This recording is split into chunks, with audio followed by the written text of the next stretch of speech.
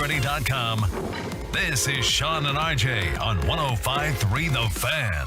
Good morning, Metroplex. This is the Thursday edition of Sean and RJ as we try to get you closer to another weekend. Hopefully the weeks have been flying by for you here on a chilly Thursday morning. Sean Sharif, RJ Choppy with Peyton and Ryan in the back. Bobby Belt will be joining us shortly. We got another Adam Sandler ticket giveaway during the Expressway. Mike Golick Jr. in the final hour of the show to preview the national championship game. Some notes on the Eagles and Jalen Hurts getting prepared to try to wrap up the number one seed. And you were a hot mess limping in the parking garage this morning when I drove in. Moving slow, man. Moving very slow. The back is not good. Not good. There's problems everywhere. Did you isolate the incident when it happened? No, I haven't really. Did a spin class last week. That probably wasn't it. I worked out normally. That may have been it, though, because who knows? They have slept wrong on it. I don't know, man. I really don't know. Coitus. It could be coitus. It could be. Because there was a couple of rounds on Sunday or Monday. I can't remember which day it was. They all run together now. But I doubt it. I doubt it that it was that was the culprit. That was on top of my game. But whatever it is, I won't be doing that for a while. There's nothing. I could not do anything right now if I tried to. The Pro Football Hall of Fame released the finalists for the class of 2023. Here are the names. All right, let's hear them. And this is a loaded list. All right, I'm going to write these down. All right. Devin Hester. No. Did you say no? Yeah. Okay. Torrey Holt. I like Torrey Holt. Reggie Wayne. So one of those you can only get one in, right? Andre Johnson. Loading up on receivers. Yeah. Loading up on receivers right there. Andre Johnson, I think, was the best of those three. Torrey Holt. I don't know. See, last year's class screwed this up for me.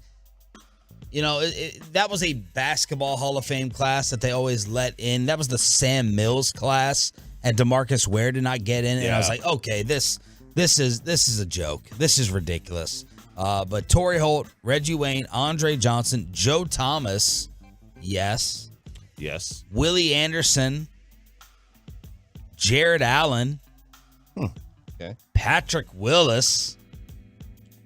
Did he play enough? That's the question I had on him. DeMarcus Ware. I don't know how he's still not in. Zach Thomas. Dwight Freeney. Albert Lewis. I don't even know who that is. Darren Woodson. Friend of ours. Yes. Golfing partner at Top Golf. Rondé Barber. No. And the absolute lock on this list. Darrell Revis. Oh, yep. Okay. Choppy, this is a loaded list of candidates. This is maybe the toughest one that we've ever had to go through and pick and choose from. Yeah, it really is a good class. I don't know how they're going to wind up doing this one. Holy cow, I'm looking at some numbers here of the receivers. Andre Johnson and Reggie Wayne have nearly identical numbers. Yeah, there's one big difference. Well, one's got title. No, one had a quarterback. Yeah, one had a quarterback. Name Andre Johnson's quarterbacks. Yep. Schaub? He had Schaub. Was Schaub his best quarterback? Probably was. I guess the other side of it was that, how many catches did Reggie lose to Marvin Harrison? Yeah. That's the other. That's the flip side of it. But Andre Johnson was he was thought of as it was him and Megatron. Yeah. Really being discussed at the same time. Yeah. It was. Reggie was a 2 to Marvin. And Torrey Holt, I think most people would put as a 2 to Isaac Bruce, who already got in. Well, Andre was the main focus, the main guy. But man, this is a tough list. This is going to be fun. Wow, Torrey had 2 seasons of 1,600 yards or more. Dang. And he had 8 straight 1,000-yard seasons. Reggie had 7 straight. Andre had 7 total. What's the limit on this? I think it's usually 8. 4 minimum, 8 max. 4 minimum, 8 max. All right. So let's just try to go in order and try to whittle this down on the truckwreck.com text line. The easy automatics. Revis is one. In my opinion. Yes, I agree. Revis is one. Is Joe Thomas two or is DeMarcus Ware two? Joe Thomas is two. All right, Joe Thomas is two. Let's go to number and real quick, the reason Joe Thomas is two is because he doesn't have competition. DeMarcus Ware has got to deal with Jared Allen. He's got to deal with Dwight Freeney. Missing anybody else? So I think that's gonna. I can't imagine they're putting like 3 wide receivers in one class, right? Right. You know, so like or 3 defensive ends. So I think that Joe would be 2. 3. The other thing you have to factor in here is they know that they can shelve someone. Yeah. In terms of how new. Like, they knew that DeMarcus Ware, first year of eligibility, we can wait on that. Right. Someone like Darren Woodson, time running shorter. Yeah. So that part of it makes it a little bit more complex. I would say 3 is probably either Ware or one of the receivers. Let's just do Ware. Okay. And then, do you have an easy answer amongst the 3? The receivers? Yeah. No. I think Andre Johnson was the best player. Reggie Wayne may have the most accolades, along with Reggie Wayne and Torrey Holt are going to have more accolades. They played on better teams. They played in all-time great offenses with the Colts and the greatest show on turf. But Andre Johnson, to me, was the best player. Zach Thomas, I think Zach Thomas is a Hall of Famer. How much is his time running out in the hourglass on this list? And then, if you just search Twitter, Devin Hester is getting a ton of love. Yeah, I struggle with that because, like, you're rewarding him for not being good enough as a wide receiver. But then the counter is, do we put punters in? Do we put kickers in? And should we put in punt and kick returners solely? Yeah, that. I think kickers have a much bigger impact on the game than a returner. I agree. Punters, I don't know. So do we not put in a return specialist, period? If you're just a return specialist, are you disqualified?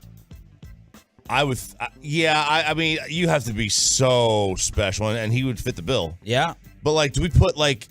Dante Hall? Yeah, Dante Hall. Who was the Bills player? Like Steve Tasker, right?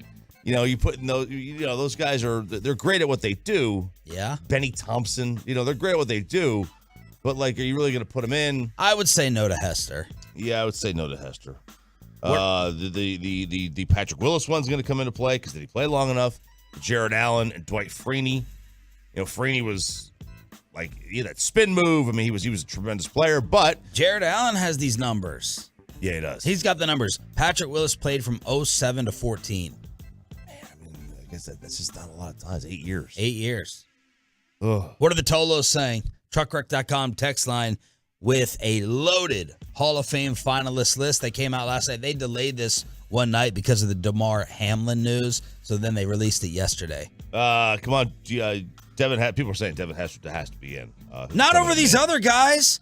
Devin Hester is not more of a Hall of Famer than Jared Allen, than Andre Johnson, than Zach Thomas, than DeMarcus Ware, than Reggie Wayne. Devin Hester can't go in over Reggie Wayne. Darren Woodson, Brian Broaddus obviously has always been an advocate for. And so Hester is the main one getting the reaction, just like Twitter. Yep. Andre had the double teams. Choppy's crazy. Hester should be in. Whoa, guys. Do you not remember Devin Hester? My goodness, show some respect. Oh, Lord. Albert Lewis, cornerback, Kansas City Chiefs. Holt and Bruce were a great duo. Yeah. They were. Dude, he had 1,900 yards his second year. Who? Torrey Holt. 1,900. 1,900. Was he better than Isaac Bruce? I'm sorry. He averaged 19.9 yards per reception. Was he better than Isaac Bruce? Man, I don't know. I don't think so. These are tough. They're both great players. All 3 of these receivers are. If any of them get in, I'm not going to complain. They're absolutely deserving. All right, the Dallas Stars in action. Last night we got Mavs Celtics tonight at 6:30 at the AAC on TNT. Jimbo Fisher making an offensive coordinator hire. Can this help save Jimbo in College Station? And the soccer drama that is going to have us asking you for Little League youth sports comparisons with crazy psycho parents. We're just getting started. It's the Thursday edition of Sean and RJ right here on The Fan. Coming up in the next G-Bag Nation, it is a Thursday.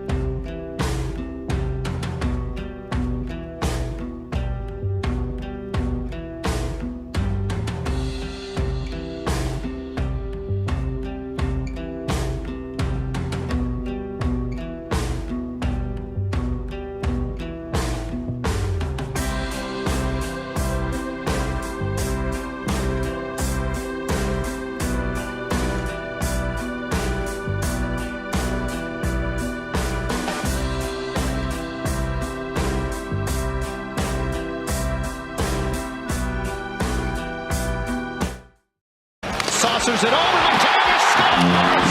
That was a big-time goal. What a pass by Zegras. Bad loss for the Stars last night, Choppy, on Ducks TV. Yeah, the Brahmas would give the Ducks a good game. The Anaheim's a terrible team. They've got some young talent on their team, but it's very, very young. It was their goaltender's first shutout since November 2nd, 2021. Oh. His second in 14 games against the Stars. Yeah, styles make fights, right? Some teams just don't match up well with other teams. But this was not a very good loss. This was not a good one. Stars are 1-2 in the second game of back-to-backs. They're leading the Central, but they have dropped 2 straight after a 4-game winning streak. Rope Hintz took a puck off the right leg in the second period, but was able to return. But in the first period is when these goals got scored, and then nothing for the rest of the game. Nothing. Unable to get anything through the net. And like you said, they get the puck off the leg, which means that in the NHL they will call that a right shoulder injury. An upper body injury, just give you absolutely no idea of what the other guy hurt. Jimbo Fisher is bringing in a big name. Bobby Petrino. Yeah, hide secretaries. Is the new offensive coordinator for the Aggies in College Station. Man, he's going to be riding his hog down there to College Station down Highway 6. And then be hanging out there with all the secretaries. Can't wait to see what Petrino's got cooking up. It's a good move, though. He's a good coach. He's a good offensive mind. Can you name his last couple stops? Wasn't he at, Western Kentucky? He spent 3 years at Missouri State. Guided them to the FCS playoff appearance in 2 of his 3 seasons. They had gone 30 years without a playoff appearance, and then he was somewhere most recently for less than a month. Louisville? UNLV. Oh, UNLV. Had an L and a V in it. Yeah, it did. Yes, it did. I wonder if this is a panic kind of move. He knows he's got to do something. Yeah. Because a lot of these coaches don't want to bring in these big figures because they don't want any kind of they don't want somebody over their shoulder. Now Jimbo doesn't care. He's got $85 million coming to him or whatever. Plus, Jimbo's the offensive guy. Yeah, he is. He's the play caller. Yeah. Was. Yeah. He's obviously a good offensive mind as well. But Bobby Petrino is brings a level of head coach experience that maybe will be good for them. Mattress Mac has supported the state of Texas yet again. Yes, he has. He has placed a $1.5 million bet on TCU to beat Georgia. Man, you know what? Amazing. He wouldn't have to fly anywhere to go place these bets if we would just legalize it here. He could just place that bet right here, and why not? Wouldn't have to pack his wheelbarrow on the plane. No, he wouldn't. He's always sitting there rolling this thing off on a tarmac to the casino. Well, that's the life. I don't think it's necessarily anything more than I have a tarmac. I get to walk on this thing, just walk into my plane. I don't have to go through TSA. Yeah. I don't fly. I fly by PJ. You call it a PJ. That's what I want. Speaking of TCU, we didn't play this audio clip, but during their game against Michigan, a viral moment takes over the internet as RG3 was doing sideline work, and he was waiting on an important phone call. I will give the Michigan players credit. They have answered time and time. Really? What are we doing? In the middle of the game. Sorry, guys. What's he doing? I gotta go. Wife is the one To the bathroom? Let's go, baby. Wait a minute. Congratulations. Let's go. RG3. She's going into labor. Let's go. Get out of here. And we got PI.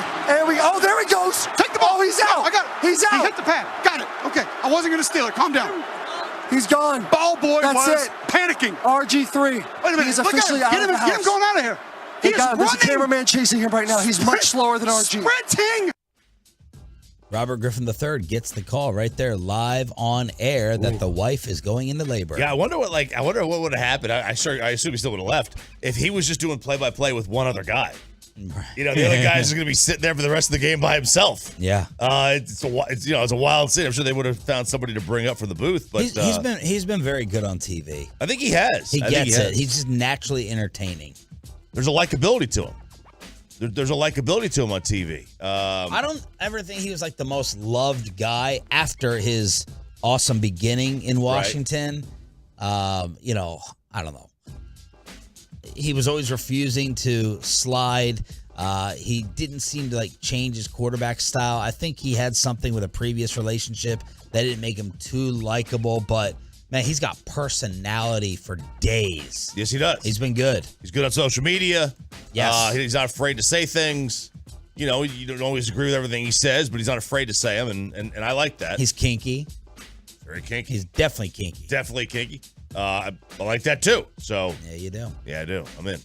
All right, try to explain this soccer story. Well, youth sports mom has her son benched and throws a fit. And that's, basically. She didn't have him benched. She didn't have him benched. No. She complained about it. So Danielle and Claudio Reyna are the parents of Gio. And Gio is a very young but very up-and-coming U.S. men's soccer player. who wasn't getting a lot of time in the World Cup. He got like 50 minutes in the World Cup. He plays overseas, plays in the Bundesliga. Oh. He's like a young up-and-coming player, and he did not play a lot during the World Cup, and his parents were not happy about it. And Berhalter, another closed door. It was a closed door like conference thing. It was a leadership committee. And Berhalter, in this meeting, said, hey, for instance, we have this kid who's not really acting professional. We had to send him home. Well, he didn't name Gio, but everybody knew who he was talking about. As your man down. Red Bull down.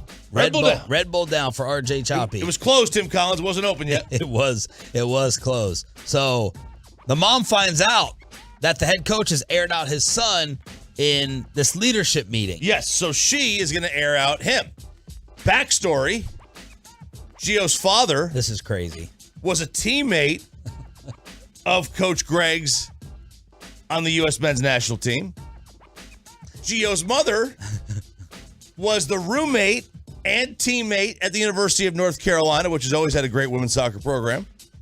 And they were Mia Hamm. They were teammates and roommates at UNC with Coach Greg's wife, who he kicked in 1991. So 2 and 2, like they knew each other and they were roommates. They were roommates. They knew each other. They were friends. They're great friends, family friends. Yeah.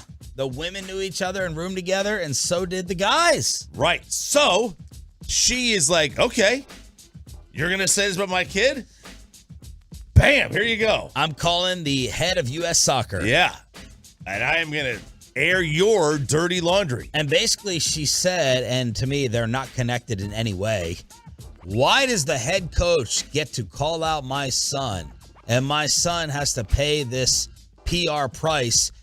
And the coach never had to pay a price when he kicked my friend and roommate back in 1991. And she admitted she was the rat. She was the snitch to U.S. Soccer, launching and opening this investigation into Berhalter. And she was kind of the blackmailer that forced him to release a statement and explain what happened over 30 years ago. I am feeling Christmas cards are no longer on the table for these two couples. I have a feeling about that one. This is like a story that would only happen in like a youth sports setting. Yeah, all I care about today, a little bit later on, we're going to do this. I want to know the most devious actions that a parent has pulled in your kid's league. I want to know whether you're the president of a league, whether you're the head of a league, and you are getting information, or you heard about blackmail, or you heard about threats, or someone was talking about an affair they're going to expose, or why isn't some type of reaction to little Johnny or little Susie not getting playing time? That's all I care about later on in the show when I hear about this story. Yeah, it's you'll have like boosters for the leagues. They'll pay a little bit. You know what? I'll pay all the tournament fees if you get my kid on this team. You've seen that. We had a kid on one of our teams whose dad was like, I'll buy the uniforms. And no one let him do it. Yeah, they let him do it. They let him do it. Oh, They let him buy his kids playing time. They let him do it. He was the head of the league. he was like the commissioner. Like they're going to let him do it. He bought the uniforms. And I'll pay for this tournament that we can go on. It happens. It happens all the time. It's so bad. It's like it's not that important, man, at 9 years old. Get the stories ready. 877-881-1053. Truckwreck.com. Text line. Kayvon Thibodeau. Man, we got another unlikable player in the NFC East after he responded to the Nick Foles, Jeff Saturday incident. Jim Harbaugh says, I may not be leaving college. Is Jalen Hurts actually practicing? And Mike McCarthy on how the Cowboys are approaching and dealing with the Damar Hamlin Buffalo Bills situation. That's all next for the 6 a.m. Club right here on The Fan. Coming up at 10.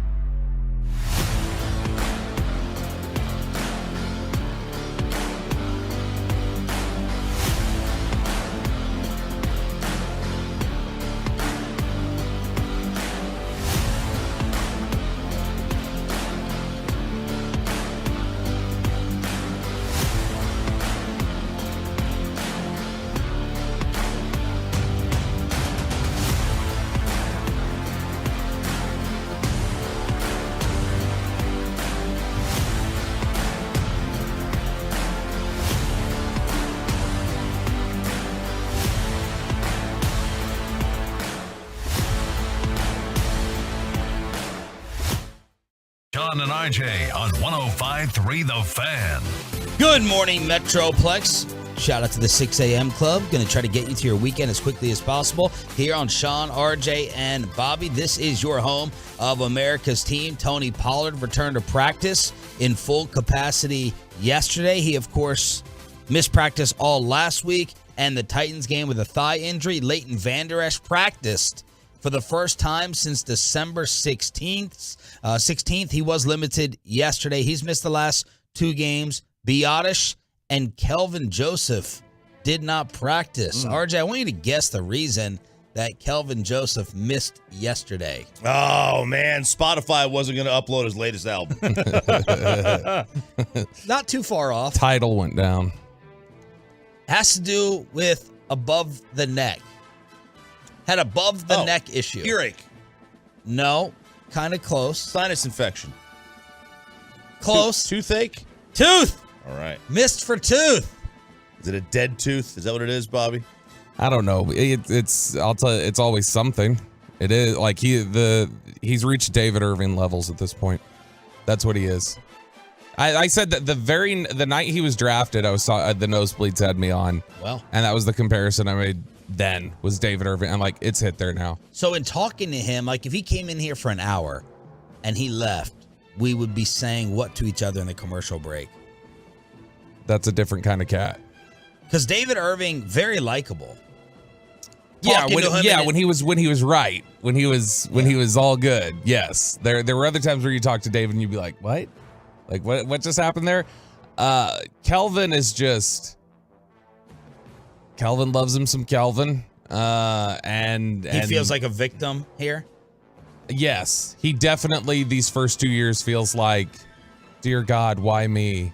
Why? Yeah, like that's, and there's always some weird practice reason that he's out, a toothache or whatever else. You remember he got the illness, was better for 2 days, and then got another illness that was on the injury report.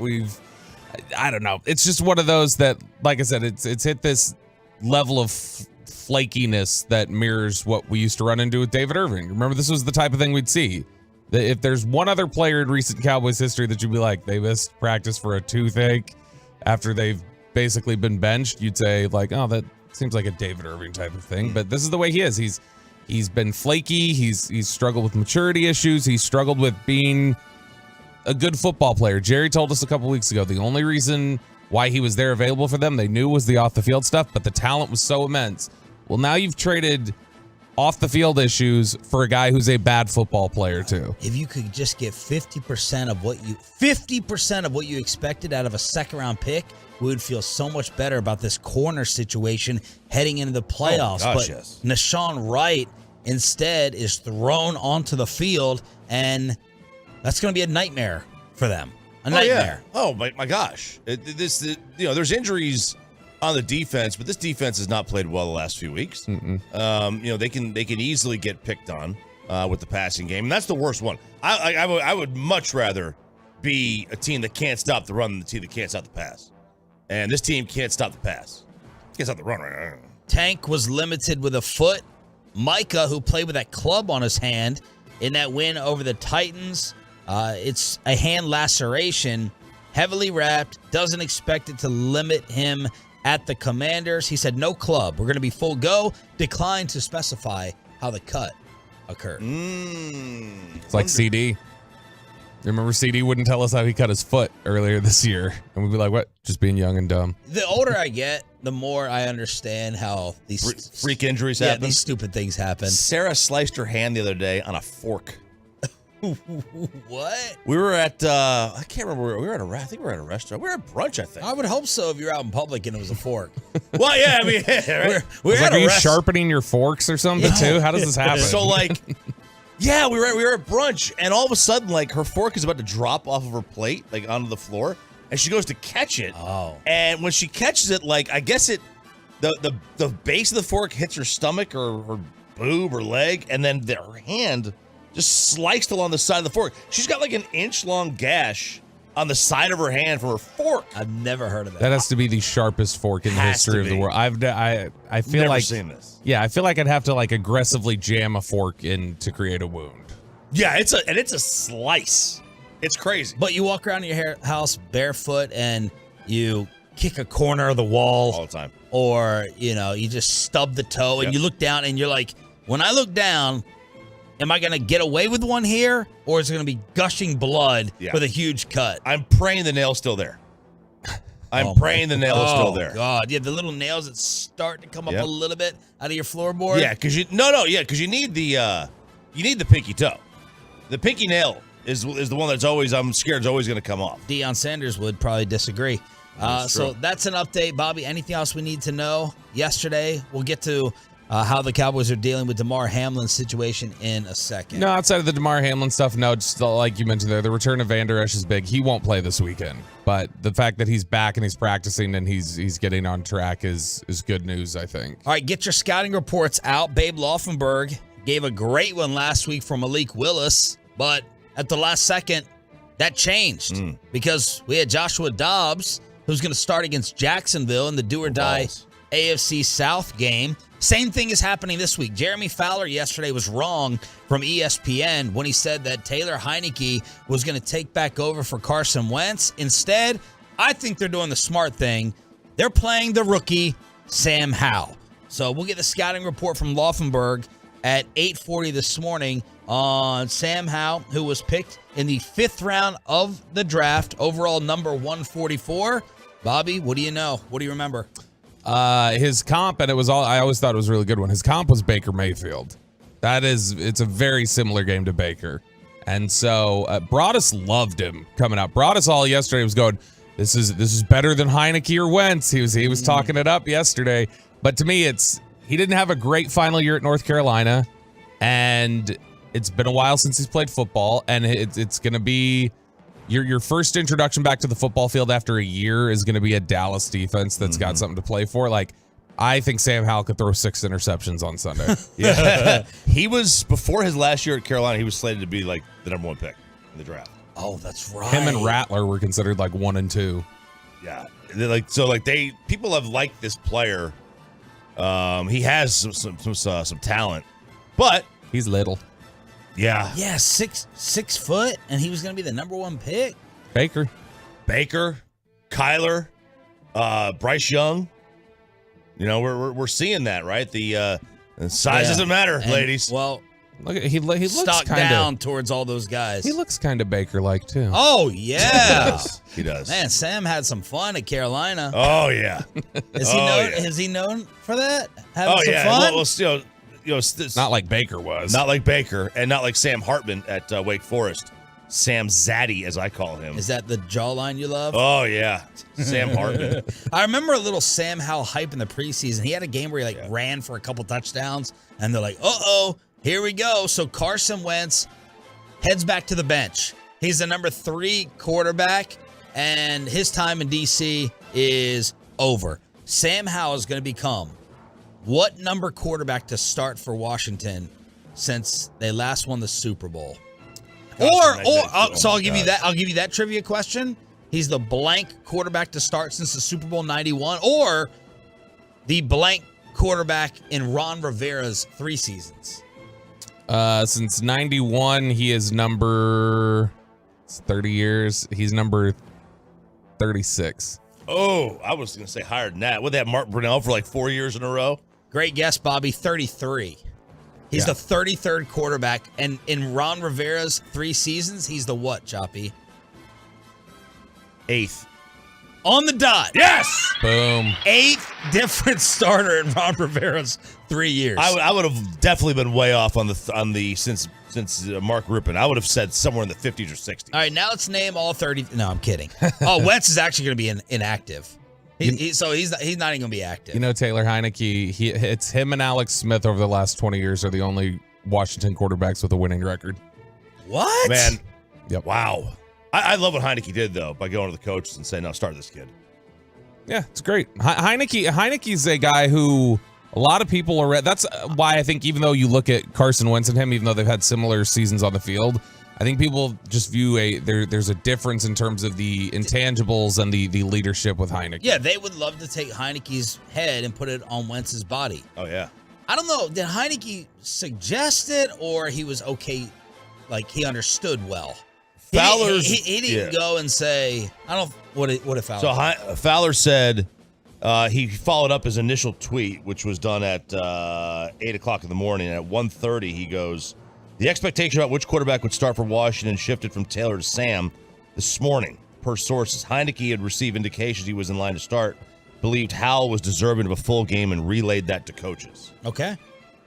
So there you go. That can get you signed up with another team. Oh, that's Walter Payton Man of the Year stuff right there. That's Walter Payton Man. It's like that's the kind of thing that'll get the Houston Texans to try to hire you when they get rid of Lovie Smith. Right. You know, they're Josh McCown like. That's right. Okay, let's go around the rest. Oh, actually, let's just play this. Chris Russo, the Mad Dog. Choppy, I'm assuming, did you send this one? I did not send this one. No, I did. You did? Yeah. Chris Russo on why you shouldn't trust the Cowboys in the playoffs. I don't want to pin it with the Cowboys on the one player, so my answer to that question is no. Dallas has karma issues. McCarthy, karma. Prescott, the defense. Karma. Always something with Dallas happens in the big game. Black cat. They have that. They got it. What's their bad karma, though? Well, I mean, Des Bryant has the catch in Green Bay. Yeah, they call so- it a not catch. They lose the game. Last year, they screw up the game against San Francisco because they don't know the rule. Last play of the game. That's a game they should have won. No. Game earlier against Green Bay at home. Rodgers makes an incredible throw. He's going left. He throws the ball right. Dudley catches the ball. The tight end catch. I think it was maybe it was Cook. Tight catches the ball right near the sideline, goes out of bounds, and Green Bay kicks the field goal. There is always something that happens to Dallas. Look at this year. The Jacksonville game, he throws the terrible interception. There's always something goes on with the Cowboys. So I don't want to pin it all on Prescott. He's part of it. But with Dallas, McCarthy, Jerry Jones, there's a reason why they've won one playoff game since Jimmy Johnson. I never trust them. Okay. Does every fan base say that? Oh, figures. I got the Giants fans on my watch. We'll lose this. We'll figure out a way to lose it. Doesn't every fan base say this? Or do you think it applies much more to the Cowboys? And what fan base is opposite? Where they're like, right, you go to the casino with that friend and you're like, I know that they're gonna hit. I know that their slot machine is gonna pull and mine is not. Like New England. Brady, wherever Brady is. All the Patriot fans always watch. It'll luck out for us. Yeah. I wonder what fan bases feel opposite of that. Like it will always work out for us. It was always the Patriots and Brady. You know, like while Manning's getting Rivers on the road, or Pittsburgh, Tom's getting Jacksonville and Tennessee at home. It's like, okay, earn the higher seed. No, actually, even Indy that- probably even had the higher seed. Indy did, right? Indy had the higher seed. They were getting the worst matchups because these hot wild card teams pull upsets. You know, it's just. Yeah, it was always them. It was always the Pats. They deserve to lose the 49er game. Everyone is just going to remember the end. San Francisco deserved to win that game. That was a desperation drive to begin with. The Dez catch was fluky. The Aaron Rodgers play. The Romo snap was fluky. And yeah, that was fluky. Maybe we do have more. I don't, though, believe in curse carryover year to year. Unless you believe that in a big fourth quarter moment, Dak Prescott is going to freeze and remember what happened last year, or Mike McCarthy is going to freeze. I do believe, like, Nick Anderson, right? When Nick Anderson had that moment at the free throw line for Orlando, I do believe, like, the next time he goes to the line, he's probably screwed. Like, his confidence is probably shot. I just wonder how much it carries over. Like, yesterday, Michael Irvin called, no, it wasn't Michael Irvin. Someone else was talking about TCU just being a team of destiny. They are a team of destiny, TCU. But to that point, when you mention TCU, it's the same philosophy that I hate when people talk about TCU wide receivers will never make it in the NFL. Penn State running backs will never make it in the NFL. Like, there's these like lines that have been like thrown out there where Ohio State quarterbacks. Yeah, it's just something like that all the time where it's like, no, I think you're just looking at like flukiness. You can't go, well, he played at Ohio State, so he's not, because Joe Burrow also played at Ohio State and then he transferred, and that's not why he's good. And so I think that's just over the course of 27 years, when you're as prominent a team as Dallas is, everybody's going to remember all of Dallas's collapses more than the times that Indy collapsed or whatever else. Right. I think, though, one thing is if we all had to bet on one team the one team that was going to have something weird happen to them to cause them to lose a playoff game this year. It wouldn't be far down the list before we got to the Cowboys. Like, too many weird things have happened over the last 30 years to, like, just completely ignore it. Yeah, if the Lions got in, it'd be the Lions. It'd be the Lions. The Lions they would be find above a way, Dallas. The Lions would find a way to blow the game. And that's bad call, bad play, whatever. That's the difference, I guess, Sean, when you ask that question, is that it's not just what is like their own fan base thinking something bad's going to happen to us. It's every other fan base. Chris Russo, these people think something's going to happen to Dallas. It's not just the fans here who think it. Other teams' fans think something will happen to Dallas. They'll choke it away, and it'll be disastrous. The latest update on Damar Hamlin in Buffalo and how Mike McCarthy and the Cowboys are reacting to the NFL, maybe pushing things back and delaying the upcoming weekend schedule. How the Cowboys are dealing with it, and a Hamlin update next on The Fan. But first, are you dealing with an accident fallout already?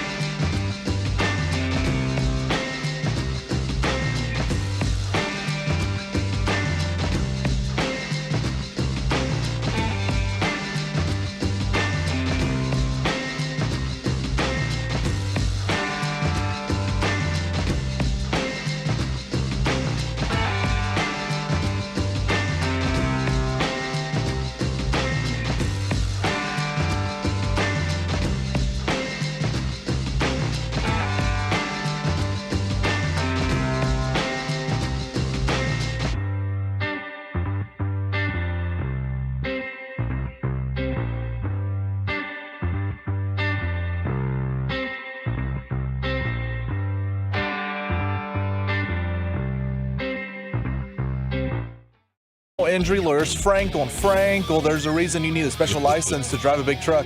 So companies that hire drivers and put them in a big truck should be held accountable for what happens when one hurts you.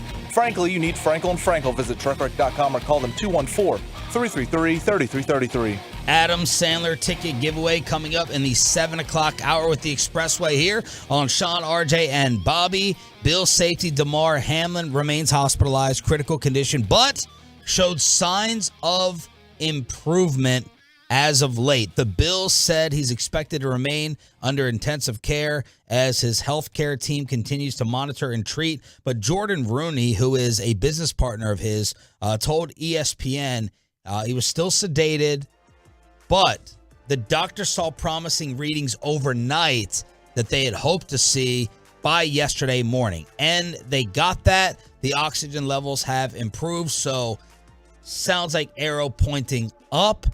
And that's good. That's fantastic. I think the toy drive is now over $6 million.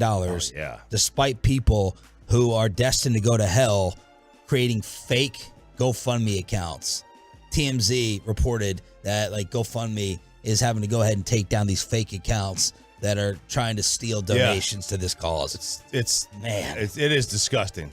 And then, I just look at the fact that, we are doing it the right way, and they're probably making way more money than we are. So who's the real clown? What do you mean? These dorks who are sitting there putting up these fake accounts and bilking people out of money. Are you arguing to open a fake GoFundMe in Damar Hamlin's name? Really weird reaction right there. I know. It just bothers me. It's like, we're, everybody else in the world is doing the right way, and these thieves are getting away with murder. Well, maybe they're not getting away Maybe they won't get away with it. Hopefully not. What happened with Darren Ravel? So he posted a tweet. Do people, by the way, Bobby, what do you think? Do people know Darren Ravel when we say his name? Or do we have to explain who he is? I think a large portion of our audience would, and I think a large portion of our audience would hate him. Oh, he's definitely hated. He's one of I don't know that anybody's got it's Skip Bayless type levels of approval rated for Darren Ravel. He's like ESPN's former numbers guy, business of sports. He's a business sports guy. Yeah, he had the famous 40 that he had the greatest 40-yard dash run of all time, showing off the athletic ability, or him trying to play basketball. There you go. It looked fake. It really looked fake. So, he posted a tweet that said, waking up to see the incredible news that more than $3.2 million had been donated to Damar Hamlin's GoFundMe page that supports his mother's daycare center. This is the Google Earth photo of the address of the center that corresponds to the GoFundMe. And he just posted the photo. Now, it's a very small place. Okay, there's not a lot in it. It looks kind of like it's been not abandoned, but just needs some TLC. Which you would expect for a place that has $2,000 worth of funds. Yeah. All right. And he posted that photo, and everyone started dragging him. Let's try to be a little charitable here. Look how much this is gonna mean. Or sounds like you're negative. You're a complete hater. Whatever he does with the money is his business, not yours. Or what's your point? Why would you post this photo? Yada, yada, yada. And I thought this was a completely out of line reaction to Darren Ravel's tweet. He was clearly just showing, look how amazing it is that this center has $3.2 million to it now, or now it's $6 million. I thought it was I did not understand Who hate. would think of, though? I guess you got to have that as your job title. Who would think I'm going to go Google image this place and look it up and post it? It's kind of weird. I agree. I mean, I don't understand all the hatred and backlash, but he's Darren Ravel, so that's what happened there. Yeah, and I think in general, there's, it's like when people get upset, and I know it's completely different, but it's like when people get upset about the look for, the cost of a cup of coffee a day, and it feels exploitive or whatever else. I think that's what people are concerned about. Troy Vincent did not rule out the postponement of the Patriots-Bills game, but the league is saying that it's still on. All right. And then you got Cincy Baltimore tying into this. Joe Burrow has said that there are some side discussions about that game. So where do you think we stand, Choppy, in terms of this weekend's schedule and the makeup? Bro, I have no idea. Honestly, like they could do 7 different scenarios of what they're going to wind up doing. I do think they've got to find a way to play the game somewhere, someday. I do think they have to find a way to make sure that every team plays 17. I don't know how they're going to do it. Well, you got to come up with a solution to do it. What's the best solution so you don't put someone on right. short rest? And I think the easiest thing to do would be to have either you play this week as is, and then take next week off and have the Bills and Bengals play, which may be a disadvantage to them. It's a huge disadvantage. They'd be the only team operating on short rest into the playoffs. Everybody else would have gotten a week off. Well, no, there's not a week off. No, but if you have everybody play right now in week 18, and then you move things back and just have the Bengals and Bills play where the playoffs would have been, then all the other playoff teams get a week off except those two. The most fair thing to do is just play the Bills Bengals on Sunday, standalone, Sunday night, and then take the rest of the league off, and then resume. Back in the old days, 1958, 1960 something, they used to have a week off between the regular season and the championship game. There was no playoffs really. And they would use that week off in case they needed a tiebreaker because they didn't have tiebreaker scenarios. So if two teams finished tied, they would play that playoff game. The Packers ended up being one. The Browns and Giants were in one in like 58. That was the year where the Unitas play. So like they've used that before. They could use it again. You've got to decide what's more important to you, the integrity of your regular season or the hype around the Super Bowl and having that extra week. Yeah, I think at this point they just have to say it's an unprecedented, unfortunate situation, and these two teams ended out playing 16 games while everybody else played 17. I think that's what they ultimately have to do. Especially because if they were going to make a decision, they had to make a decision a lot sooner than they have to this point. I think they had to make a call on what their plans were a day or two after. Now that they haven't, I think you just have to strike the game. And I think the games are going to be played this weekend. I was trying to be careful about this yesterday and dancing around what's obviously a very sensitive topic. I think they have to judge playing the games based upon his health updates. And yesterday was a slightly positive one. So I think that's, a little bit of a green light, green, yellow in between there to go ahead and play this weekend. So I think that's what they're going to end up doing. They're going to play the games. Otherwise, when's the latest we can get the announcement? They said they would announce it by Friday. That's what I'm saying. I think they're too, even if they feel like they could have announced something by today, I think they're too late. I think they need to announce something Tuesday or Wednesday if they were going to change things up. So I think now they play the games this weekend as scheduled, and then they see how it is. They see how it falls, and if they have to play the other game, then they can make it up. And what about Cincy Baltimore? Well, that game with Lamar Jackson missing his 13th straight practice. Yeah, that game itself has huge implications because that's for a division. There's division implications that go into with that, which also play into the Bills-Bengals game. Because that's an extra game that the Bengals would have to win. So there's implications with and Ravens. Patriots, I think, is winning in. I think if New England wins, they're in. I heard that yesterday, which I was shocked by. I was like, really? The Patriots can control and still make the postseason after this type of year? You can correct me if I'm wrong, but I believe I heard that right. It may be. I'm just looking.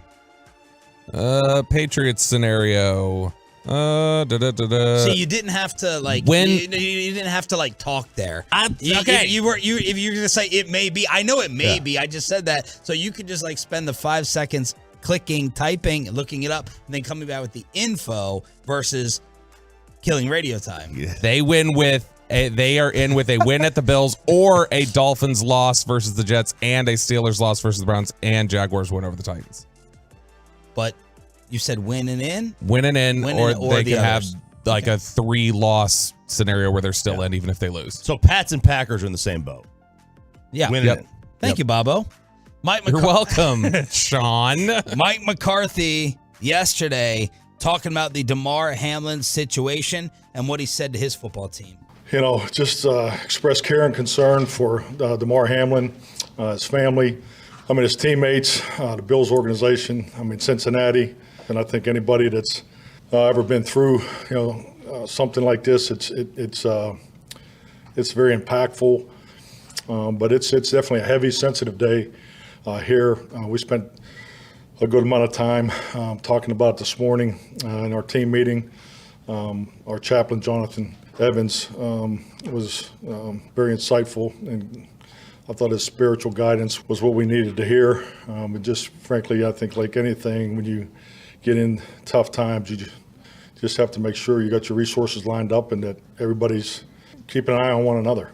Because let's be honest, nobody's fine. I think we all have the tendency to say we're good.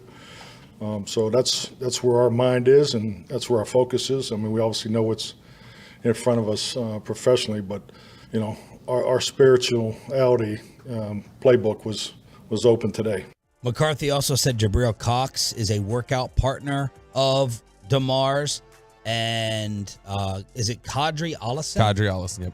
A former college teammate at Pittsburgh, and Allison gave his thoughts on DeMar, who he played with in college. DeMar's one of like the best big brothers I've seen. And if you see how his little brother Demir looks up to him and idolizes him, you'd understand. It's heartbreaking to see something like that, but I'm also confident in him. I know who he is. I know how strong he is.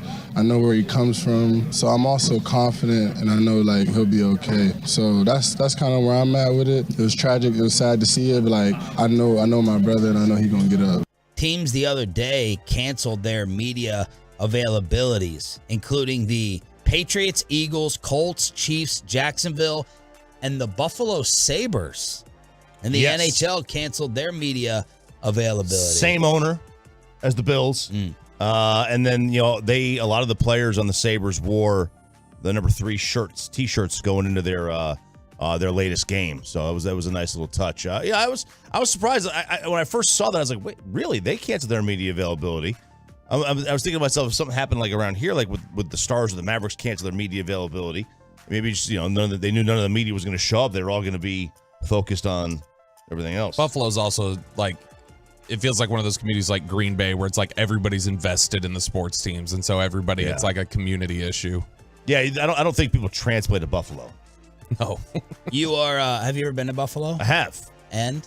It's fun in the summertime. Really? Buffalo, Pittsburgh, Milwaukee, or like, I've never been to Milwaukee, but Pittsburgh and Buffalo, those are supposed to be like just fun. Because like you get like good weather for like 4 weeks. Yeah. So literally everybody's outside for those 4 weeks nonstop.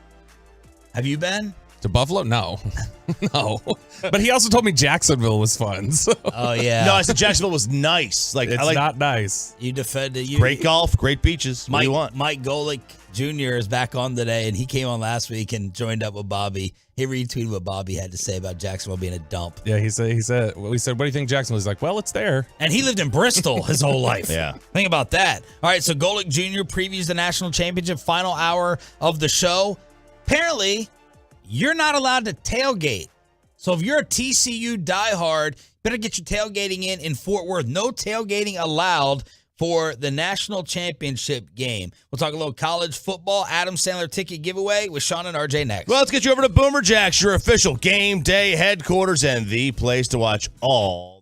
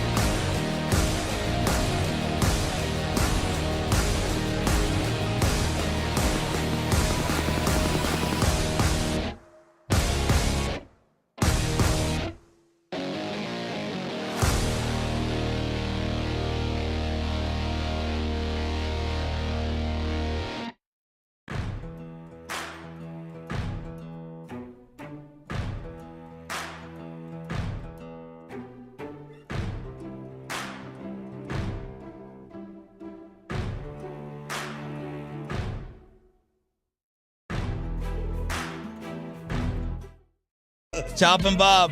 Oh, sicker than your average. Papa twist cabbage off instinct. Don't think. Gators, my Detroit players. Really Tim's limited. to my hooligans in Brooklyn. Dead right. Get the right. Biggie there. Air night. Not with Peyton, just curse and he'll just let it go. Yeah, you're gonna. Well, he'll dump it, but he'll let me say it. Like yesterday, yeah, he'll let you say it. Adam Sandler ticket giveaway coming up in the 7 o'clock hour. We got a little coffee hack. Maybe early on for the Tolos, a little Starbucks hack. Yeah. So if you want to enjoy your morning latte, want to get a cold brew or something, Sean, get yourself an iced coffee at Starbucks. Order the tall. Tall also means small, which is completely opposite, right? God.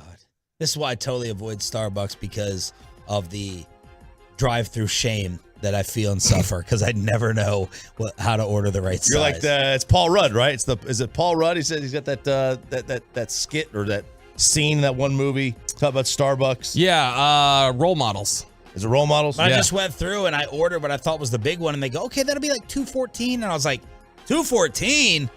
Man, that's supposed to be like discount day or something. And I pull up and they give me like the shot glass, and rather than be like, then I just have to take it and move on. I can't sit there and admit that I was stupid and didn't know how to order it right, and then I go to a different coffee place. I have a rule that, like, if I walk in somewhere to eat and they're like, all right, our instructions for ordering are up here, then I'm like, I'm leaving. If you've made your ordering process so complex that I have to like read instructions, or you have to tell me how to just order the damn food, I'm leaving. Like what? Like Pi 5 is one of those, which it's not that complicated. I get it, but they're like, okay, look up here in order to learn how to order. No, I'm leaving. When somebody walks up, have you been with us before? Let me tell you how to order. Okay, I'm leaving then. I'm not gonna get instructions on how to just tell you what I want to eat. It should be very simple. We were just talking. Okay, so like a what those places you go where they'll cook it for you, like Hibachi? Genghis Grill. Is that like a lava grill? Yeah, hibachi place. Like where you go through and you make your own bowl and they cook it for you? Is that too complicated? I would not do that. Why? No, because that's not the point of going out to eat. The point of going out to eat is like, I order it and you bring it, and that's it. So you won't do fondue, like where you make it your own, like stick the. No, I hated going to the Korean barbecue place when we were in Oxnard. Oh, the one that Sarah and I got thrown out of. Yeah. you know how many like we were talking about that. Like, how many people leave here with like food poisoning because they didn't cook their meat well enough or whatever? My God, how are we gonna? We were just talking about going to the Super Bowl and staying and traveling and da. How are we gonna eat with him? Just find a chain. The same way you did in Oxnard, which is I sat there and I just didn't eat, and then I'd get something through the drive-thru late at night or something. That's what I did in Oxnard. Like, Cheech hated it. Cheech at one point was like, he's like, in a way, you're still making this all about you by not eating, because you're making a show of just sitting here and not eating. It's true. Like that Mexican restaurant, we've got to find it. We got to find it. We got to find that place. He'll never go, though. He'll never go. I like Mexican food. I'll go. It's like real Mexican food. It's like, it's not chips and salsa. It's like pieces of bread instead of chips. It's different. That's fine. I'm fine with that. I love Lupe Tortilla. That's a great Mexican spot around here. What are you going to do weird on the trip that will get ticked off over? What are you going to do weird, like the Jerry party, that type of stuff? He will go to the media party. And see, that Tim did mention there was a media party, and I was like, that doesn't sound like my speed. But what is that? Why? I don't know. I just don't know. I don't even know what that is. When I get there, if I hear about it, I go, okay, cool. You would love it. It's made for you with all your connections and all your people. Everyone goes to one big setup, and it's free drinks and free food, and you just go around in like little gangs, and you party it up. So I don't. Well, then I mean, that sounds fine. If we get there and I like see the way it plays, I'm like, oh no, I'm not doing that. Then I may do that, but it depends. I'm sure there will be something that you'll go, why are you not doing this? And then we'll have a whole segment on like a Thursday morning where we're just going, here's Bobby's weird thing he did. If you could go back and go to the Jerry party, no, I would not. You guys didn't change my mind. I wasn't like, oh wow, what I missed. This was so great. This is awesome. Huh? Troy was there. Yeah, I know. Sarah told me. Troy Aikman. All right, Starbucks. Starbs. I call it Bucks. That's kind of not being a team guy for the camaraderie of the show. I agree. I'm just gonna put that out there. I agree. No, it's not. I'm turning show content by not going. It's fair. He did kill 4 minutes. So, if you're gonna order an iced drink at Starbucks, get the small size. Order a tall, no ice. Tall, no ice is small. Yes. Tall is small. Tall is small. Grande is medium. Grande also is means medium. large.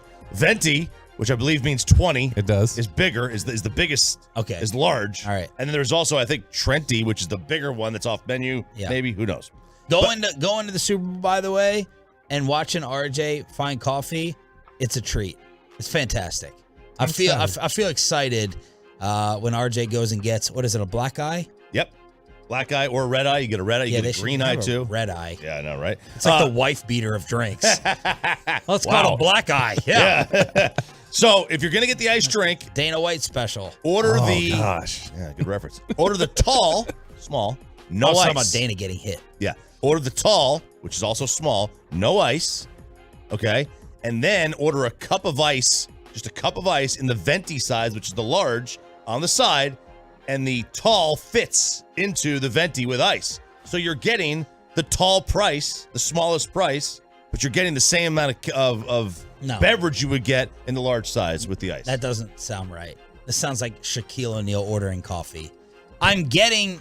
So you're getting the small size, no ice. Oh, no ice. So you're paying for the small size. So when I pour it into the Venti large, then that's what the Venti would look like with ice. Yep. So you're saving some money. You do that every day? Some places charge you for an extra cup, You might get an ice charge. but you're still probably going to win. Yeah, because at bars, sometimes you get a rocks charge if you want to order like a whiskey or something like that. They charge on the rocks? Oh, yeah. Some places charge like $2 for a rocks charge. Shut up. Yeah. I bet you if you go to like a fancy steakhouse and you want it neat, that's fine. They'll just pour it neat. But if you want it on the rocks, there's a rocks charge. They sometimes give you a bigger pour, too. Depends. I don't think I've ever seen a rocks charge, but I don't go to fancy enough bars. There's a rocks charge. All right, so there's your coffee hack. I also shoot it straight like a man, though, so. Yeah, 60 proof. No. Listen to these two. Okay, all right. Listen to these two. Put it on the table. If you want Phoenix to go a certain way, we can make it go a certain way. We don't have to. You can be out. I'm tired of begging you. I'll go and I'll drink and I'll I'll go out. Get your car by yourself. Don't get you're too good for the metro system. And in the break, he's going, I'm getting a car. I'm not getting on the train. I just said I think I'm getting a car. I want to get a car not for like going. I want to get a car for like the evening. That's all. Like to be able to like go around if I want to. You can charge Uber to the company. I don't want to do Uber. Why? Because do you think I'm good with expense reports, Sean? Haven't we been over this? So you're not going to expense the car? Oh no, I wouldn't. That would just be me. Okay. So that's a coffee hack. Apparently, you're going to have to hack tailgating if you're going to the national championship to watch the Horned Frogs from Fort Worth. This is absolutely disgraceful. You and Bobby were not happy about this. So, I guess SoFi Stadium doesn't allow tailgating in their parking lots. Period. Is this an LA thing? The home of the Rams and the Chargers. Yeah. So, the home of the Rams and the Chargers say tailgating will not be allowed in any SoFi Stadium parking lot. On-site parking will be very limited with a select number of $75 permits for automobiles and $200 for buses plus processing fees. So you had to buy them back by December 1st, yada, yada, yada. No tailgating. This is this is disgraceful. How do you allow your national championship game to be played at a stadium that doesn't allow tailgating? Did they not allow tailgating for the Super Bowl when it was there? I don't know. Is this a lot like, and that's the thing I guess I don't understand. Is this a Los Angeles specific thing? Is this a California specific thing? Or is this just specific to SoFi Stadium's rules and regulations and everything else? Look, when it's for me, I always impugn the entire state of California. Yes. If something bad happens anywhere, I blame it on the state. Yep. Okay, just in general, it's a rule I have. True Texan. Yes, absolutely. And when's the last time you've tailgated at a college game? I don't think I've ever been to a college tailgate. Oh gosh, they're amazing. Yeah, I'd imagine it's awesome. It was last Tennessee game I went to. So what? The Sandler trip. With Sandler trip, yeah. Now that was we were in a field like in one of the in front of one of the buildings. We had to pay for it. It was like a really nice tailgate setup. They gave you food and everything with it. It was cool. It was a great spot. Have you been to SoFi?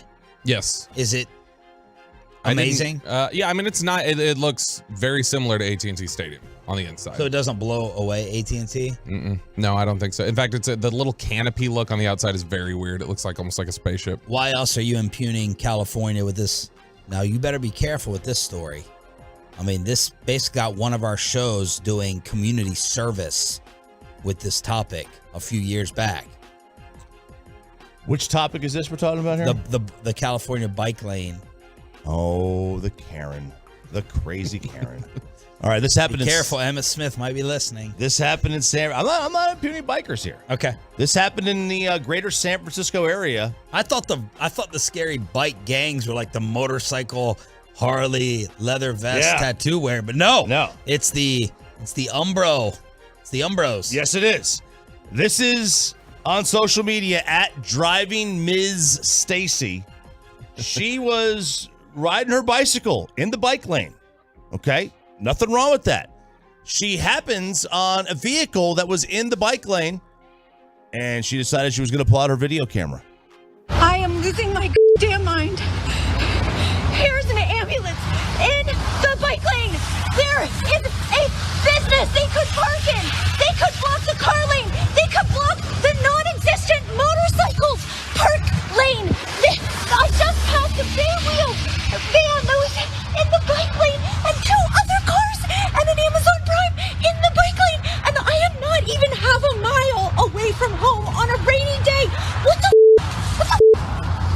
Get out of the bike lane. Pull in there. Pull in the motorcycle parking. You're killing us. Get out of the bike lane. You're on break or what? Get out. Unbelievable. Well, it's not like there are any bikes except for me. Go ahead. 1499195. Unbelievable. They're killing us. They're killing us. At least those scooters are now gone. Thank God. What happened to them? I don't know, those Lime bikes and the Lime scooters. I ran half a marathon on one of those Lime scooters one time. I just got in the middle and got one of those scooters. That lady's a lunatic. I'm sorry. I just assume everybody that's crazy just kind of matriculates into one general area. That isn't like it's an ambulance. It's not somebody's F-250 hanging out there trying to get trying to get in and out of the store. This is an ambulance. What are ambulances generally used for? Saving lives. Yeah. There's nothing worse than getting caught through like a triathlon. Oh. Go to a dog park. I mean, you're just dodging. You're dodging right. bikes everywhere. And you better back down. You better back down. Clearly, you heard her. Yeah, just ask KMC. You're killing us. 877-881-1053 is thetruckwreck.com text line. That's also the number to call to win the Adam Sandler ticket giveaway. Listen for it during the Expressway. We're going to be commercial free at 7:20 through 8 o'clock. Then TCU analysts John Denton is going to join us. Babe Laufenberg at 8:40 and Mike Golick Jr. These are the show whales. So many whales. The whale hunters. We're the whale. So many whales. Is this hire going to help save Jimbo? Mavs Celtics tonight. And is this finally the time for DeMarcus Ware and Darren Woodson to get into the Hall of Fame after last night? Headlines on a Thursday next. But let's get you over to the all.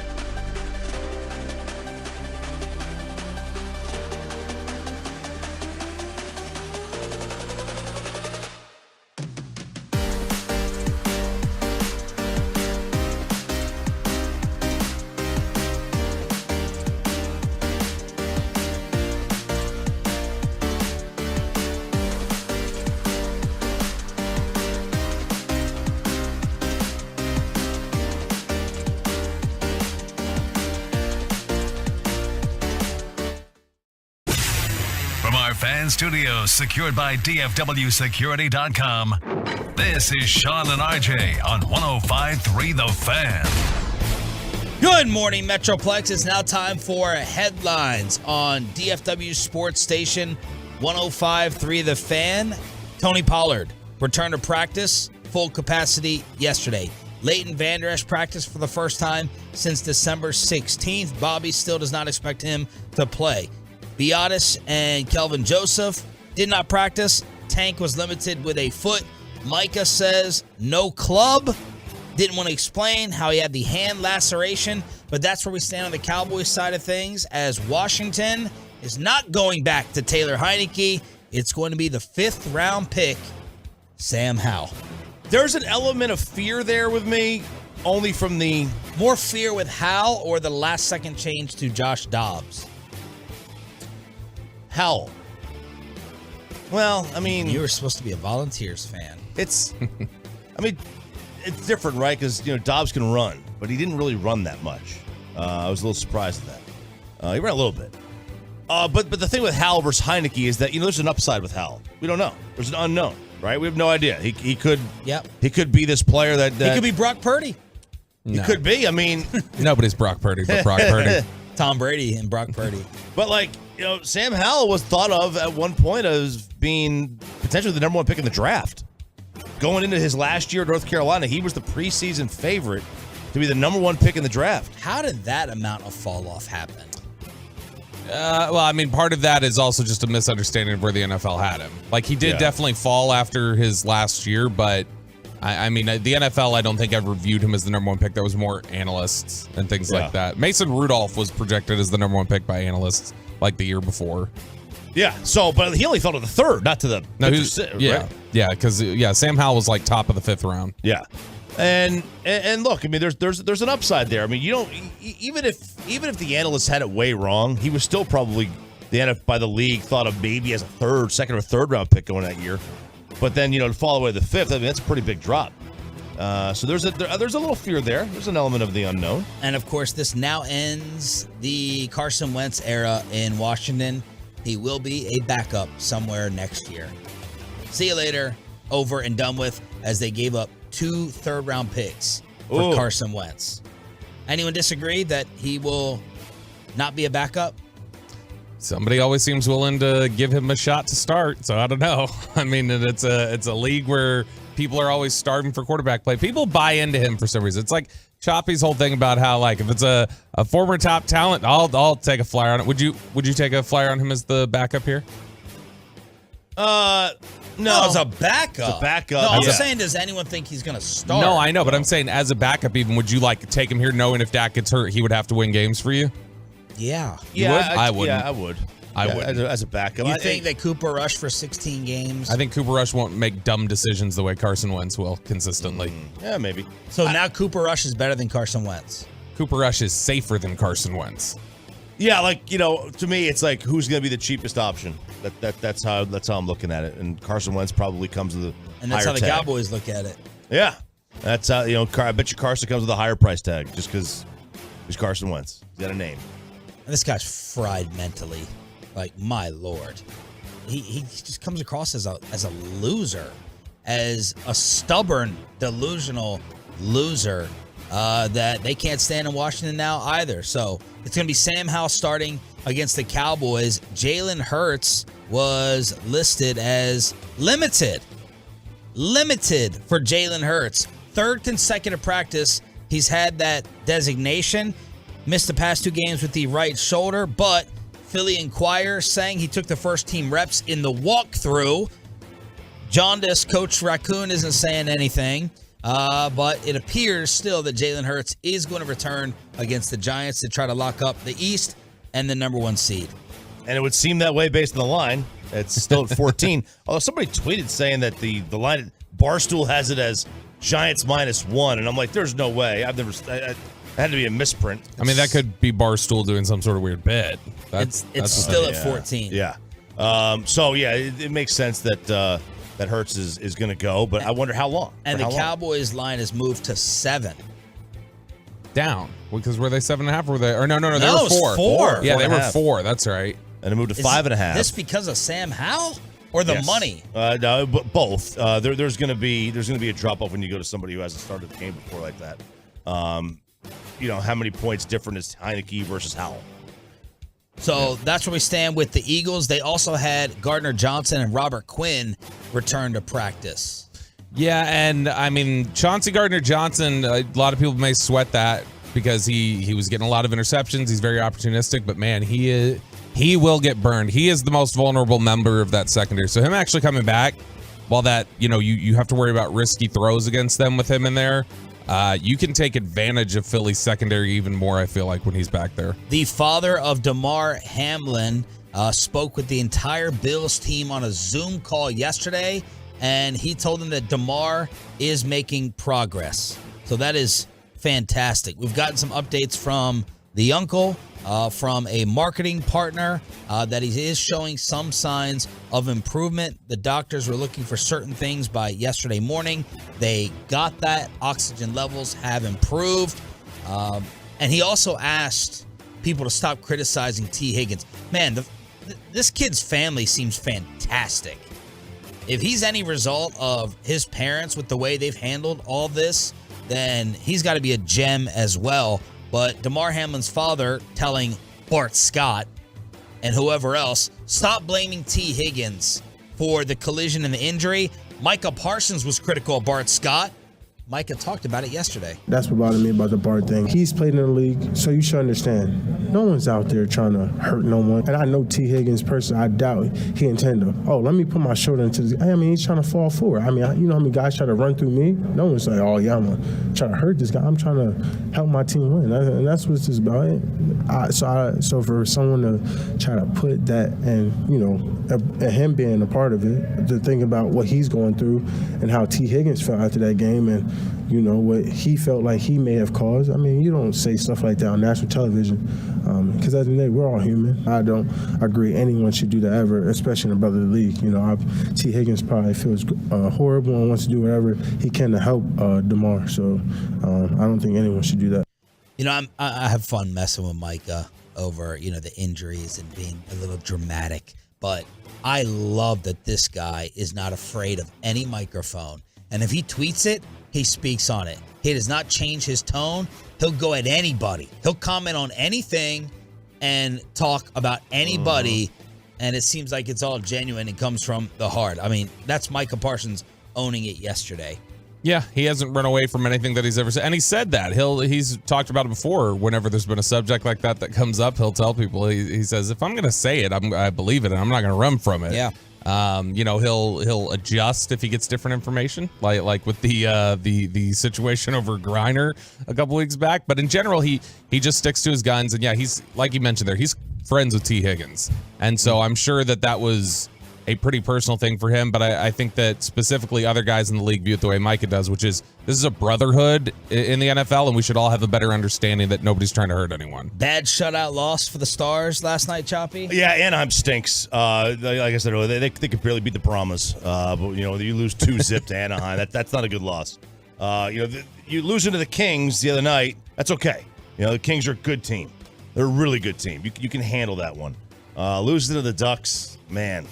That's a bad loss. Oh, tonight I'm ready. I think Bassick and Holland are going to the game in the third row at the AAC for the Celtics against the Mavericks. The Celtics are going to come out ticked off. They just gave up 150 to Oklahoma City without Shea Alexander. So it's going to be the Mavs and the Celtics. Meg, did anyone else hear Christian Wood besides me showing off the personality yesterday on the KMC Masterpiece? This guy was fun to listen to.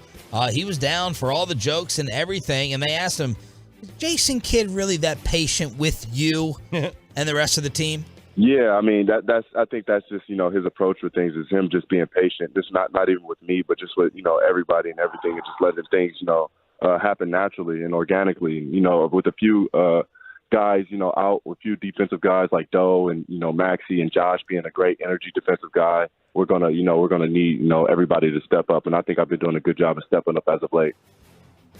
They also asked him, Bassick tried to convince him right there, live on air, to sign a 4-year extension instead of the 2-year deal that Tim McMahon reported that the Mavs would be more comfortable with. I know the pain. I know the pain with Brunson, but I can't say too much about that at the moment. I wish I could, but what I can say is, I'm happy to be, in Dallas. I would definitely love to stay in Dallas, and this team's been doing great, and we just have to keep it up. So there he is, preaching the company line, but Christian Wood has been balling, and it'll be the Mavs against the Celtics tonight. You see the lady who lost her job to go get his autograph? No. Yeah, this was posted on that like Dallas Texas TV Instagram page or whatever. They posted a photo of her saying that she lost her job. She left her job to go get his autograph, to go meet him at this meet and greet, and she got fired for it. Damn. Yeah. Well, all in the name of somebody who can't play 30 minutes a lot of nights. Oh, no, he can. He absolutely can. When I was listening to that interview. Sounds like Bobby wrapping up early at 9:40. Yeah. And she just left her job early, so you get what you get. When I was listening to that interview, I kept wondering, is he saying anything here that's going to cause Jason Kidd to punish his minutes? Is anything going to happen here? That was my biggest concern. Just get out of this without losing minutes, buddy. All right, Bobby, we got to get your take on this. RJ and I opened the show with the finalists for the NFL Hall of Fame class of 2023. I like to do your instant reaction to the names. All right? I know that you got all the numbers and everything, but just give me what you think, instant reaction. This is going to be a great topic and a hell of an argument for a lot of them. Devin Hester. No. Torrey Holt. Yes. Overdue. Reggie Wayne.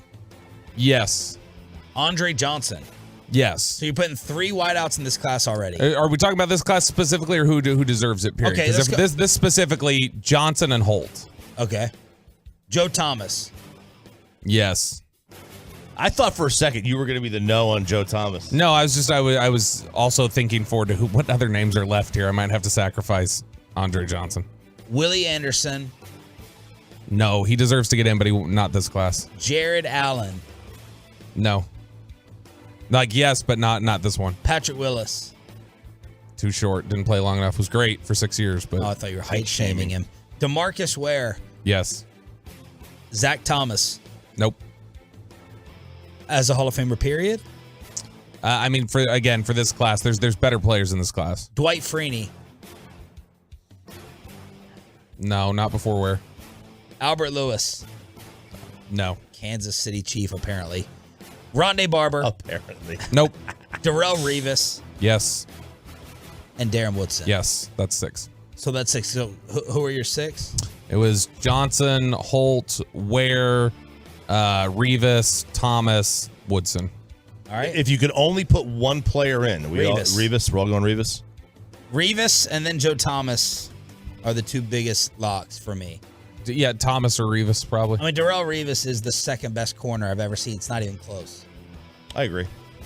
Like, it's not even close. I'd have Thomas probably in above Revis if we're talking about that, just because, I mean, Thomas to me was the best tackle playing. 10 years. First year, and then 9 years after, always a Pro Bowler. You think Joe Thomas is better at what he did than Revis? Mm-hmm.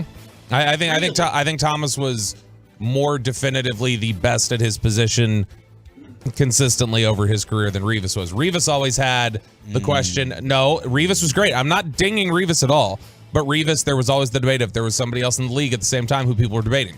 Richard Sherman, Nnamdi Asomugha, Champ Bailey. Those guys were always in the conversation around him. Okay, but fair. But listen, sorry. There's always somebody that people are trying to say that is better than Mike Trout. And they're just not. There's just people trying to make name for themselves. Nnamdi Asomugha for about 3 years was the best corner I've ever seen. He was. You couldn't. It was Dion. It was Dion like. It was Dion like. You could not throw on him. Nobody, but no one. Or if you zoom out, no one will ever say. I don't think that Joe Thomas was the 2nd best tackle ever. They will say that about Revis. So it's kind of like the way they were measured in the league. I don't. I say Champ Bailey's better than Revis. Whoa. Okay. Oh, Choppy. Champ Bailey is better than Revis. Revis is like 3rd, but it's Champ Bailey. Ooh. Oh, Choppy, write this down for later. Write it down for later. Headlines on a Thursday. You bring out his New York Jets upbringing right now. with that Jets sweatshirt that Well, no, he's wearing. and this is a Jets sweatshirt? No, it was just a joke about it. It was just a joke about it being green. That's all. That's like what is that sweatshirt? Like what brand? Forget it. It's lime green. Lime green. Yeah. Key lime pie. Key lime pie. Key lime. Yeah. Wrigley Spearmint, something like that. All right, let's hook you up with an Adam Sandler ticket giveaway and a pop quiz for how well Luka Doncic knows Texas. A Texas quiz for Luka, and we're sending you to the Adam Sandler show after this. Man, almost had it.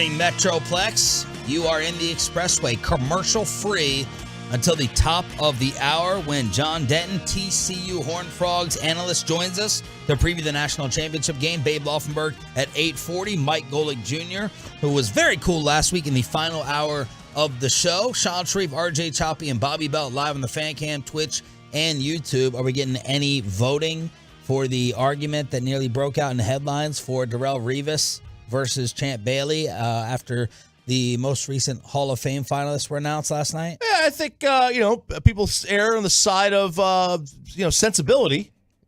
With you and I. We're talking about 7 years versus basically 13 years as the most dominant corner in the NFL. Well, I mean, Revis was great for 7 years. That's what it was. His career was basically over after 7 years. Okay. I'm saying Champ Bailey did the same things over the course of about 12, 13 years. I wouldn't say he did the same thing at all. I would. He was completely shut down, which, by the way, one of the most lopsided trades in the history of the NFL is trading a running back for Champ Bailey. That's before people had this new thought on running backs. Yeah. I guess Denver was they were the initiators, right? Yeah. Mike Anderson, Olandis Gary, Tatum Portis. Bell, all of them. All y'all can come in, all y'all can go. It's Shanahan's system. Yep, absolutely. Champ was a great player. I love Champ. Yeah, you're a big Champ fan. He was great in those Bronco teams. Where's Rod Woodson on the list? Rod Woodson is way up there. Top corners of all time, Rod Woodson's top 5. You wouldn't say Rod Woodson's top 5? He's going to repeat Michael Irvin here. I worked with Michael Irvin too long to know Rod Woodson is probably not even top 50. Carnell Lake was better. Carnell Lake. Carnell Lake. So Champ had 3 first-team All-Pros, 12 Pro Bowls. Revis had 4 first-team All-Pros, 7 Pro Bowls. That doesn't make sense. I would have 5 less Pro Bowls, but 1 more first-team All-Pro. Because he was better. All right. So what are the Tolos saying? RJ says the fan text says Revis. Bobby, Twitch, YouTube. Fantex has now poured in more. Champ was great over a longer period of time. Got to take that into consideration. I love Champ. He might be the 3rd best corner ever, but Revis Island is number 2. On the Twitch, what do we have here? Twitch was very mean yesterday. Were they? Yeah. Oh, yeah, they were coming at you. Tell me next time. Tell me within the show so I can address them. I didn't see it within the show because I got a new computer, so I don't know my code to get in. Okay. I don't remember my password. Hey, coming at me for what? It was during the Skip Bayless segment. Yeah, that's what I saw. Yeah, I had just heard about it. I didn't see. Brian said this might be a daily thing, Sean. You might have to have the Twitch pulled up all the time. That's fine. We can do a 5-minute segment for me to respond to Twitch. I don't think the boss will like that, but I'll generate some Mike Bassett. The YouTube is showing you love right now because one of them just put in quotes, jaundice raccoon eyes. I laughed when I heard that. Sirianni gets no love. Cool. Very good. Yeah. Nice.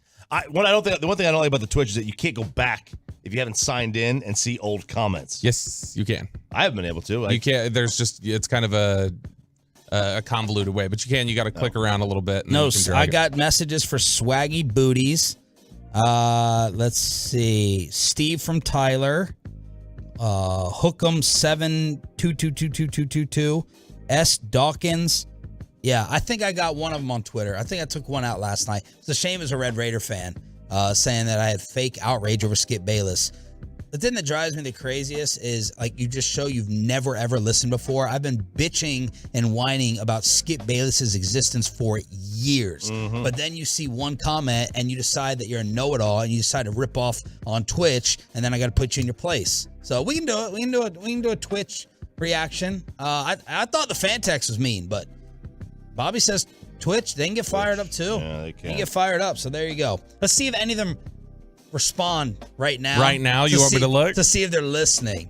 877-881-1053. So I went and checked out Luka Doncic visiting Dude Perfect. Uh-huh. You guys have experience with Dude Perfect? Kids watch them. They used to watch them all the time. They still do. We saw them in their concert, their show, whatever you want to call it. Yeah. Last year. And how would you describe who they are for those that don't know? Trick shot artists, I guess is the best way to say it. Just content creators. They're fun. They're My engaging. God, I watched this. Is the first time I ever watched them just to get the Lucas stuff.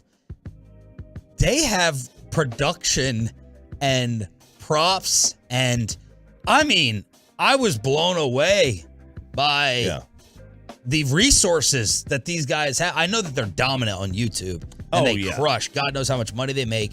But man, the stuff that they have in that center, Bobby, your kids ever into it at all? No, I mean, they've gotten into like some of the standalone videos. Like when they see it, they think that's cool, but they're not like asking to watch it a ton. I think Basic's kids also like watch it a lot. Peyton, did you grow up at all? Have they been around that long? Oh yeah, back when they were doing stuff like at water parks and stuff, I was watching that, or like the Texas A&M when they threw it from way up in the bleachers. Yeah. So like on, there's websites that show how much money each YouTube channel makes. Mr. Beast, this is from 20. They don't have 2022's numbers in yet, but from 21, Mr. Beast made $54 million.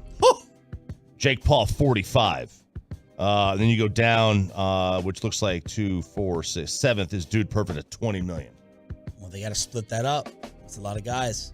It's a lot of guys, but that's like, just on YouTube. Like they've got their concerts or their shows they put on. Twitch. Their shows were $100 a piece.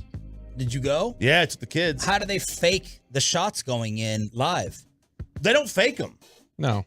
They just, so it's like. Wait. When they're doing these videos showing these trick shots, would they just record it until they make one? Basically, yeah. They have multiple takes, but I mean, they've gotten to the point where they're really good at certain things. Like they've gotten enough of these things that they've practiced enough that they've got them. No, they're not good. They haven't practiced enough to make 85-foot shots. No, but I'm saying throwing that it there's over their head, like Luka. I'm saying that there's enough. I mean, Luka does little trick shots. Yeah, Luka in this video is making the first shot of all his attempts. That's fake. That's fake. He's not making the first shot of all of his attempts. Yeah. But he is making them eventually. Like they're going in. So they're not altering whatsoever the ball in the air. No. So like, for example, like when you go to their show, they've got, so they'll have it set up where there's like a road course. They're riding these little bikes. Then they'll get up and then they'll have to take like 5 shots, make like make a bunch of shots till you go to the next stage. Yeah. Then you got an archery thing. You're trying to shoot this target up in the sky, and it takes them a few times to do it. But they get it done. Everything's timed, or it's a race, I guess you would say. So yeah, they're good at what they do. They really are. At the live show, they were doing the trick shots. Yeah, like it's not the same. It's not like throwing off the top of a building. Right. It's much more makeable and doable stuff. But yeah, I mean, sometimes they do it on the first try, sometimes they do it on the 6th. Yeah. So Luka went into their studios. Did you know that the cowboy outfit against the Lakers came from all this? Saw that. So this is them first giving Luka a little Texas test, a little fill in the blank to see if he's a true Texan. We're going to start with an easy one. Okay? Don't mess with Texas. Don't mess with Texas. There it is. Okay, that's a great start. Do they say don't mess with Slovenia? Oh, yeah. Don't mess with Slovenia? Yeah, plenty of people. Okay. Next one. Friday night blank. Rodeo?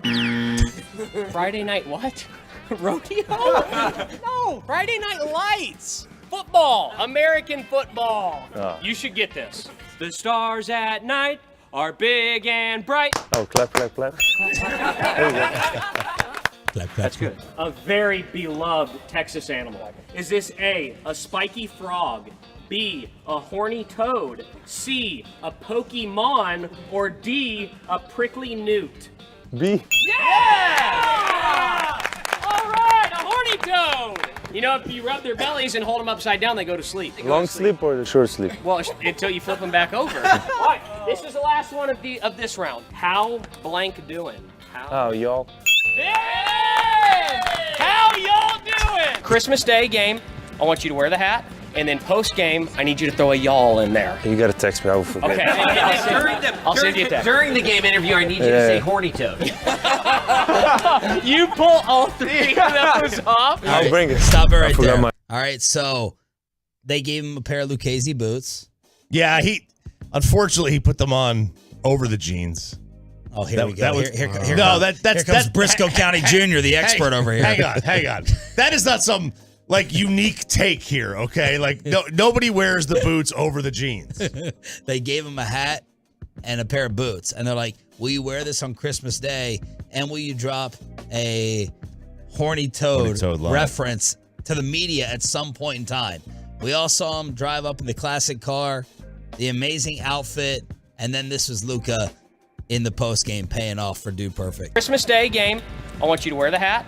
And then post game, I need you to throw a y'all in there. You got to text me. I will forget. Okay. I'll send you a text. During the game interview, I need you to say horny toad. You pull all three of those off. I'll bring it. I forgot my horny toad in the house, so next time I'll bring that. You should run. No, my horny toad. You know what's a horny toad? You have a horny toad? Yeah. Why? Because I'm texting. I was with Dude Perfect, so they got it for me. There it is. He paid it off. I got to go get my horny. I think I could hear McMahon. Why? Tim McMahon cross-examining Luka. And I thought I saw someone tweet Luka Doncic has a horny toad at home as a pet, like Dez and his animal collection. What did Dez have? A monkey. Yeah. Yes, named Dallas. Right. That's right. Did the local authorities, did they have to go and take that? Was that legal? There was something I think happened with old Dallas Bryant. I think he's on a farm upstate now or something. Upstate. I don't think they call it upstate. Didn't the Texas coach, the assistant coach, have a monkey that bit his girlfriend or something like that? Yeah. And that was a very complex story that had to do with like an exotic dancer and other things. Yes. And then the final test in the state of Texas, we're going to give you 2 burgers. They were cold, unfortunately for Luka. They didn't know when they were filming. One is going to be In-N-Out. One is going to be Whataburger. They're not going to tell them which is which. Could Luka Doncic pass the ultimate test? These are 2 burgers from fast food restaurants. These are made to your liking. Take a bite of each. Tell me which one is the better burger. It's cold. Well, we didn't know what time we were going to be doing this. What do you think? No, he can taste both first. Which cold burger is your favorite? Which burger was the best one? I know what it is. You do? Yeah. What? I'm going to get it 100% right. You are? Yeah. Okay, I like the confidence. It's this one. Did you know that was a Whataburger? I knew that was In-N-Out. You knew the right answer. Let's go. So he passed the test. He passed at their show. They had this where they ranked the best burgers at their show, and they had the In-N-Out logo. They just threw it away. Didn't even put it up there on the board. Yeah. Threw it away. I'm one of the psychos about that. About the In-N-Out Whataburger comparison. That you think In-N-Out is better? Yeah, like No wonder that I take it as like an affront to Texas if you tell me In-N-Out's better than Whataburger. Well, that's very good. That's the whole state. No, I know, the whole but like state would take you as the whole state would want to deport you if you said In-N-Out was better. That's what I'm saying. Like, because you won't like. I don't remember. What's your take on this? You have a take, right? You think my take is Whataburger's burger is better. The Whataburger experience, when you throw in the thyme and the fries into it, make it a little overrated. That's my take. The fries are great. Fries are good. The fries are great. In-N-Out fries are awful. The fries have surpassed McDonald's. No, they haven't. Yes, they have. McDonald's fries have gone down, and Whataburgers are great. No, that's not true. It is 100% true. It's okay to be wrong. Doesn't make you a bad person. No, I think Chick-fil-A might be the overall fast food 1 seed. And I don't know that that's really a thought. I think that's pretty assumed at this point. Oh, you think? Oh, I think it's pretty much assumed. You thinking people, if we voted in the state of Texas, people would vote Whataburger 1? Chick-fil-A is not like one of those things. There's no regionality. There's no provincial protection. It's Whataburger versus In-N-Out. All the other ones are kind of like, we're not going to debate on. It's just we don't like In-N-Out. Right. Like Chick-fil-A, I think everybody universally. But if In-N-Out was from Texas and not California, right, what would the thought be? Because some people like some people like those burgers. The fries are terrible, but they're not. Let's not put that out there. The fan text is freaking out right now. Did I screw up and say by accident In-N-Out was better? Because Whataburger's better. Yeah, you said it in a weird way. Oh, I said it in a weird way. Okay, don't freak out, fan text. Whataburger is better because they're all screaming at me right now. Yeah. So that's Luka. But that's the fear that these people put into you when you come here. Luka knew. Do not screw that one up. Like, do not answer In-N-Out. Randy Gregory, that was the beginning of the end for him. He told us in the locker room that In-N-Out was better. That's right, he did. And that was the beginning of the end. We're waiting on the beginning of Dalton Schultz then. For Tex-Mex? For Tex-Mex, for California, his wife, Mexican. We have recently found out Dalton Schultz's wife is a huge Tolo. Mm-hmm. She will be texting certain people in the building during shows, like nice messages. Yeah. She's not being like Raina's mother, Gio Reyna. Yeah. There you go. Not being like Good reference. psycho soccer mom. By the right way, there. the fan text is giving you a ton of credit for the Briscoe County Jr. reference. I didn't think anyone would get it. I know they said there's like 4 people there who are like, that was a great reference that 2% of us are going to get. Well, who else should I have gone with? No, I think that was Walker, Texas Ranger, I guess.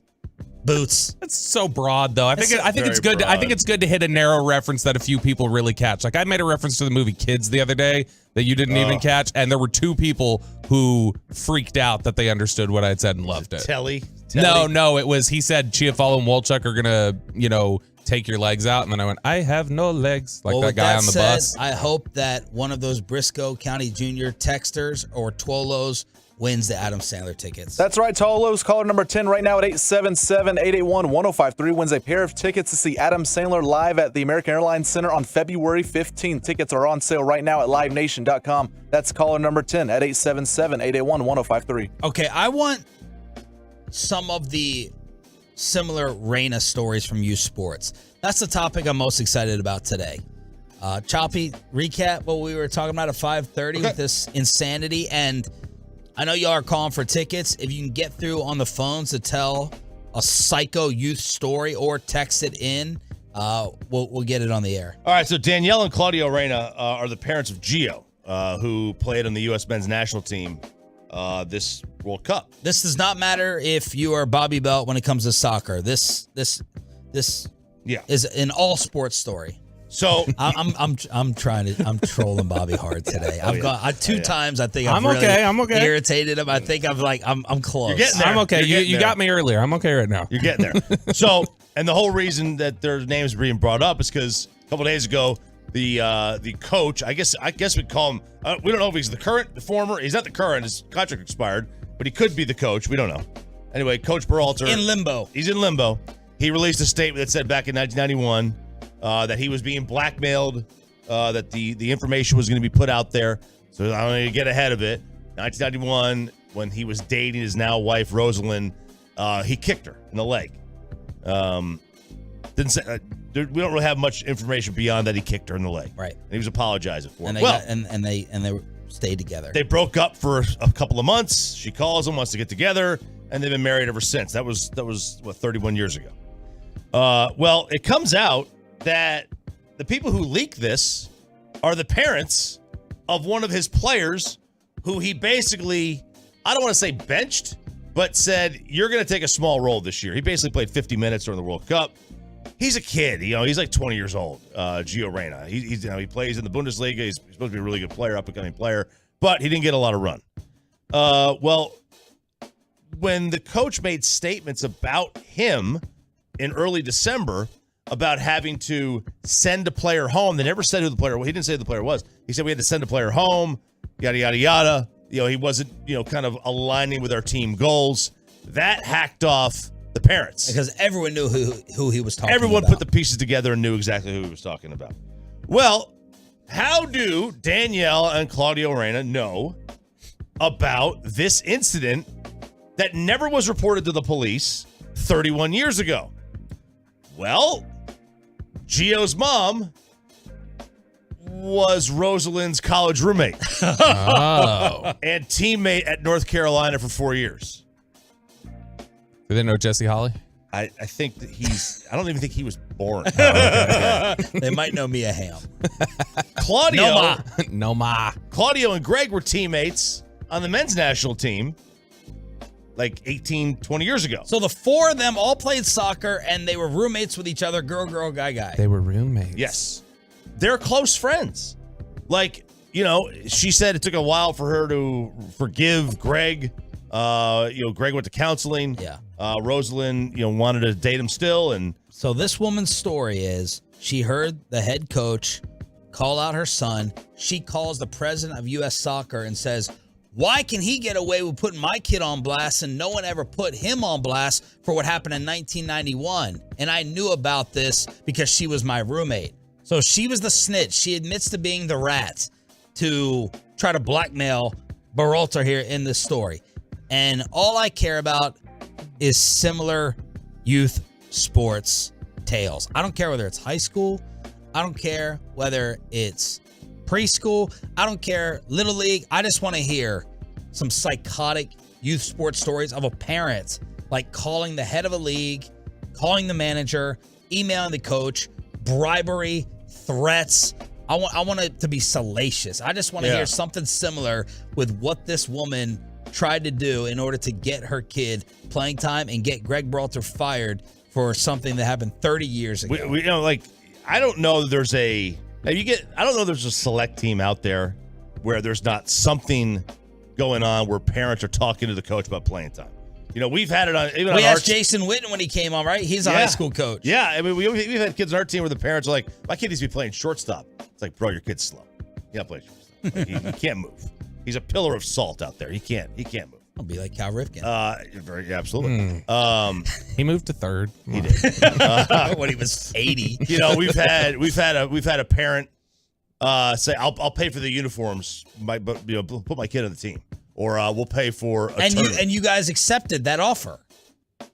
What a bunch of sellouts you guys are. Couldn't refuse. So much for integrity and everything. I didn't say I accepted the offer. Okay. I didn't say I did, but so there's been instances of that, but nothing like this that I've seen. Do you think Dawson gets like nice bribes for soccer playing time? What could you bribe Dawson with? Was he making like soda bets, like Diet Mountain Dew bets, like Skip Bayless and shit? Hey man, Diet Right. I'll get you a 12-pack of Diet Cola for Dawson. It wouldn't be a brisket because he only knows how to cook one thing. Maybe a 12-pack of chicken. Cooks the hell out of it though. Chicken wings. That's it. Crushes it with hey that. Man, here's some orange food coloring. Can you have my girl play fullback? That would be the funny thing is that as simple as that is, you still couldn't beat it twice. Okay. I'll tell you what, I'm getting pretty good. I will. I deserve that. I deserve that for what I've been doing to you this morning. I will regain the integrity and the integrity. What's the word I'm trying to look for? Of our show. Yeah. Of our show. I will take on Dawson in a chicken wing challenge. Whoa! And I will beat him with an air fryer. Okay. I don't know air fryers to cook the hell out of wings. Yes, they do. They're awesome. Okay, so maybe we'll set it up. We have an event coming up as soon as the company emails us the dates, but they tell us there's an event coming up, save the day, which could be in the middle of the NFC Championship. Could be. We don't know. We don't know, but maybe we'll set that up.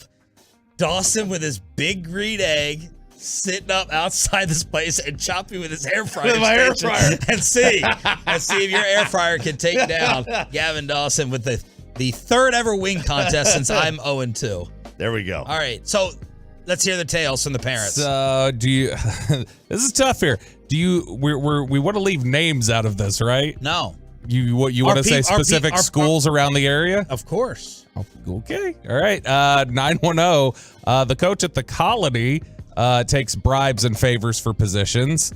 We've got... See, that's generic enough. I mean, it could be the Colony, anything. 903. Well, they gave the actual name if you want that. No, I don't. Okay, I didn't think so. 903. So the coaches of the softball team in Canton, Texas were male and female. The male's wife was a teacher at the high school, also was the female coach of the softball team. The male coach's daughter played on the softball team. She goes to practice early one day to find her dad, the head softball coach, and the female softball coach doing the deed in the dugout. Wow. What, Chaffee? My son's mom, we're not together, he says, sleeping with our son's coach who's married. Okay. During the year, she would not pay for tournaments or uniforms. When she was confronted by the coach about paying for them, she threatened to tell his wife. Oh. To not pay for the uniforms? So she wouldn't pay. This is not, again, I'm just read the text. This is not my son's mom. Maybe it is. I don't know. Yikes. All right. So there you go. I just wanted to hear a couple. I wanted to see a few of them that were coming You want one more? Yeah. Our youth football team coaches traded vacation homes and a Rolex to keep certain kids together. That was 6th grade. To keep certain kids together? Like to keep certain kids together on teams and stuff like that. Oh, yeah. What happens like when we were in Little League, it was a draft.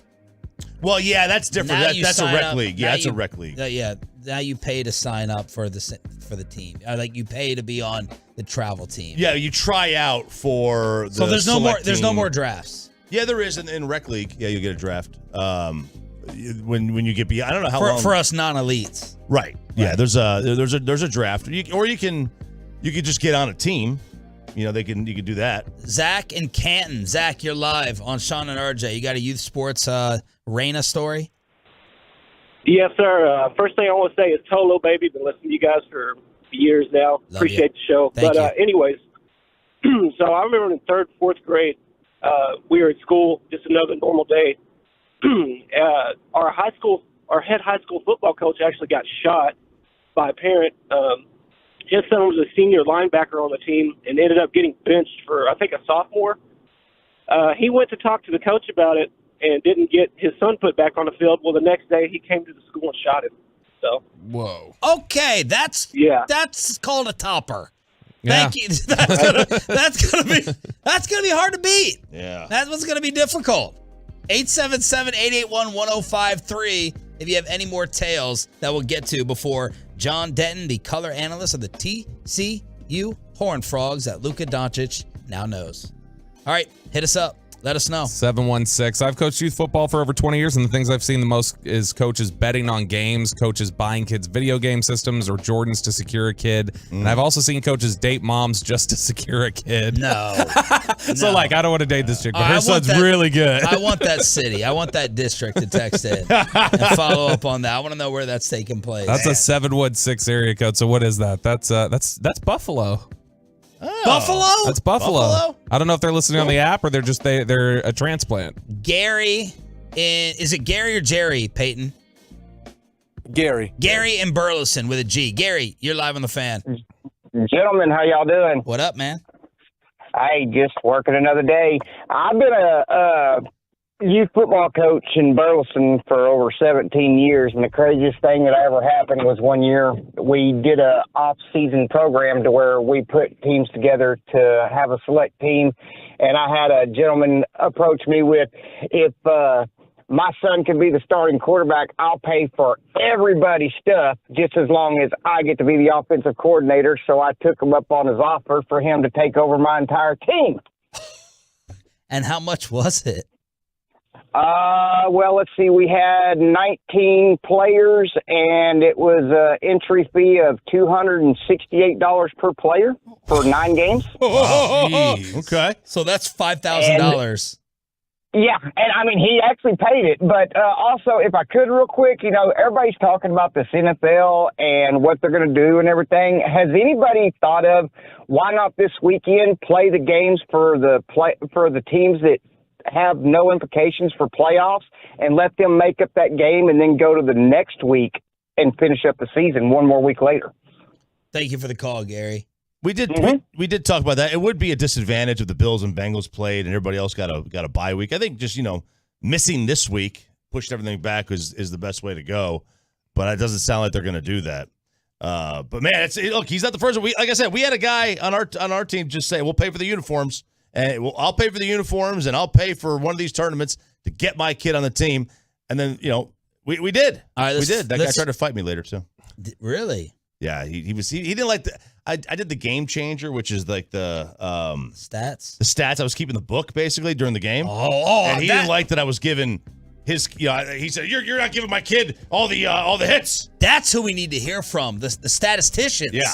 What type of bribes do they possibly get? I want to finish up with Raymond in Mineral Wells. Raymond, you're live on the Diamond Factory hotline. Good morning. It's fabulous to finally talk to y'all. Okay, so for legal reasons, I can't say the names, but there is a Lifetime movie about my aunt who happened to be the one who hired a hitman to kill the head cheerleader. Oh, I've seen that. Man, what's the name of the Lifetime movie? I can't say it legally. Oh, crap. Okay, I'm going to Google it then. I'm going to review it tomorrow. Yes. Yeah. My aunt was not very happy that my cousin, let's say Jessica, didn't make the team, so she spent $12,000 and tried to hire a hitman to knock off the head cheerleader so that way she could make the team. That was your aunt? Yeah, it's my mom's little sister. Ray? Heck yeah. I know it's a weird way to say it, but you win the segment. You win. That's the topper. Thank you for listening, brother. Appreciate it. Death of a cheerleader? You've heard of this? Oh yeah. Lifetime movie? I'm gonna watch it tonight. And she was unsuccessful. Was it Houston area that is? I don't know. I haven't heard this story, so I'm gonna watch this movie. He just now. said Ray and Mineral Wells. I don't know. Wow. Legal reasons he couldn't disclose or talk about it. Great job, y'all, as always, with the texts and the calls here on DFW Sports Station. Let's preview the national championship with the Babe Laufenberg of TCU, John Denton, and then Laufenberg in the 8 o'clock hour right here on The Fan.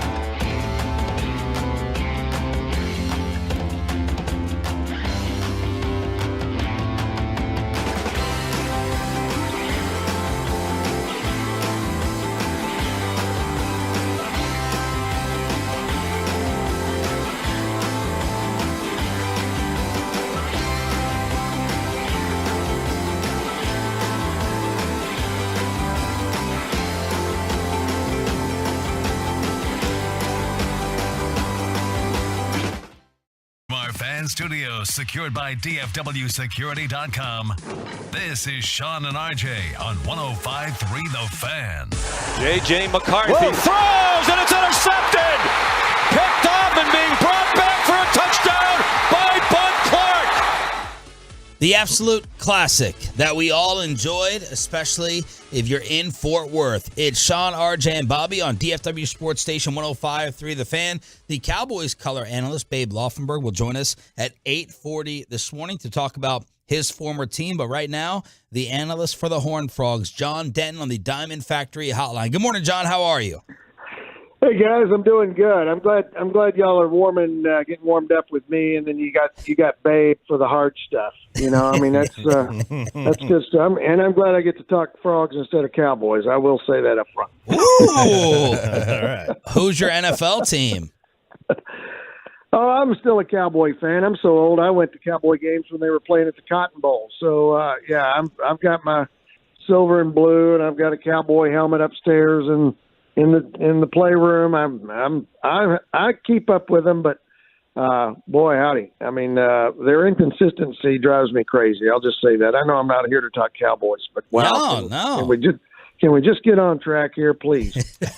Maybe we can pop you on Tuesday when we interview Jerry at 8:30. Would you like that? He wouldn't want to hear what I have to say. Was Saturday? Was it Saturday? It was New Year's Eve. Yeah. Hey, I'm in the same world. What day is it? What day is it? Was that the best game you've ever called? It was right up there. You know, we've had some great games throughout the years. I mean, it's like I don't know if y'all mentioned it, but I mean, this is my 34th year on the crew, and I've seen a lot. I mean, Rose Bowl was a wild game that went right down to the wire. And then we had those two Alamo Bowls where the Frogs got way behind and came back and won. But that, you know, yeah, that's A1 there for what it meant to the program and the opportunity that it gives the Frogs on Monday night. Just, you know, phenomenal game, obviously entertaining. I mean, the TV numbers were crazy. I saw those yesterday, and just every TCU living alum, and there's not a lot of them, about 100,000 of them total in the world, I think was locked in on that game. And, it set up really what could be the biggest win in the history of the school if they can pull it off on Monday night. At what point in time in the season or after what game, John, did you say, this is for real? This isn't some cute little story. This team may be or is a national championship contender. What game or what point was that? You know, I think for me and a lot of what's happened to this team since early November, you know, comes down to defense. I mean, the defense was spotty at best early on in the season at Colorado's season opener. I mean, first half, we've got people running around. We can't cover anybody, and that's Colorado, and they were awful. But I would say the Texas game in Austin is where I walked away going, okay, this group can line up and slug it out with big physical teams, because everybody, you know, all the experts were like, there's no way TCU and that defense can hold up against Texas and their giant line. And, you know, Bijan Robinson and Roshan Johnson are just going to pound them, and they're just, you know, they're going to run for, you know, 400 yards. And, you know, the Frogs did what they had to do to win offensively. Defense played great up to then, the best game of the year.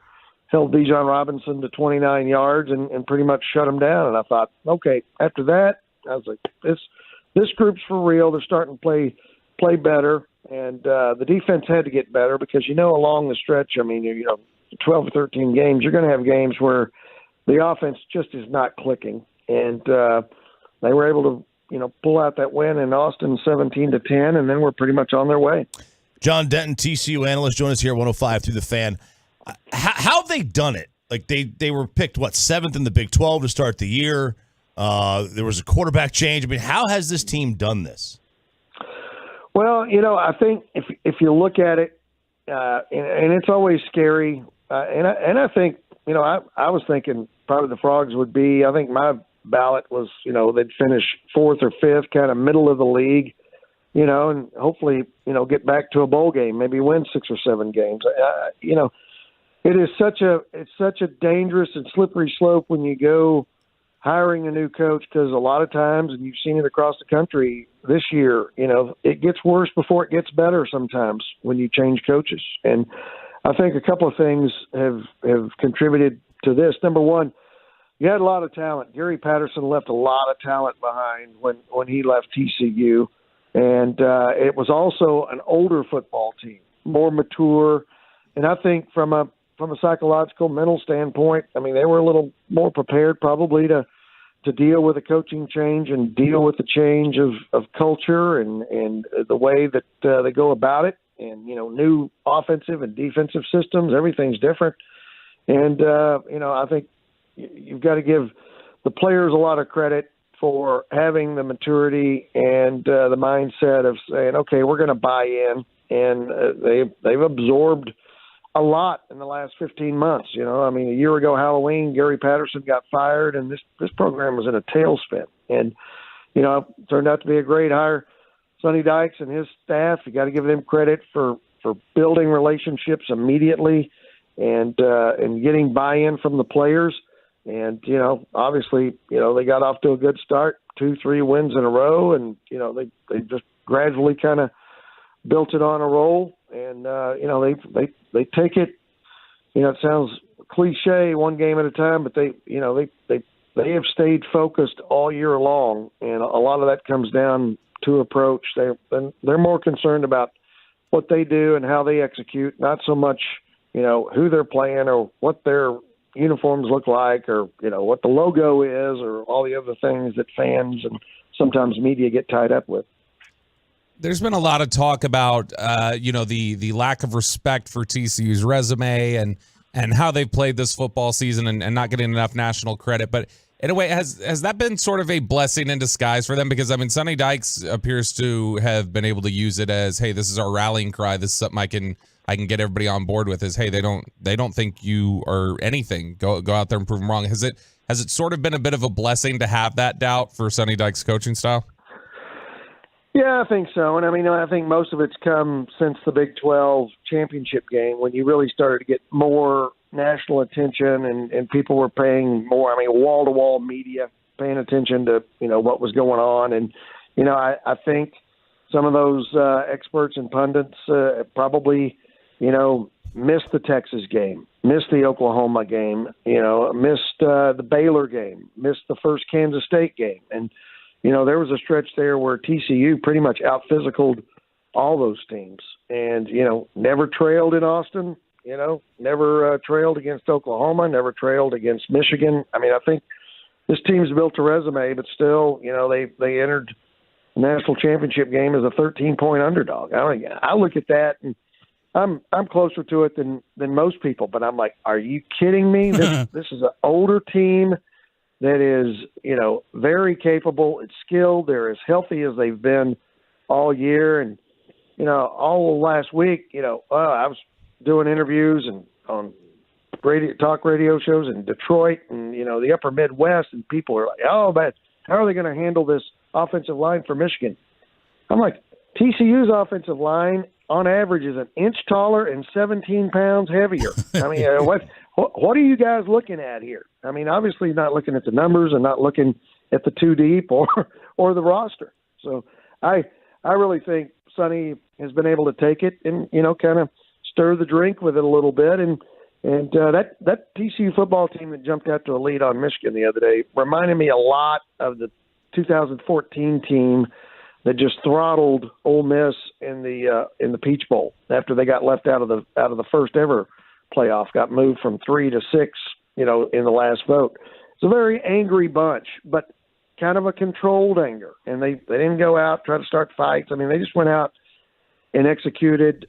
And you know what? They keep answering the bell. The mental toughness of this team is, I think, what's carried it, and will be a weapon for them going into the game Monday night. TCU analyst John Denton here on Sean and RJ 105.3 The Fan. Who were you rooting for, if you're allowed to root, I don't know, or say, at the end of the Peach Bowl? it didn't really matter. I mean, after we won, they were like, well, we'll see what happens.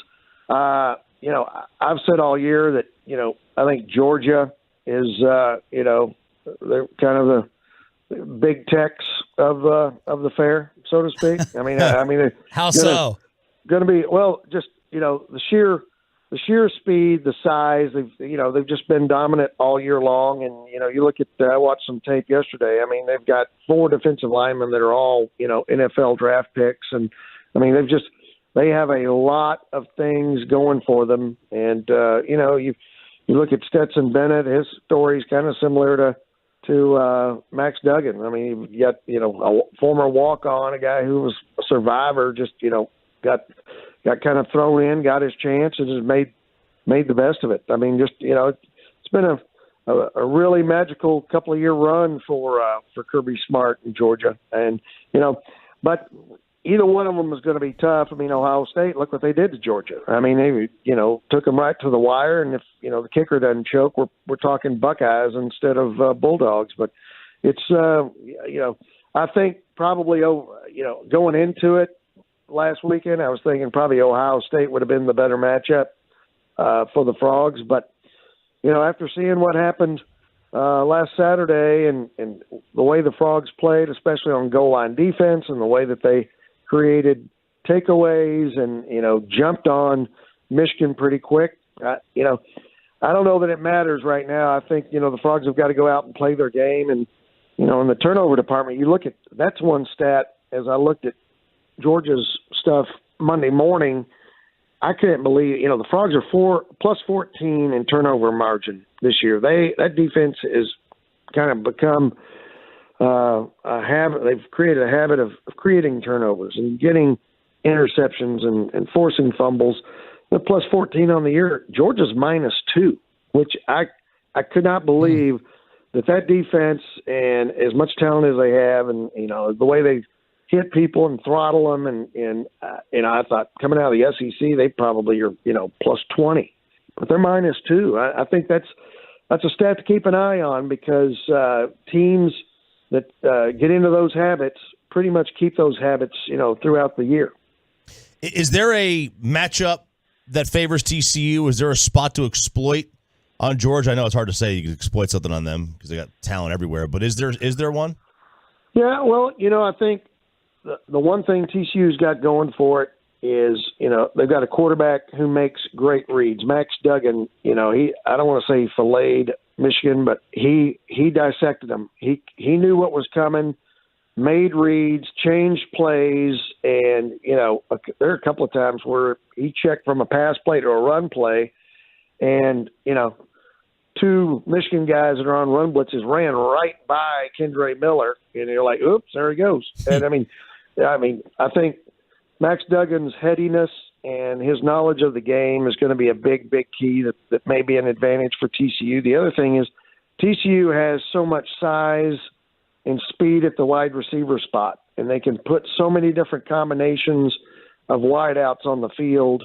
They can go all 6'4" or taller. They can put a couple of the big guys on the outside. They can put, Zacharias Spivey, who's 6'5", he's kind of a tight end, wide receiver hybrid in the slot. I mean, there are a lot of things that they can throw at this Georgia secondary. And I think if there's a soft spot anywhere on the entire Georgia team, it may be their secondary. Yeah, they've been burned at times this year and had trouble covering people. And I think that may be an area where TCU can exploit. And I'll tell you another guy to keep an eye on is the big tight end, Jared Wiley, who's a transfer from Texas. He's 6'7", and he's made some great catches this year. And in tight spots, when you've got to get a yard or maybe you need to throw down near the goal line, he is a great, great target. And I think this game stacks up to where, a big 6'7" tight end could really have an impact. This is your last game?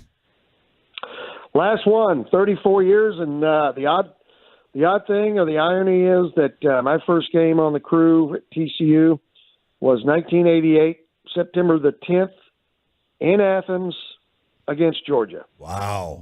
Full circle. Well, this feels like destiny, huh? Yeah, maybe. After after that guy hooked that field goal for Ohio State, I was like, well, I better look for a pair of Bulldog bookends, because that's where it starts and finishes as far as my TCU radio career goes. Well, look, man, congratulations on a hell of a run. Have a great call. We'll all be following it, and best of luck with the next venture, John. Thank you for your time. All right, buddy. Appreciate the visit. And hey, y'all make sure Choppy behaves. Monday night. I know he gets wound up on games. Did you think of RJ this year while the Volunteers were having a great season? Yeah, he's Rocky Top. I mean, back in the day, I've heard him sing Rocky Top, and he does that whole deal where they go woo and all that. I do. That's right. You got to woo. If you don't woo, you're just not a fan. Thank you, John. Right. Appreciate it, man. Hey, all right. Thanks for having me on, guys. John Denton on the Diamond Factory Hotline. Babe Laufenberg at 8:40 to talk about the new Commanders quarterback. But I think we have someone else to dislike. The Cowboys loved him, but I think we have someone new to dislike in the NFC East. Plus the words that you're not allowed to say this entire year. Next on The Fan. Well, let's get you over to Platinum Chrysler.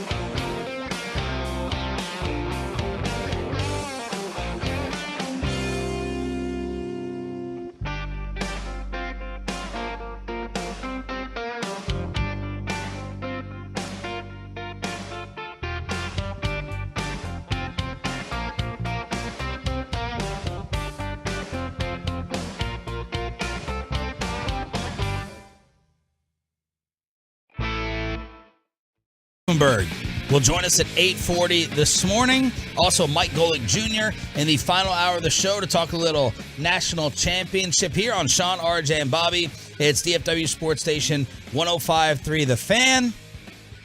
This is why Kayvon Thibodeau had a reputation while coming out in the draft. Cowboys had him. What was their board? 1, 2, 3? He was number 1. And Evan Neal was 2. Yeah, Neal was 2. I can't remember who 3 was for them, but yeah, it was may have been Sauce Gardner. But yeah, Kayvon Thibodeau was their number 1 guy. So Thibodeau was doing the Snow Angels next to an injured Nick Foles. Benefit of the doubt. Did he know that Foles was hurt, writhing in pain? No benefit of the doubt when Thibodeau went to the sideline and did the night-night. I put Foles to sleep after the guy was hurt. Jeff Saturday, 6-time Pro Bowler. Jeff Saturday, great offensive lineman, Jeff Saturday. Head coach of Indianapolis for now, Jeff Saturday, called the celebration trash and also suggested he wanted his team to retaliate. He wanted them to put hands on Kayvon Thibodeau. Yesterday, Thibodeau was asked by the New York media what he thought of Saturday. That's what I'm saying. Who's the gatekeeper of when to do something? So once we figure out who the gatekeeper is, then we can write the rules and then we can establish, the narratives and things like that. But until, you guys actually are in the sport and do it and be in that moment, you can't create a narrative on it, Well, we're not creating a narrative on it. The other team's coach had a problem, and he's the guy who played the game. The other team's players I don't had know a who problem he with is. it. No, I just don't know who, anybody who commented on it, unless I know who they are, doesn't really affect me. That's it. Man, I don't know you.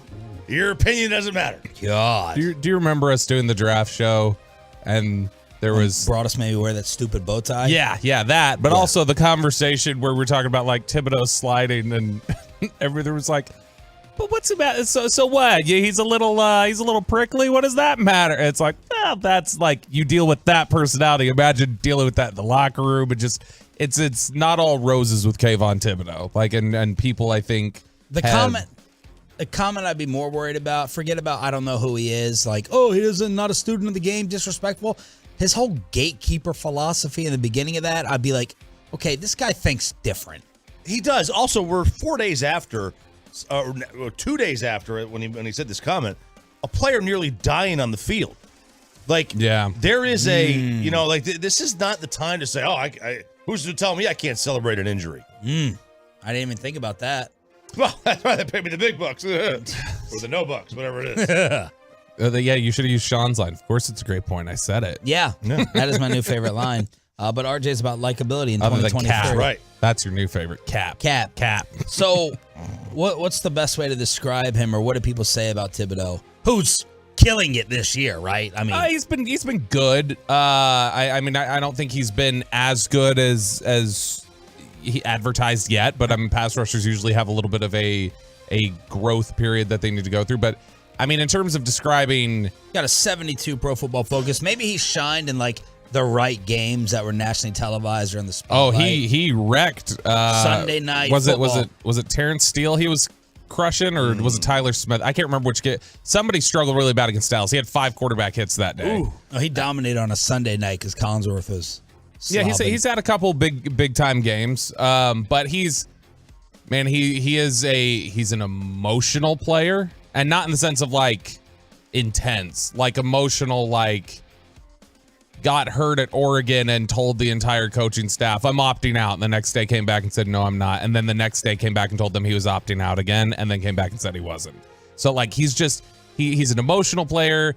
A lot of teams found him to be very arrogant and off-putting, and so that's why a lot of people, even though they had him number 1 in terms of talent, a lot of people just were kind of like, is that who we want to infuse in our culture, though? All right, Choppy is one of the few that does not like Brian Daboll. Dabes, as Corey Majors calls him. I call him Bull. Bull? Mm-hmm. Bull. What do we think about this story? That Brian Daboll intentionally set Daniel Jones up to fail in training camp. He drew up the better plays for Tyrod Taylor. He told Wink Martindale, the new coordinator, what plays they were running when Daniel Jones was taking the reps, to watch how Daniel Jones was going to respond to not having any success. Brian Daboll, that's the story coming out of New York. set Daniel Jones up to fail to test him emotionally in training camp? Football guy. Every day, another piece of the puzzle falls into place. I kind of like this What one. a loser this guy is. I kind of like this I one. do too, but aren't you limited in the amount of padded reps you really get during training camp, and you're going to waste them on? Let's intentionally set the offense up to fail. Maybe that's why they haven't scored more than 30 points except one time this year. Very good point. He's a football guy. He's a football guy. They don't worry about the CBA and how much they're allowed to practice. He didn't worry about that. He's too busy looking for the rest of his neck. All right, give me your top 3 most disliked people in the NFC East. Coaches only, or anyone? Or people? Coaches, players, and the Cowboys can be on the list. Your top 3. Sirianni's one. Sirianni's in there. I don't know that he's in there. Yeah, I'm guessing he's one, but Daniel Snyder's one. Okay. Snyder, then Sirianni. I don't even think of Daniel Snyder. He's so irrelevant to me.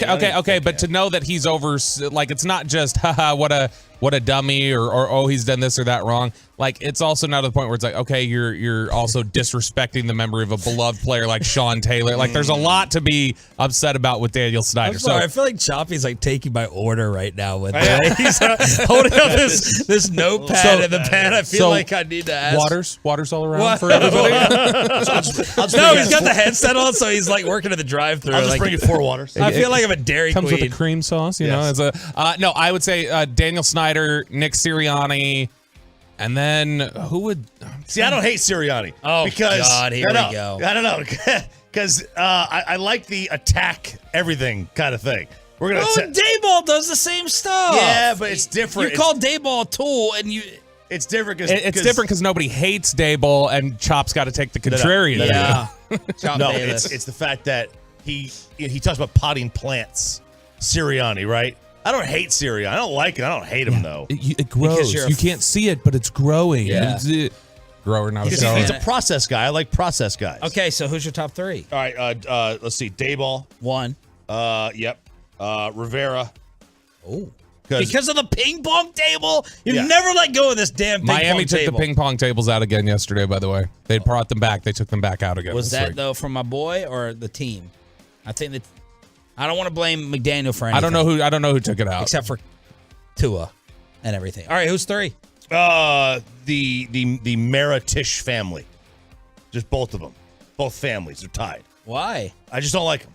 I don't like them. They try to be their parents. They're other parents. Okay, they stink at what they do. They fired Dave Gettleman. I hated that they fired Dave Gettleman. Yeah. They should have hung on to Gettleman. So I'm going to put them at 3. Sirianni's 1. It's not even close. It's not even a debate. He's the worst. I could be talked into Snyder at number 2. And are we being total complete homers if no one's going to throw Jerry Jones on one of their lists? Because of this discussion, is this like our own distaste, or is it, or do you think the distaste within the division? Because of course Jerry would be up there if we're considering public perception. But I thought we're just doing our own. Yeah, list. it is our own. Well, then Jerry but there's wouldn't a ton be up of there Cowboy. for me. Jerry would? No, Jerry wouldn't. Oh, I mean, okay. if we're gonna talk about people in the organization. There's a head coach. We have Mike McCarthy on tomorrow as a big whale at 7:15, and then I'm trying to come up with number 3. Fantex have any? Kelvin Joseph for me. Whoa! Wow! No hesitation. 1, 2, and 3. Hey, Kelvin Joseph, he's so irrelevant. I don't even know what Kelvin Joseph sounds like. I can't hate on Kelvin Joseph. You don't listen to his music? Let's see. There's got to be one other name we're not thinking. I'm trying to think if there's got to be some like super heel football player. Like I'm trying to think. There's nobody on the Eagles that like stands out to me as obvious. But I feel like there's got to be some. I don't know. Devontae Smith. What about Kelsey? Kelsey or Lane? Kelsey. I think Kelsey. I kind of like Kelsey. He's fun. What about you dislike Devontae Smith after kicking in the door and robbing the Salvation Army? The guy hates charity. He does. The guy hates the kids. So there you go. All right, I was just thinking about that off the top of my head. Trucker.com text line coming in saying, you guys saying Sirianni's making my Siri go off my phone. Oh. Really? Let's see. Then now people aren't even following the rules anymore because they're just going around the NFL in general. No. A lot of people are doing that. All right, let's get to the words that we're apparently not allowed to say. Oh, man. For the entire year, and then Babe Laufenberg coming up in 10 minutes. Okay. So these are words that have been used in recent years that have grown so common and so overused that you now need to stop using them. This is from Lake Superior State University. Every year since 1976, they have put together a list of the words they need to stop being used. The buzzwords that have created a groundswell of support that everybody uses. Soups. We will never stop using soups. Okay, all right. God. We need to have the words that Choppy's banned from using. That was my biggest likability moment for Choppy's girlfriend when in Oxnard I said, is this all because of you, all these abbreviations? And she's like, no, absolutely not. I don't know where it came from. It came from somewhere, but not from her. So that's thumbs up. By the way, they're called abbreves. What are the words? These are the banished words for misuse, overuse, and uselessness for 2023. Gaslighting. Yeah, that's been overdone. Yes. Okay, so I still don't really technically know what gaslighting is. I don't either. Is it like I'm trying to troll you? I'm trying to tick you off? Gaslighting is like basically mind blanking somebody into believing an alternate truth or alternate reality. Like lying to manipulating you? Manipulation basically. Somebody who has like done something wrong. Like somebody who cheated on their spouse and then somehow convinces the spouse that it's really your fault that I cheated. That's gaslighting. Oh, okay. Like reverse psychology. Yeah. Kinda. All right. All right, next one. Quiet quitting. Never heard of it. I don't know that. I think maybe I've seen it in a headline from like Huffington Post, but that's it. What does that mean? Is that still a website? I mean, Quiet it shows up quitting in Google. Is so like you're at work and you basically stop working. You quietly quit. Like you just kind of you mail it in. You mail it in. Yeah, mailing it in. Basically is an easy way to say it. You're just you're not taking on more responsibilities than your job requires. You're lazy. You're a bum. Or you just hate your job and you're like you don't really want to get fired. Yeah. But you also don't want to quit. All right. So you kind of like just quiet quit. So that's number 2. I love this one. I'm trying so hard to keep my mouth shut right now. Goat. Ooh, okay. This is so overused. I have a major issue with Brad Sham with this. You know, does Brad say it? I think he used to always call Jason Witten the GOAT. Oh. It has to be singular. We cannot have multiple goats. He's goated, bro. There can only be one goat per sport. It drives me crazy. Dirk is not the GOAT. I'm sorry. Stop saying it. Well, if you want to have an international player discussion. Sean hates Dirk. No. Y'all heard it. Or the greatest Maverick, but no. Michael's the GOAT. That's it. Tom is the GOAT. That's it. It cannot be allowed for other people. Get it out of here. We can't have multiple GOATs. Okay? Okay. There. I agree. I agree. But thank you. They also it's used a lot in the gaming. I'm goated. I'm goated today. I'm goated. I'm cracked. Yeah, I'm cracked. What does that mean? If you're goated, it means you're awesome. I'm the best. I'm goated. Yeah, GOAT has just basically become like slang for one of the elites. Yeah. He's the GOAT. Right. That's what it means. And also, now, basically. when we were kids, it was a bad thing to be the GOAT. You're the GOAT. Yeah. You're the GOAT's bad. Yes. Then all of a sudden, somewhere. Like, who's the blame? The GOAT. Who's the blame? Who's the But GOAT? it's an abbrev. It's an abbrev. That's why we use it now. Yes, absolutely. Roll through these. Wait, what? Wait, what? That phrase, wait, what? Okay. Not really prevalent in my life. Wait, what? Okay, boomer. That's dead. That's been dead, I think. I don't think anybody's really used that for like a year. This is one for Christian Wood because he used this yesterday. Organic. We just want to organically create great stuff here. Organic was never even I didn't even know what the word. I don't think I heard the word organic in my life until I was like 20. There was no organic foods. Well, the problem How old are you? With 43. With the foods is going to be a problem to get rid of organic because of the I can freshness. easily get rid of organic Call it foods. farm fresh. You don't you all don't organic shop?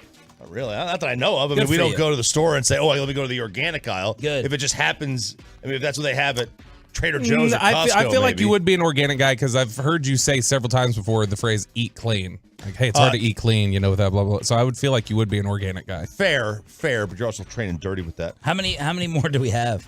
Oh, there's a million more. All right, I like this. Let's continue this. The words you can't use anymore in 2023 because we have to get to the color analyst of the Cowboys. How did he view the DeMar Hamlin situation? And give us the Scott report.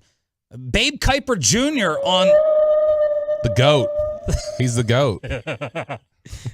Babe joins us next. Let's get you over to Zerez.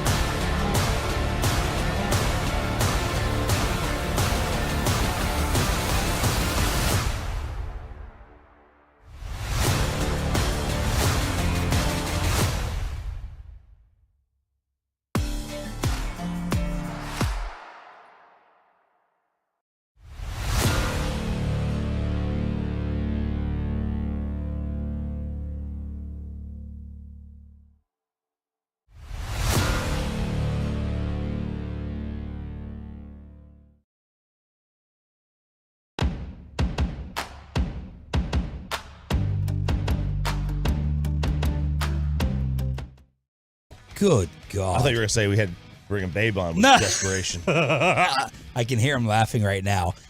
One screen on one of the first fake shows has the Cowboys topic of releasing James Washington. The other won't stop showing Tad Prescott tweets over the Cowboys playing their starters. Good God. Second greatest James Washington in the history of the Cowboys. How is James Washington and Tad Prescott topics for these national shows? Babe Laufenberg, good morning, sir. That was RJ who insulted you, not me. No, I love the desperate. Desperate times call for desperate measures, Right. and that means let's bring on Babe. Let's bring on Well, Babe. Babe actually crushed it last week when Choppy wasn't here. So I think Choppy is the one who brings it down. I like that. Could be. Hey, and Dirk is the GOAT. Let's make no mistake about that. So he's better than LeBron? No, but he's just the GOAT. Well, it's true. If greatest of all time, the greatest. If you told me who do you want for 21 years in your city representing your team, not that I don't like LeBron, I'm going to tell you Dirk Nowitzki. You say Michael Jordan, or I'd win all the championships. Yeah, let's get literal. We got to get technical about it. I love it. I love it. All right, Babe, in all seriousness, your thoughts as Monday Night Football was playing out with Bill's safety, Damar Hamlin. Boy, like everyone, you probably had a million of them, and I was watching it, and you just couldn't kind of believe what you were seeing because you hadn't seen it before. Obviously, we've seen stretchers come out for players and all that, but you could again, this isn't a revelation. You could just tell by the players' reaction, but something was serious here, and obviously it turned out to be about as serious as you can get. And I'll be honest, I watched it, and then ultimately I turned it off. When they started going back to Scott Van Pelt and Ryan Clark, who I understand did a great job, all that good stuff. It wasn't them that turned me off. I mean, I just said, I don't need to see or hear any more of this. And I was going to do some work that night. I was going to study some tape, and I wanted nothing to do with football at that point. I don't know how everybody else felt, but, it was, I was like literally sick to my stomach. Babe, did you ever have a feeling before a game or teammates having that feeling? I don't know if we can play this game. I don't know if we're prepared. And what do you think, to that end about the NFL maybe pushing back these games this weekend? Yeah, I don't know. I don't know what they're going to decide. And as you guys know, no matter what they decide, it's going to be the wrong thing, right? Somebody's going to have a complaint about whatever it is. And I do believe that the NFL is going to try to do the right thing and do the right thing by the teams. And I give them the benefit of the doubt there. And I know there are times where they don't deserve the benefit of the doubt, but I think they're going to try to do, again, what's right. Now, the question is, what is right? I don't even know if you just have a coin flip between the two teams. If you ask both Cincinnati and Buffalo, look, what if we just flipped a coin? I'm not so sure that they wouldn't say that that's okay with us. I think anything and everything is kind of on the table at this point. But no, I've never had a situation where it's been that serious. I will tell you, and this is not to make it about me, although it'll sound like I am making it about me, but I think I bet you half the players have gone through something where they said, oh my gosh, am I paralyzed? Am I this? Am I? And I was playing at Indiana. We're playing Iowa. And I get hit in the throat by Andre Tippett, future Hall of Famer for the New England Patriots. But I mean, he literally closed down my windpipe. It wasn't intentional, but he's coming in to, make the tackle. And back then you could hit high and low and anywhere you wanted. And anyway, I got like just a punch to the throat. I could not breathe. I literally thought I was going to die. They came out on the field, and if you can picture this, so they turned me upside down, so my lower body was on the ground, but my helmet, the crown of my helmet was then on the ground. So I'm bending backwards. They're just trying to open up the airway so that I can breathe. Wow. And I swear to you, I said, I mean, you could not get a breath. I could not get anything down my windpipe. And, thank goodness that they had the ability to do that. But it was crazy. And again, hey, there's a lot of players. Again, I don't want to say that everybody has gone through what DeMar Hamlin did, because that's not true. It's not accurate. It's not even close. But there are some times where something happens where you go, oh my goodness. But then obviously that you have medical personnel, whatever it is, and you back out, right? So that was what was really disturbing. The length of time. You just knew with that length of time that they were out there, and nobody really knew what was happening, but you knew the length of time was not good. If both teams are cool, like with playing that game, do you think that the league kind of has to play it if both teams want to?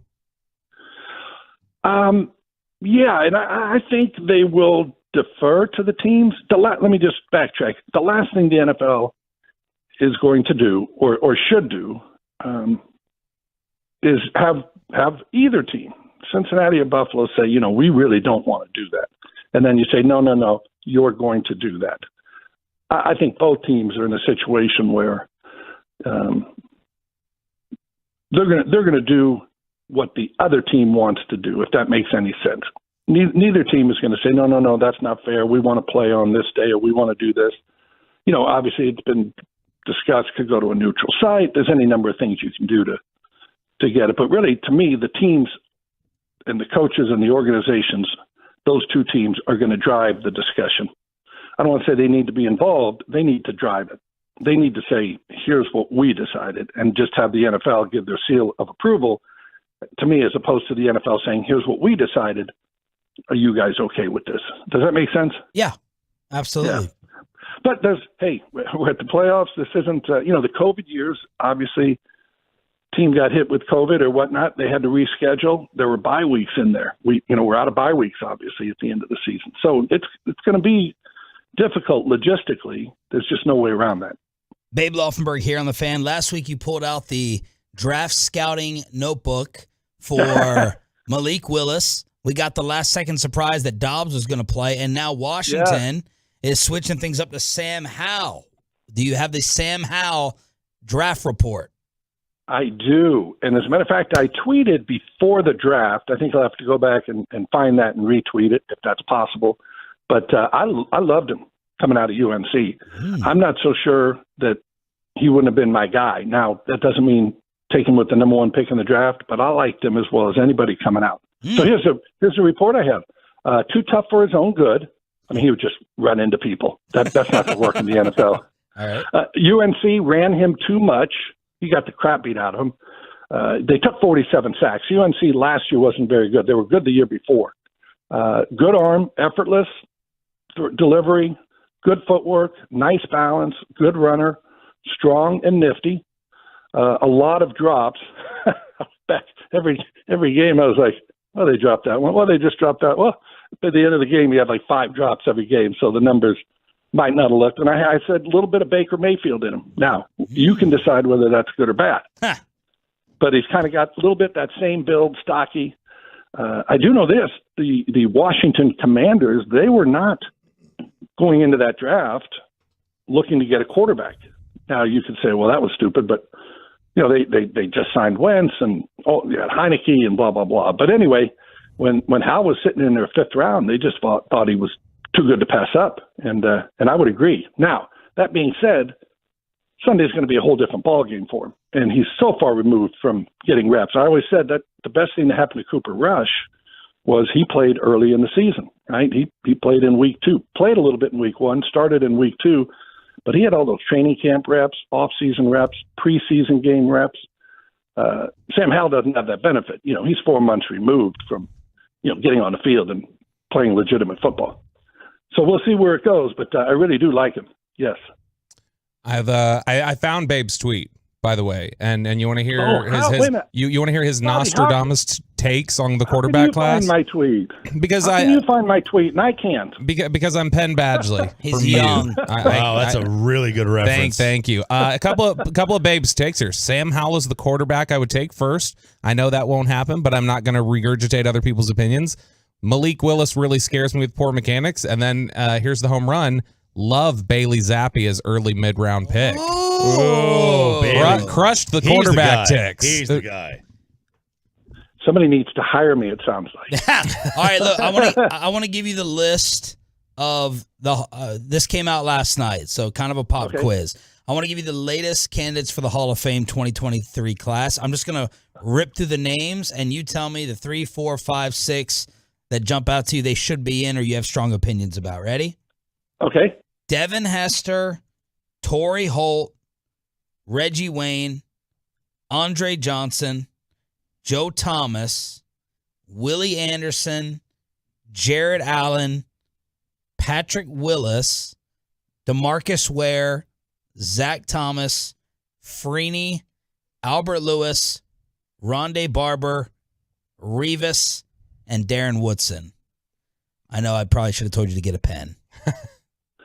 I already had one. Oh, look at this Always guy. prepared. Look at this guy. Oh, yes, I already had one. I wrote down most of them. Okay, Darren Woodson, I'm going to take off the table because he's a Cowboy and I'm biased. Okay? All right. Is that fair?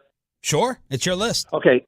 Devin Hester, literally the way Peyton Manning took Denver to a Super Bowl and the way quarterbacks take teams to Super Bowl, Devin Hester took that Bears team with Rex Grossman at quarterback to the Super Bowl. That year, they won. Chicago won games by taking the ball away on defense and Devin Hester returning punts and kickoffs. So, and I think those punt and kick returners are underrepresented, right? If we want to talk about 3 phases of the game, well, you got to get a few of those guys in. So Hester is in. All right. It's funny, Holt and Wayne and Johnson. And who was the third? Yeah, Andre Johnson. They're almost the same guy. The numbers get so inflated now that they've all got 1,000 receptions. I'm assuming I'd have to look at all that and have somebody make the argument. They're all worthy, but now DeMarcus, again, biased, but he should have been in the first one. Yep. Albert Lewis, if you're not of a certain age, I had no idea who he was. Okay, played for Kansas City, corner, great corner. I mean, let me just tell you, he would get my vote. I remember. Wow. Yes, we were.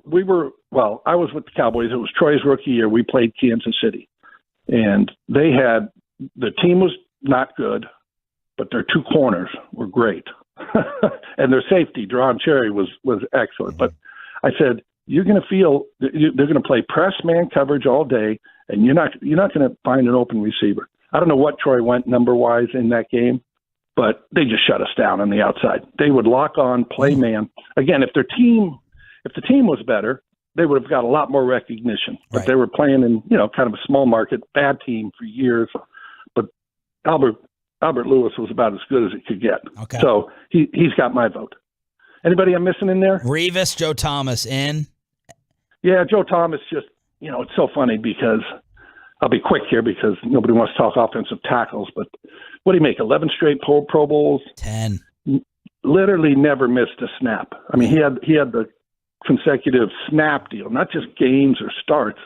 He didn't miss a play for all those years. And if he were a quarterback, you wouldn't even begin to talk about him, right? I don't think he ever played in a playoff game. Yeah, right. But he's not a quarterback. But I would say Joe Thomas probably gets in there as well. Excellent, as always. Thank you, babe. Have a good trip, man. Okay, appreciate it, guys. Thank you. Watch out for that Sam Howell now. Oh, Babe Laufenberg on the Diamond Factory hotline. Tua should sue the NFL. Mike Tomlin will always be underrated, and this is Bill Belichick's best coaching job ever. Choppy's NFL overreactions or not, next. But first, let me get you.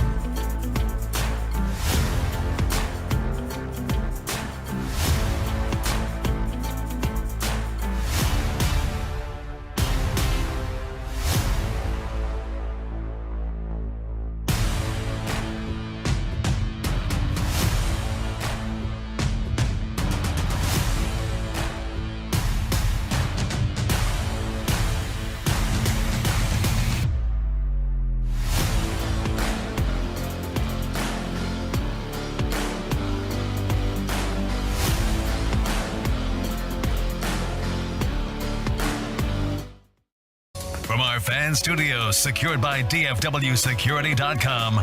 This is Sean and RJ on 105.3 The Fan. Final hour, fist pump time on the fan cam. Fan cam's moving around like crazy. Is that because of Bobby Yeah, I was standing last segment. Now I'm sitting, and now I'm fist pumping. not informing you, Ryan, whether he's standing Sorry, or sitting? I normally do. I don't. I'll stand up in the middle. My back's so bad right now. I've got about 2 more minutes where I have to stand up. You want to see Carter Freeman rage? Watch G-Bag as Chiafalo does this all the time and moves Chiafalo around. moves a lot? Yes. Yeah, of course, he didn't bring a computer. Yeah, he's got to watch the TV to get content. Figure out what to say. He's got to alternate looking at the TVs. No, they say Chiafalo is really, really prepared and on top of. I asked Broadus. I'm like, Choppy told me Chiafalo just walks in 5:29 a.m. when he's filling in for me. No computer. The only person that has ever been able to do that I've seen is Pat Doney. I trust Pat Doney. Everyone else I get on, Ari Temkin did that once, and I'm like, I'm never co-hosting with Ari again. I like Ari, but no, never again. We were at Texas Live. I never forgot it. RJ's prep is number one. Thank you. I mean, but Eric is able to come in and get away with it. Eric preps. Yeah, he preps. He doesn't send it to you. He preps absolutely. But no computer. But I bring a computer in. Now look, when I Doesn't he use these though? He I think might. that's why. I think he's got all of his stuff saved, and then he uses this computer. Okay. When I first started We can't working, all go out and get these iMac 2.0s. He got 3 kids to feed, man. yeah, 2 more on the way. He sneezed and she's pregnant. Yeah, that's right. But I remember when I first started doing this job, not this one, but at ESPN, I didn't have a computer. I didn't have a laptop, and there was no computer at the talk show desk. So you just walk in there, and it's like you print out all your stories, and there you go. Oh, yeah. So old school, man. Yeah. When I first started producing, that's what I used to have to do. I used to have to print out about 150 articles a day for the host and have them sitting in the studio. Oh, you could be Josh Lewin's producer. Yeah. Old DJ the DJ back here probably wanted to go ahead and jump out this window producing for Lewin. Bobby Belch. Speaking of G-Bag. Chargers. What? Speaking of. I loved Lewin actually on the baseball broadcast. I hate they got rid of him. He was really Everyone good. loved Lewin. Except Nolan Ryan. All right. Speaking of. What's his sound failed he's talking about? Speaking of G-Bag. What's this Brian Broadus audio on here? You have to set this up. Which one do you want to play? You want to play his bleep or his story? His story's pretty long. Okay. It's about 3 minutes long, but it's funny. Well, let's play both. Okay, all right. Well, we'll set up the first one, Peyton. We'll play the bleep. Lucius wasn't, or Peyton's not the only one in the last couple days who had to dump something that was said on the air. The difference was that Peyton loaded it that way, and Lucius was reacting to Brian Broadus talking about the negative discourse out there on Twitter and slipping up and using a word he didn't know he couldn't. If somebody has an opinion, it's fine. You don't have to agree with it. Don't make it personal. Don't look, you're a I probably can't say it's that. Just bleep hole. Just bleep hole. We'll save you there. I got Lucius, you. You're a bleep hole there. Sorry, Lucius. Welcome back, Lucius. Happy New Year. Lucius, I'm sorry. I didn't mean to do that. I didn't mean to do that. I knew better than that. Chiafalo made the point later. He's like, it's like Brian thought if he whispered the cuss word, it didn't go because he did. He went you're a bleep hole. What would Broadus's life be like if he got off of Twitter? You would know better than anyone.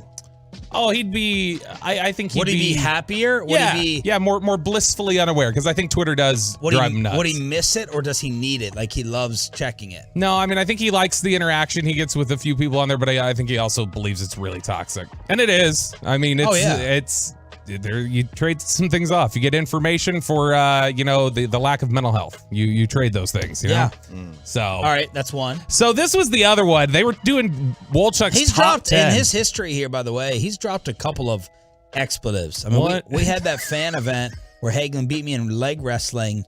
Oh yeah. Before that, he dropped something major. major. He dropped the F-bomb on an open mic when talking about Paul Dawson at TCU. And some Paul Dawson. And some producer, I don't know who was running the board. I think that person may have gotten in trouble. I think. Yeah, typically it's the one to control the dump button that gets an intro. But speaking of dump, Brian brought us. They were talking about What a segue. They were discussing Wolchuk's top 10 list, and the top 10 most popular beverages is ranked by some website.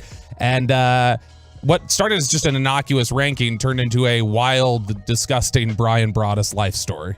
Number 10 most popular beverages in the world is orange juice. Orange juice makes me go to the men's room real fast. Does it? Yeah. Goes right through you, huh? Soy sauce. Yep. One or two. That and soy sauce. 2. Wow. Yeah. That happened to me on a golf course one time. Had to use the golf towel, kind of linger off. All right. Happened at the LA Country Club. Seriously. Stop it right there. Who tried to go back to the list right there? Was that Wolchuk well, and Zach? You gotta veer off. And you gotta stick with that. We gotta stop down, bro.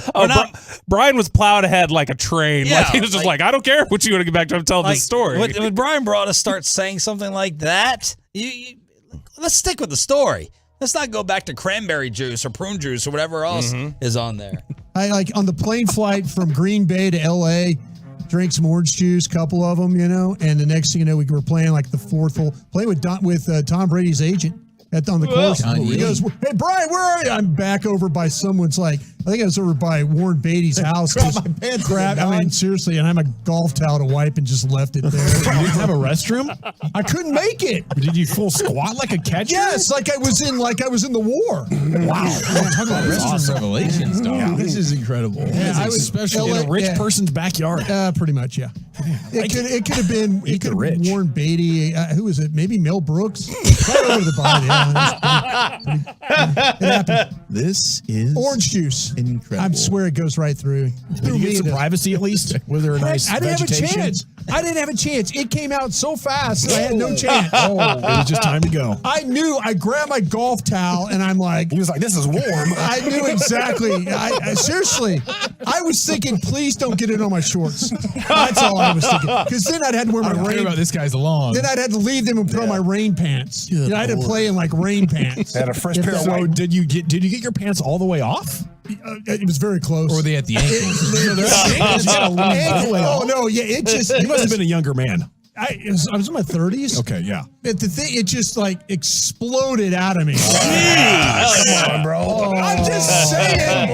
It wasn't even a log. It was like a. No, it was. You wanted to avoid the short sauce? It avoided everything. I was so glad. I'm like. And they're like, "Where are you wearing?" And I'm like, "Listen, I just I tell you what I did. I reached in the cooler, I cracked a beer, and I poured it on my hands to wipe my hands. There's no water. I just took a beer and cracked it. Now there's basically butt water in there. No, I poured it on my hands. I drank the beer. But you reached in there with your naked ass hands.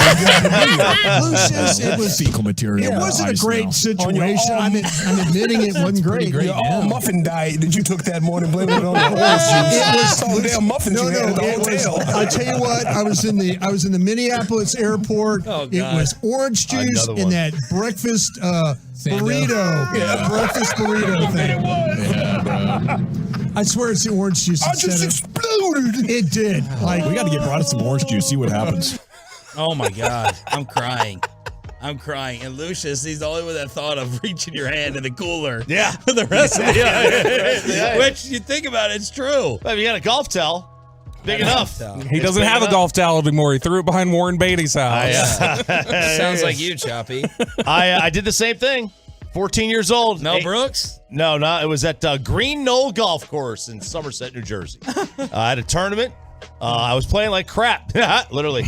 Front nine. I shot a 46 on the front nine, which was terrible. On the 9th hole, it came to a head. I went in the woods. I couldn't take it anymore. I couldn't even get to the turn. I went in the woods, squatted down, and this was cow pie level, okay? Oh, God. All right, use the golf towel. Exploded out of me. Use the golf towel. This is disgusting. Cleaned up. I didn't put it on the ground. I hung it on a tree. Why? Why would you do that? That is freaking gross. To let everybody know. It was DeMarcus territory. Something happened right there. Yeah. Shot a 34 on the back. Great back nine. Second nine, that's what they say in Augusta. Came back a week later. Towel was still there. Oh gosh. Did you go just to check? I played the course again. Towel was still there. Oh my God. A week later. That is. Gotta go, man. You gotta go. I couldn't even swing. I could barely swing. I had like all this. I never heard everything tied up. I never heard Broadus talk like that. It's clear. It clearly made an impression on him. And then to wash your hands off with beer. And what you may not have heard there, he said he drank half of it and then washed his hands with it. You're not a public toilet user, right? No. I'll never go in an airport. Never. Oh, those are the best. They're the worst. Yeah, they do smell pretty They're bad. just the worst smelling. I don't think maybe one time in all the years in this bathroom up here. Yeah. Yeah, I can't do that when there's other people in there. Hotel lobby's the play. And now it's a good song too. Yeah, and now the second floor with the gym is so like I can't go in there without gagging. Like you go in those bathrooms now, I think everyone now knows. Like back when the gym was first open, not everyone knew, and the bathrooms were like pristine. Yeah, they're fantastic. And now you go in and everyone knows, and like it's awful. I just go like to the second floor to like the common bathrooms. Okay. Which people don't seem to use as much. Or when you first walk in the building, Bobby's right. When you first walk in the building in the morning, the first floor one, no one has used it yet. Otherwise, I mean, Choppy and I have such great bathroom etiquette for each other. When we stay in the same hotel, a lot of times we'll go downstairs. Yeah, it's what I did for Broadus when we were at training camp. I would use the hotel lobby. Sounds like you didn't bathroom. need to. Yeah, I mean, sounds like you threw you a hand towel in there and clean up. Luckily, Broadus didn't have any orange juice. Could have used the trash can. Yeah, but no, we'll alternate matches, the sprays. Yeah, you got to have matches. All of it. Got to. Fantastic. Very important characteristic in choosing a partner as well. Like that's high on my judgment list. My wife, God bless her. I love you, sweetheart. I mean, no. Well, there was one time. I don't know. She fooled me early on, and now she'll just like say some things, and she knows I can't stand it. I'm like Bobby like that. No one is weirder than Bobby. Bobby won't take a shower if someone does that in the restroom 30 minutes prior. No, 2 hours. It's 2 How hour do you window. know? I know. That's a good point. Well, you know. You can't know. Dog? You can't know after an hour. Okay, everything that you know about me and my weird, hyper-focused brain, you don't think like while I'm sitting there working up front, I don't hear every door closing in the bathroom and then going, who's going to the bathroom? You're not Professor Xavier. I hear the door close. I live in an apartment. I don't live in a vast Peyton Russell estate where there's like the 13 Russell Wilson bathrooms. I forgot to put Kenny. Yeah, so if you were just working in front. You put Kenny. If you were just working in the front of the house and your wife, I knew you'd like this South Park. You're married, right? I am, yeah. So you should meet her sometime. So if you're just working and she decides that she is going to pull a trick on you, she knows you have to shower in the next hour, so she goes into the restroom, but she doesn't shut the door, and she just drops a growler. She would not do that. So what would happen? All right, you're rooming with Broadus. Mm-hmm. You have to shower. Have to. Mm-hmm. But does he know the shower rule timing? If you're on the road? I was getting up at 5 a.m. to come do the hit with you guys, and so I knew Broadus had been in bed for minimum 2 hours. So I would get up in the morning, take a shower, and go. Stall while I talk to Peyton. That's what it was. I would get up, I'd shower. It had been like completely. Hey, yeah. Broadus is on the hotline. Uh-oh. Brian. Hi, Brian. How's it going? Brian. Yeah, I tell you what, Bobby, I hate to break it to you. As a roommate during Oxnard, you probably broke your rule a couple of times there when I walked in after practice and then you went and showered afterwards. I didn't. No. Not literally not possible. Literally not possible. Yeah, Broadus, he can sense it. He's on the field and he knows when the bathroom door open and close. Literally not possible because I showered when I would leave in the morning and then I would shower while you guys were on set at G-Bag because I would get back and I would be home before you guys would. And so then I'd shower to go out for the evening. I don't know, Bobby. I don't know. There was like 10 days there where I think you went out one night and it was kind of one of those moments. I'm just going to say that your sense of that Yeah, there's a lot of good senses you have. That's not one of them. You didn't have any orange juice. Get him at the Super Bowl too, Brian. Get him in Arizona, brother. Thank you. Let me tell you this. I'm proud of you, Choppy, because I've been right there with you, man. You know, and it got to the point where I was worried I was going to have to wear my rain pants. Yeah, because I was going to have to get rid of my other stuff. Yes, just like leave it. Wait, So, did you drink the beer first, or wash your hands with the beer first? Oh, I know. I poured the beer on my hand, and then I drank the beer. That's what afterwards. I thought. Bobby misrepresented. He said I drank half of it and then washed my hands. That's what he said in the clip. Thank you, B. We appreciate it. Love you, BB. I'm crying. There's Brian brought us. We're gonna have to explain to Mike Golick Jr. why we're late. And I think he'd actually appreciate it. He's the Oreo and mayonnaise guy. Mike Golick Jr. back on the show to talk TCU in the national championship next.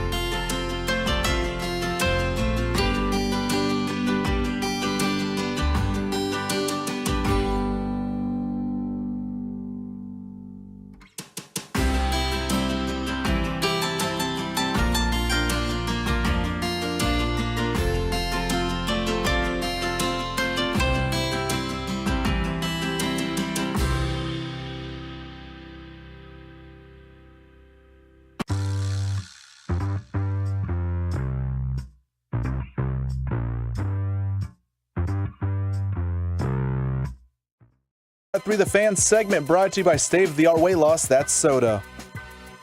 Who doesn't growl while this is playing with the intro music? Right. Am I wrong? No, you're right. Am I wrong? Mike Golick Jr., am I wrong? What you really want? No, that should be the involuntary response to that one. As someone that used to play a lot in the locker room before games, you hear that snarl, you know what's up. What was on your let's see. You're still young enough. It wasn't CDs, I guess. So what we had CDs when I was like in middle school and high school. We had graduated to like the early iPods by the time I got to college. God, way to age punch me. Yeah, sorry. Listen, I feel like at this point we're all in it together, like any of us. Because now, like, all the kids that I cover playing college football, they have no idea what any of that stuff is. So I've started to get to that point where I can feel like I can old bond with everybody. Was your dad able to relate so much better with you and your friends in the youth because of the morning show and ESPN for all those years? Or did he have all his boomer moments as well where you rolled your eyes like, get away, Dad? So he definitely had his boomer moments, mostly because like my dad is just like he likes what he likes, and he's not going to try and like be cool for anybody else. And I think that's why he was always like accepted by my friends and everybody else. Like he didn't try to be the dad that was going to like fake interest in something. His big thing is, and the reason my dad will always have a through line to any generation is because my dad consumes television at a rate that nobody else does. Really? If you're watching a show on Netflix, my dad has already seen it months ago. If you have just seen a new movie that's come out, my dad saw it last week. And it is across all lines, all genres. It does not matter. It is amazing how much – I don't know how he does it, quite honestly, because he manages to still, like, work and be a husband to my mom and travel around, and he just watches everything. So that is how he stays young. Wow. I love him even more now because I feel like I'm a little bit – I'm watching too much TV. Like, this is ridiculous. But, I mean, reality shows, DVR, everything, movies, he consumes all of it. What – the top three, the Mike Golick Hall of Fame, the Mike Golick Sr. Hall of Fame DVR – has who? So I always joke with the running bit with my dad is that though the series ended years ago now, that my dad is still somehow watching Hell on Wheels episodes that are given only to him. Great show. He watched so much Hell on Wheels. The guy loves Power. That was another big one. Yeah. I mean, Dad loved Sons of Anarchy was a big one for him. Honestly, my favorite one, too, to discover about my dad, because I discovered the show. Have you guys ever heard of Trailer Park Boys? Yeah. That's you guys have seen the memes. Yes, I would say anyone out there has seen the memes there. I discovered that show and asked my dad about it. He had watched like all 8 seasons and 3 of the movies. I had never even heard of the show. So yes. those are the ones that always stick out as like the Hall of Fame. Oh my God, Dad's really about this life moments. Awesome. All right, Mike Golick Jr. is here on behalf of DraftKings. He was here last week previewing the semifinal games. The one word or sentence to describe those 2 games before we get into TCU is what? Perfect. Yeah. It was the perfect semifinal weekend that we had been asking for so long. And perfect also because timing-wise, man, when you're getting ready to talk expansion and all you've had is semifinal beatdowns, it doesn't make everyone feel good about what's coming. That weekend, and then plus the Cotton Bowl after and some other results, I think can make everyone feel good walking into an expanded playoff. What do you think the difference was this year in those semifinal games being that good? Is it that there's no dominant team or that everybody else is catching up? I think it's a little bit of both, right? Like for so long, Alabama was in this, pun fully intended, the tide that lifted all ships and forced everyone else to make these changes and to innovate and get younger. And, you could talk about the portal. You can talk about a lot of other things that have helped grease the wheels for this. But the bottom line is, I think people adjusted. And now because the Alabama, giant seems to be on the backside of that maybe, and because Georgia is trying to do the really hard thing of coming off a back-to-back title, and you've heard them talk openly about how difficult it is to maintain that same level of excellence, I think it's allowed teams more avenues to be competitive on the top end here, and we're all better for it. TCU's ascension really starting in October when they had that gauntlet of ranked opponents that they went on a run against. It kind of coincided also with Quentin Johnston really hitting his stride. He obviously had a big game against Michigan. Given some of the struggles that Georgia secondary's had, Keely Ringo, guys like that, is TCU's best shot in here in this game for Quentin Johnston to just go off to make sure that connection with Duggan's working? Yeah, I think so. And really, I think we saw against Georgia, right, too, it's, exploiting the middle of the field, getting routes coming east to west all the way across and challenging a Georgia team that is going to play a bunch of, that man match coverage and put their guys in spots where, yeah, you can get them running with your good athletes. And if there's one thing I think we saw that Garrett Riley is really good at all season long, it's, using formations, using motions, trying to get guys in positions like that, especially Quentin Johnston. I think the most unique thing about him is a player of his size to be able to be the move guy for them, to be the guy that they put in motion, move around, put in the slot, all these different places to try and find him a mismatch. I think that's going to give him a great opportunity to find him catches in the middle of a Georgia defense that, listen, if you can look and try and find an Achilles heel in the monster that Kirby's built over there, it has been, the deep passing game, especially as of late. When did you buy into TCU? So I called TCU's game at Oklahoma State.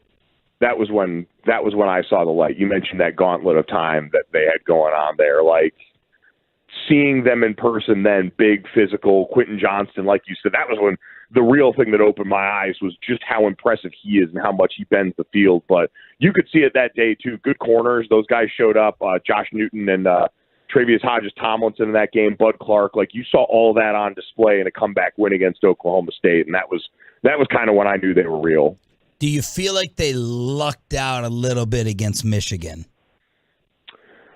No, I think if anything, you can talk to the Michigan part of this. You can say, I was perplexed by Michigan's game plan going into this game. I not running J.J. McCarthy until well into the third quarter. The goal line decision to go Philly special, 4th and 1. The second goal line trip around where it should have been a touchdown and there was a bad spot. I'm going to give him more on that. But play calling in general in the first half, once Schoonmaker went out and your tight end room was so thin, you kept relying on these big formation runs that you had done all year. And TCU kept punching you in the mouth, kept winning, I thought, linebackers versus your tight end room. And so that adjustment taking as long as it did really put them behind the 8 ball. But again, it's because TCU was so physical. It's because Joe Gillespie's defense, that 3-3-5 that I talked to Parker Fleming, who does a great job over at the Purple Theory podcast. It's called the spill and kill. Like you're up there to create bad angles, get the ball to bounce out, and then let your guys from the secondary and that second level come down and make hits. And Michigan just did not seem ready for that physicality that TCU, I thought, brought on both sides of the ball. Mike, last year we saw a remarkably similar TCU team go 5-7 with Gary Patterson, and they didn't, crush the transfer portal like some other schools have done. Now they're sitting here in the national title. Is this an indictment at all? Do you think the results we've seen this season an indictment on, what was going on with Gary Patterson last year that he couldn't get more out of that group? Well, I think it's just a reminder that, eventually everything runs its course, right? We always hear the rule about, 10 years where all of a sudden the voice starts to go. And I think at this point in time in college football, we're seeing that a different approach might unlock different results at certain spots. So Gary Patterson's record is unassailable at TCU, right? What he did and built there is an unassailable legacy for TCU football. But you can also say that, hey, maybe it was time to go. Maybe things had run its course and the way he had built that was no longer going to produce the best results at this juncture. And so you enter Sonny Dykes here, who was the exact kind of coach you needed following Gary. The guy following the guy is always a tough bit, especially because some people feel pressure to try and live up to that. Sonny Dykes is very secure in who he is. Sonny Dykes has a long background in Texas coaching, I should say, both as a head coach at SMU, obviously his dad Spike, his time at Texas Tech, all these things. So he felt really comfortable in his own skin stepping into this area. And because he did it in such a way where his style was a lot more laid back, it allowed people to be themselves and for us to get the fun hypno-toad stuff and for guys to do media and have access. And what he did for this program, it was the perfect person at the right time with a roster that also had, I thought, veterans in the trenches. We mentioned some of the skill talent. And then, unlocking Max Duggan, Garrett Riley and this offense have done great things for a quarterback that, had ridden the roller coaster in a lot of ways at TCU during his first portion of his tenure there. Mike Golick Jr. joined us here at 105.3 The Fan. I know the point spread says it would be. Do you think this would be the biggest upset ever? It'd be one of them, yeah. I mean, beating the defending champion that is supposed to be the ascended new Alabama in college football. Yeah, in my lifetime, I can't think of something that would qualify as a bigger upset than this. So yeah, TCU is definitely. While I don't think this applies, they are the David to the Georgia Goliath in this game. Did TCU get unlucky when Georgia escaped Ohio State? Man, I think those are both really good teams on the other side there. Like, they both would pose different problems, especially, quite honestly, if Ohio State finally wanted to play up to their capabilities like they did. I think it was the best we saw from Ohio State all year long in that game against Georgia. C.J. Stroud played the game that's going to, I'm sure, help him be more in the number one overall pick conversation when we get to April in the draft. And so I don't think there were any easy outs by any stretch. Ohio State's defense has vastly improved, especially up front. They're a very different challenge than Georgia's defense is going to be, the same way Georgia's defense is going to be a very different challenge than what Michigan was. And so, no, I think all along for TCU, the good part of this has been every step of this has been earned. There have been no gimmies. Like, I don't want to hear from people about the Big 12. There are really good teams in the Big 12. It may have been the deepest conference in football, and everyone by the end just succumbed to the meat grinder. Everyone besides TCU dealt well. I mean, even TCU going back to the beginning of the season, Max wasn't even the starter. Everyone dealt with quarterback injury in that conference at some point or another during the season. But there was really good football being played, and at every step of the way, TCU has gone out and earned whatever they've ate here, and that won't be any less true if they manage to somehow pull this off. Final and most important thing, is it true, Cowboys Commanders this weekend, that you are supporting and signing off on Major Tuddy? Yes, and I don't know why this is controversial. Who doesn't love pigs? Like, we're a major deficiency in this country in pig-related mascots. I got to go down to Arkansas and support a Razorback just because it's Pig Tangent, but he's still not quite the real thing in that regard. Wild pigs are their own deal. Razorbacks are their own deal. I needed a tried-and-true pig. I'm an offensive lineman. He's paying homage to the Hogs. He's like a dumpy-looking, frumpy, structured mascot. He's got a fun helmet on here. Maybe I said, and I maintain this, I don't know if frat kids are still doing like what we did when I was in college, where you'd have like the alternate jerseys at frat parties, but a Major Tuddy basketball jersey is going to do numbers at some frat party. I have no doubt in my mind that you're going to throw that on the back of a jersey and be the talk of the town. So, yes, I'm pro Major Tuddy. Mike Golick Jr. here on behalf of DraftKings. Are you going to the Super Bowl? Going to be out in Arizona, yes, sir. All right, we'll see you out there, man. We appreciate you coming back on the show. Enjoy the game. Absolutely. Thanks for having me, guys. Mike Golick Jr. on the Diamond Factory Hotline. We have humongous news, awesome news with a Damar Hamlin update. We'll bring it to you in Crosstalk next. But first,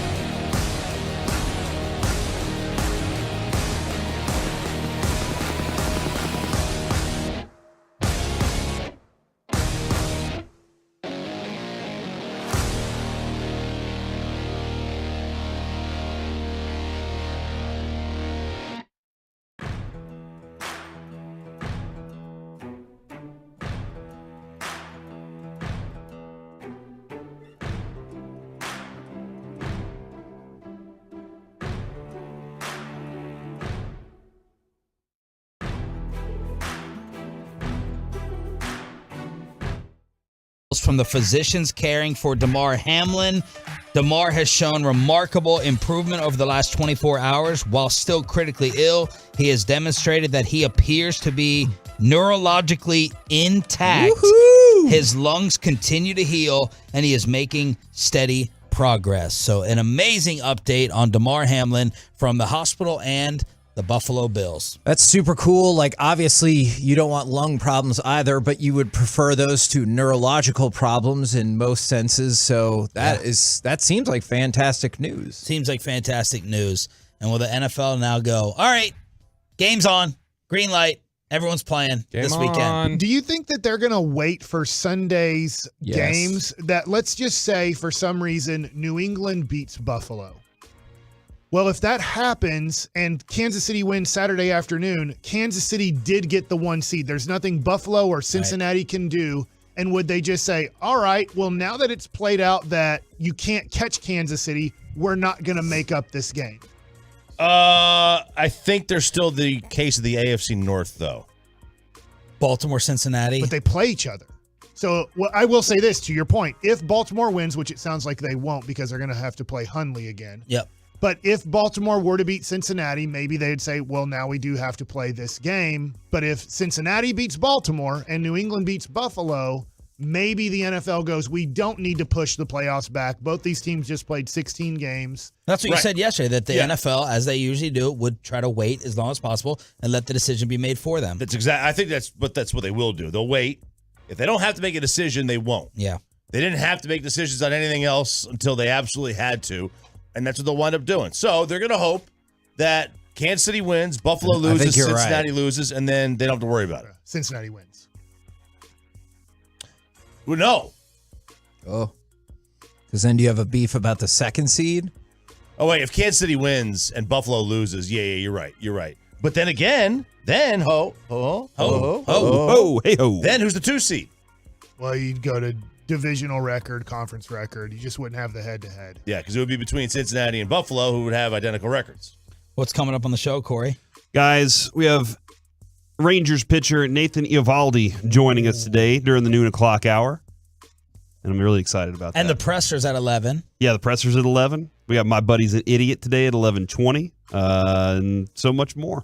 I always feel bad. They always ask me to do these press conferences on Bally's, but I'm like, man, I'm working radio. What do you mean they ask you? Like, so Bally will cover it? Yeah, they cover it on Bally's, and they're like, hey, can you kind of do, I guess there's kind of maybe a 15-minute or 30-minute kind of pre-press conference with Bally's where they just talk about what the Rangers have added. What do you think about it? They don't know when you work the radio? I have no idea. No, they just don't want me to do it. Wow. Okay. Sounds like a negotiating ploy. Sounds like you got a little leverage, Mike. There you go. Holy smokes. Okay. Let's get to Choppy. I'm gonna trust you on this. All right. Because you are a hypochondriac. You're always looking at, this new this and that's gonna kill us and don't have did you eggs. see the 60 Minutes after the Green Bay game? No, but I hope it's relevant to this conversation. Well, there's 8 billion people on this earth, and we really need to eliminate half of them. Well, it sounds like that's going to happen. We do need a Thanos situation, according to science. Segue to Choppy. Trending in the United States. Out. Right above Quavo and Bed Bath & Beyond. Oh, they're going out of business. Are they? Yeah, they said their business model's probably not sustainable. Get to the variant. Oh, okay. You just spoiled it. Get to what's going to wipe us out. New COVID. It's like new Coke. They're not. That's not the. It's not. They're not calling it a name. They're just calling it new COVID. It, of course, Sean, is also known as the China virus. That's what's from. Oh dear. But it is new COVID. XBB. Look, XBB 1.115. It's literally the top thing trending. New COVID. 15 minutes ago. Who Is sounds it the trending alarm? for good reason? Or wouldn't it just be called COVID-23, I guess, since it was COVID-19 based off of the year? Jordan year. COVID It is 2.0. rapidly spreading They picked that. in the Northeast. Concerns it evades vaccines. The Omicron subvariant known as XBB.1.5 now accounts for more than 40% of new COVID infections in the U.S. and around 75% in the Northeast United States.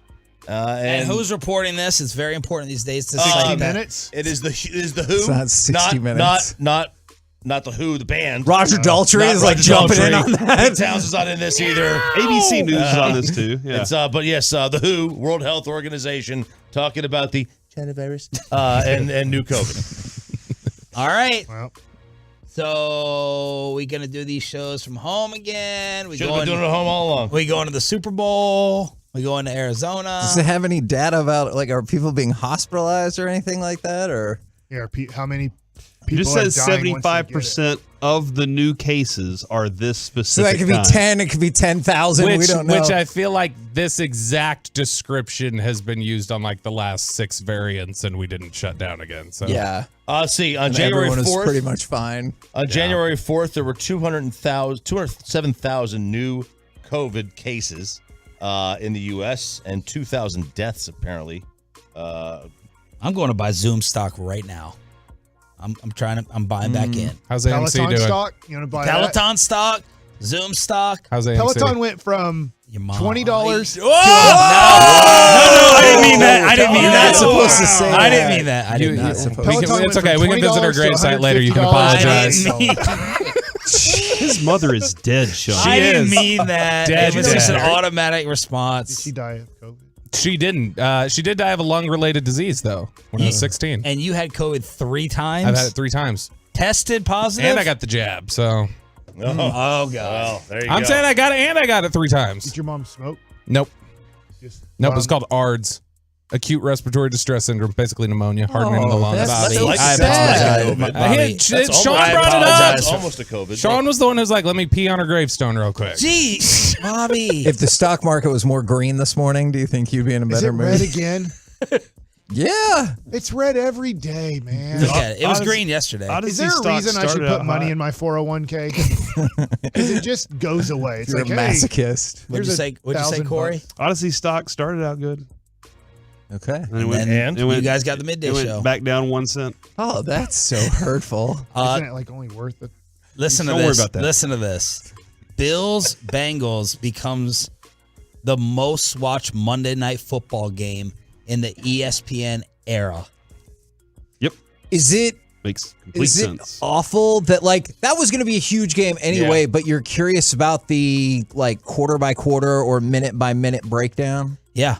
It averaged nearly 24 million viewers as they covered what happened. And that was like I would also say that was a huge game to begin with. Yeah. And that's why, Bobby, we were arguing. That's why they had to. And I ended up being wrong on my tweet if I'm a TV executive. And I'm like, get these guys off the screen. There's nothing. They can't say anything. Yeah. They're uncomfortable. But if you switch to a 30 for 30, you're going to lose the most watched Monday Night Football game ever. Did you guys ever think of, during that time when I was flipping back and forth from the Mavs and the Monday night game, which obviously was in a holding pattern? Yeah. I did think of the family, and I thought of the movie Jerry Maguire. Did you guys, did that ever enter your mind where the family's like crying and at home, right? I mean, because you have so many different family members watching. I mean, we found out, 20 to 30 minutes into the incident that his mom is at the game. But all the other family members are sitting there because I was thinking, gosh, if I was a family member, I would want to see more or know more than a 100-yard away view. Now, it's scary because if they do show his face mask is off and they're giving him CPR and That'd stuff, be that's horrifying. super scary too, which they didn't want to show the audience in general. But as a family member, I did think of the movie Jerry Maguire when I did not, but I get why you would. There were players, I guess, that told Albert Breer over at SI that they were intentionally trying to Blocking. obscure cameras. Like the players were trying to get around it so you couldn't see it on TV. So this is also his teammate, right? Saying that Hamlin's awake? Yeah, Kyrie Elam. Yep. That's awesome. That's fantastic. That is pretty amazing. Ian Rappaport just said he opened his eyes last night and he's been squeezing the hands of people in the That's hospital. tremendous. That's really good. He got a lot, still has a long way to go, but this is fantastic news. Also, the Federal Trade Commission has unveiled a rule that would block companies from using non-competes. Isn't that wild? in labor contracts. Why are we talking about this? I was reading Mike stories at the on beginning, internet. Corey at the Anyway, so a why not? power play move from the KFC masterpiece. Not all of us. I just answered your questions. Kevin's gonna be working with two guys that Mike can't name. But he'll be in studio. He'll be in studio. They'll be on Zoom. Kevin will be in Terry studio. Flores and Ruben Sierra. That's right. Ruben Sierra. All right. Anything else? You got COVID? Yeah, COVID. We got. I'm sorry, what? COVID. Chinavirus. We're back tomorrow morning I don't when Mike think you're McCarthy at supposed to say that. 7:15. Mike, you going to the game tonight? I am. That's awesome. Celtics, Mavericks, AAC. We're back tomorrow morning to talk about it with Mike McCarthy. KMC next on The Fan.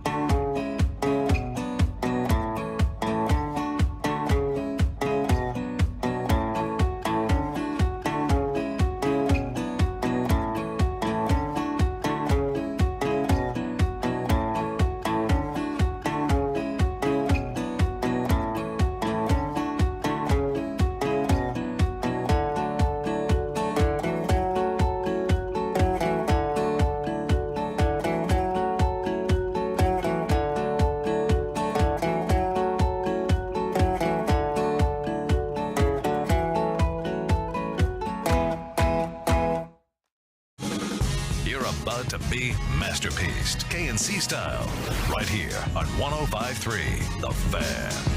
KNC Masterpiece right here on 105.3 The Fan. Now, Corey, we have a couple of options here. Yes, Kevin. I think I have an idea of which direction you're going to want to go. Cowboys. What? Yes. All right. What NFC teams are you afraid of? Or I kind of answered this on Monday. Would you like to talk about the Hall of Fame finalists? Darren Woodson belongs in the Hall of Fame for America. All right. Good luck. He didn't wear a Steelers helmet. Aliens landed on this planet, and they said, "Where do we go to find out who heroes were?"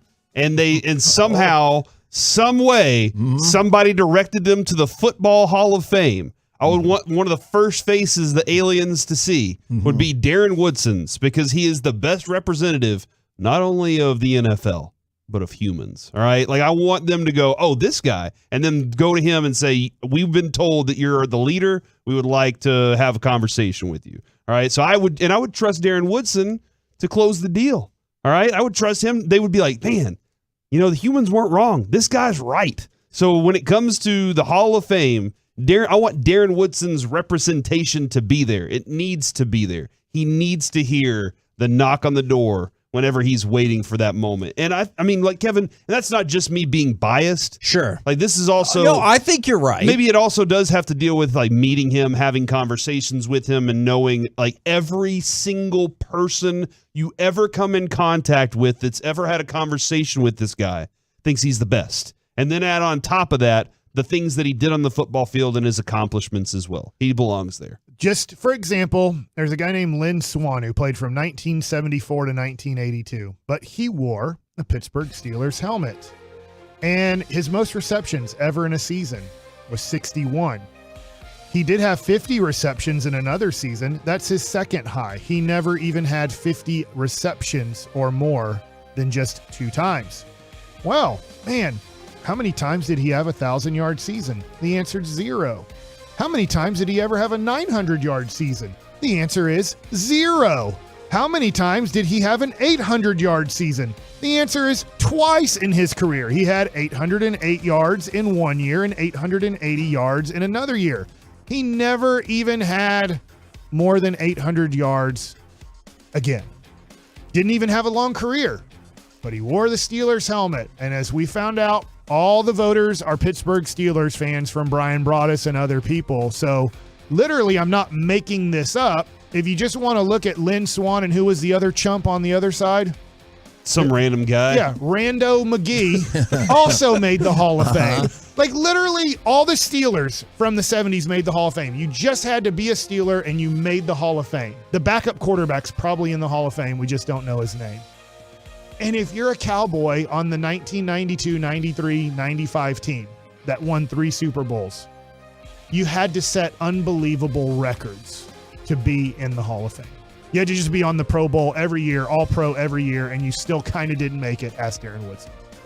The 10 teams with the most Hall of Famers, Kevin. Yeah. Do you know the answer to all these questions? I don't. I'm guessing the Steelers. Number 1, the Chicago Bears. Okay. 30. And the Bears and the Packers make sense because they've been around since 26. Yeah, they've been around. Steelers. Wait, are you saying that if you're on a dynasty team that won multiple NFL championships or Super Bowls, they put a lot of the players in the Hall of Fame? Steelers, 24. Giants, 21. Washington football team, 20.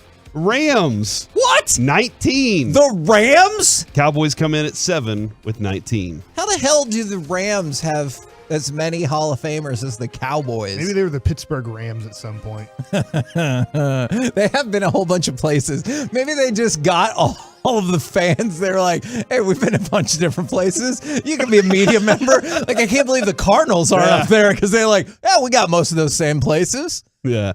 I personally, you can say it's a homer take on Darren Woodson. Meet the man one time, watch him play, and watch every coach out there turn their eyes and go, hold on, who is that guy? It's like before they knew who Darren Woodson was, they all wanted to know who Darren Woodson was. And it's not a homer take. Like, that's a bad take by that person. Is if you can explain how to homer take, and I'll tell you why he is not in the Hall of He Fame didn't make yet. the all-decade team. Exactly. So I decided to check it out. Who is on this all-decade team in front of Darren Woodson, and how fair is this? All right. Steve Atwater and Leroy Butler. Those were your first team safeties. Okay? To be fair, both of them are in the Hall of Fame. Why? Because they made the all-decade team.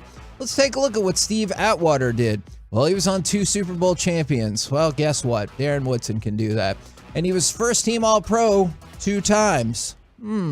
That's pretty solid. Pretty solid. Now, of course, Darren Woodson was first team All-Pro 4 times. What? So you would think that would make a difference, but fine. I'm not even here to argue against that. Leroy Butler, hell of a player. He did a great job. Good for him. He belongs in there. Now, what about the rest of the all-decade team? The second team safeties, Ronnie Lott. Sure, Ronnie Lott's pretty awesome. However, here's my issue. Carnell Lake.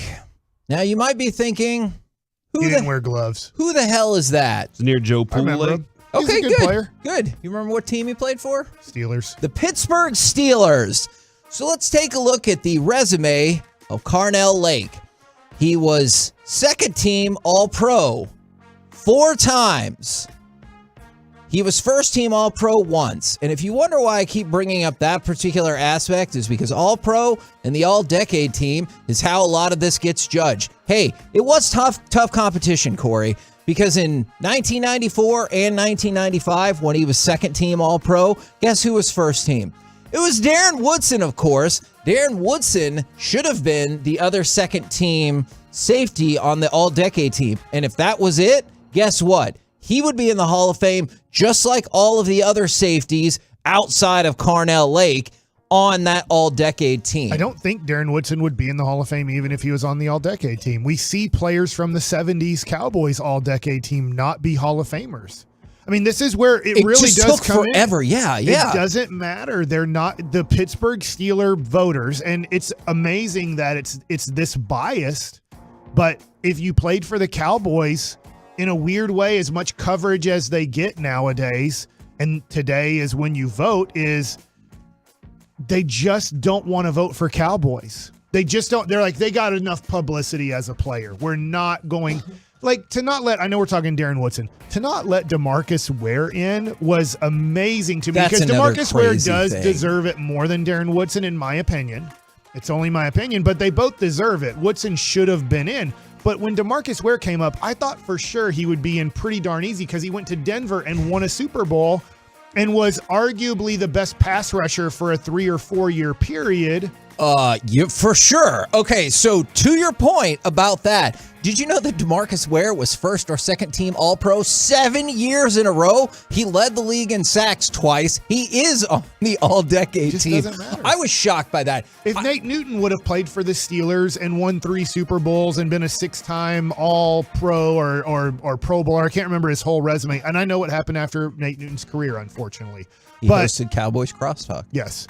But he would be in the Hall of Fame. They'd be like, gosh, if this offensive line was so good, we might want to put in the guy who kept making the Pro Bowl every year on this thing. And I think that's honestly one of the reasons that, like, I don't put up the same fiery argument for DeMarcus Ware, because I'm like, y'all are wrong. You know you were wrong. You'll fix it this year. I think he's going to get in. I bet Jason Witten doesn't get in now for the first year. Maybe second. And I know that sounds crazy, but I do think Witten, who's coming up for voting in the next year or two, I can't remember exactly what year because he went and got 3 catches a year for a couple years for, I think, the Raiders, is when he comes up on this ballot, I don't think he's going to get in. And we're going to have the same conversation about, oh my gosh, Jason Witten can't get in the Hall of Fame either. And I do think he eventually will on his second, third, or fourth try, but it's because he played on the Dallas Cowboys. Yeah, I have no doubt DeMarcus Ware will get in this year, but for Darren Woodson, who has struggled to even make the finalist list of 15,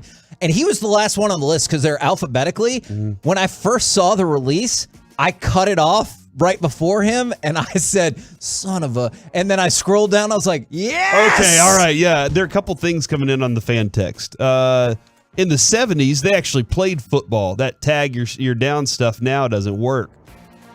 Darren Woodson played in the 90s. He was a feared hitter. Darren Woodson and played at cover a time, safety. yeah, when you were still scared. Oh, you want me to cover the guy? Got him. You want me to hit him? Got him. And then somebody said this, and I don't think this has anything to do with it.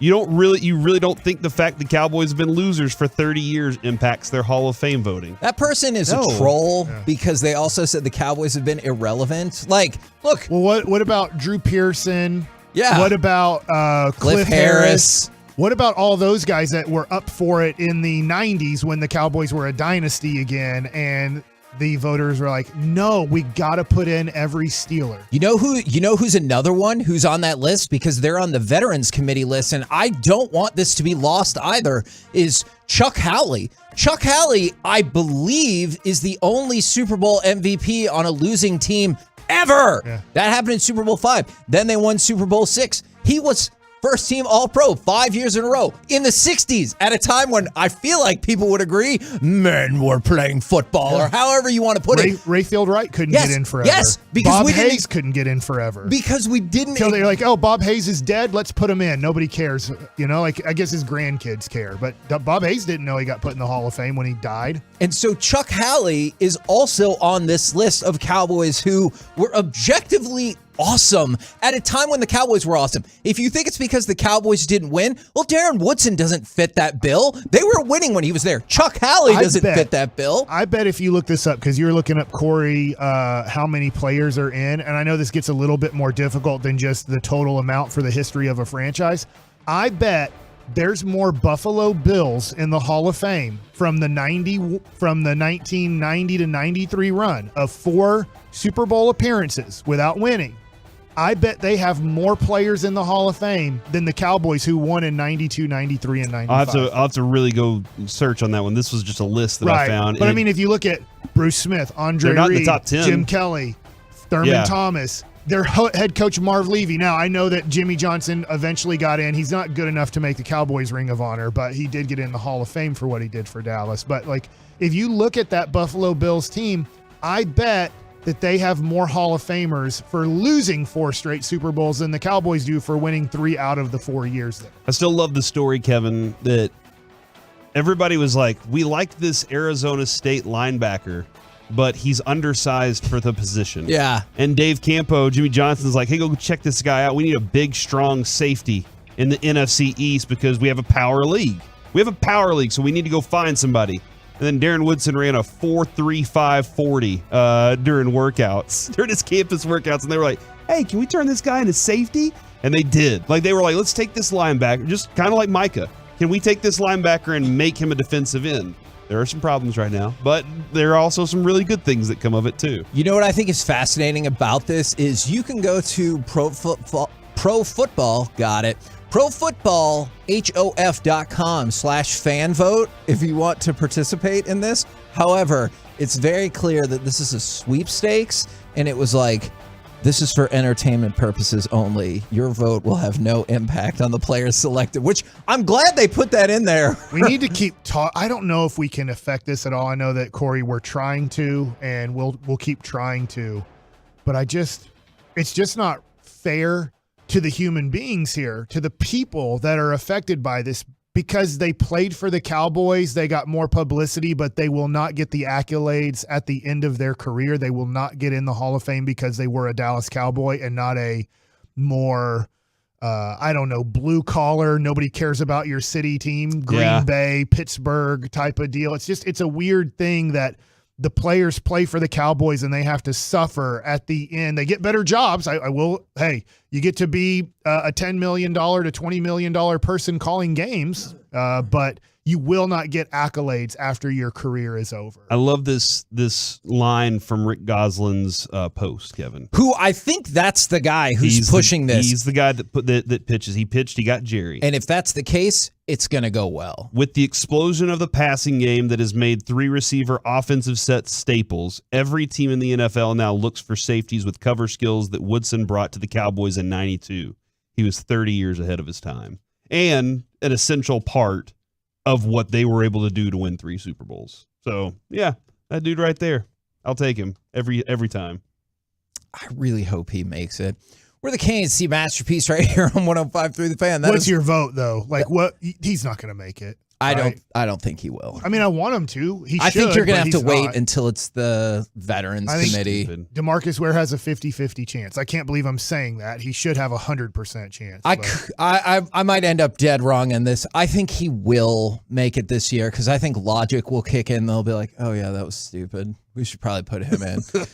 We're the KNC masterpiece right here on 105.3 The Fan. Coming up next, let's talk with our Dallas Cowboys insider, Mickey Spagnola, plus maybe a Josh Green update right here on 105.3 The Fan.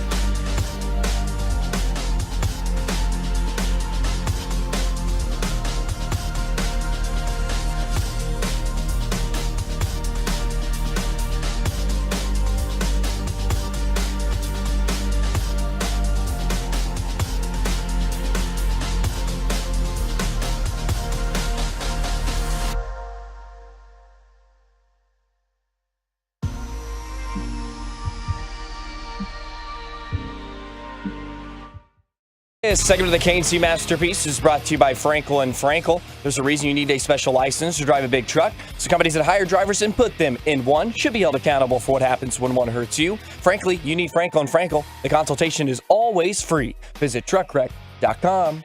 KNC Masterpiece back here on 105.3 The Fan right now. Brought to you by Ford. Built for Texas. Built for you. It is our Dallas Cowboys insider, Mickey Spagnola. Good morning, sir. Morning, guys. Mickey, I have the first question. Oh.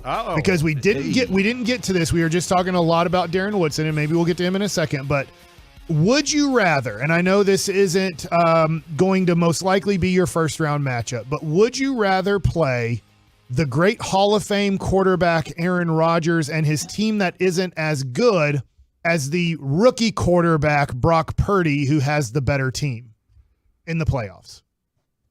Those are the two teams I'm most scared of come playoff time. You're scared of Brock Purdy. I'm scared of their team. Their team.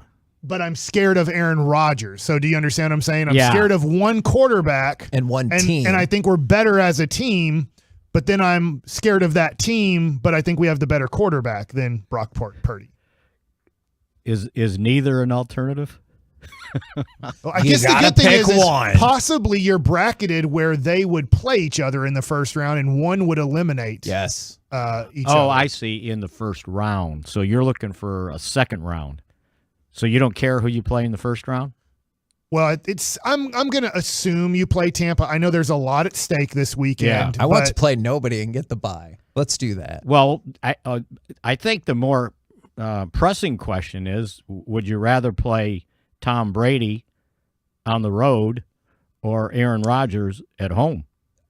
Because if you end up winning the division, you're going to get the 7th seed. That's a better question. Or you're pulling for Detroit and Seattle, right? I honestly, and I know people will be upset about this, is I don't really mind playing the Packers right now. I know they've been rolling, but not because of Aaron Rodgers. At least we beat them pretty good last time when we played them, right, Kevin? No, we lost to them just like we lost to Tampa, and we consistently lose to Rodgers and Brady. You don't have to worry about Mike McCarthy going back to Green Bay for the first time and touching the grass and everything. I'd almost rather the home game. Yeah, me too. Cowboys are good at home. They've been pretty good at home. They gave Green Bay all they could, right? They weren't very competitive against Tampa Bay, but that was the first game of the year. What a terrible game that was. I might take my chance on San Francisco with Purdy. Oh. Yeah. I know their team's good, but, it wasn't like a blowout last year. By the way, would they lose by 6? Yeah. Yeah, or 23-18, I thought. 23-17? Yeah. Something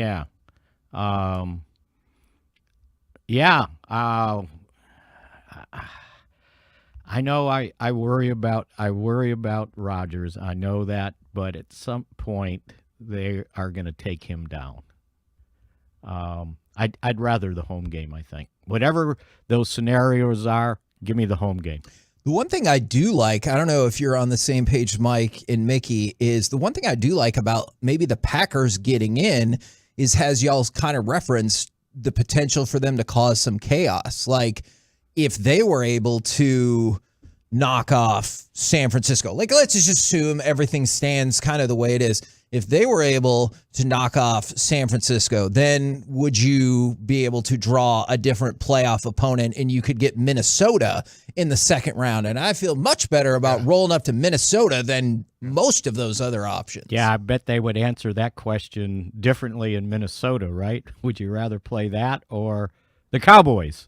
After they know Minnesota can't feel good, Mickey, about heading into the playoffs. No. If they got blown out by Philly, blown out by Dallas, blown out most recently by Green Bay. Like every team that's kind of looking like a playoff competitive team, they're like, we don't even compete against these teams. Yeah, no, you're exactly right. And help me here. That was another game. Justin Jefferson got shut down, right? 1 for 15 last week. And the Cowboys shut him down. Really could have used him in my fantasy game. Oh. Yeah. Sorry, Corey. The one game he stunk, I really needed him the most. We don't care about your fantasy. Wow! You're right. Mickey, that's on Tuesdays. Nobody cares about your fantasy team except for today during this one segment on Tuesdays. Thank you, Mickey. Okay, you get it. Man.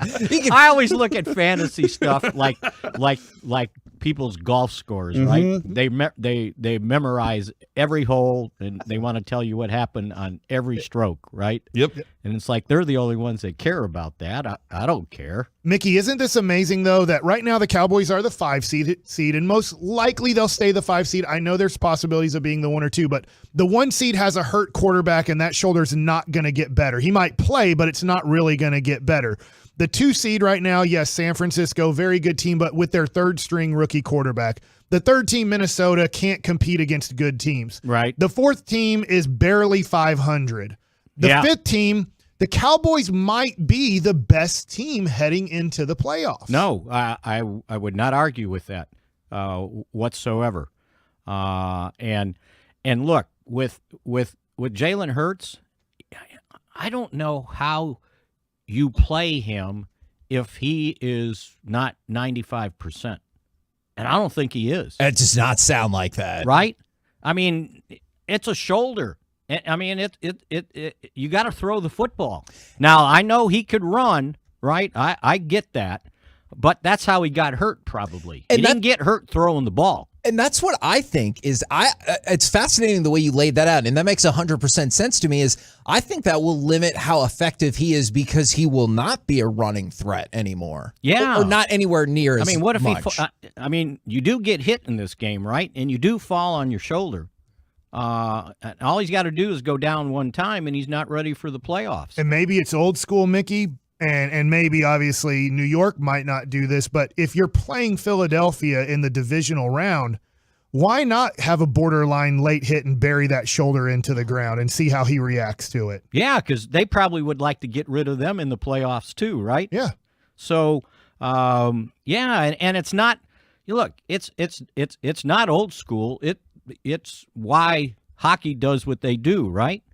Upper body injury, lower body injury. Yeah. Right? I mean, that's just kind of what's been part of the game forever. And when you know somebody's like that, you're probably going to try to hit them a little more. It's like that guy you never can catch, right? But if you catch him, boy, you're going to give him the business, right? I like that. I'm going to guess that your answer is yes to all 3 of these, but please do correct me if I'm off. DeMarcus Ware, Darren Woodson, and Chuck Howley, all finalists for the Hall of Fame. Do you think, not that they will all make it right now, but do you think they're all Hall of Fame worthy? Yeah, absolutely. And I think, Howley's he's going to get in, right? It's usually when they put those guys the up senior with committee. Is he alive? I'm sorry to ask that. Yes, he is. Good. But he is in, somewhat struggling health. He's 86 at the time. Right. Yeah. But look, where's going to get in, right? But it's time for Darren Woodson. Okay, I'm just tired. I'm almost, just blue in the face of trying to educate these people who vote that don't look at all the stats, right? Just go watch them play. Please go put tape on and watch Darren Woodson play. And you will sit there and go, oh, well, this is a no-brainer, right? They've got safeties in this Hall of Fame that I don't know what they did, right? But I know what Darren Woodson did. Carnell I know what Lake. I know Atwater, seriously? Just because you got a safety can make tackles? Big deal, right? This guy was covering Jerry Rice in the slot. Just go watch him play. That's all I ask of him. And this thing has been going on and on and on. Finally, he's a finalist. Yeah. And I hate for him to get there, and then it's like, well, no, he doesn't have enough interceptions. It's not all about interceptions, too. Let's factor in the Super Bowls and how instrumental he was on those teams and how instrumental he was on this team after the Super Bowls. He was the heart and soul of that defense, right? He ran that defense, and so I should be the one that goes and present them. Do it, Mickey. I would be mad at those people. I feel like you would bar the door until the voting went your way. And you're right? Do you know which voter you really need to go like stand in front of and make your case to? Pittsburgh Steeler fans. Yeah, right. I mean, just watch him play. That's all I ask, and to see the things he did. And I wish that the Cowboys trainer. Britt Brown could go and make the speech for him and tell them the story about the time, and I think I've told you guys this, when the Cowboys were playing in Baltimore, the stadium was new, and he basically fractured his forearm, right? But they couldn't get a good x-ray because for some reason the x-ray machine in the new stadium wasn't working. Of course it wasn't. Of course, right? Of course. So just like Baltimore. Britt and Darren Woodson walk across the street in uniform. I don't know if it was a block or so, to the hospital, emergency room. We need an x-ray. And Britt will tell you the story. It's like, I don't even know if Woody took his helmet off. See, think about a guy walking in an emergency room, full pads, right? Football. He wouldn't even take them off. So they take the x-ray, and yeah, it's fractured. And Woody's first response to Britt was, well, can we just wrap it up and I play? And he's going, no, you can't play. He goes, yes, I can. Just wrap it up. And they finally said, no, go, come back and sit down. But that was him. He and they weren't on a very good team. They weren't going anywhere. But by God, he wasn't going to quit, right? And I just wish people can visualize that scene of a football player walking into the emergency room at a hospital. That is awesome. Crazy story. Mickey, I don't think I've ever heard that one before, so I really appreciate that one. Just wrap it up. Yeah, just wrap it up. We'll figure it out. Can I just send it to somebody and say, okay, make sure you tell this story? Yeah. Right? Yeah, Ronnie Lott got in off of just cut it off, right? Yeah, right. So, and I'm confident that it was like last year when Ware didn't get in. It was like, okay, he will get in. Maybe he's got to wait a year or two. Michael Irvin had to wait, I don't know, 3 years. I think that is correct. So, and I heard you guys talking about all the other teams that have so many Hall of Famers in there. And I get the Bears and the Packers. They played around. They played forever, right? So that's going to happen. But yeah, enough with the Pittsburgh stuff, okay? They won 4 Super Bowl. Okay, the Cowboys won 3 at that time in their heyday, right? And all those guys are in the Hall of Fame.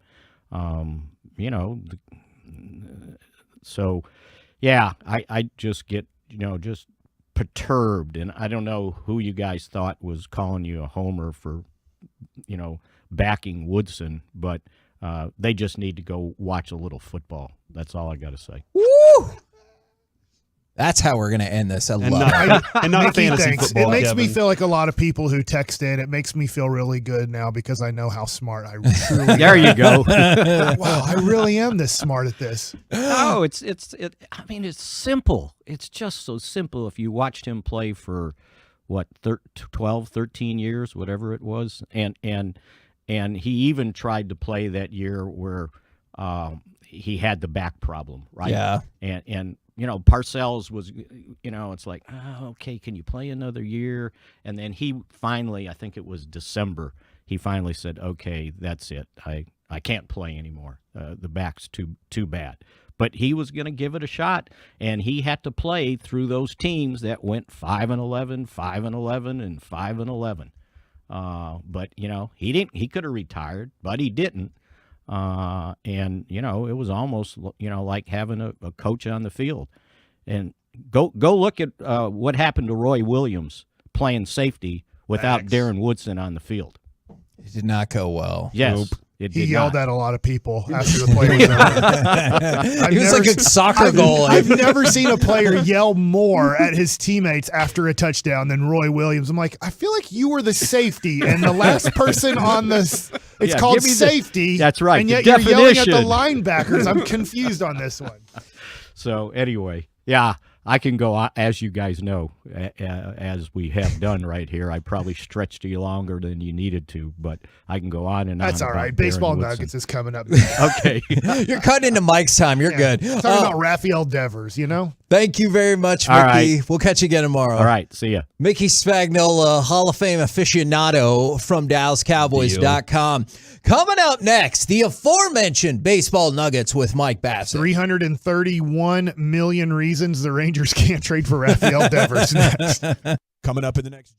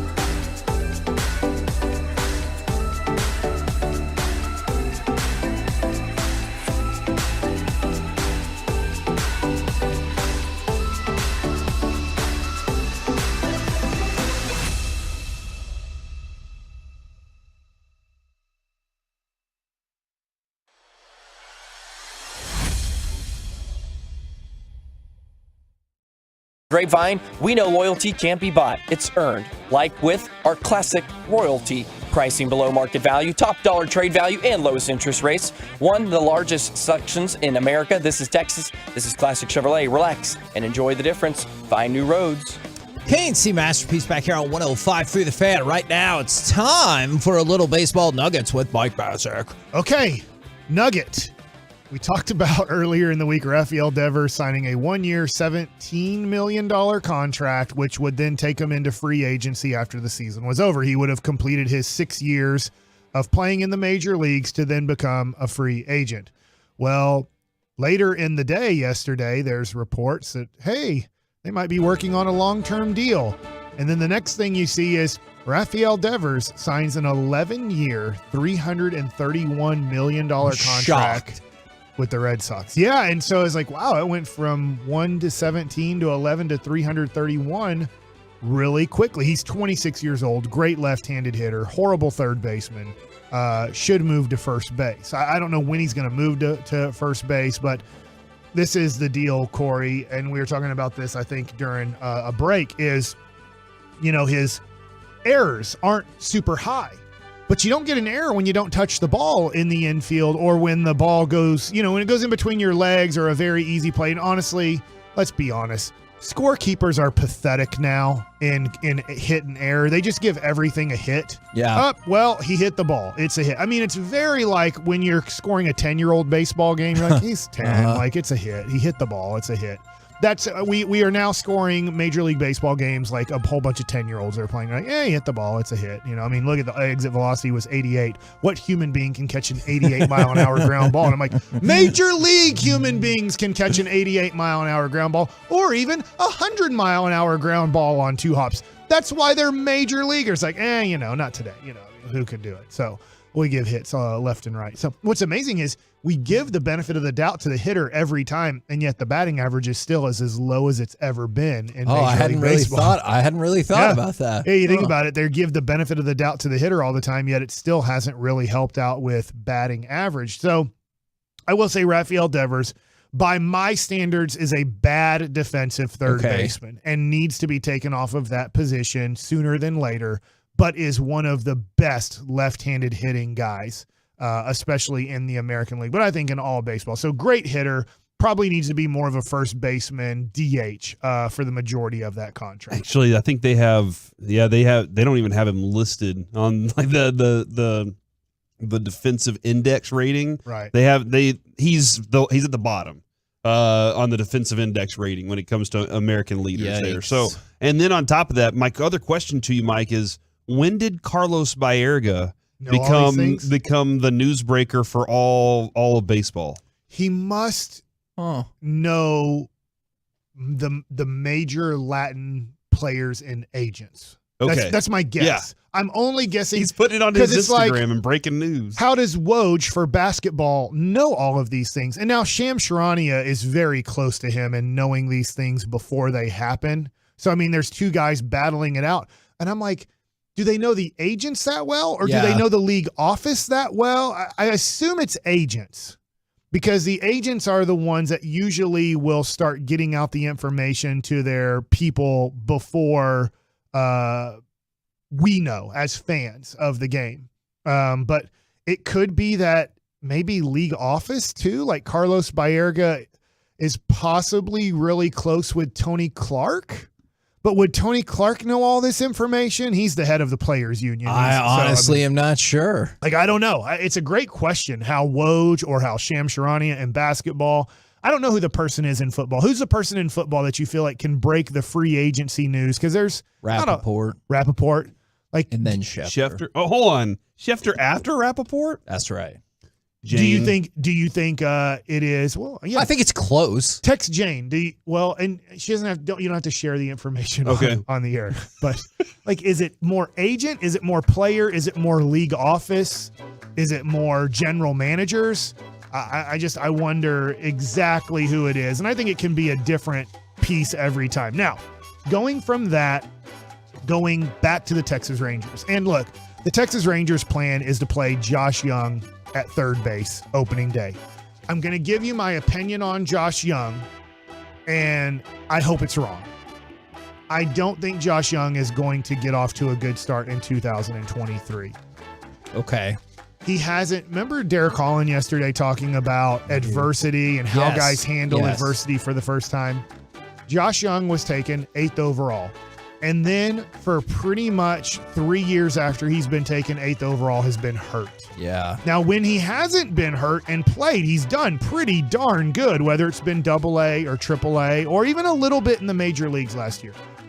But you're going to put him against major league pitching when he hasn't really had the development you'd want in the minor leagues, and he's going to go through adversity.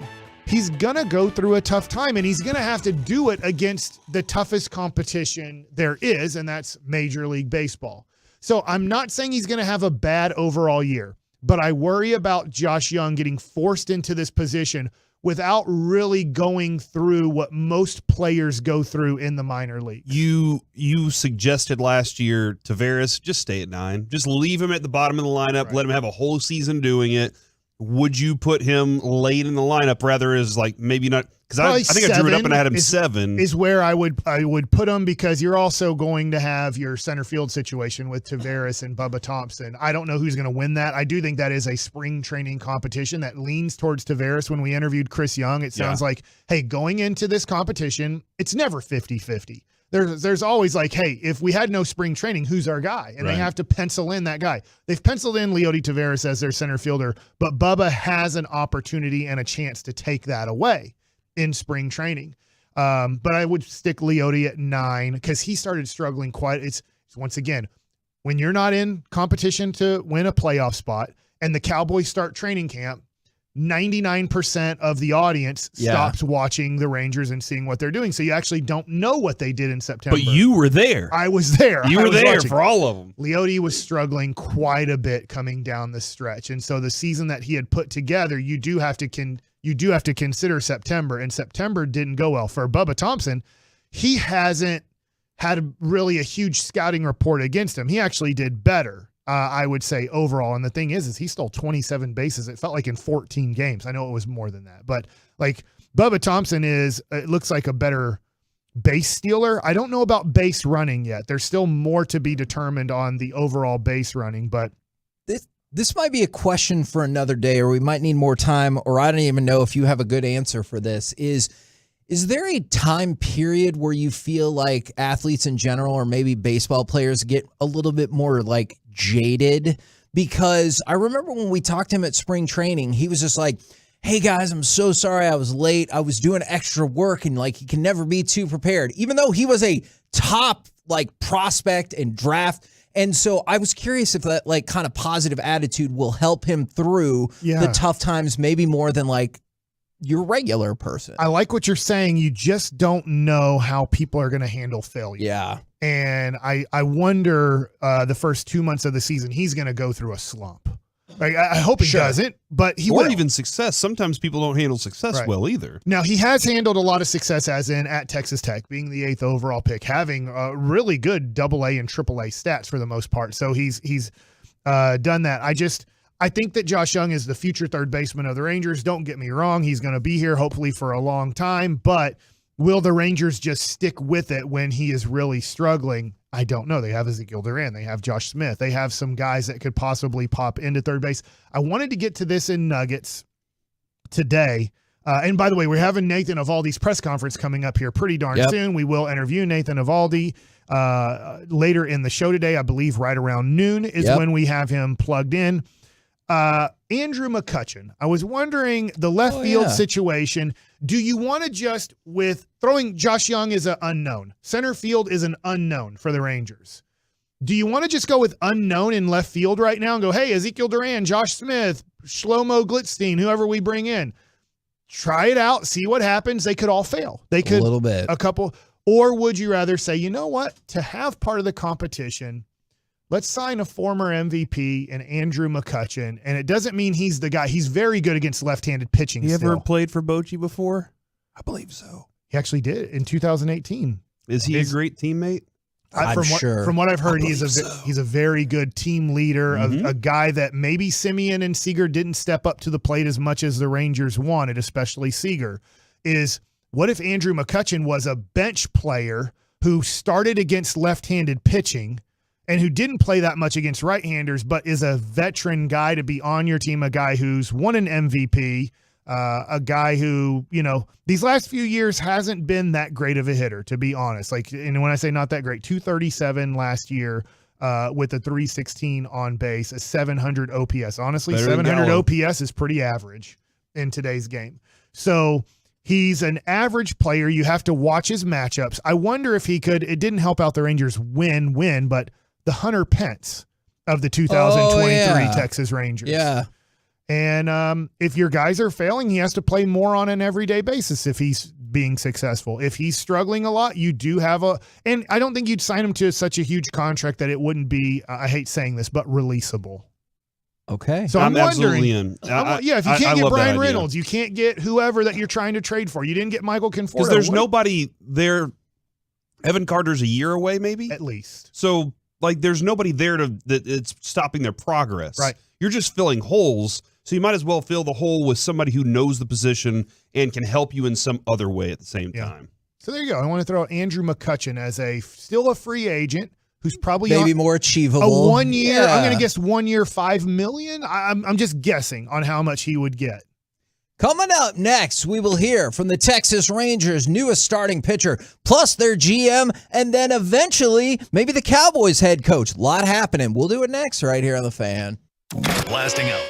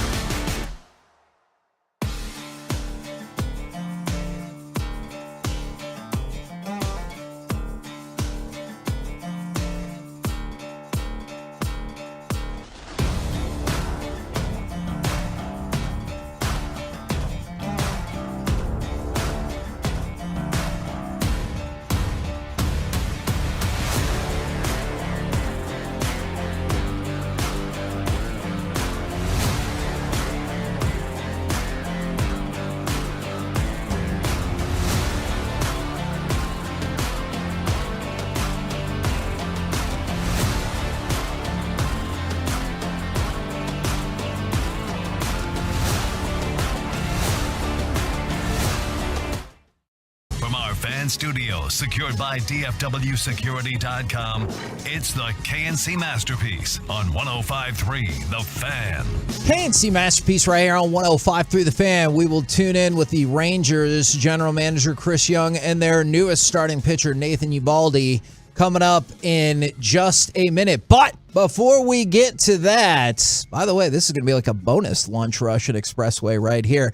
Is Corey, once we were just talking about who breaks football news, Schefter has some logical and then some shocking information about what the AFC is going to do. Pete Sweeney, I think the editor for Kansas City Chiefs something. I'll have to go back and look. Let's say .com. The .com. He's the editor-in-chief and lead Kansas City Chiefs writer at Arrowhead Pride. So there you go. That gives you a little idea. Okay. He quoted and summarized Adam Schefter.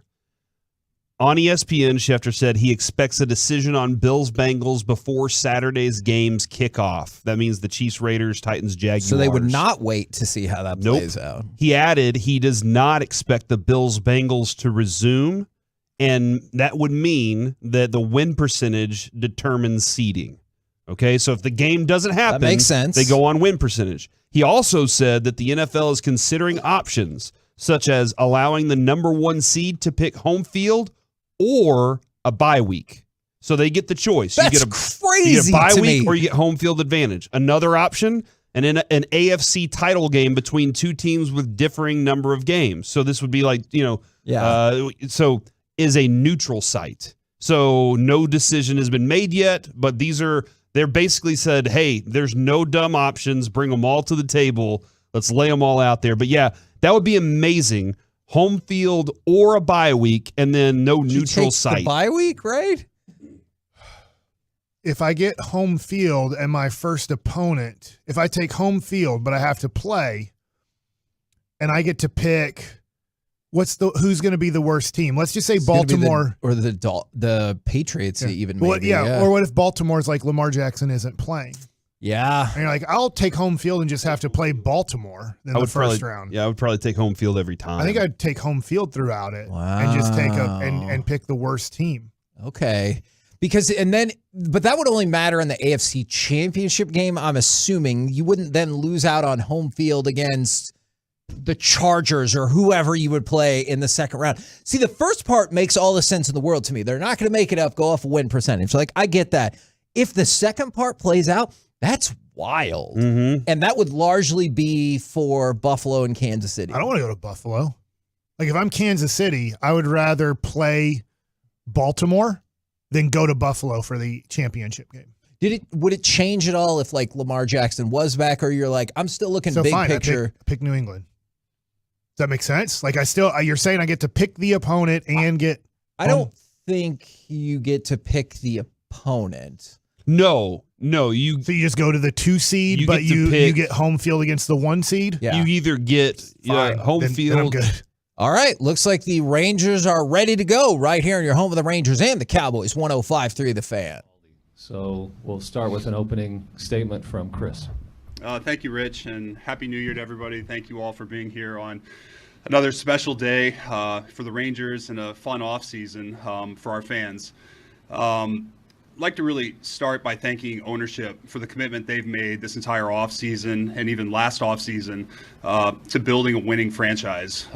We have made a commitment to accelerate our timetable to win and our rebuild that we started a couple years ago via free agency and the resources that our ownership has provided. And today is another reflection of that and an exciting day for our franchise. Want to talk about Nate and the newest addition to our team, and I think his pedigree as a pitcher speaks for itself, but there were a number of things that really stood out in terms of why he's a fit for the Texas Ranger and was a primary target for us in free agency. And it really came about in one of the Zoom meetings that we had in the beginning stages of the offseason when I asked Nate one question, which is, you've accomplished a lot as a pitcher. What do you wish to accomplish in the next chapter of your career? And it was almost a reflexive answer, instinctively said, I want to win championships. And that really rang true in terms of what we're looking to do, how we're looking to build our club, and the type of people that we need here. Nate's a winning person, a winning teammate. He's an unbelievably hard worker. He values the role as a leader and really embodies everything we want our players to be. And we couldn't be more thrilled to have him now as a member of the Texas Rangers. We welcome Nate, his wife Becca, and their kiddos to the Rangers, and congratulations. Thank you. Hold it up real quick for one, and then we'll put it on. Straight to the back there. All right. Put it on.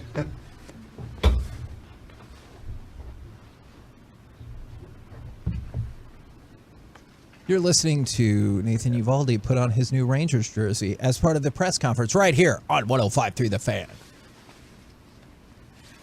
It looks like he's 5'2" on this press conference. It's because Chris Young is a giant human being. Chris Don't Young worry is very about tall. that He's part. super tall. It's number 17. He's 6'2". That's not too short. Is he? Why do they, if you're going to wear a jersey? All right, here we go.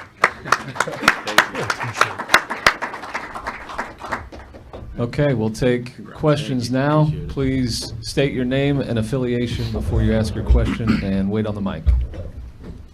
First question. Nathan Evan Grant from the Dallas Morning News. Congratulations. Thank you. Can you, Chris addressed a lot of stuff in that statement, but I'm wondering if you can talk to the same ideas of why you wanted to be here. And one word that he mentioned was leader, and I'm curious what your definition of leader is. No, I mean, I think when it comes down to leader, I'm not the guy who's going to be giving the big speeches in the clubhouse, things like that, but I will be the guy who's going to be out there supporting my teammates, always being available for them. I love being out there watching bullpens, things like that, and then also, too, working on my craft. And I'm excited to be able to be here to work with all the young guys that are here. Maddox, the technology and everything that the Rangers have and provide, I think that's going to help us out tremendously. And then also, too, just working with the guys and with the things that I've learned in the past. I've dealt with injuries. I've dealt with the ups and downs of a season, and also having the success of things. So I feel like I've been able to, go through everything. And I think one of the biggest abilities is just being able to slow the game down and help those young guys see that. And I don't know, just be able to be here for them and my teammates. Nathan, Jeff Wilson with Rangers today. You want to win championships. Mm-hmm. What sold you that this is the place where you can do that? I think it's about the way the ownership's been going on building the organization. I think from the ground up, we have. It takes more than just the 25 guys, the 40-man guys. It takes the entire organization, and I feel that they want to win, and it starts with this season. They went out. We were able to get DeGrom, Heaney. One of the biggest needs was pitching. Martin was able. He had a outstanding season last year. We were able to add me to the rotation. We got Dunning, Gray. We have an abundance of starting pitching, and that's not even reaching down into the minor leagues for the arms that are ready to come up. The bullpen's great. You've got the offense, the defense. I just think it's time to show those, prove to the younger guys and the guys that are already here that we can compete and we can win.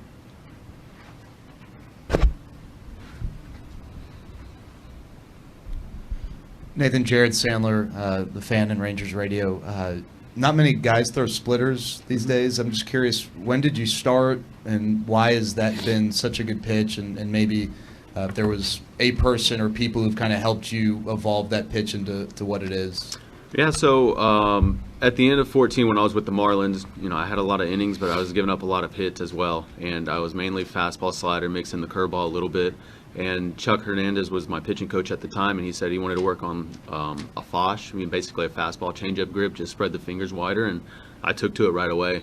And when I got traded over to the Yankees, Larry Rothschild was, hey, this is the pitch we're going to be working on. And I think just for me, I have big hands, and I can spread the ball pretty easily in my fingers, and I think just being able to throw that for strikes, I can start at the top of the zone for a strike, and then command it below the zone as well. And I think it just adds my repertoire and of my pitches, and I don't know. I think just with the splitter alone, it's just always been my go-to pitch. I just throw it like a fastball and trust it.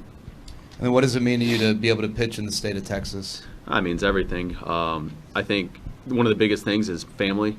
It's, we're 4 hours away. We're south of Houston, but it's a lot easier for them to commute, come up here, see us during the game, during the season. I know everybody always loved it when we'd go down there and play the Astros because there was an opportunity for them to come out and watch me play. And even if I wasn't playing, they would come out there to just watch the game and support us. So it's going to be a lot better, I think, this year having them so close. And it's still, they still have to commit the drive and to come up here, but I think it's going to be a lot more fun for them as well. Hey, Nathan. Leslie McCaslin, Valley Sports. Welcome. You mentioned the ownership, but how did CY sell you on the future of the Rangers and what he sees for this club? I think it's just the vision that they have. Again, you saw what they were able to do last year, adding the guys that they needed, and then they went out and they addressed the issues that they had from last season.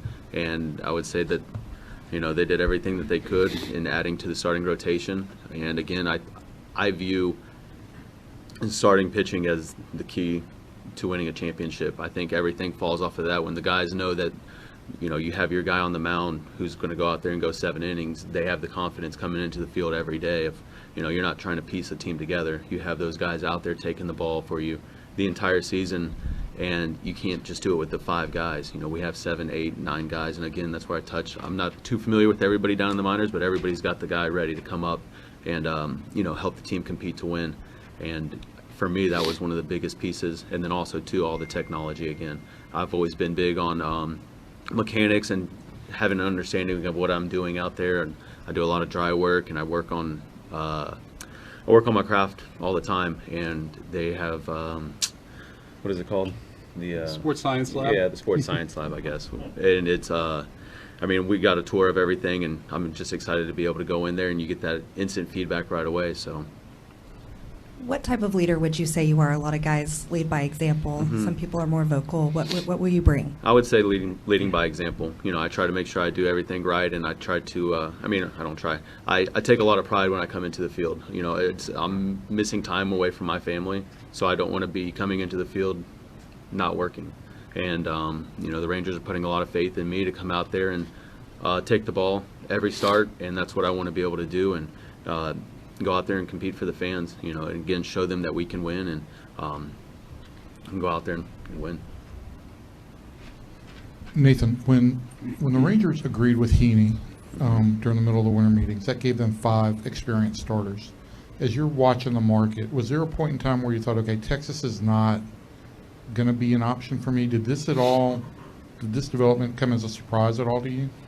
Yeah, just during the whole process, it was. I felt it was different this time around. There were a lot of teams that were interested, and then it faded, or they got to make moves to make their team better. And when they got to DeGrom and added Heaney, I did. I thought the chance might be over, but my agency did an outstanding job in just staying on the ball, and this was one of the places where we wanted to be. 1, being close to home, and 2, how close or how much we felt that they wanted to win and go out there and compete. And again, there's ways about going out there and competing and trying to piece together a team, and it's one of the ways that we liked. And again, my agency did an outstanding job and staying in communication with CY and Ray, and we were able to get it done, and I'm super excited to be here. So, the follow-up, sorry. Yeah. Do you feel in that regard like you guys pushed it a little bit, like you basically went to the Rangers and said we'd like to be there? I'm not really sure how it works on both sides. I try to stay out of it as much as I can. I'm trusting them to get the job done for me, and they were able to go out there and do that for me. Evan, just to piggyback on that, it was mutual. And Nathan and his representation at Aces did a tremendous job of making this happen. The timing aligned to where it came together, and we certainly couldn't be more thrilled, but it was certainly, the feeling was mutual. Nathan, your career RA in the postseason is just a tick over 3. What about the postseason gets you going? I feel like you play your entire season to get there to the postseason, and it comes down to the wire, and it comes down to winning 11 more games. And for me, it's doing everything I can in those moments to be able to put the team on the back in a way, to go out there and give them everything. Again, I don't know. It's something about postseason, the vibes, the fans, the energy that it brings, and being able to step out there and know that you have the ball and, the ball's in your hand, essentially, and you're setting the tone for the team. I think all the hard work and everything that comes into it, all the preparation, it all comes down to that one moment. And I don't know. It's just something about the moment. I love it. There you go. Nathan Uvalde right here on 105.3 The Fan. We will talk with him probably about noon, but we're not only the home of the Texas Rangers, we're also the home of the Dallas Cowboys. So I take you to Dallas Cowboys head coach Mike McCarthy. Good embrace. I mean, to me, I always looked at it as an energy source, the pride that's in the bricks and everything around here. I mean, it is obviously built by the generations before us, and I think it's something that I think we do a great job of honoring it, acknowledging it. But I've always looked at it as it's an energy source. I mean, pride and where you work, who you work for, the success before you. So no, I don't think it's a negative at any means. Michael Gelfling, Dallas Morning News. Your penalties are way down the past 5 games, including on offense. That's what we do in What do you attest? Certainly only a few on offense these past handful of games. What do you attest that? I mean, it's purely 110% coaching. I mean, there's no way around that. But no, I just think it's a credit to our players. I mean, it's obviously, I think just like anything, you go through corrections, you emphasize things on a daily basis. You always have growing pains. I don't care how long you coach in this league, especially just the way this league's gone with younger players. Obviously, we played a lot of, we're playing younger players a lot the last 2 years. So I think you just stay the course, and they've done a great job amongst themselves. And, enough's enough. And you could hear the chatter in practice when things aren't the way they should be. And, we've implemented a couple things just to emphasize it even more. But I think our players have been super cognizant of it. The urgency is definitely there because we know, how that can hold you back. So, they've done a great job the last 5 weeks. As part of that, do you feel like when you, after games, at the team meeting, you show pre-snap penalties, that reinforces the players to further? Yeah, definitely. I mean, you definitely have, different ways of emphasizing, whether it's PowerPoint, video. I just think like anything, every minute of every team meeting, every offensive meeting, walk through, how many reps you're getting. I mean, that's part of the competition as a coach. And, so everybody, emphasizes differently. But, once again, I think the reality of it is it has to be in the locker room, and if you want something that you're trying to get done as a coach, regardless, if fundamentals or things that aren't quite what they are. I mean, it has to become a culture, a locker room focus, and I think our players have done an excellent job of that. Hey, Coach Patrick Walker, DallasCowboys.com. How did Matt Farniok look at his first practice back, and is he physically at a point where there's at least a chance he's available for Washington? I think it really excellent question. Today's a big day for him. We'll go through the first half of practice and pads, and so really want to see him work in the the individual work, the pass rush, the team run, 9 and 7 type periods. So those will be big periods for us as far as his evaluation. Christy Scales, Cowboys Radio, kind of piggybacking on Michael's question about the penalties, and you talked to us throughout the year about how different weeks you've emphasized different things, and I think it was after the Jacksonville game there were a large number of big plays in that game that you mentioned. What's the point of emphasis this week, and does it change anything last regular season game going into playoffs? Well, I mean, the reality of it is that the Cowboys 6 is really the focal point, from day one. It's the fundamentals of the game of football, and we all grow up with ball security, tackling, obviously blocking, but, we treat big plays as one of the 6 fundamentals of, being successful in pro football. You cannot win in the NFL without big plays. It's something that, that we chart, throughout the game. I mean, it's something that it's a point of emphasis that I always make at halftime. It's one of the points that I talk about at halftime. Say, hey, we're 9, we're 9 and they're 6, we're +3. There's going to be another 15, 16, 17 big plays. Because I think the biggest thing about big play opportunities, you just can't chase them. And I think the bigger the game, there's a discipline, an emotion discipline in big play opportunities. I mean, it's obviously, I think, people may think it's the physical, but to me, it's more the mental and emotional discipline that keeps you, ready to go when that opportunity presents itself, because it's going to happen. I mean, it's been proven 30 to 32 big play opportunities are available each game. So, and it's something that we, like I said, if it's part of our Cowboy 6, it's a primary focus for us. It's a primary as far as the commitment of time, energy, teaching, education. So big plays is part of our every week conversation and emphasis. Mike, Calvin Watkins, Dallas Morning News. I got 2 for you. Joseph, will he be back today? Joseph? Calvin Joseph? Yes. Oh, okay. I don't get you missed because of Yes. tooth. Are you surprised Turpin hasn't worn down considering how many games he's played, or are you amazed by how much energy he has? Yeah, I mean, that's a great point. I mean, I haven't seen any slowdown in him at all. He's a little under the weather today, so I haven't got the final on that. He pulled out of the meetings. Wasn't feeling very good. So, but no, it is. I mean, you think about it, just in his second season, and so and just the returns. We haven't really used him on offense as much as we've had him prepare for. As far as when you look at his number of reps. So, but yeah, he's done a great job. Playing this much football.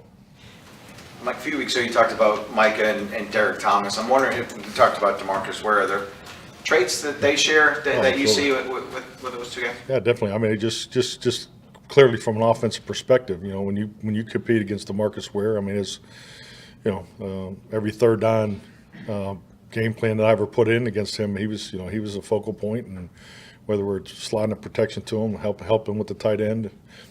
So I mean, those are the type of players that keep the offensive coordinators up a little longer, because you just definitely there's just no quit. I mean, it's constant, and you may feel like you have it under control for 55, 60 plays, and then 2 biggest plays of the game.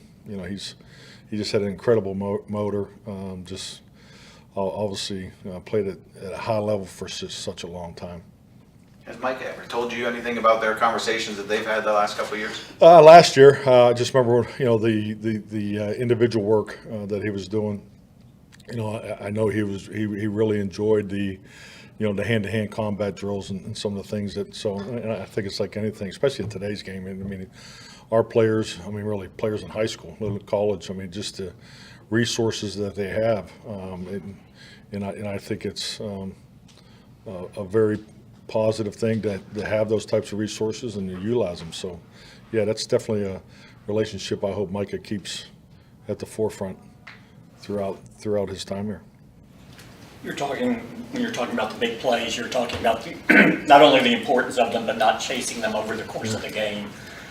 So when you put together a game plan and the flow of the game plan, do you periodically go look at certain stretches and say, well, we have to have something in here that allows us to. Yeah, but see that's yeah, but I think that's the misnomer of it, and that's why we treat it as the way we do. In big plays is a fourth down stop. I mean, it's not just clearly okay. Here's a scheme design that we're going to throw the ball deep on this play. It gives us a big play opportunity, but you got to have. You got to have big play opportunity focuses, but the reality of it is, your base run, your inside zone or your outside lead zone could be the biggest play of the game, and that's something that, you rep over and over again. I believe in when you put together offensive, playbooks, defensive playbooks, you have to have primary concepts, secondary concepts, and auxiliary concepts. And, another cool way of saying it is, you got to have a fastball, you got to have a curveball, and you got to have a changeup. So I think you really got to play to that, because the reality of it is when you get to the end of the journey and you're going back through the season, your fastballs are probably should be your most productive concepts, because it's ROI, it's return on investment. I mean, those types of focal points are important, and it's easy to get pulled away because you guys do such a great job with your analytics. You're challenging us to be more diverse. Yeah, you, Michael, I'm talking about you, but so more diverse and those types of things. But I think you got to watch, saying, okay, we're down by 14 or we're down by 21. Now we got to start pushing the ball deeper. That's not, that's the mindset you don't want to have. Just keep playing. Most importantly, trust yourself, trust the teammate, and trust the scheme that you're invested in, and those big plays will happen. So you're always looking at it holistically. Yes. As far as offense and defense, not just. And special teams. Yeah, absolutely. Every time we line up, I mean, there's, was there 160 plays a game? I mean, it's every time you line up, there's an opportunity for a big play. Mike Jory, Yahoo Sports. You've talked about the challenges of training an offensive line in the offseason, about how Tyron Smith's had to get a bunch of his work in game. When you think about practicing run blocking, given how many offensive line changes you have right now, what can you do during the week, and what's the key to getting as much work as you can? Well, I just like anything, the footwork, playing fast to your aiming point, just stressing the fundamentals, and I think over time, and I think it's been great. It's been great for us as coaches. You've had to learn to be more creative, with the restrictions of padded work, which I think I think there's such a misconception. I don't even want to go down this rabbit hole, but if you put pads on, you're not being safe with the players. That's totally incorrect. I mean, you can practice with safer, a safer environment in pads. It should be more about what you're doing. What specifically are you doing? So, but I think just like anything in life, you see it all the time when they're trying to correct something or make an emphasis. There's a tendency to overdo it, and I think it's clearly what we've done in the area of padded work, because young players need to work with their pad level, their footwork, and all those things. And it's not that every time you put pads on, it means you're going to do a 25 play 9-on-7 drill, running lead zone every play. That's not the point, because just look at the way the game's played. I mean, the role changes and the space and the angles and the multiple schemes in the run game are higher than ever, higher than I can ever even recall. The utilization of the quarterback in the run game is higher than it's ever been in the National Football League. And these are all spatial challenges that require the ability for our players to play at full speed with proper fits. So it sure is hell not the best way of doing it in walkthroughs all the time. I think anybody that's ever coached or played football recognizes that. So you just got to find ways to be creative and do the best you can. All right, there you go. Mike McCarthy right here on 105.3 The Fan. Will we hear from Ivaldi again? We will in the noon o'clock hour. Yes! I think he's going to jump on with us right about noon. So we will interview him. For folks that want to hear more from him, we will get to that, I promise. But also, it's time for My Buddy's an Idiot, which I wish we could transcribe a lot of what this discussion was. Joey, will you back me up on that? It was amazingly stupid. That's Slim Scotty. Slim Scotty. As Mike decided, since he did very well in the name challenge yesterday, perhaps now he's naming he everybody. should give people nicknames, because Rodrigo's back there. And he said he goes by Rigo, and Mike goes, don't do that. Rigo Suave. Okay. It's a good one. All right, not bad. Do any of your friends have a terrible sports, pop culture, or maybe last name opinion? Let us know, 877-881-1053. I don't know if either of these people are idiots, but I want the Tolos to decide in this scenario who the idiot is. During that press conference featuring Nathan Eovaldi, Mike Bassick attempted to call Jared Sandler to see if his phone would ring. It was amazing. In the middle of the presser. Jared, and I tweeted this out, the consummate professional, had his ringer turned off, did not answer, and proceeded to ask 2 questions in the press conference. Who's the idiot, Jared? Well, and the first of which... I was really hoping his phone would go off. The first of which was what? Not even 10 seconds after Mike was calling him? He did look kind of bored at that for those first two questions. I think that's why Mike was like, you know what, I'm gonna call him. Well, yeah, he looked disinterested. He had his arms folded and slouching in his chair, and I'm like, you need to look like way more excited to be at this press conference. And then I was gonna call him just to see if there was a way to get his phone to ring during the press conference, and everybody look at Sandler, and he'd go, Bassick. Anyway, and what if it would have happened right when he was asking that question? His phone rings and he's like, "I'm sorry, hold on." Take this. Like, yeah, and then he would be like, Mike, "What the hell did you want?" Mike's like, "Let me ask the question. Let me ask this one." We have questions for you, Baldy. Oh my gosh! I just thought it was really, really funny. From the 469, Kevin, my buddy's an idiot. He thought that Mike Tomlin was going to have his first losing season. Dude is a magician and could still make the playoffs somehow. I remember we talked about this, 2 or 3 weeks ago. Is there any chance Mike Tomlin could keep his non-losing season streak alive? And the consensus was no. Yet here they are, 8-8, and I do believe they're favored by 2.5 points in their last game. And it is possible, even if it's not super likely, it's still possible that they can make the playoffs, but it's looking like a decent shot that he has another non-losing season. He's an amazing coach. That's a garbage team this year. Is that why Pittsburgh has so many Hall of Famers? They just don't have those bad seasons like that. They're they did in the 80s. I remember Yeah. being a kid going, this is a bad franchise. Like, you should have seen them in the 70s when you weren't alive. But I will say this about Mike Tomlin. He's a great coach, arguably the best in the NFL. But I heard Ryan Clark, and I know he's a former Steeler, and he's going to be Positive Steelers on ESPN. But he's like, man, this new quarterback, he's got onions, man. Did you see what he did? This and that. And I always find it interesting. And look, this is just we're all hypocrites. You're a hypocrite listening. I'm a hypocrite talking. We contradict ourselves quite a bit without even knowing we're contradicting ourselves. And I was like, man, you're talking about how great he is. He won 16-13. If the other team would have scored 20 points, which isn't a lot, that would be a good defensive day from almost every NFL team to hold a team to 20. And he only put up 16. You'd be like, I don't think we can keep rolling with this guy, Kenny Pickett, by the way. I don't think we can keep rolling with this guy long term if he's only going to put up 16. But as long as the other team's held to 13, then you say, man, this dude can do it. He's driving. He's doing all these great things. And look what he did at the end in his fourth quarter and everything. Like, but in the end, he put up 16 points. Yeah. And so it's just interesting how we kind of look at things through different lenses, how we have a perspective on different players or quarterbacks or whatever it is based on maybe some of the bias that we have inside of us. Now, I thought, and somebody just texted this in from the 214, I do believe, Texas A&M is idiots. At first, I thought that was going to be because they hired Bobby Petrino, but then They watched basketball last night. their basketball team didn't have jerseys for the start of the game against Florida yesterday.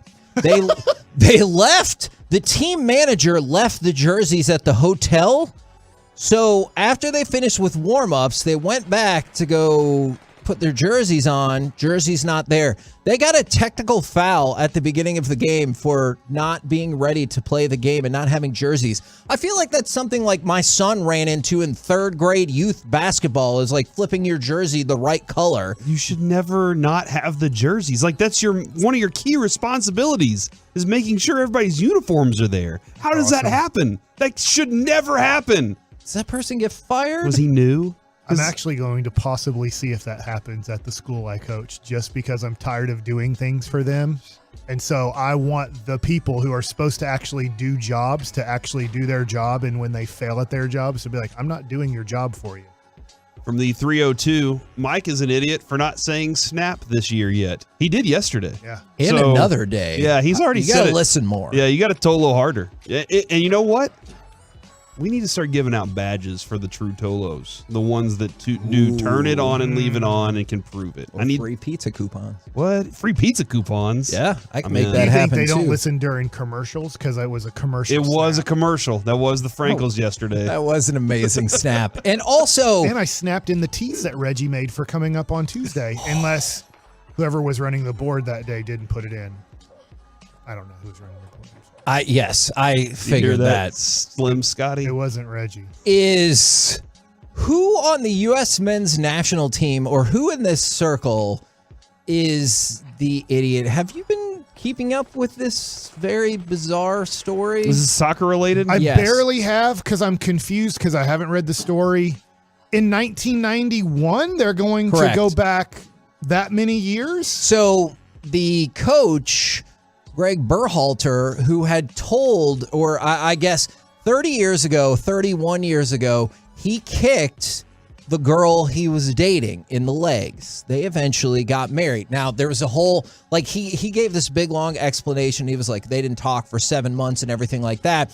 Is U.S. Soccer found out about it because Danielle Reyna, the wife of former national team captain Claudio and mother of current player Gino, told U.S. Soccer about it. So how it went down is, you remember U.S. Soccer had like a disciplinary issue at the World Cup and they almost sent a player home. Well, that was Gio. Sorry, I might have just said Gino. It was Gio. And so then his mom threatened Berhalter and went to the U.S. men's national team, and currently there's an investigation ongoing about it for this that happened 31 years ago. And supposedly she said, because Berhalter then was about the same age as her son is now, said, well, he's mad at my son for making this mistake. Look at the mistake he made that was far worse when he was the same age. Interesting. That is so a very I don't know unique and interesting story. I feel like it's really tough in 2023 to go, this mistake you made in 1991. Well, and she said in her statement, she goes, I thought it was unfair that Gio, who had actually apologized, was being dragged when Greg had asked for and received forgiveness for doing something so much worse. And I mean, if he still asked for forgiveness back then, like I mean, he walked it through everything that had happened with his wife. It sounded awful, and she refused to talk to him for 7 months before talking to her family. And the whole situation is a cluster. Like, obviously, don't put your hands on a woman or don't kick a woman. And then, like, your mom's going to fight your battles because you were hurt that you did something at the World Cup. And it's a gigantic cluster. I had not seen this story yet, Kevin. I'm reading up on it right now, and I will have more of an opinion on it later. It could reappear in Forgiveness Friday. Okay. And do you think Gio's like, hey, thanks, Mom, for getting involved in this and pulling my name into it? I can't imagine, like, he's super stoked about Probably that. not, yeah. I mean, kind of feels like it would go against something later on down the road for him. Absolutely. We're the KNC Masterpiece right here on 105.3 The Fan. Coming up next, it's time for Gridiron Gravy. More on the rest of the Hall of Fame candidates. Plus, would Tom Brady really go here? Yes. We'll do it next right here on The Fan. Friday morning, audio gold. Oh, yeah, RJ, I mean, that's a no-brainer where he went.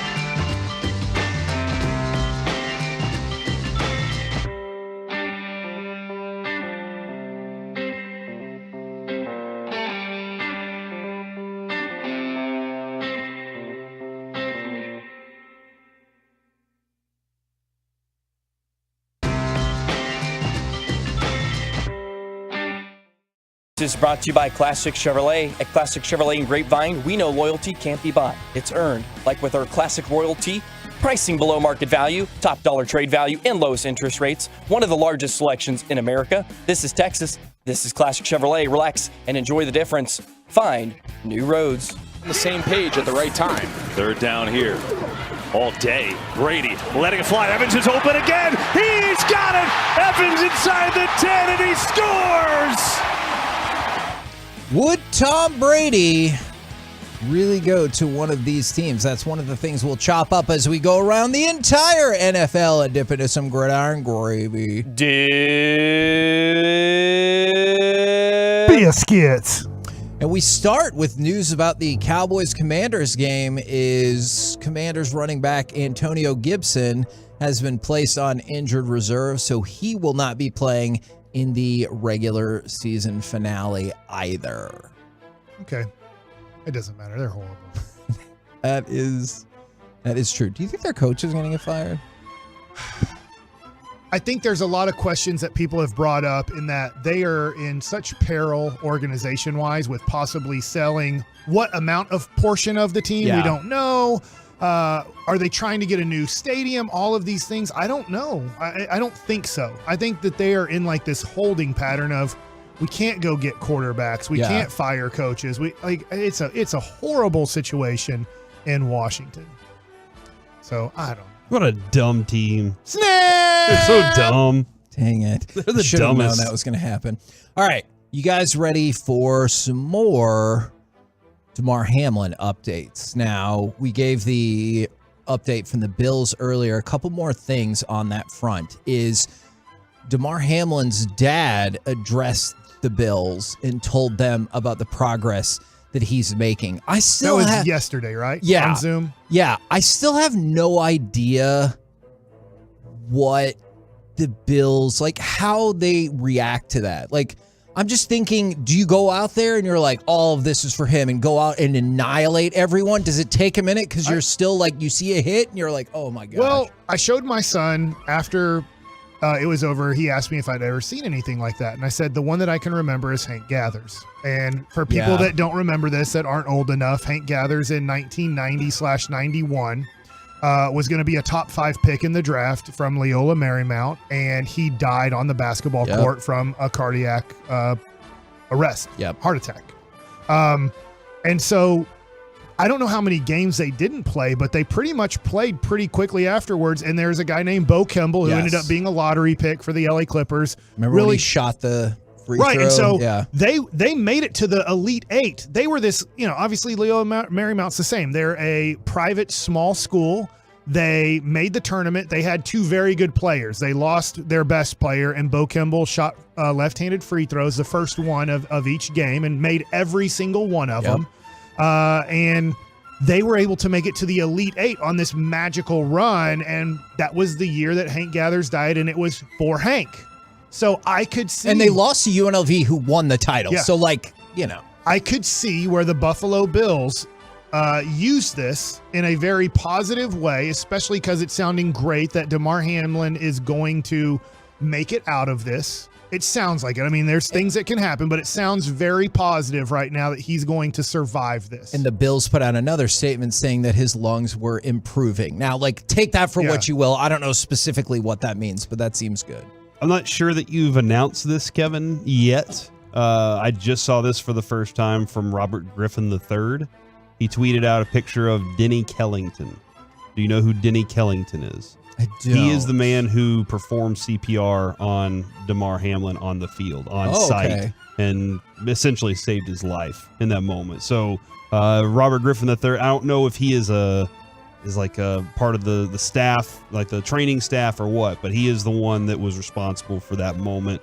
And Robert Griffin III said this dude's a real life hero, and that's absolutely true. Sure. The great thing is you have a lot of people who are trained to do that on a staff, because you had the people on the staff who know how to do that, the trainers and the doctors, and then you had pretty quickly the ambulance come out with EMTs who are trained to do that. So they did a great job. I have this question for you guys.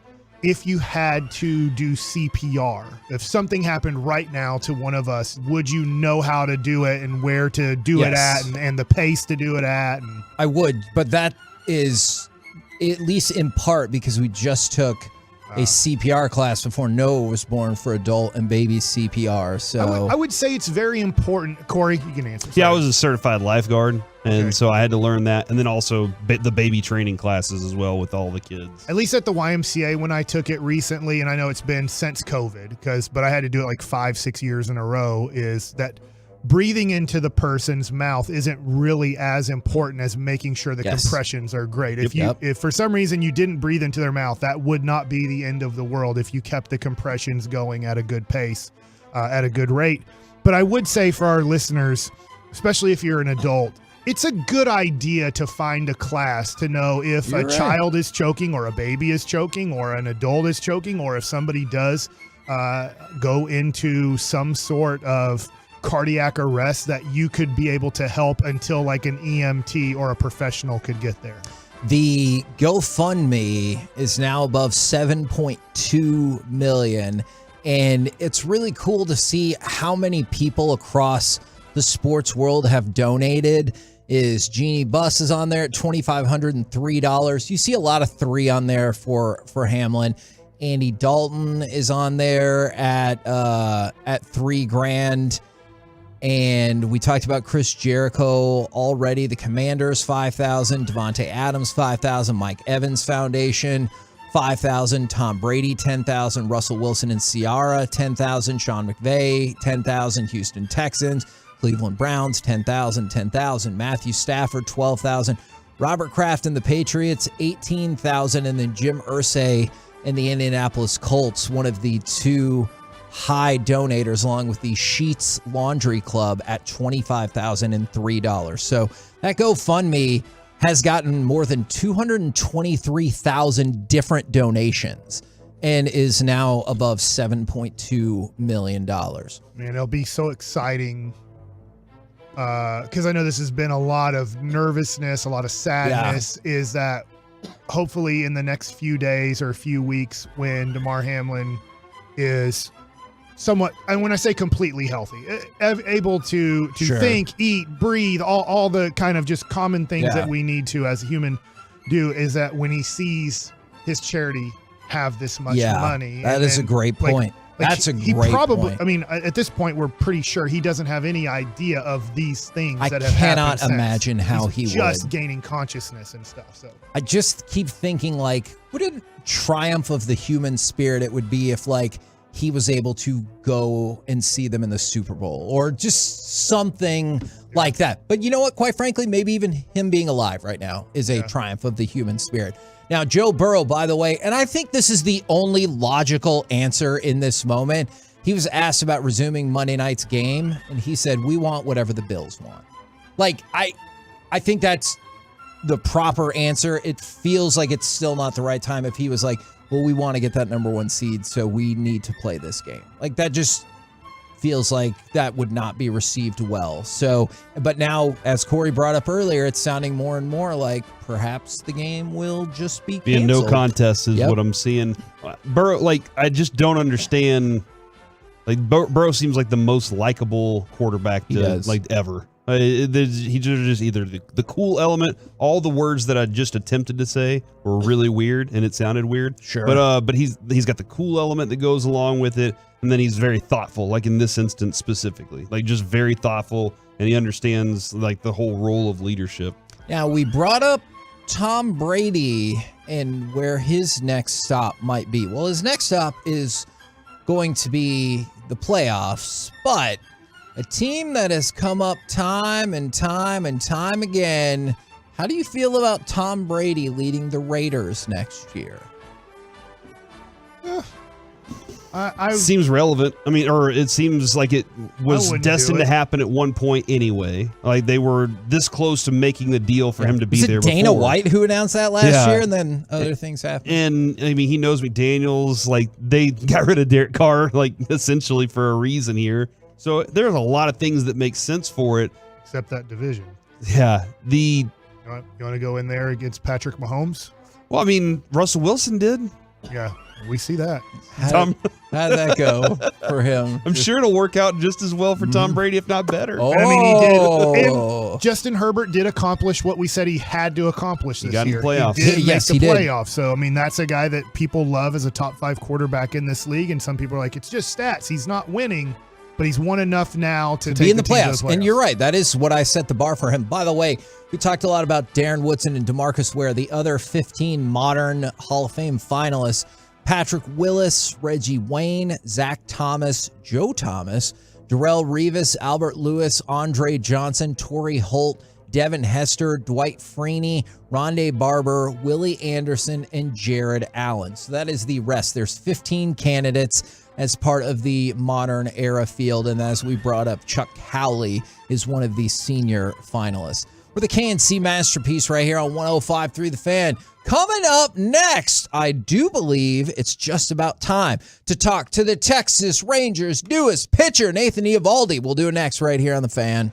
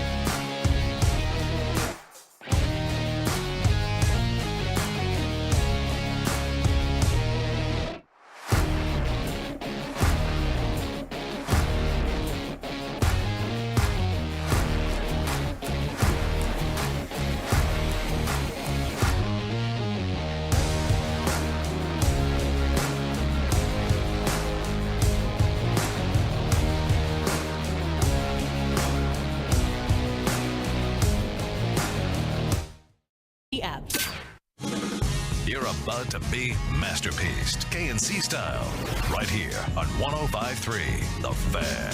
KNC Masterpiece right here on 105.3 The Fan. We're going to talk, right now with the newest starting pitching addition to the Texas Rangers. It is Nathan Eovaldi. Good afternoon, sir. Hey, how y'all doing? We're doing excellent. We have a lot of logistical questions about the press conference before we get into baseball, and I just want to warn you about that so you're prepared. No worries. Our first logistical question. Chris Young wasn't wearing a tie. Do you wish he was a bit fancier for your press conference? No, it doesn't matter to me at all. If I didn't have to wear a suit, I wouldn't either. Thank you, Nathan. So, former Major League pitcher here, never good enough for anybody to throw a press conference for me. Why do they make guys wear suits and ties and then they put a jersey and hat on you? Wouldn't it just be easier for you to wear a nice Rangers T-shirt and then put the jersey on? You would think, but I mean, I understand the whole process of it. You know, you gotta dress the part to look the part. It's always awkward though, trying to put on the jersey or pull it over. And I was like, I went with the good old pullover because I'm definitely a sweater, so try to hide those as much as I can. If you get the chance, we'll send you the audio because we were carrying your press conference and then we had to fill while you were putting the jersey on. And I believe the joke we made was this is live coverage of him putting the jersey on right here on 105.3 The Fan. See, and I always feel like it takes a long time, so I was like, you know what, I'm going to go with the pullover. And I only had the two buttons buttoned. I didn't have the lower ones buttoned. I was like, now I still have to button them. Did you get a choice on which jersey you got to wear? Because the Rangers have lots of options. Did you say I want the white one, or was that just given to you? No, that one was just given to me. Okay, all right. Yeah, my imagination says that you would have rather just gone out there in full uniform and just been like, all right, let's start pitching right now. Oh yeah, I mean, if we could start the season today, I'd be ready. I'm excited for it. All right, and I promise we do have more baseball-specific questions about the upcoming season. Or do we? I mean, we probably do, but a couple of years ago, I was talking with Shin-Soo Choo about this at spring training, and we got caught up in a discussion about no state income tax because people always push that as like a selling point of people signing in the state of Texas. And so every time we talk to an athlete about signing here, we ask, did you care about the fact that there's no state income tax in Texas? I know you are a Texan, but do you care about that at all? I mean, again, with me being a Texan, for me, it's more the fact that it's close to home, but I mean, I can't lie and say that it doesn't factor into everything. I mean, it obviously plays a big part into it, but for me, the main thing was just being close to home. I have all my family out in the Houston area. My wife and I were high school sweethearts, and I think our furthest relative from Houston is 2 hours away, so Houston will always be a home base for us. And for them to be able to have that opportunity to come out to more games and, watch me pitch, it's going to mean a lot to me. Did you grow up a fan of Houston sports, like Oilers, Rockets, Astros, or was there any type of love for the Cowboys or Mavericks or something like that? Yeah, I feel like any city I'm in, I feel like I try to make every team that home team. You know what I mean? So I did have the Astros, the Oilers, the Rockets, but then my dad was a huge Dan Marino's fan growing up, so I was always a fan of the Miami Dolphins with him. But anytime they came and played the Oilers, we were watching both those games, and honestly, I just enjoy the sports. Just watching it all. Why does the city of Alvin, Texas, produce great baseball players? I don't know. For me, I mean, we're going to the local McDonald's. Any restaurant you go to, you have Nolan Ryan everywhere. You got the Nolan Ryan Museum. You got the statues. We got the Nolan Ryan School, baseball field, at Alvin High School. So walking into the gates, they've got the plaques and all the accolades of everything that he's been able to achieve, and you're seeing all those stats every day you walk into the field. And I don't know, for a kid like me, getting to see that, it's like you're looking at the greatest pitcher, every day when you walk into the field, and knowing like this is what you have to do to get anywhere close to that. And obviously I'm not anywhere close to it, but the work ethic is one of the main things that you hear about Nolan, and his relentlessness, and when he's out there on the mound and he wants that ball and he wants to finish the game every time he takes that ball. And for me, a lot of it is work ethic and going out there and going into the field every day and being supportive for your teammates, and it just means a lot for me. Was there ever a part of you that thought about switching sports when you were younger? Because it's very unlikely that you would ever become the greatest baseball pitcher ever from your high school. No, I mean, I never really thought I'd have a chance at passing any of his stats. And baseball is by far my best sport, and I enjoyed playing that one the most as well. Yesterday we had Derek Holland here, and I know he was with you for just a minute there in spring training last year, and you said you're ready to go right now. And I know that things are a little bit different from, let's say, 10, 15 years ago to today. When you say you're ready to go right now, like, are you throwing 50-pitch bullpens, or like, where are you at when it comes to early January and throwing off the mound? I am throwing bullpens. I'm right around 30, 35 pitches. I try not to step on it too much. I have a tendency of doing that too early, so I've been trying to hold back a little bit. And I'm throwing a bullpen maybe once a week, once every 5 to 6 days. So I'm not where I need to be fully for the season to start yet, but my arm feels great, and I'm just really trying to keep the good vibes rolling. If you had advice for, let's say, kids right now, I have 12-year-old and 14-year-old getting somewhat ready for baseball. They're playing basketball right now. When do you start throwing breaking balls? When do you start really letting it go if your first, let's say, real game isn't till March 1st, your spring training? And for most kids, they'll start playing baseball games in March in Texas. Yeah, honestly, I'm not a big fan of the kids throwing breaking balls at such a young age. I feel like it's very hard on your arm and very hard for you to get that repetition down. And for me, in the past, I think that's why I got hurt, was trying to throw breaking pitches and doing it, not throwing it the right way, not having the right break or the right action on it. I'm trying to create everything instead of, letting it happen out front in front of me. For me, a lot of the kids, I think they need to play as many sports as possible, and that'll keep you ready for when baseball starts, and then it's just playing catch. And the more catch you can play without throwing fastballs, without throwing sliders or breaking balls, things like that, just stick with the fastballs. It's going to build your arm strength up for what you need, and to me, it's about location. Well, you locate the ball, you'll be able to get out. When you were talking, that's true. That is true. When you were talking about, maybe some injuries in the past, I was reading an article and it described your addition to the Rangers, that you're joining a deep but risky rotation. Do you think that is a fair assessment of this Rangers rotation? I mean, I would say, yeah, you can say that, because you look at the past and we have a lot of guys that have been injured. But again, I think you learn a lot from your injuries, and most guys don't have the same injury twice, or the reoccurring one. You learn ways to take care of your body, and you learn, how weak you were in certain areas. And obviously, whenever you get hurt, you make those areas a lot stronger. And I think with the amount of guys that we have coming in, I know firsthand it takes a lot of pressure off of you if you have a lot of starters in the rotation. It's not so much about the fact that you're worried about competing for a job. It's just knowing that you can pass the ball. You go out there, you worry about your day, and then the next guy behind you is going to be able to pick up the ball and do the same thing for you. And it takes a lot of pressure off the bullpen, and in a way, everybody stays fresh, because there's a lot of the mental aspects that go into the game. And if you only have one or two starters going out there taking the ball for you that are able to, it puts more pressure on you to go 6, 7, 8 innings to take the load off the bullpen. And then it also, it gives the bullpen those days off as well.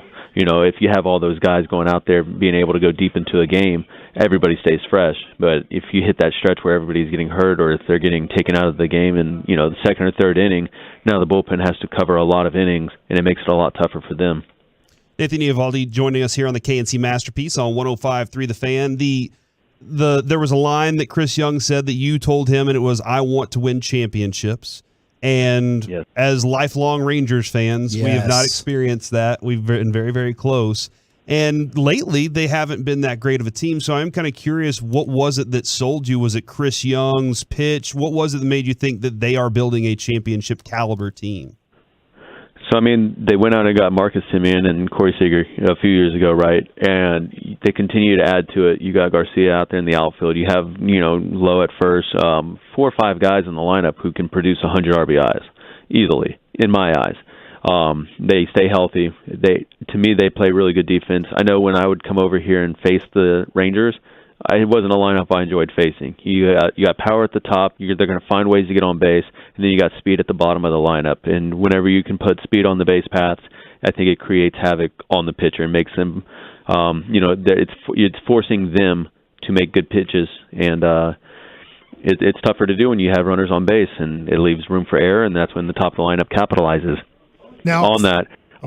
For me with CY, it's him talking to me. It's like they have a lot of the technology, and for me, we didn't really have a lot of that, and we had to rely a lot on just the feel, and you're doing dry work and things like that in between your starts to stay crisp and locked in. And I felt like I started losing, that good feeling, and I was really kind of searching for what I needed last year, and I think that's part of the reasons I had my struggles. And we have a lot of the technology in the sports science lab and things like that where it's able to really break down your mechanics and slow it down for you to see everything. And I'm a big mechanic guy. I'm a mechanical guy. I'm a big feel guy. So I think that's going to help me out a lot for this year coming up. And again, we got a lot of young talent. Like y'all said, we've been losing, and a lot of the times you get first round draft picks and things like that from it. But I think we're at the point now where we're going to make that turn, and you got a lot of the young guys who are ready to make an impact in the big leagues this year. And we got a lot of veteran guys that are joining the rotation and the team as well. So I think a lot of that experience that we're going to be bringing in from outside teams, I think the starting pitching is the key to success, and it just inspires everybody else, and it shows them that we're here to compete and win championships. Nathan Eovaldi, Texas Rangers pitcher, joining us right now. Now, there's a lot of things that are going to change in 2023. I want to know from your perspective, without kind of watching you pitch every fifth day, is the pitch clock going to affect you more, or is only being able to pick to bases twice going to affect you more?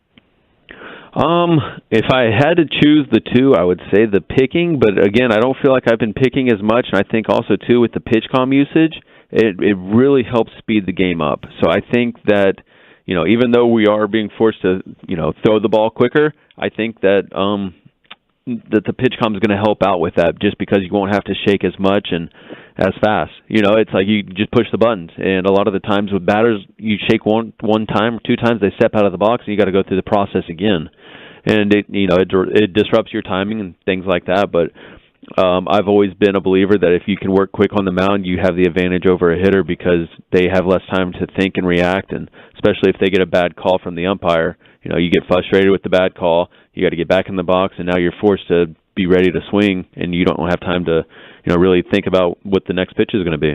It's interesting because Tampa Bay was told take as much time as possible, because if you take over 20 seconds in between pitches, it will give you more energy each pitch. I love pitching quick. I never could throw hard, but I love the pitching quick. I actually love the pitch clock coming in. I was just wondering if you were ever told by any pitching coach or anybody, take more time in between pitches because it's going to give you more velocity or more energy eeach pitch. No, I had never heard that about the 20 seconds for more energy and things like that. But again, that's why I think that's your work ethic, and you put in that time in between each start to be able to go out there and work quick and to be efficient out there for 100 pitches. Now, Nathan, as Mike said earlier, Derek Holland does join us like every Wednesday. He comes and hangs out with us, and he's been. You want to invite him too? Yeah, you're always welcome to come hang out on Wednesdays too. But he's a good friend to the show, and he was talking. He had a small time with you, but he said he could tell that you were a good presence in the clubhouse. And Kevin and I know Mike's seen lots of clubhouses, but we've seen chess games, crossword puzzles, NCAA brackets. We even saw Brad Miller was bringing bamboo in there last year. What are you bringing to the clubhouse to kind of help things elevate? Hey, that's a tough one. Definitely the work ethic. That's probably my go-to. I'm almost never in my locker. I'm always somewhere else. I always feel like there's somewhere else I can be, whether it's out on the field watching bullpens or in the weight room or, I don't know, a video room. I'm almost never in my locker until it's like right up to the game time. So I'm not really sure what I'm going to be bringing. So if we want to find I need to work on that. Yeah, if we want to find you during spring training, we have to look elsewhere other than the clubhouse, is what you're saying. Correct. Okay. All right. Got it. Now, speaking of spring training, the last thing I was really curious about, are you part of the World Baseball Classic team as well, and how do the logistics of that work? Yeah, so they reached out, and I mean, that's one of the things I've always wanted to do in my career, and they reached out, and there was no hesitation to say yes. I'm not really sure exactly when everything starts. I think we report out there February 13th, but from what I've been told, it's essentially would be built up one inning more than where we normally would be at that point. Okay. Of spring training, and they want to obviously they're looking after our safety and then the club's respects as well. So I'm just honored for the first part to be able to put on the USA jersey and hopefully bring home the gold. Well, bring home the championship. Yeah, we're looking forward. Stacked lineup. We're looking forward to that, but we would even more prefer a championship here in Of course, Arlington. of course. Like if you can only pick one. Yeah. Well, yeah, I mean, if I can only pick one, I gotta go with the Rangers. Good answer. Selfishly. I mean, excellent. Got to. Excellent answers right there. Love We it, man. appreciate you jumping on and appreciate you signing with the Rangers. We're all looking forward to it. Thank you very much, good sir. I'm looking forward to it as well. Thank y'all for having me. Boom. There you go. Nathan Evaldi right here on 105.3 The Fan. All right, so out of at least the last two, because it was G-Bag that had DeGrom, right? Yeah, out of at least Heaney and Evaldi, they've been fantastic interviews. Like that was awesome. And Christian Wood. And Christian Wood, dude. Actually, I think the common denominator there is just us. So let's just go ahead and throw that out there. I like that. We're good at interviewing. We're the KNC Masterpiece. That's true. Right here on 105.3 The Fan. Coming up next, we jump into the lunch rush and the expressway. We will get to Mike Likes It. Plus, we will. What would you like to see in Sunday's Cowboys game that'd make you feel better for the playoffs? All of it next right here on The Fan.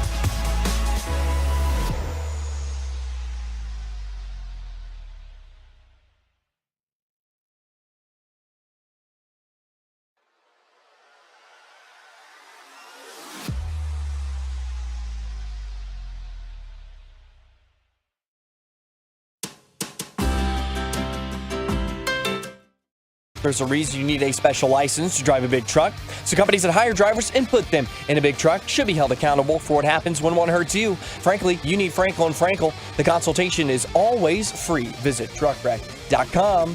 First down. It's a play fake. A boot to the left. Wide open.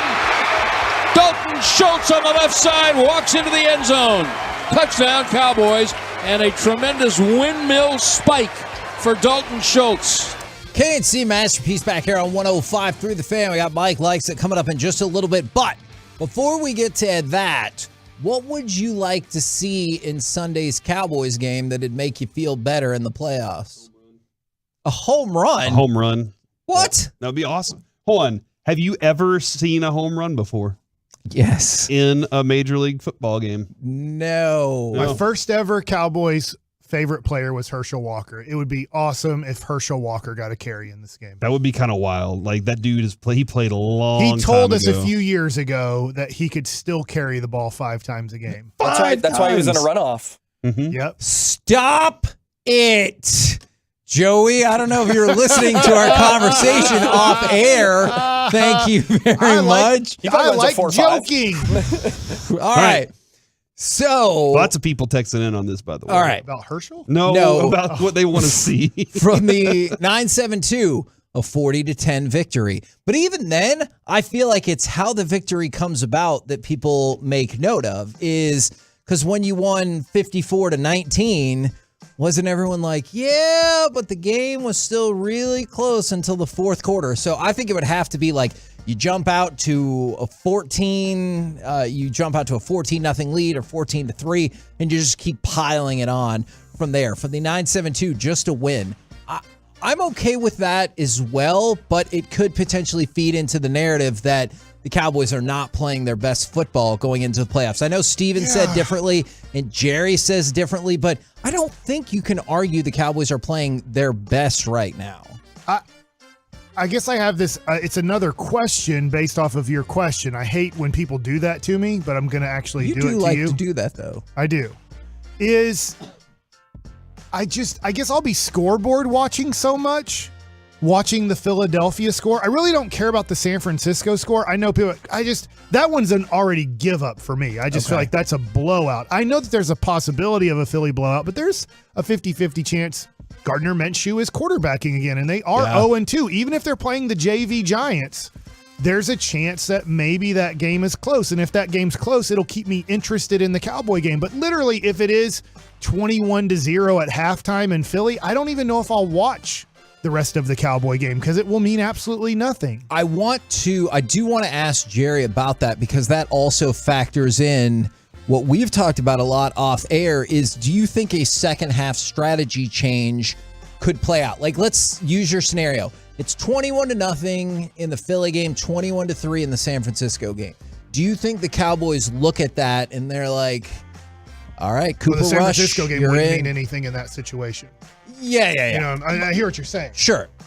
But then do you change strategy and you're like, all right, Cooper Rush, time to go. I think if you're smart, you make a call as the general manager. I think McCarthy said it at halftime, and you say, hey, guys, there's nothing left to play for. Get Tyron Smith off the field. You know, there's really no reason to play Dak Prescott the rest of this game and have him take a hit, especially if we're going to start making sure our offensive linemen don't get hurt. Yeah, I think McCarthy even made that like, hey, we know how to keep track of what's going on. We'll keep an eye on what's going on out there. And Kevin, that's kind of for me. I mean, where they beat the Eagles, but they scored 51 in the last game last year of the season. Yeah. So I'm trying to figure out, is anything going to make me feel better about the playoffs in this game? Because, again, they scored 51 points on that team last year. It was like, all right, look, this is great. Let's go have some fun against. And then I think, Mike, the next maybe Tuesday, we were like, oh, crap, San Francisco's the one opponent we really didn't want to play against. And then it turned out that way. So I guess I want to see them being able and capable of running the ball early because they've been very poor at it of late. Like running the ball on first and second down stinks. That's one thing. Can I piggyback on that? Because I had the same thing, but the or I put on there was or the ability to do something different if it isn't working. Like, I get it that sometimes it takes a second for the run to work, but if it's on first and second down where you continue to struggle, I would love to see whether you think it's Dak, the play callers, whoever, pivot off of that. And they're like, hey, I know this was our strategy. It just ain't going anywhere. Like, they're stacking the box. We need to come up with a different first or second down strategy. Yeah. Yeah, no, I hear you, and I agree with you. It's just tough. I'm looking at the Cowboys' schedule and their last kind of 6 games. And you did beat the Giants, who are a playoff team. That's a good win. Yeah. You might not have loved everything about that game, but that's a good win. You win 28-20, and you handled that game pretty well. I thought that was a good game from the Dallas Cowboys. The Colts was a weird game that for 3 quarters it was competitive, and then you completely and totally destroyed them in the fourth. The greatest fourth quarter maybe in NFL history. If you look at we had that 33-0 or conversation. whatever. You might be right. The Texans, you played the worst team in the NFL, and you should have lost that game. Luckily, the Texans gave you a chance in the end. Does it make you feel any better that immediately after that they took the Chiefs to overtime? Not really. Okay. They're horrible. The Jaguars have a good quarterback, and you lost. Yeah. The Eagles played a backup quarterback. The Titans played a backup quarterback, and you're about to play another backup quarterback. Yep. I think that's the tough thing about this finishing stretch of games. There's nothing to your... Now I'm going to answer your question. There's pretty much nothing that's going to make me feel like the Cowboys have it all going. Momentum is on their... Because the Washington has nothing to play for. I've done this before. I've been on the Washington Nationals. Yes. I've been on teams where the season is over and you are fighting yourself to give it all you got when you're trying to pack up your apartment and your parents are asking you, hey, what day do you think you're getting home? You want to go out to dinner this day? Hey, these people want to see you. Your friends are calling you. You understand that's what's happening with the Commanders now. Now that their season is officially over, mom and dad, brother, sister, wife, kids, cousins, friends, they're all planning on welcoming you back home. And so it's very tough to have complete and total concentration to throw out a good game in these situations. So that's who the Cowboys are playing. So because I know all these things as a former player, it's tough for me to put a lot of relevance in a team that is really planning on their vacation and seeing their family. I would like to add something else too. the last time the Cowboys had double-digit penalties was Thanksgiving. Isn't it weird that the last 2 Thanksgiving games the Cowboys have played, 18 and 13 now? Yeah. Since then, it's been... They were in the giving. Okay. Yep. Since then, some free yards. 3, 3, 2, 4, 3. Like, Kevin, early in the season, you were saying, hey, I need this to come down. And it did. They have gotten a lot better at not committing so many penalties. I want to see them say, hey, we're still a disciplined football team. We still have these things that we want to accomplish. See, and I think I would be okay with that, but I understand this text as well from the 214. I would love to see no boneheaded penalties. Because, like, you can have one penalty and it can still be at a catastrophic time that you're like, well, we sure did screw that up, and then have 5 penalties and be like, nobody cares. But I'm with you. I like the trend for the penalties and the direction it's going. And then, Mike, I think you're spot on, but I know the people who are hyped up for the Cowboys are going to say, hey, look, you went 13-4, assuming you win, and you won 7 of your last 8 games. Right. But, like, if you look a little harder inside of that, there are some reasons for concern. And the number one reason that I see, the number one thing I see time and again on here is one game without a turnover from the 682, from the 817, no interceptions, from the 214, no picks, from the 940, Dak without a turnover. So I hear what you're saying about motivation and everything like that, but that does seem to be the number one priority for Cowboys fans going into this game is do not turn the ball over. Can we go a game without a turnover? Because I know we had that amazing philosophical question or discussion with Jerry about like forced turnovers and fluky turnovers, and that's all fine and well. It can hurt you the same way regardless. In the playoffs, can they go a game without a turnover? What is y'all's enthusiasm for this game? If let's just say I'm going back in time. Let's just say the Vikings game, you're at a 10 out of 10. I'm trying to maybe get the last game where you're maybe a 10 out of a 10. Or I'm sure the Eagles game was probably still a 10 out of a 10. No, not based on the results. On Thursday, Friday, Saturday, what was your anticipation and excitement for that game? And I'll put the Eagles, even though Jalen Hurts was out, I'm sure the excitement was maybe it had gone from a 10 to a 9 because we talked about how it had gone down because Jalen Hurts was out and you just lost to the Jaguars, so it looked like almost an impossibility to catch them. I'm still, I think, at a 7 or an 8, just because as unlikely as it is, because I've seen the point spreads, for the other games, you could finish the day with a bye. That is a thing that could theoretically happen. And again, I know we've said this a few times. You go back to the beginning of the season and say, hey, you'll go into the last week of the year with a shot at a bye. I'd be like, great. I will accept that. And so by the time we get to halftime, to your earlier point, I don't know. But going into it, I think it's like a 7 or an 8. How are you at? Sounds good to me. 7 or 8. 7 or 8. Sounds about right. I guess I'm at a 5 because I just think it's going to be another Titans game. I think it's going to look like a preseason football game, and I'm not going to put much relevance into it. I think the Cowboys are going to win by double digits. But there might be some sloppy moments. Yeah, and there might not be a double-digit win because in the end, the fourth quarter, we might be playing Cooper Rush. And everybody might be off the field, and you're just like, who cares what the result is? The Cowboys have decided that they're not getting the 1 or 2 seed because of what the Eagles have done. And so I just am going into it going, hey, I'm going to watch, and I'm going to have this interest in scoreboard watching the Eagles and seeing how important the Cowboys game is during this. But I just don't think the Commanders are going to come out and put together a good game. I see them kind of almost like, hey, you want to walk over us? Walk over us. We don't care. I do think that puts the first quarter as a big quarter for the Cowboys. If the Cowboys D around, and I'm not talking about their defense, I'm talking about their private parts. This is how I felt about the Texans game. Yeah.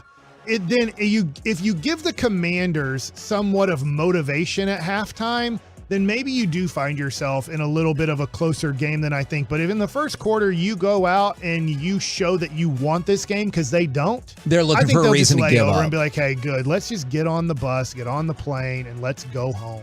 The Football Power Index for ESPN says percentage to win the NFC East. Eagles 85%, Cowboys 15%. Does that nothing for the Giants though? That is true. Does that feel about right? Are you thinking like there's a 15% chance of this, or do you think that number is too high?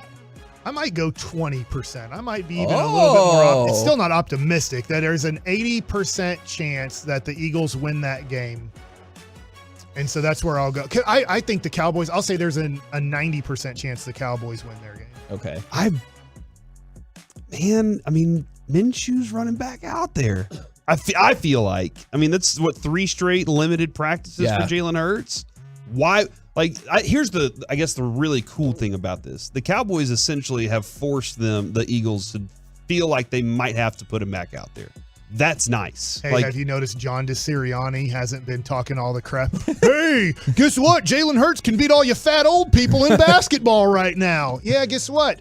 He's not healing faster than Patrick Mahomes. He's not healing faster than Dak Prescott. If you want to compare him to somebody, Jaundice man, compare him to other NFL players, other NFL quarterbacks, not the fat old people covering your team in a press conference. Yeah, that's burn on the Philly media right You know what there. he didn't say? That they could eat cheesesteaks faster than those fat old people in there because they might beat Jalen Hurts in that. Hey, who can drink more beer? Probably the fat people in this room. You didn't compare him to that. But you compare Corey, him to hey, your thoughts on athletically, I that? bet he's better than all you fat old people. I Yeah, can no crap. Definitely drink more beer faster than him for Yeah, sure. see? You can drink beer really fast. I really like that the Cowboys have put that kind of pressure on him. To my percentages, man, Mike I think that is an optimistic number at 20%. 15 is a really cool number, but Mike, I know the line says one thing. I haven't seen Dave say that he's not starting his guys. I haven't seen the Giants say that. They say they want to win. And honestly, Dave's needs to find a lot of things out still about Daniel Jones anyway. Vegas. They could very well go out there in a coin flip game and win it. And then we're sitting here going, holy crap. So 20% is a very optimistic number in my mind. But I love the fact that you're kind of in that window right now. Not surprisingly, a lot of this comes down to Dak and no turnovers like we've talked about. But the other thing that comes up, and again, speaks to your idea of the preseason game, is no injuries. So the three primary things we see, if that can be allowed, is domination, no turnovers, and no injuries. I feel like no turnovers and no injuries would probably take precedent over domination, but having all three would be lovely. I really think this today, and I put it at 25% yesterday when you asked me, what do you really think the chances are the Cowboys make it to the Super Bowl? And I'm still sticking at 25%. Okay. But being the 5 seed most likely should not be a 25% chance of making the Super Bowl because you're most likely playing 3 road games. But I really feel like you have a rookie quarterback on the best team. I think San Francisco is the best team, but you have to factor in quarterback, which maybe takes them down a little bit. Then you talk about the team that might be a really good team with the best quarterback, has a really hurt quarterback. Yep. His right shoulder is jacked up, and it ain't getting better in 2 weeks. And then you look at the other teams ahead of you, and they're not as good as you. Tampa's not as good as you. Minnesota's not as good as you. Yeah. And so I look at the Cowboys, and I go, as long as they don't have a major injury, and I know they're not playing great right now. I wish they were playing better. They're not. They've taken care of the schedule that they've had, and which when we get into Mavericks talk here in a second, it's very similar to the 7-game winning streak that they have. You've taken care of business. It might not be pretty, but the Cowboys have taken care of business for the most part. The Cowboys have no excuse not to win 3 games in the playoffs this year. Kevin, I did bring up earlier what Schefter reported. Yeah. And Pro Football Talk is putting this out in one of their stories. No Bills-Bengals game. NFL figuring out what to do with AFC seeding. Neutral site for AFC Championship is possible. And then the fourth one, expansion of playoff fields to 8 teams in the NFC and AFC is possible. How would you guys feel about them? Just now? Yeah. Throwing one more team in the mix. And I'm not sure exactly the reason. I'm going to read a little more on this. That's not fair because Washington has now gotten to Thursday planning that they're done. I think that would change their playing Sam Howell and practice schedule and everything. So that wouldn't be fair, I don't think. I just looked at that. I think this might be a thing where sometimes Mike Florio just makes stuff up. Yeah, no, it looks like a theory. Yeah. And he said one possibility would be to add an 8th team in the playoff field in the AFC to eliminate the bye for the number 1 seed. Obviously with the, the situation of... That seems like a terrible idea. But I think Mike Florio usually has terrible ideas. How wild would it be, though? Is it Is it Detroit? Is it Green Bay? Who's that last team that gets in? And now we have this Or situation. Washington. Do they now switch their starting quarterback? Yeah, and then there's Ron Rivera going, see? Everything like y'all were Because laughing if at me not Seattle were knowing. to lose and Washington were to win, they would become, I guess they would be 8-1, and that would beat the 8-9 Lions or the 8-9 Assuming Packers. that game didn't end in a tie and Right. Seattle lost. Right. But, oh, God bless you. You got to try say God it. bless you while you're doing it, Kevin. Not while we're on air. That's tough. I think that's Florio making stuff up, but I will apologize to him if that is how it plays I don't out. even care. It sounds fun to just to discuss more than anything else. And I think that's what he's doing there. Right now, Oh. how about a little Mike likes it, which always makes me nervous. So I really like, and I got to thank Derek. I don't care. I'm thinking him on the air. Derek Holland. He's invited me to the Mavericks Celtics game tonight, and I'm super excited about that. It is an early start, so if you're a Mavs fan and you have tickets, you probably know this, but maybe you're like, oh, you might need to leave work 15, 30 minutes early, as it's a 6:30 tip because it's the first game on TNT, which is really closer to 6:40, honestly, because of the pregame stuff they do. And sometimes going to those games, they are super fun, but there are longer timeouts. So, it's more playoff timeouts than it is normal timeouts. You're like, hey, how come the players are standing around and wanting to play and nothing's happening? And it's because the TV is taking a 73-minute commercial right now. You brought up in the cross, I believe it was. So the point spread on this one, I think, is 3 for Boston. Yes. Are you surprised because you are concerned, at least, that history says this could end up being troublesome tonight? Yeah, I think that Boston is the best team in basketball. I really do. Okay. And they had a stinker in Oklahoma City. They didn't come prepared to play. And it just shows in the NBA. It doesn't matter how good you are, and it doesn't matter the other team. If you just show up and the other team is willing to give it their all, you will get embarrassed because it's just not high school. It's not like nothing against Duncanville and Cedar Hill. I know they recently played because I follow Duncanville basketball, and they beat Cedar Hill by like 40 points.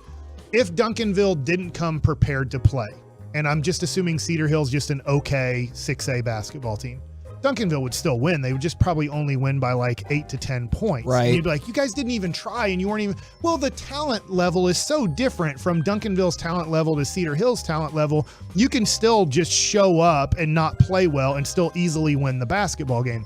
Not in professional sports, because there's just not as much difference of the talent level of the Oklahoma City Thunder to the Boston Celtics, even though one's going to finish in the top 5 in the NBA and the other's probably going to finish in the bottom 10 of the NBA.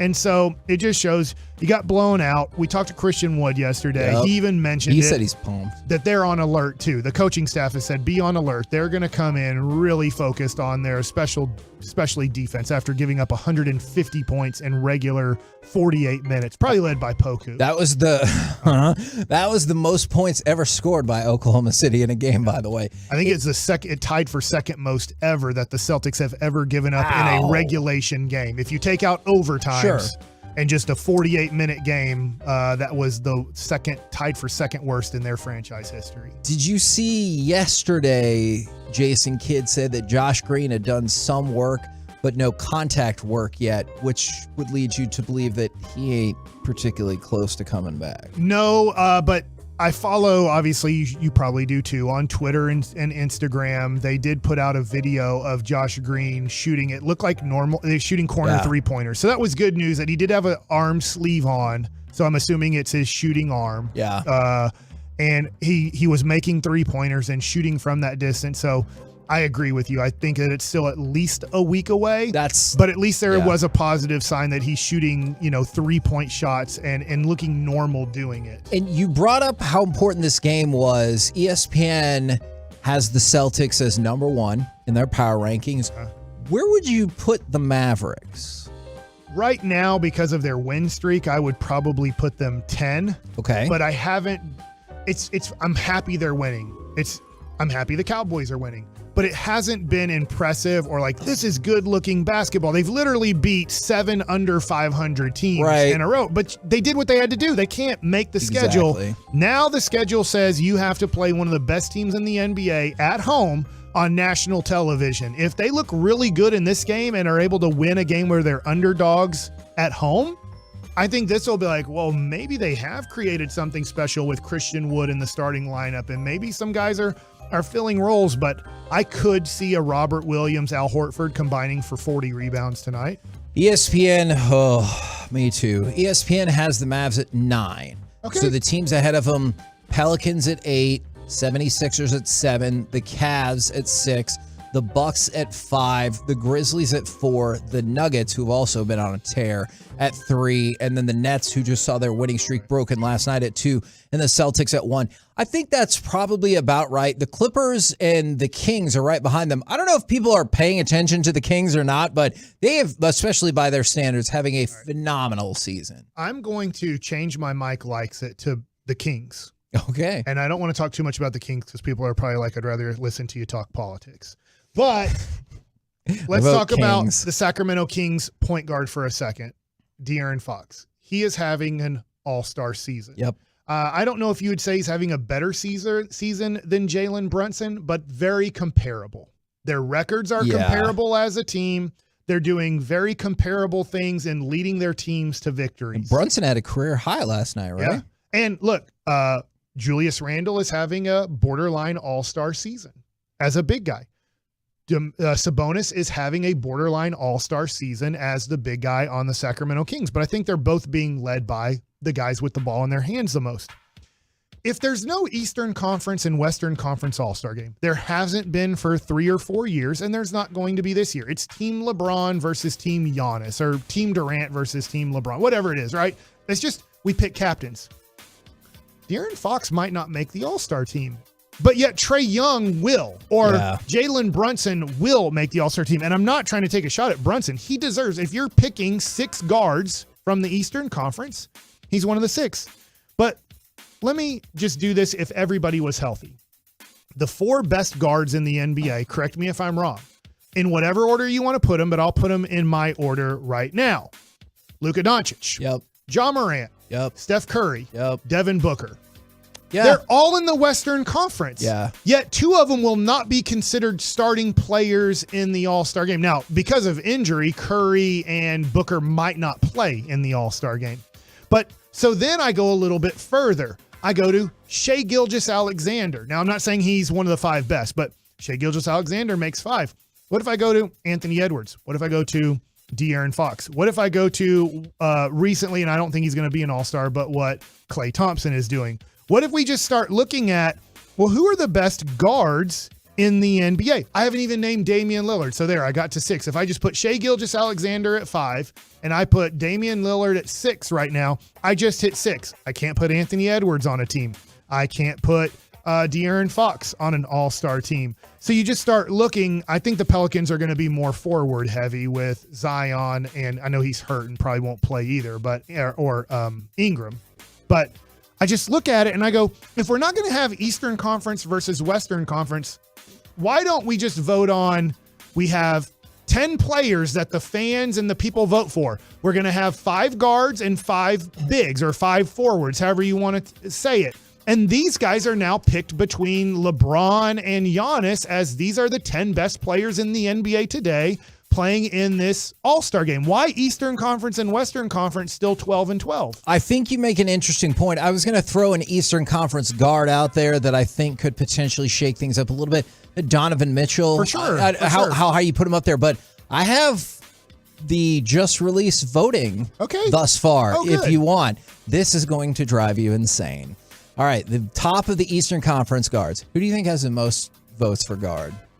I hope it's not Kyrie Irving after your take. But is that right? It is Kyrie Irving. What's he ever done?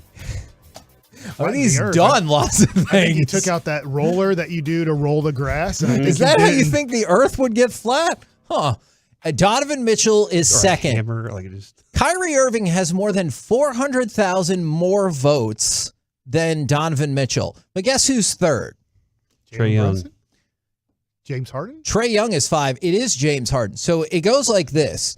Kyrie Irving, Donovan Mitchell, James Harden, Jaylen Brown, Trae Young, which is still too high, DeMar DeRozan, LaMelo Ball, Tyrese Halliburton, Derrick Rose, and Darius Garland. So those are your top. Halliburton will make it as a reserve. But just when you just name that, and we just named, I know I'm sorry to stop you because you're going to get to those in a second, but when you name Luka, Ja, Booker, Curry, Shai Gilgeous-Alexander, Damian Lillard, Anthony Edwards, De'Aaron Fox, like why are we doing this? Why are we doing Eastern Conference, Western Conference? To your point, Anthony Edwards is not even in the top 10 in Western guard voting, which is actually kind of surprising to me. The front court fits a little bit better for the Eastern Conference in terms of like what they're actually doing. Durant, Giannis, Embiid? Yep. Okay. And then Tatum. I think Tatum is probably MVP, low. Yeah. All of them have more than 2 million votes. The next one is Jimmy Butler at 477,000. So there is like a giant divide. Bet the bigs are better than the bigs in the West. So if I just made the guards are better in the Western Conference. Without a doubt, they're better. You can't even make an argument for the Eastern Conference. I'm surprised you didn't. Where was Jalen Brunson? Jalen Brunson on the guard list is not in the top 10. I can't believe that being in New York. That is. I thought for sure he'd get a lot of votes being in New York. Nobody likes him up there. Do you have Luka? Yes. Okay. Do you think Luka is the top vote getter? I'm afraid it's going to be Curry. Cosign or no cosign, Corey? I hope I'm wrong. I hope it is Luka. But I'm going off of popularity, Golden State. It's Luka. It's not. Luka is second. Steph Curry has 2.7 million votes. Luka has about 2.4 million. But then it's a giant drop-off. Ja Morant's 900,000. So, and Shea is right behind him. Memphis, is it small market? Is that like, or is this Ja just not on the same level as you know those what two? else, too? I know this sounds weird. One. I do think China votes a lot here. Please, this is not political at all. So if you're going to dump us because I make funny jokes and you think they're the worst thing in the world, then screw you, but keep listening. What a confusing statement that was. Ja hasn't released his shoe yet. Nike has now made his shoe. You can see him he's wearing his shoe, but they're not selling yet. So the millions of voters, and let's face it, China votes more for this than the United States does in voting. This is one of the reasons that they always wanted to keep Tim Duncan on the power forward spot. They're like, we do not want him going up against Yao Ming and voting for All-Star. Keep him at a position where he's not going up against Yao Ming because China dominates the vote in All-Star voting in the NBA. I wonder that now Luka's been a little bit more popular longer and he has the international vote. I just wonder when it comes to voting and stuff like this, Curry has had his shoe out for a decade almost with Under Armour, and Ja needs to get his marketing out more. Western Conference front court, LeBron leads the way, has the most votes of anyone, I do believe, then Jokic, then Anthony Davis, then Zion, and then there's a pretty big drop-off. We're the K&C Masterpiece right here on 105.3 The Fan. Next, it's time for the C Block starring Corey Majors. I have another significant update on DeMar Hamlin. Oh, great. Next. I hope. It's a G-Bag.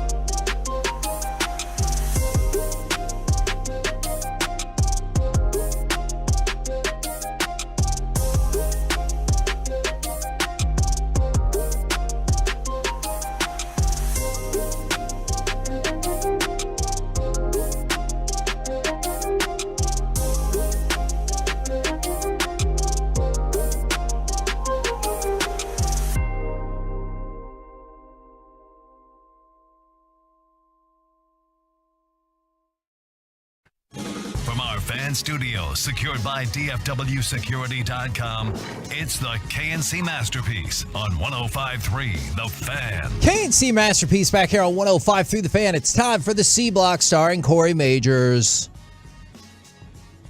Are you going to wait for him to turn your microphone really on? Appreciate you getting me on air here today. It's your go. Thank you, Mike. You're just wasting your own time. Or am I? Maybe I'm just a big tease. That giant commercial break always wastes your was time, gigantic. too. We need to work on that. All right, the Only 9 minutes. A couple of things I want to get to here. We'll get to the DeMar Hamlin update in just a moment. This is a very positive update, Kevin. Okay, good. This is like, I think you're going to be like awesome. Okay, great. But I wanted to point out this morning at 11 o'clock, we had Nathan Eovaldi as Do in we his press pronounce the conference. O? I think so. I've been saying Evaldi the whole time. Yeah, I've just kind of Now been, we have to ask him. Get him back on. All right, Is it well- Eovaldi? Yeah. Well, you know what? We'll just ask him at spring Eovaldi. training if we can find him. And then we had Mike McCarthy's presser immediately. Then we had Nathan Props Eovaldi. to Joey for that Yeah, good seamless job, transition. dude. That's Atta boy. impressive. You were able to pull that off, having no clue what you're doing back there. Thank And you. that you did it. That's Oh, cool. Slim Scotty back there. We had we Being then shady back here. had Oh my God. Eovaldi as a guest on the show and almost asked zero baseball questions. Like we tried, but we still had to feel like we'd get some in there. I see him sometimes at the ballpark. Really? Zero. Okay, nice. I like you, Mike. He's just going to try to screw this segment up now. I can. Uh-uh. There's a reason to Tolo, Mike. When it's not just you. That's right. It's also Kevin, Joey, and Mike. And Oh, that's old- 2 times I've said Mike And old now. Okie back there. Yeah, running Okie. the- His running name the is Twitch. Carter. Like, look, I We had Christian appreciate Wood yesterday. there are Tolos on the Twitch that are like, we want more KNC. We want 5 hours. I just want to let you know, 2 hours is what I desire. All right. So like adding the 5th hour, not in my plans. I'll But quit. I appreciate it. Hold on. And that's exactly what they said on the Twolo page. They were like, Michael quit if they had a fifth hour. What if that extra hour There's nothing. you can do Give me and a say 20% salary raise? whatever you want? You can talk about like literally whatever you want with no repercussions ever. Nope. Okay. Still, I wouldn't, because I would do that one day and then be like, I don't want to be here for this next hour. I got nothing else to say. But I just Really, all I'd be doing is I could see that. getting mad and ragging on somebody listening to the show who we're supposed to do everything they want. Here's my impersonation. Hey, dumbass. Let me tell you something. Did I call him Anthony Evaldi? I thought you my did at one gosh. point. Oh my I thought gosh. you did, but I was like, maybe I'm I the wasn't worst. listening well. That being said, we really appreciate the Tolos out there for rocking this thing along, man, making this show one of the greatest shows in America. And Agreed. And that's all we really want, is to be great in America Take note, Barrett for the Sports first Media. time. And then every year, again and again. We want to be great in America again and Okay. again and again, Kevin. So that's I what see I what you're want. doing. That's what I want to accomplish. And the Tolos help us get there. So thanks for Toloing. And I think you get big results in return. We got some Super Bowl action coming up. Yep. We got spring training coming up. There are Yeah. All in the reasons same to stay place. locked Oh, in. and Yeah. the Fan Bowl is And- making its return. Yeah, Fan Bowl's rocking along. Who am I losing to in the first round? I am the defending champion of Fan Bowl. Like 3 years ago, yeah, right? that's right. I lost to Colby Sapp in a close one. I think it was 1-0. That's Tom the spirit. Pelissero has comments from Dr. Pritz, who I do believe is DeMar Hamlin's doctor, based on these quotes. Okay. He says DeMar Hamlin's signs of improvement included emerging from his sleep, following commands, and asking who won the game. Really? Dr. Pritz then clarified that Hamlin cannot speak and still has a breathing tube in, but he's been communicating by writing last night and today. Like, the ability to write with your hand is fantastic. Wouldn't you love to get his reaction when they're like, well, they didn't play the rest of the game and they probably won't. Do they quote? Oh my gosh. Our response to him when he asked who won the game bet he was was, mad. DeMar, you won. You won the game of life. Oh, that's nice. I bet he was mad about they didn't play the game, though, just because you know that They're athlete not mentality. asking. He's like, you didn't answer my question. He's still just ticked off about it. Like, so literally, wouldn't you go, that's amazing. Does that mean the Bills won because you're saying I was on the winning team? See, I would assume that meant you lost because they're like, hey, look. Oh, they hey, won't tell them? you won the game of life. And they're like, Yeah. oh, hold on. So we lost? That is amazing. I'm like so pumped for him. Like, obviously, tons of people across the country, across the world are. And I just think that shows his athlete mentality too of, hey, I'm glad I'm alive. Who won the game? That is amazing. Yeah. So I just wanted to, I think every time we see an update, it kind of gives us a little more positivity. And I know like the other players around the league are just kind of going to practices and kind of waiting to hear some stuff every time they get done with practice. It's probably, Mike, and I would presume it would be the same thing for you. You get on the field and you kind of stop thinking about it for a little bit. But then as soon as you walk off the field, it's like, okay, what is going on? Because that's one of the biggest things happening right now. And I just imagine, like, you know, remember when Dirk was going through his Crystal Taylor thing? Yeah. He even said, like, when I get on the court, this is my place to go, like, be away from all those things. So I just imagine all the other players are using that as that opportunity. My question, though, today, and we got about 5 minutes for this conversation, is Jerry's talked about this a number of times, and I think we kind of even were thinking it, looking at the schedule. They said they designed the schedule for the NFL to be more competitive in the last couple of weeks, even on the last day of the schedule. And I was wondering from you guys, do y'all feel like y'all have gotten a more competitive schedule late in the season, or do you feel like there's been almost a month of, hey, we're just trying to stay healthy and not die? I think we have, because I meant in the like literal sense of like, I understand. Yeah. Because that Monday Night Football game was huge in terms of implications on the standings. Like, we all know why it didn't play out any further. But if you look at this weekend, Titans-Jags is for the division. Lions-Packers, I know it's not directly for a playoff spot because there's still something that could mess that up. But essentially, it's like you need to win to make it to the playoffs. The number one seeds are still in play. I think they have done a good job. Patriots Bills carries a lot of weight. I guess I find it no different than all the other NFL seasons. Okay. I feel like there's always something on the line in the end. I don't think. I mean, do you get lucky sometimes and you get Tennessee versus Jacksonville where it's literally the winner is in? If also Detroit and Green Bay. But I get that they tried to put divisional games you're going to get more lucky, I would guess, in this.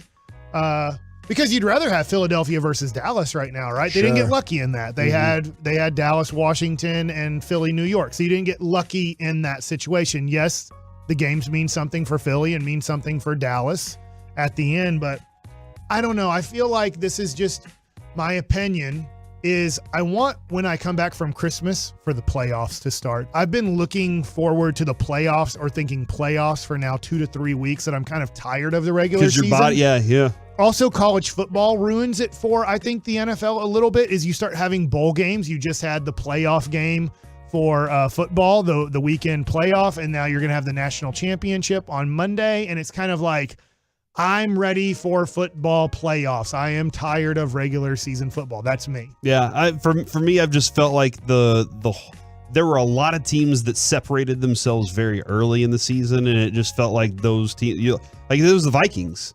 You're like, crap, are the Vikings are going to lose? Yeah. But then they lose these other games that kind of show, I don't want to use the word fraud anymore. I think I heard Choppy's list of most overused words this morning, and I started thinking fraud was one of them too.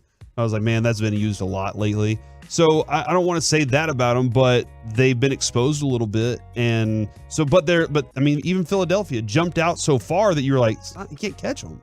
Except for here, the Cowboys are, I guess, late in the season with a glimmer of hope of catching them.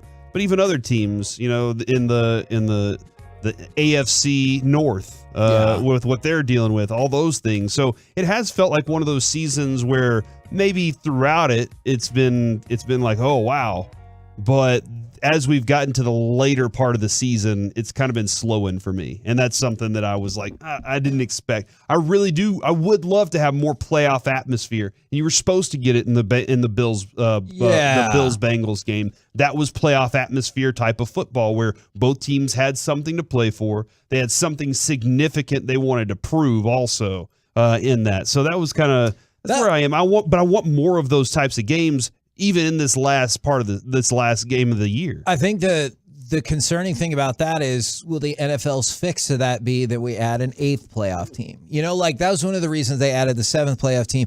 Will they take away the bye, add the 8th playoff team to take it another step further? Because then, Commanders, Cowboys would even take on a different set of importance. Owners will never say no to that. If all 32 teams could make the playoffs, all owners would say, that's perfect. We all make it. And guess what? We don't pay salaries anymore in the playoffs. We just pay bonuses for how long you make it in the playoffs. Yeah. We don't owe the $40 million quarterback $3 million for playing in this game. We only owe each player $40,000 for making it to the playoffs. We owe each player at the end of the Super Bowl. We win the Super Bowl. Each player gets like a $700,000 winning the Super Bowl bonus. I'm not having to pay Patrick Mahomes $3 million for every game played in the playoffs. I am watching a video right now that Jimmy Kempski posted from Philadelphia, and all of the quarterbacks are wearing their red jerseys and running through the what's it called when all the coaches hit them with the pads? Oh yeah, dummies.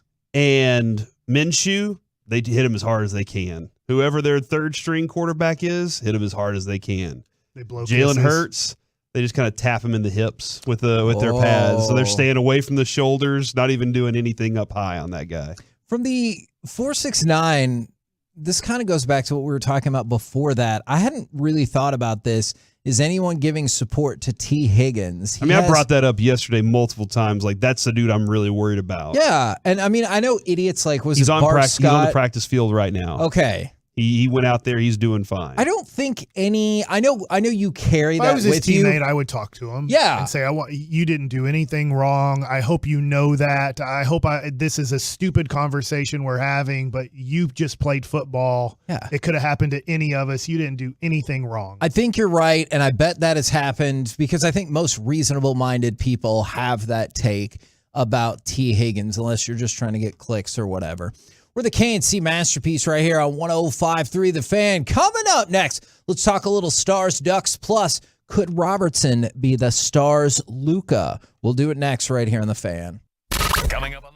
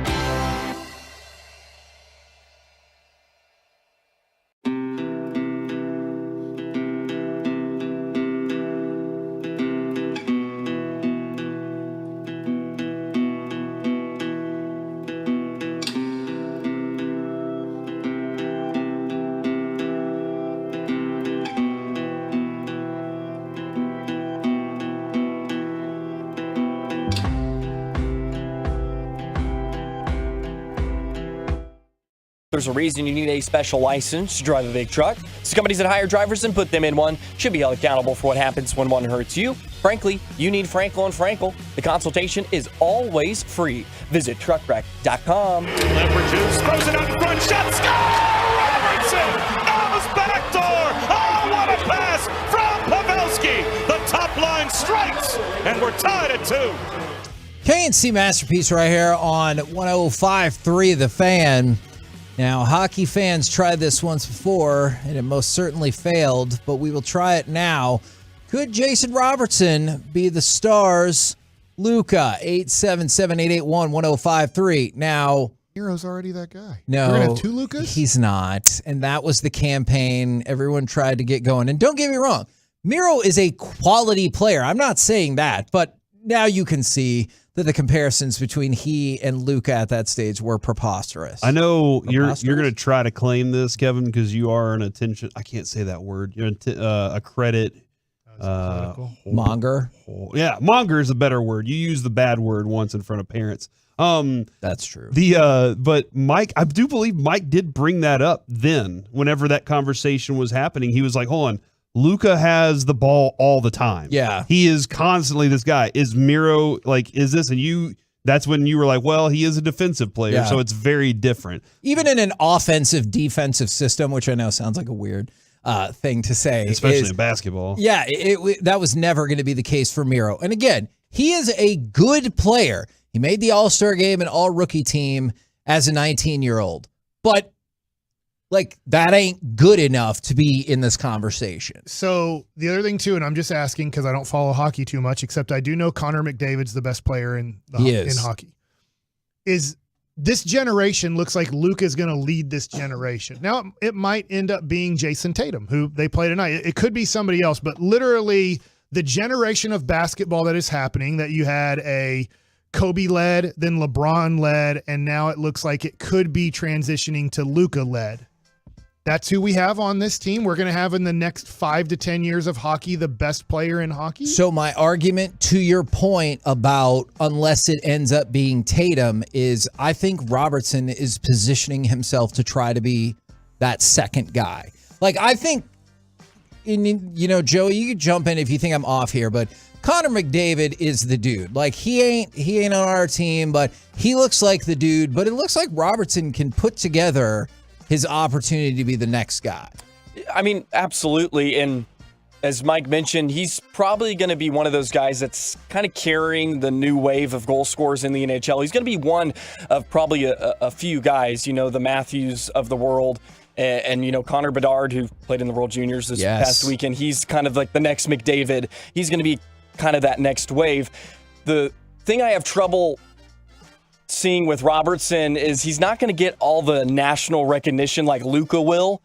So I don't think he's going to be that Luka, so to speak, nationally, just because of where he plays. In Dallas, it's just not going to get a lot of huge recognition. Obviously, in the Metroplex, he is as big as Luka, but also he plays with a lot of great parts around him. He does. Whereas Luka's kind of just like the single guy that gets a lot of the credit. Could team success elevate him individually? So, like, what I'm saying is, Luka is your Jeter. Yes, kind of is. And again, Derek Jeter is a damn fine player, but some people are like, "Oh, he's the best player of all time." That's stupid. He's a guy. I know With how like Corey 30 with 3,600 hits, and Michael Young is going to come up in this conversation. Would he have gotten 3,600 hits as a Ranger? probably Probably not. their regular season. You don't even count the postseason. He's going up there as probably one of the best hitters on the team, as opposed to in a lineup full of amazing hitters. They would have just pitched around him all the time if he was that good. All right. I know this has been a long-held belief, and we've gone down this argument before. Didn't Chris Woodward kind of like, hey, what do you do? What do Yeah, you do? he's like, no, he's great. Everybody know. Like, he sounded angry, like his version of angry at that question. But I do wonder if team success for the Stars could elevate him differently. You know what I'm saying? Yeah, I mean, it definitely helps, but that's where I get caught in in this loop where it's like, well, if the Mavs win, it really boosts Luka because he has to be so great. Yeah. In order for the Stars to win, Robertson doesn't have to be the focal point in everything because there's just so many great parts, and obviously he plays on like the best line in hockey. So it is kind of that loop that you kind of get stuck in. That does make sense. Allow me to further present my case. Please do. For why he would make a run at this. And again, this whole thing came up because yesterday Derek Holland was sitting with us and we brought up Robertson. He goes, he's a Stars Luka. And we just didn't really have an opportunity to dive into that. I just thought it was an interesting comparison for somebody who has Mavericks and Stars season tickets. Is per NHL stats, in the last 30 years, just 6 players aged 23 or younger have scored as many goals as Jason Robertson did in a calendar year. Steven Stamkos, Sidney Crosby, Alex Ovechkin, Jaromir Jagr, Teemu Solani, and Pavel Bure. And the way the Yankees fans talk about it, Jeter probably.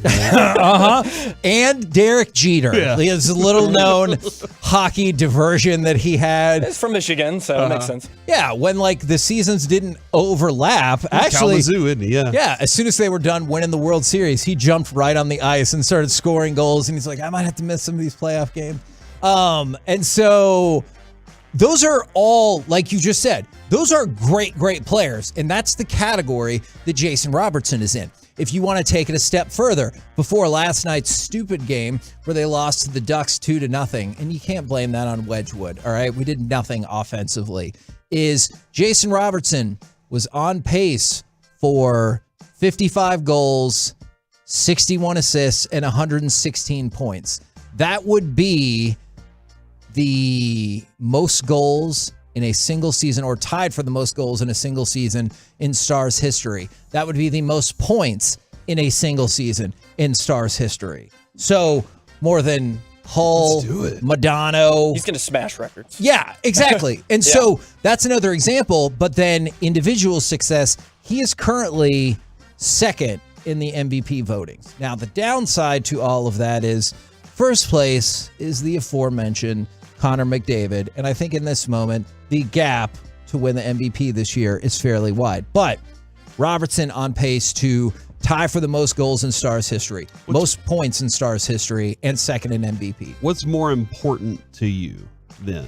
His individual success or whatever the Stars can do together with him? Because I think he gives you that chance. No, for sure. And that was to Joey's point earlier, and that's where I think it could benefit him, is because let's put Jeter aside for just 1 second. Fine. I understand your concerns. How many players in the history of organized athletics have seen their profiles or their status elevated because they were part of something great? Oh, yeah. No, it does happen. Okay. I was going to, and you can, I mean, if you just take Tom Brady and Peyton Manning, Tom Brady is elevated so much further than Peyton Manning, but because they won. Right. Even though statistically and MVP wise, and yes, I know Jeter, Corey, but somebody who jumped to mind, Scottie Pippen. Scottie Pippen was a great player, but I feel like everybody knows who he is. Yeah. Except for Scottie Pippen. Because everyone knows who he is because of all the winning that they did. So I actually think in the long run, it would be way more beneficial for Robertson to win, let's say, an MVP and finish top 5 2 or 3 times because his team was in the midst of making the Western Conference Finals or winning the Cup 2 or 3 times. Yeah. No, I mean, Dirk won an MVP, right? And right. Did he have any other MVP seasons, Mike? Probably not. But that wasn't, everybody was like, okay, they gave it to Dirk, Because they won 67 and they'd just been the NBA Finals. Yeah, and they were like, okay, they gave it to Dirk. But it was the championship that really validated Dirk and his career. That was the moment where, Kevin, you use this term so often that I really loved it, and he was the best basketball player on the planet. That's a fact. For a stretch run that nobody could stop him. And that's but that's your opinion, but it is a fact. Yeah, okay. There you go. And that's why I say it's a fact. But it was also one of those things that if he hadn't capped it with that, it would have just been another run of Dirk's. And even having the MVP wouldn't have been as impactful on that part of it. But now, nationally, everybody recognized him. So that is part of it. But that is going to take the Bens and the Sagans and everybody else in the group to level up as you get closer to the end of the season. I would think too, sorry, just to add on that a little bit, is if Robertson did go on and win a cup, it would definitely elevate him if he proved to be the best player on this Stars team and they won a Stanley Cup. It would very much elevate him in the conversation of some of the great hockey players, and I think that could do a lot for him. I have a question. Sure. Will he become, Robertson, the greatest Dallas Star of all time? I mean, look, right now, If you had to guess. Obviously, it's Madonna, right? If I had to guess, I will fall in with kind of my stock basketball answer. I see the potential, but I don't think it's a rubber stamp. I think there's a better shot that Luka becomes the best Maverick of all time than Robertson becomes the best star of all time. But I see the path for him to become the best star of all time for sure. Who's Madonna? Is that what we're going with? Madonna's the Yeah, greatest star. yeah, Madonna. Over Darian Hatcher. I feel comfortable with that. Over Darian Hatcher. Darian Hatcher, Sergei Zubov, Over Eddie they're Belfour. all great. I guess we should say Craig Ludwig, and Yeah, you what should about- listen to the Spits and Suds podcast. But I'm gonna go Madonna. Only during like the after midnight, I would say. Like you get, just programming situation. Yeah, it's interesting. That's interesting to me. Like Belfour, he was a key reason you won that cup. And he offered somebody a $1 billion bribe. Hull scored the goal. That's a thing that And I happened. don't, know don't the forget Hockey Hall Madonna- of Fame. Is Belfour in the Hall of Fame? What was Madonna even doing until Hull got here? Like, was he just kind of skating around fast? What? He was still really. He had some Man, nice hair, that's for He sure. had gorgeous hair. You're torching. You're like, Honestly, hey, he had very Joey hair. Joey has the same hairstyle Madonna had back in the day. I'm going to ask you this question one time. And whatever you tell me, I'm going to believe you. Is your hairstyle, or is it not, patterned after prime Mike Madonna? It definitely is patterned off of prime Mike Madonna. I knew it. That way, when I skate, it flows nicely. Got That's the jersey untucked. That's nice. So you're saying over you, Corey, Newendike? taking flame to Mike Madonna. Newendike came back to GM this Derek team Jeter. for a little while. Golly. Jamie Langenbrunner, what about him? He Okay, was great stop too. it. I miss him. Jamie So on record, Langenbrunner. we're going to play this 10 years from now. Robertson is Robertson. Robertson Robo, that's right. Yeah. He was just slipping a nickname in there. is the greatest Dallas Star of all time. Your answer is we'll play No. it 10 years from now. Pat Verbeek. What about Pat Verbeek? You're not even answering the question. Just say yes or Jerry say Lettman. yes. What about Jerry Lettman? Isn't it Yuri? Slim Scotty said yes. Yes. You say Oh! Roy. I Send say it down. What do you say, Mike? If his name's Robertson, I will say, what the hell? Yes. Mike's like, guess what? You asked me this in 10 years. I'm going to be like, I don't remember that. And you're going to be like, well, that's your voice. And you can be like, oh, well. I said yes. Sounds good to say yes. And then you know what he's really going to say? You know who else remembers things? Your mom. That's what he's going to say. And then snap. Don't say that to Bobby though, as we learned this morning. Or to Choppy. Yeah. Oh, my God. That was so uncomfortable this morning. What? If you want Did to I miss that? radio rewind, know when Sean said that to Bobby. Oh yeah, that was uncomfortable. That was so for sure. uncomfortable. Yeah. So, by the way, we were also going to talk I about the love this game, station. but then the game was just really disappointing. Is these Stars end up losing to the Ducks 2-0? What? How did you let this happen? Mike Madonna? That movie. Yeah, that. They did the flying V. It was over. Dude. Should I print out my diploma I just got from Odyssey? The dignity and respect in the workplace. Yeah. I just got it. Pin it up on the wall next to Dan Orlovsky over Congratulations. there. Universal Studies. What? I'm not going to lie. As long as we're making predictions, I might not have predicted you passing some of those courses. As long as we're making those predictions. We're the KNC Masterpiece right here on 105.3 70 The or Fan. 100's passing. They didn't give me an A, B, or C. They said pass. That's the spirit. Coming up next, let's chit chat with those fellas from the G-Bag Nation right here on 105.3 The Fan. You need some men's tea clinic? I did. I do. And I take. Men's Tea Clinic has 5 DFW locations. They have 5 locations in the Houston area too. Guys, how about make this your New Year's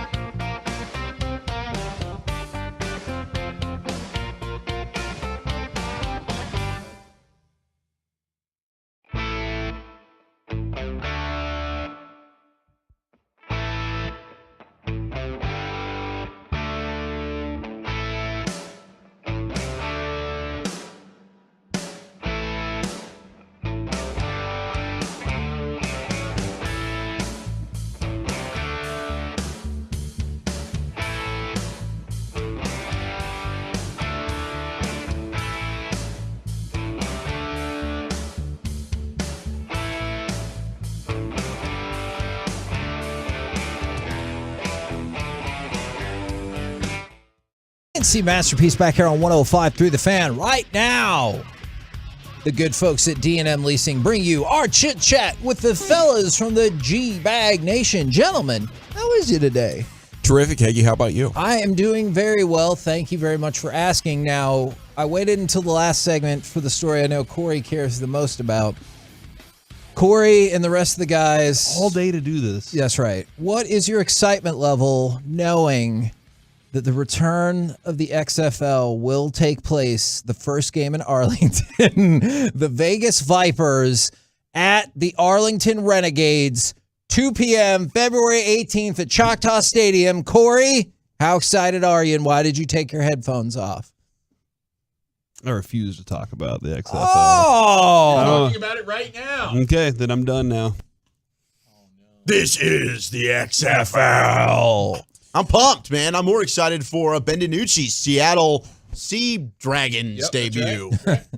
That'll be fun. I like that it exists. I like the idea of the XFL a lot. Okay. You know? I like that answer. I like that it exists. Yeah, it's cool for people that want to keep chasing their dreams and playing football. You know? It's what we need. You know, Brian will tell you about Europe League. They couldn't work that out, but you know, this is exactly what the NFL needs. For player development to continue, and I think there's going to be some fun stories that come out of this. And Lucius brought it up last week when T.O. is trying to become a Cowboy again. Like, why wouldn't the Renegades dial up Terrell Owens and bring him T.O. in? out If T.O. wants to play a little bit, I mean, I'm sure the money numbers. Finished. He's done. That'd make me He's watch. toasted. Oh, we're not done I would yet. watch if T.O. played or Chad Johnson. Does he go by Chad Johnson or Ocho Cinco. Yeah. Is he officially Ocho Cinco? It's like Meta World Peace. Because if he's not, you're not going to call him. No, it's fine. I just want to call him by his. If that's what he wants to be called, that's what I'll call him. I just so Ocho Cinco. Like, it'd be interesting. Like, I would flip it on and then realize, oh, you know what? This sport isn't made for 50-year-old men. It's made for 20 to 30-year-old people. What about Dez? Can we get Dez as an Arlington Renegade? I think that'd be fun. Oh, I think that would be way more intriguing. I also thought originally when the XFL came out, I thought they were going to try to undercut college football and the NFL by lowering the eligibility requirements of age and stuff. I started watching Coach Prime to check that out and see. What I told Kevin this morning is like Hard Knocks, you feel like there's still they're like, hey, don't say this or don't say that. It just feels that way sometimes. And it feels like Dion is giving you some real assessments of what these players can and can't do. And he's like, look, this guy needs to work on his mentals a lot more, and this guy needs to do this. And so I'm just kind of watching that, but I was real surprised to see The Rock there with his XFL group and Miss Garcia. They were all there scouting the players from Jackson State. And so that was kind of interesting to see, okay, hold on, why are they keeping eyes on this guy? And I assume, Broadus, it's because you're trying to put a portfolio from as soon as you can get eyes on a player all the way through, but those would be the level players that are going to make it to that point also, to the XFL. You're going to get some guys from the OUs that don't make it in the NFL, but you're also going to get some of the top talent from some of these other smaller programs that go there. God, I could listen to you talk about the XFL all day, Corey. Oh, my gosh, I refuse. You love it. No, you're absolutely right about that. I know the one thing, when we first started in NFL Europe in 1990, we had a scouting staff that actually went to the colleges, and you're not really evaluating. You're evaluating all their players, but with the understanding that you're probably looking at guys that the NFL is going to release, or practice squad guys. I mean, give the the reason why you got a guy like Turpin, at least the threat of having a punt returner or a kick returner, is because they played a USFL season. If you could get one or two players out of that evaluation, and then they become a difference maker for you, then those types of league are totally worth it. Is that Green Bay guy the best? You know how sometimes Turpin's the best, and he did make the Pro Bowl. Is the Green Bay guy better? I just watching the Minnesota game, he returns the kickoff for a touchdown. Remember Green Bay? They got rid of their punt returner and their kick returner. Remember after the Dallas game, Rodgers had fumbles, and so they went through half the season with Amari Rodgers as being their guy, and then he fumbled a key punt, and then boom, they went to a whole. So that was kind of out of nowhere. Out of necessity. But out of nowhere. Like Minnesota's also had their guy who's got a crazy last name that I'm not going to try and pronounce. That's also had a return. I think he did it on Thanksgiving night. Yamba? Something like that against New England. But how about Parham, who used to be for the Renegades in the original run? That's now with the Chargers. He's their backup tight end. He still had a successful career. That's a good. I think I'm with Gavin. It's good it exists. I just am not going to watch it. Do you think it's going to succeed? Unless T.O.'s in. Oh yeah. Do you think it'll get past this season? I think so. Yeah, it has momentum. It's cruised through. I mean, some real difficult times to get traction. So the fact that it's back, I'm taking that as a sign that this is sustainable. Okay. I think the thing that all these spring leagues are hoping for is that one day that they could be good enough and the fan base strong enough that they get taken in by an NFL consideration. You know what I'm saying? Yeah. That maybe that all of a sudden when the league expands, that's what they could have done with the USFL the first time. Yeah. There were teams that were sustainable, and if the ownership of the league would have just probably hung on, you might have had some teams that would have been absorbed, like much what the NBA and the ABA. that kind of a deal. Then Trump would have been an owner and not the president. Now, I want to get y'all's Space-time continuum. I want to get y'all's thoughts on some breaking news. Is that Texas has in fact fired Chris Beard, and they have fired him for cause. There you go. Is that surprise you, or did you think this was the eventual outcome when everything first started to She trickle tried to up? rally and help, and She did. She tried, and it didn't get done, and they'd already made points. That maybe a further investigation found he might be a guy too that's got a little bit some anger issues, and they've kind of, once you start to dig in and you don't want to pay a guy millions and millions of dollars, you'll do everything you can to find dirt on them, and they probably found some more dirt. I hate saying this. Does it matter at all that UT's still been great at basketball without him coaching over the last 3 weeks? I think that is a fair question. I'm not sure the answer. I'd say I actually think you it does matter. probably credit it for some of the players that arrived there, right? Yeah, And then they got whatever beat by the- Kansas State. They're like 6th in the country, and I think I beat by Kansas State the other day. But yeah, no, that's a program that looks like to me they've got the right players. They could go on and make some noise in the tournament. But yeah, to me these things when you have a situation, they basically went back to her and said, "Listen, you sure about this?" And his wife, fiance, whatever she is, she wrecked him. I mean, but he wrecked himself by doing what he did. Yeah. Do you guys get the sense, or do you think, like Greg Berhalter said, I want to keep being the coach of the national team? Do you think he will make it through this, or? I think he was going to be let go anyway. Like his contract expired, and he's in a process of negotiating a deal where I think a lot of people involved. If that wasn't the case, I think he would survive because it was 31 years ago, and we're seeing coaches every year get hired that have transgressions in the past, even more recently than 1991, if you can imagine. Yeah. How stoked are you brought us that? I know it's just another step, but the Darren Woodson is in the finalists. Yeah, group we're getting now. closer there, and I know we're going to have Shireen Williams on today. And 4 o'clock? Yeah, she's done a great job. Her and Rick Goslin, those guys. This is a really, really tough class, though. If you go, top. I had a voter from another area, give me the 15 names and go, give me your 5. And, of course I put Woody on there. But, yeah, the names were really difficult to go through and kind of pick your other 4 guys. Do you agree that if aliens landed on this planet? Yes, they and would. The first, they would absolutely, yes. There you go. See, he was listening earlier. He knows. Darren Woodson would be the guy. Yep. But we still feel like better shot right now is DeMarcus Ware at getting. I would say yes. I can guarantee you. Funny after look, talking with him at the Miller Lite Yeah. deal that Eric and I hosted, like they basically told DeMarcus where he's getting in this year. well, and They were like, "Sorry, how, we're how about done." this? How about this little fact? I'm one of the guys that actually got to see Chuck Howley play. He should be in. 25 career interceptions for that man as a linebacker.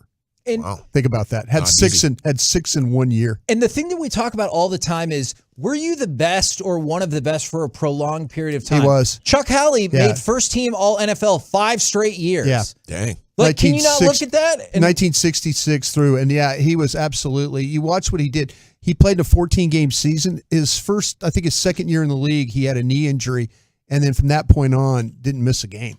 So if yeah, you're still alive and you voted, let's say in the 80s, Mhm.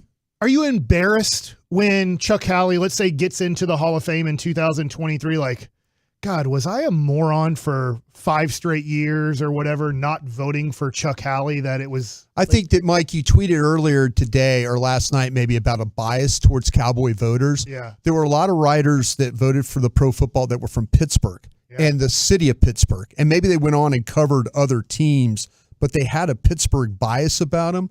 So, yeah, there was a big fight and I've talked to Rick Goslin about this for a long time, that he was having, and Rick's from Detroit, but nobody has done more for Bob Hayes and Rayfield Wright, people like that, getting in and having an opportunity. Chuck Howley has an opportunity because of guys like Rick Goslin, but Rick was willing to put his bias aside for even some Detroit players in order to try and help some of these Cowboy players. I would feel like, I don't know if you guys would feel different, that would be the biggest honor of your life to be a voter for a Hall of Fame. Like if you were a voter for me, like if they're like, Mike, you get a vote for the Baseball Hall of Fame, I would take that so seriously because legacies are on the line there. I personally, myself, if you could give me one vote, let me vote for the Heisman Trophy. That's the one I would like to vote Okay. for. Yeah. Oh, a new segment. Thanks. I think that's What the would one. you Yeah, vote for? that's I the like one. that a lot. What do you guys got coming up on the program today? Pure Gold as always. Thanks for asking. County commissioner, by the way. That's my ideal. That's your to vote? cast. Yeah, Okay. enjoy that every couple of years. Shireen Williams at 4:00. At Tank Lawrence at 4:40. We'll pick up the Hall of Fame Speaker of the conversation House, with maybe. her. Yeah. Speaker of the House vote. That's never gonna. Actually, maybe they're making progress. All right, No, roll, it's 7 times. Jenny That guy's. McCarthy's dad is going for roll that, home with the G-Bag Nation. We've been the KNC Masterpiece. Make your way back with us tomorrow, 10 a.m. to 2 p.m. No, right here on 105.3 The Fan. Say goodnight, Kevin. Jeter stinks. Say potato, Kevin. Potato. It has the entire sports world locked in. Jerry Jones Show. Tolo Jerry Jones, Hamsan, Sean, and RJ.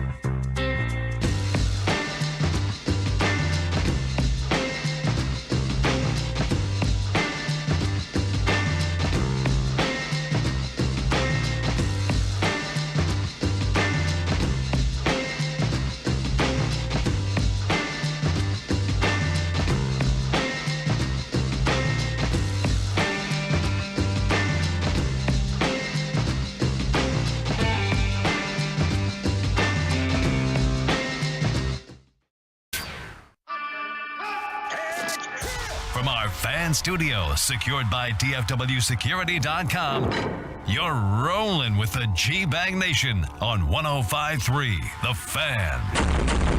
Here we go. It's hour one of the G-Bag Nation here on 105.3 The Fan. Hope you're having a great day. We have a massive show planned. Lots of guests, lots of fun times. G-Bag of the Day is coming up in 30 minutes. How you doing over there, Brian? I'm doing great, General. Thank you so much for asking. Your Cowboys vest? It's a nice Cowboys vest. Do I look like kind of like the Michelin Man, like real puffy? And, a little bit, yeah. You know, the thing about it, you wear this thing, and I'm a big guy, but you look even bigger when you wear vests like this. Yeah, but now kind you're of like my Yellowstone. I got my Yellowstone intimidating. Look. Nothing like Wade Phillips. You're fine. Michigan football guy. I'll tell you, I could turn this Michelin. thing. I could turn this thing inside out, and I could look like the Stay Puft Marshmallow Man too. I just wondering, is that a retro Cowboys vest? Yes, this is. This when Cowboys. I have a lot of my gear that I kept. Was like when Nike first came on the scene for the NFL. That's some of my better Nike gear. And then you're busted out on a Throwback Thursday. What did he do? Yeah, why not? I like that. Yeah. Well, when Dawson fired off the question initially, I thought he was asking about the double toe situation that you're fighting through, right? What, I got gout in my left toe and then a bunion on my right. Yeah. That hurts. The gout's way worse. What's worse? The bunion. The bunion's The worse? Well, the bunion's Because new, the so it's a bunion- little bit yeah, knee-jerk. The bunion is because your toe goes in, big toe goes in, and that bone goes out. Goes out. So It's a bone growing out of your toe? it's like the skin. Yeah, it's around the bones. The skin's around the bone, but to touch it, it feels like you might as I'm like about to break into You're going to have tears. to go get that shaved down or There's operation? a surgery you can do for it. Yeah. Oh, my goodness. Amputation, right? They just That's take that horrible. toe right off. What is it called? The Bunion Buster? The Bunion Buster from Dairy Queen. You could get a Bunion Buster at Dairy Queen. That's yeah. even crustier in my situation. I had a hip last night at Target. Yeah. Yeah. What did you have to do? You had to stretch outside the Scooby-Doo van? You had a hip. I hope you had two hips at Target. I did, but yeah, the hips have been bothering me. You know, How old are you now? Putting too much torque on them things. Yeah, I'm in Overuse, my huh? mid-40s. A lot of miles on them bad Trying boys. to get a third kid like Eric. And I could tell just because things were all wonky that like eventually the hips and the lower back are going to be a problem for me. And last night was day one of it being a problem. Like I was just walking like normal, and then insane sharp pain started shooting right in my hip where the hip meets the back, like right in there in your upper buttock. I couldn't walk. I was Did it kind of try to slip out of place kind of feeling? No, it was like somebody had put a dagger right at the end of my hip and they were shoving it up into the joint every time I stepped and put pressure down. And so I had to stop. And I was like, okay, I'm going to give this a few seconds. I tried to walk again. I was like, nope, it's still there. So I put my right leg up on the grocery cart and then slumped over it and held the weight on my arms and kicked like a skateboard up into the checkout area. He's rolling up and down. Now when I went to check out, And your bill was still $78. The hip pain had left. Okay, the hip pain was gone after a few minutes of doing that, but I know it's coming back for sure. So this morning I was doing the strengthening and the stretching and hitting the ibuprofen pretty good. Hopefully it's not going to be chronic. But last night I feel like was the window into the future. Oh, yeah. This is coming for you. Hip replacement surgery. Oh yeah, the whole deal. That bunion's right around the corner for you too. Yeah, maybe you never know, and it's coming for you too, Chief. Dang right it is. I mean, you're way ahead of schedule in the pain and suffering department as well. I'm aging poorly for sure. Yeah, back, knees, mostly the back though, just tearing it right Y'all out. But are the knee man. too. The knee too. I mean, my gosh, I overextended myself with some lunges about a month ago, and for the last month, my knee feels swollen. It doesn't really look swollen, but it just feels that way. And I'm like, dude, Feel for you guys. This ain't cool. I'm in the best shape of my life. 940 says go to a chiropractor, Gavin. That's a nerve problem in your back. Oh. Well, my ankle doesn't flex right. My left knee is arthritic. It's a whole chain of events that's screwed. I should just get in a wheelchair now. I'll tell you what, have you ever watched like the videos of chiropractors working? That sound, I can't. Well, I sound love the cracking. Oh my God, love I it. just can't. Oh, I it's mean, I somewhat hear them very- when they're working, and the people are like, "Oh my gosh!" And you're like, I hear that sound, and I can't. It looks like moida. It does look like mud. It looks like moida. And have you seen them do the dogs? Oh, no. I've seen the animals as well. Horses. I've seen like a horse with the neck of a horse. The I've neck, seen. Yeah, the I've neck seen does that. look. It looks like sketchy. murder. Yeah. Yeah. All right, just relax a little bit. Oh, that sound. God, it just. I like it. He's got frosted tips as he does it too as well. Like, come on, man. What's going on? Guy Fieri. Guy Fieri, chiropractor man. It's kind of like when people enjoy watching the pimple popping. I kind of enjoy the release of. We did when you were sound. laying on your stomach that night or that day over here. When you That was enjoyable. Yeah. Well, he was. He's laying over here and the lady was waxing that back. That's like got him like. Well, you said that night. I was like, I don't know what you were watching. Were you looking through the blinds or something one night? No, I was just watching you lay down there and then have to suffer the waxing. Yeah, she got into some blackheads. Or something. I don't know what she was doing. Wow. 214 female Tolo. You sound old and not hot. Well, I'm doing a good job describing things then, I suppose. You all sound so old, not hot. 201. I got the same pain. I've been having the Cairo. It was working, but it's bad again. You're old when you start talking about your body pains. Absolutely.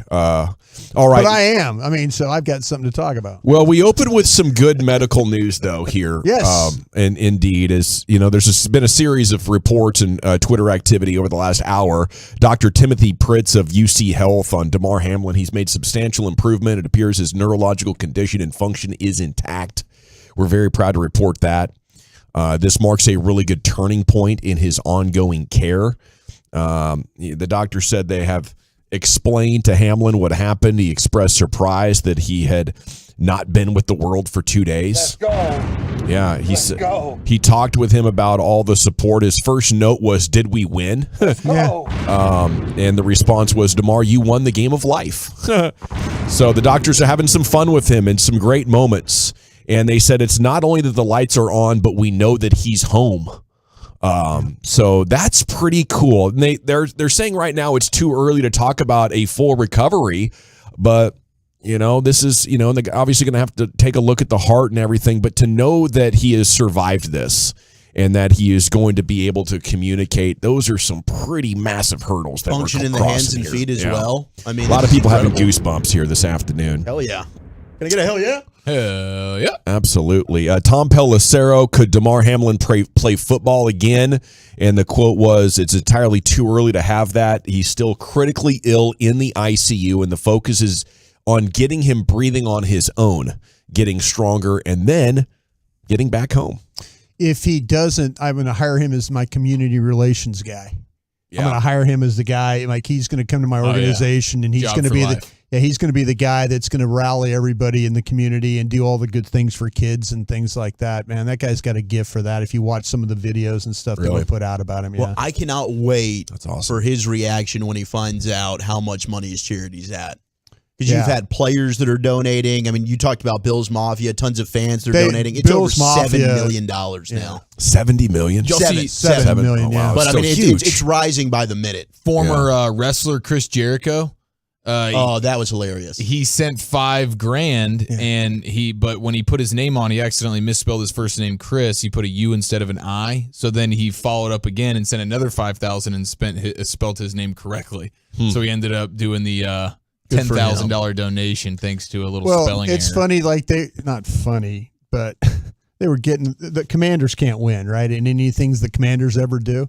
The Commanders, they're getting judged. They gave $5,000, which is very, very nice of them. Well, Matthew Stafford gave 12 by himself. Exactly, that's what I'm saying. Like, how come these players are given more than a $5 billion organization? I mean, like, here are the Commanders trying to be nice about it. Yeah. But if people are just railing on him for not Sean giving McVay gives 10 by himself. Come on, dude. Exactly. People are like, well, dang, they're not even a $6 billion company giving more than you guys. Kind of I would just not do a donation if you're going to go small as a big multi-billion-dollar organization. You start with $1 million. Good.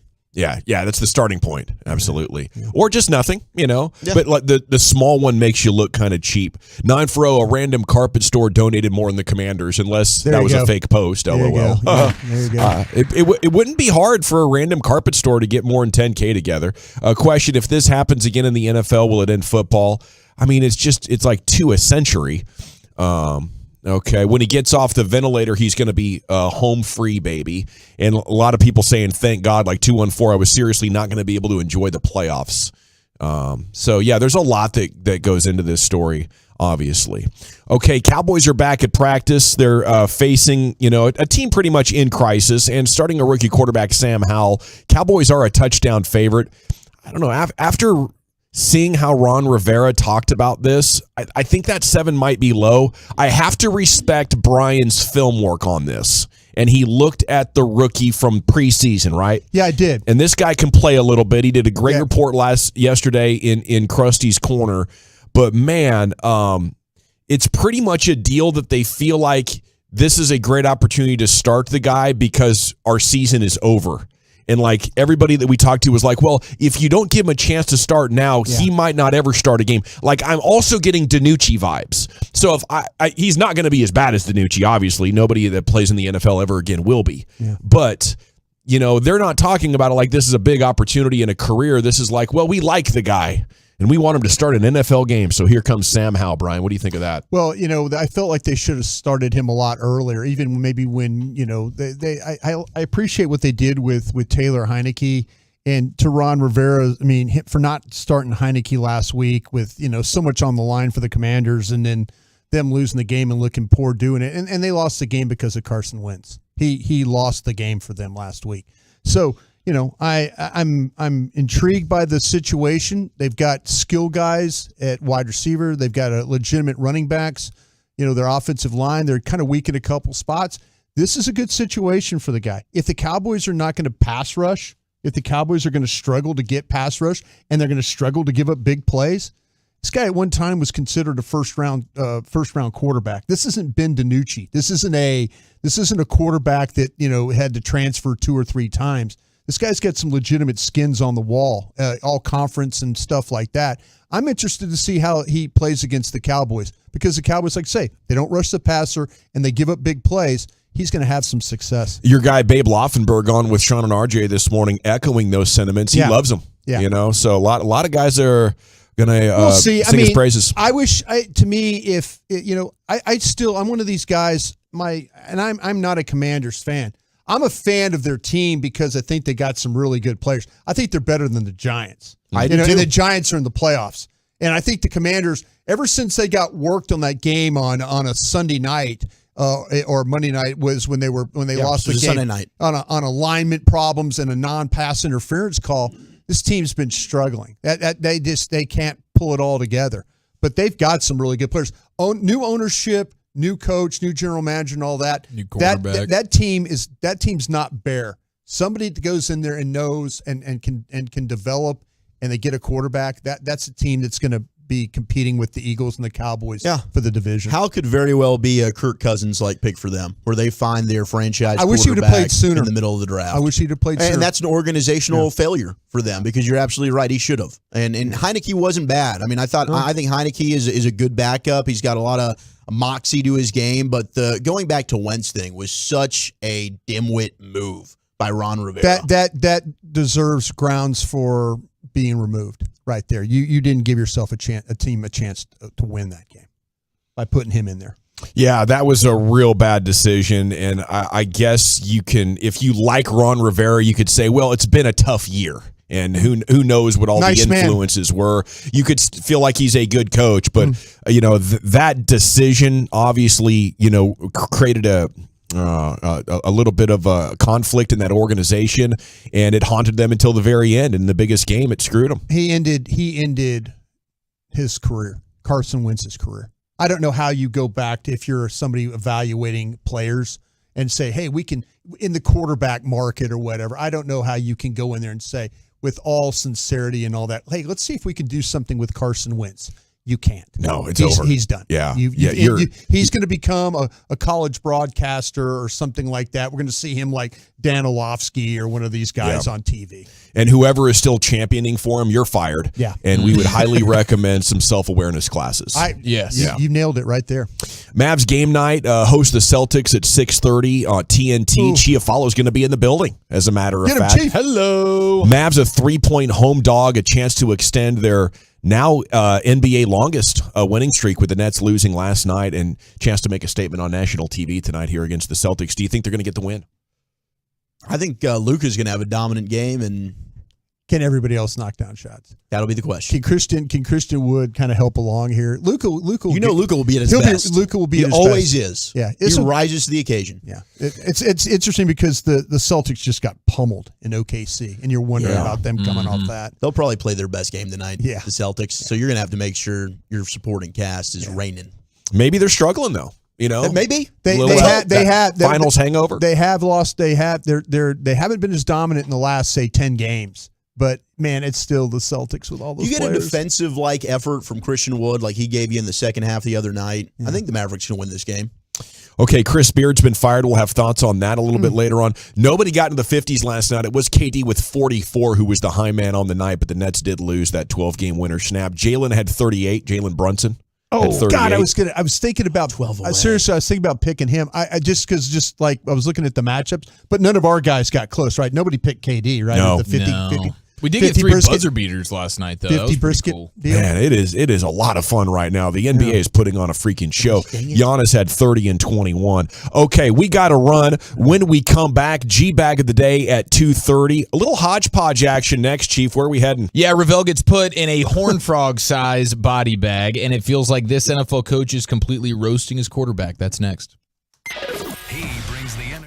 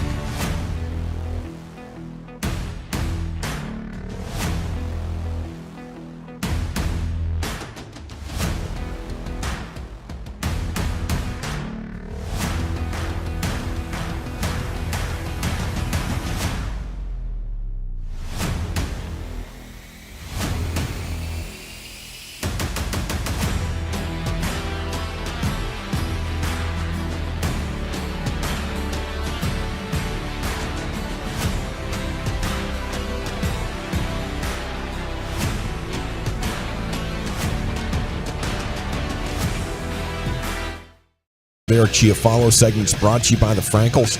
You think there will be less big company trucks on the road because of gas prices? Think again. And those big trucks have insurance companies to protect them. So get the representation that won't settle for less. It's the Frankels at truckwreck.com. Your 8 minutes from the G-Bag of the day. Here's Eric Chiafalo. Yesterday, TCU had a day for dominance. We'll get to that momentarily. I do want to send out a friendly reminder that on Friday, which is tomorrow, we will be, this time tomorrow, we will be at Rally House in Fort Worth, Hewlin location. Once again, we're double dipping there. Last Friday was fantastic. Cannot wait to party with you again tomorrow at Rally House. We'll, of course, have a Gavin Dawson bet payoff where he will be looking somewhat like Broadus with the cul-de-sac up top. Sounds like we're going with the white or the gray on the side there, too. Yeah. So going full Broadus tomorrow. I am going to keep my beard. But the you hair, are going to keep the beard. Gosh darn it. From the eyebrows up, it'll be full-on broad. 100%. You're shaving the brows. No, that's fair. And then, that's fair. And then next Monday we could have Wolchuk without a beard. And then next Monday, unless Micah Parsons does superhuman things, which he's very capable of doing. I want to hear from you guys right now. Micah Parsons has to get 3 sacks in order for Wolchuk to keep his beard and for Bobby Belt to lose his. I'm going to fight all of you. And so this is a beautiful, beautiful time. A lot going here at the on. Fan There's a lot going on. in the G-Bag Nation, Rally House, Hewlin location, Fort Worth I'm really tomorrow. nervous about this one. Yeah. You know, I know I agreed to it yesterday. I don't know what I was thinking. I know. You know, We caught you slipping, man. I really should have done something else, We but I just got kind of got caught up in the moment. Is it kinda- It's a good payoff. Is It it kind is. of like It for the really is. it's like for the last 3 years you've looked to your right and gone, what the hell is that dude doing over there? No, it's not at all. Did you tell fiance wife last night that you were going doming or? Nope. No, she find can't. out Going today? what? Going doming. Lucia's always going She's to gonna catch be like, that. What? With who? All right. No, I have not told her about it. She came home late and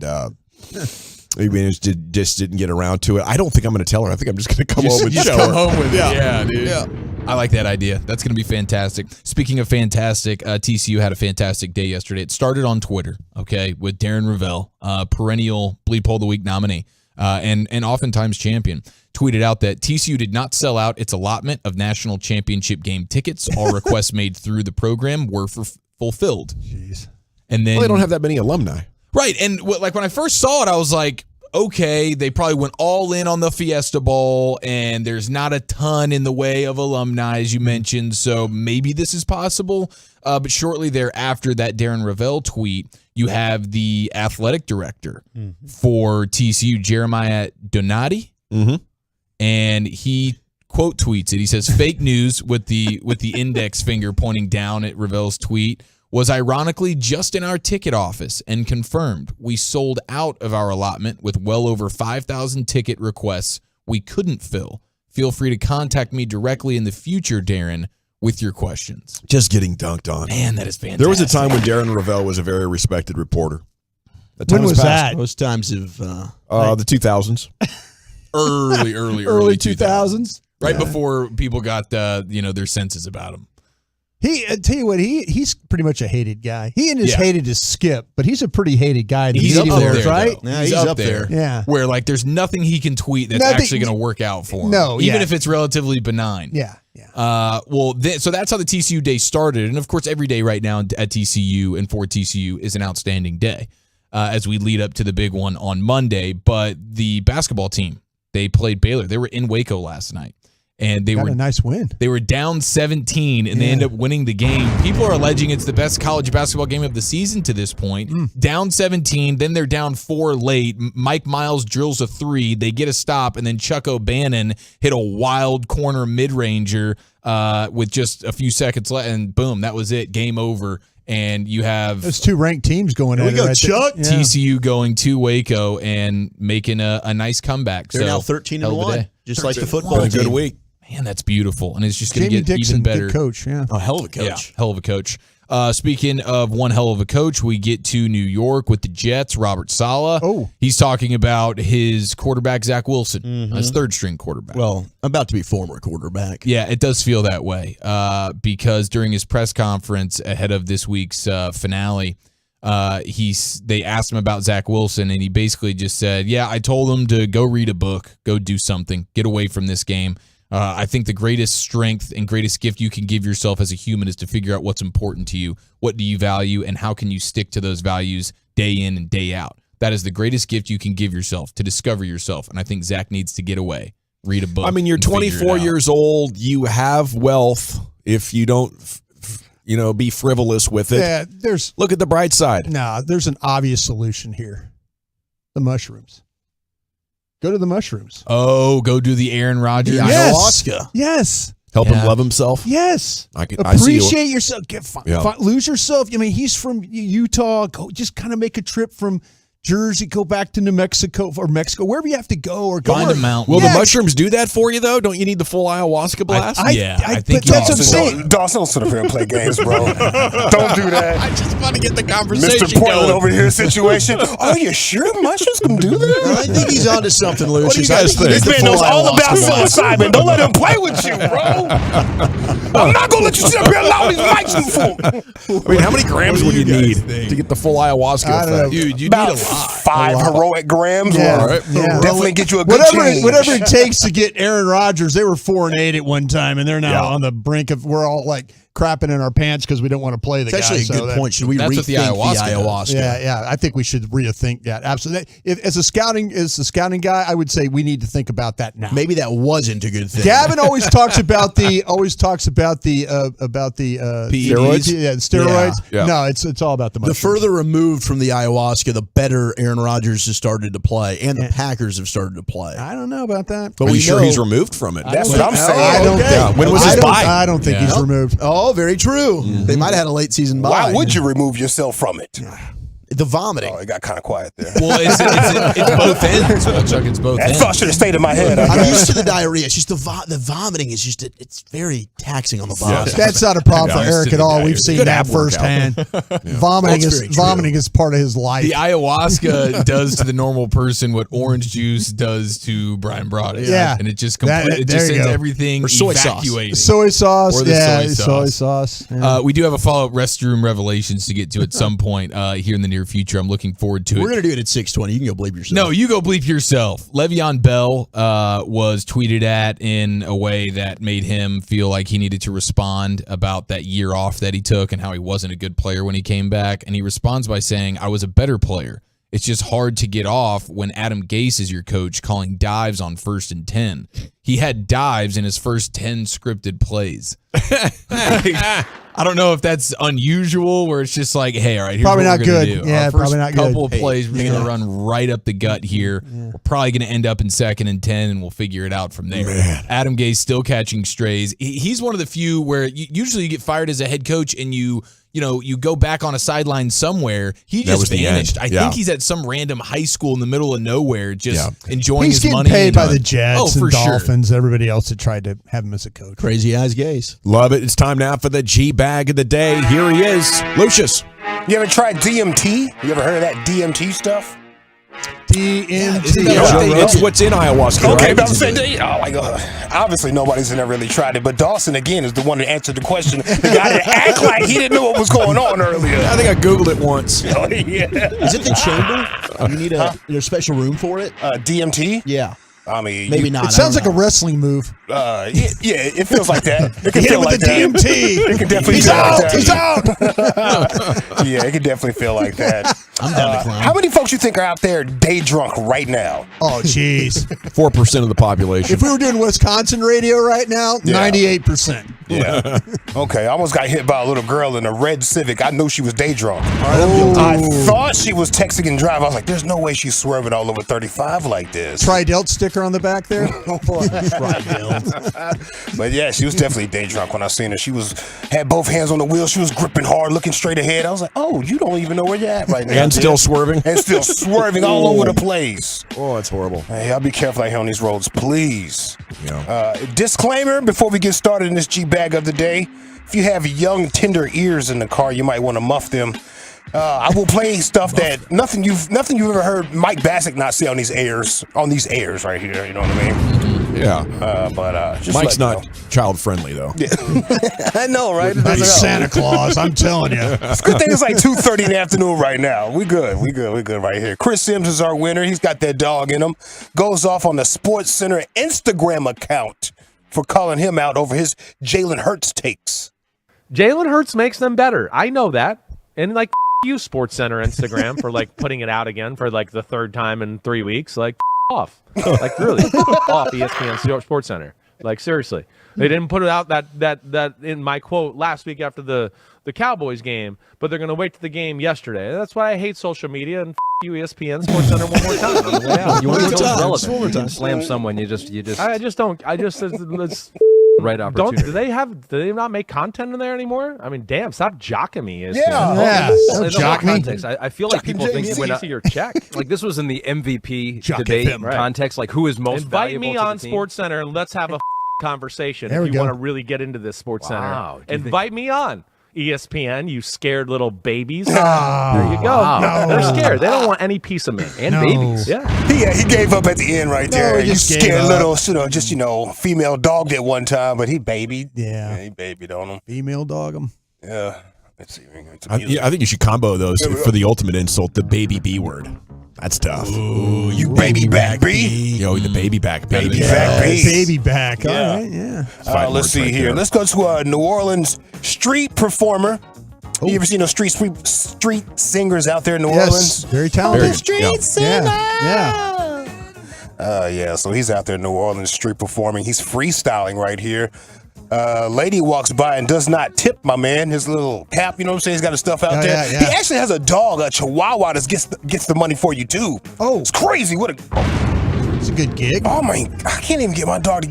Anyway, street performer right here, freestyling. Lady walks by, does not tip him, so he puts her in the rhyme. Cause that's where your ass came from. Here's a lady, she's walking slow. I'm hoping that lady does like my show. She might come over, drop me in some dough, so the Bongo man don't have to go so close. But no sir, she just walked right past. She acting like she was ignoring my ass. But that's okay, have a real good day. I might see her ass in a dark alleyway. That's right, you heard it, cause I said it. And later on tonight, somebody about to regret it. Cause sooner or later, I'm gonna get rich, even if I have to rob you and your bitch. Wow. Yeah. That was great. It's good entertainment right Yes, there. talent right there. Makes me want to give him $20. Please tip that man I before would walk back. I would definitely walk back. Before it's 4 o'clock in the morning, he's just knocking on your door. Yeah. It's just us and our guns. Yeah.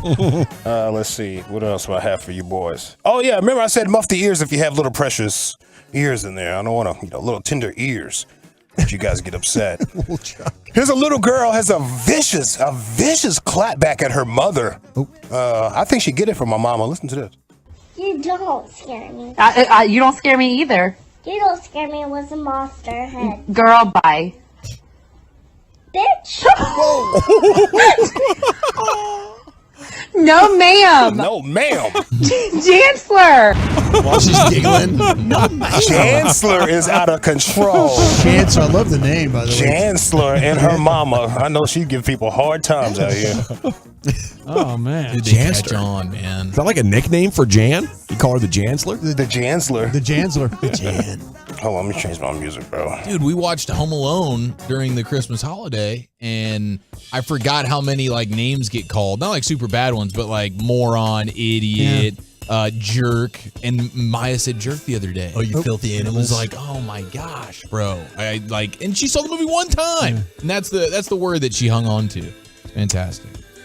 Hollywood will raise your kids if you're not careful. Seriously. I love the fan text. Letting us know that jockey means stop copying me. Okay. Jocking, long, old school word, buddy. Some old school folks in this room, believe me. Yeah. Yeah, old school word. But right that was there. educational for me. Thank you. Really? Honestly, it was. I was like, You had no. So you wasn't even going to ask a question. Like, I just don't know. I'm gonna just let it happen. I just felt like context clues. It was kind of like mess with me, bleeping with me kind of thing. I Okay, don't know. yeah. Did you know that, Wolchuk? Yeah, I'm you know not it was a copying. not a So schmuck. I'm you know when you get on the back of a horse, what is that called? Read a freaking You're book, jockeying a horse? You're jockeying a horse. You're riding. You're all over me. Ah, there you go. There you go. There you go. Yeah. I didn't know it had such a language barrier in here. I guess you guys don't understand half the crap I'm saying. Every once in a while. We're all just kind of over here laughing. Lucius just said. He insulted every last one of us. I had no idea. Okay, yeah, let me get Is that offensive? Yeah, my Doobie Brothers going right here. Jesus is just all right with me. Yesterday was church day, fellas. Yeah. We have a testimony in church. This lady stopped smoking squares. Any of you fellas used to smoke squares? Cigarettes? Smoke some. Okay, Yes, sir. I say Sir. used to, but still do. I mean, he doesn't. I'm not judging. I've not smoked any part of a cigarette probably in 8 years. Okay, good for you. But I used to smoke them when I'd be out at a bar or something. Yeah, it used to be, yeah. Especially when you get a good buzz. Yeah. 2 beers deep. Yeah. And those electric heaters still get me from time to time. Oh, yeah, I got one right next to me right now, bro. Yeah. I sure wanna but come it used to in be the next to Newport shorts in the box when I was in the Navy. That's a good looking box. Yeah, that was a breakfast. Yeah. That and a coffee, a good poo. Yeah, testimony service right here. Lady, stop smoking squares. 40 years I smoked cigarettes. You probably can hear it in my voice. Amen. God told me, if you don't put them down, I'm going to smite your black ass with lung cancer. Yeah. And ass in the Bible, right? I hope I ain't offend nobody, but that's what he told me, straight up. Yeah. If you don't put them down, I'm going to give you lung cancer. I ain't picked up one since that day, and I smoked for over 40 years. God delivered me. Yeah. He delivered me. Praise Jesus. Yeah. Hallelujah. My coach said, my high school coach called me out black ass one time. Called me out, get your black ass over here. Yeah. I was like, whoa, this is where we at now? You so comfortable with me. Is it Chris Sims, our 2-time champ? Is it the lady who stopped smoking and testified about it? Is it the vicious clapback at her mother? Or the street performer in New Orleans that did not get a tip? Man, a lot of good choices once again. I'm going to go with the vicious clapback. Chiafalo, how about you? Give me New Orleans street performer. We're tied at 1, Lucius.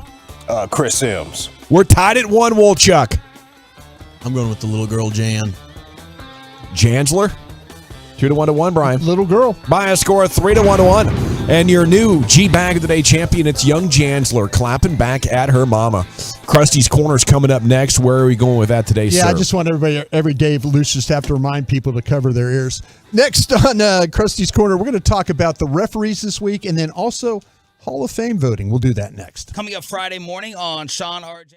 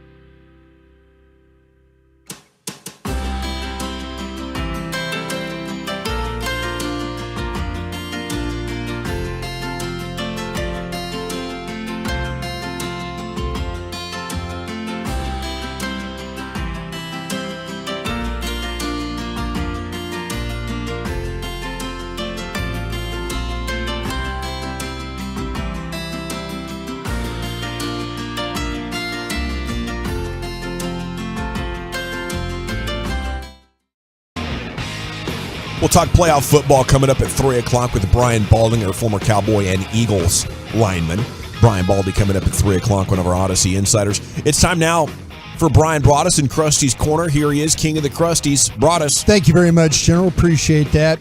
I'm going to get to the official for this week. I know on Thursdays I always tell you who the Cowboys have got for this week, the officials, and kind of walk it through some of the calls you might need to be worried about.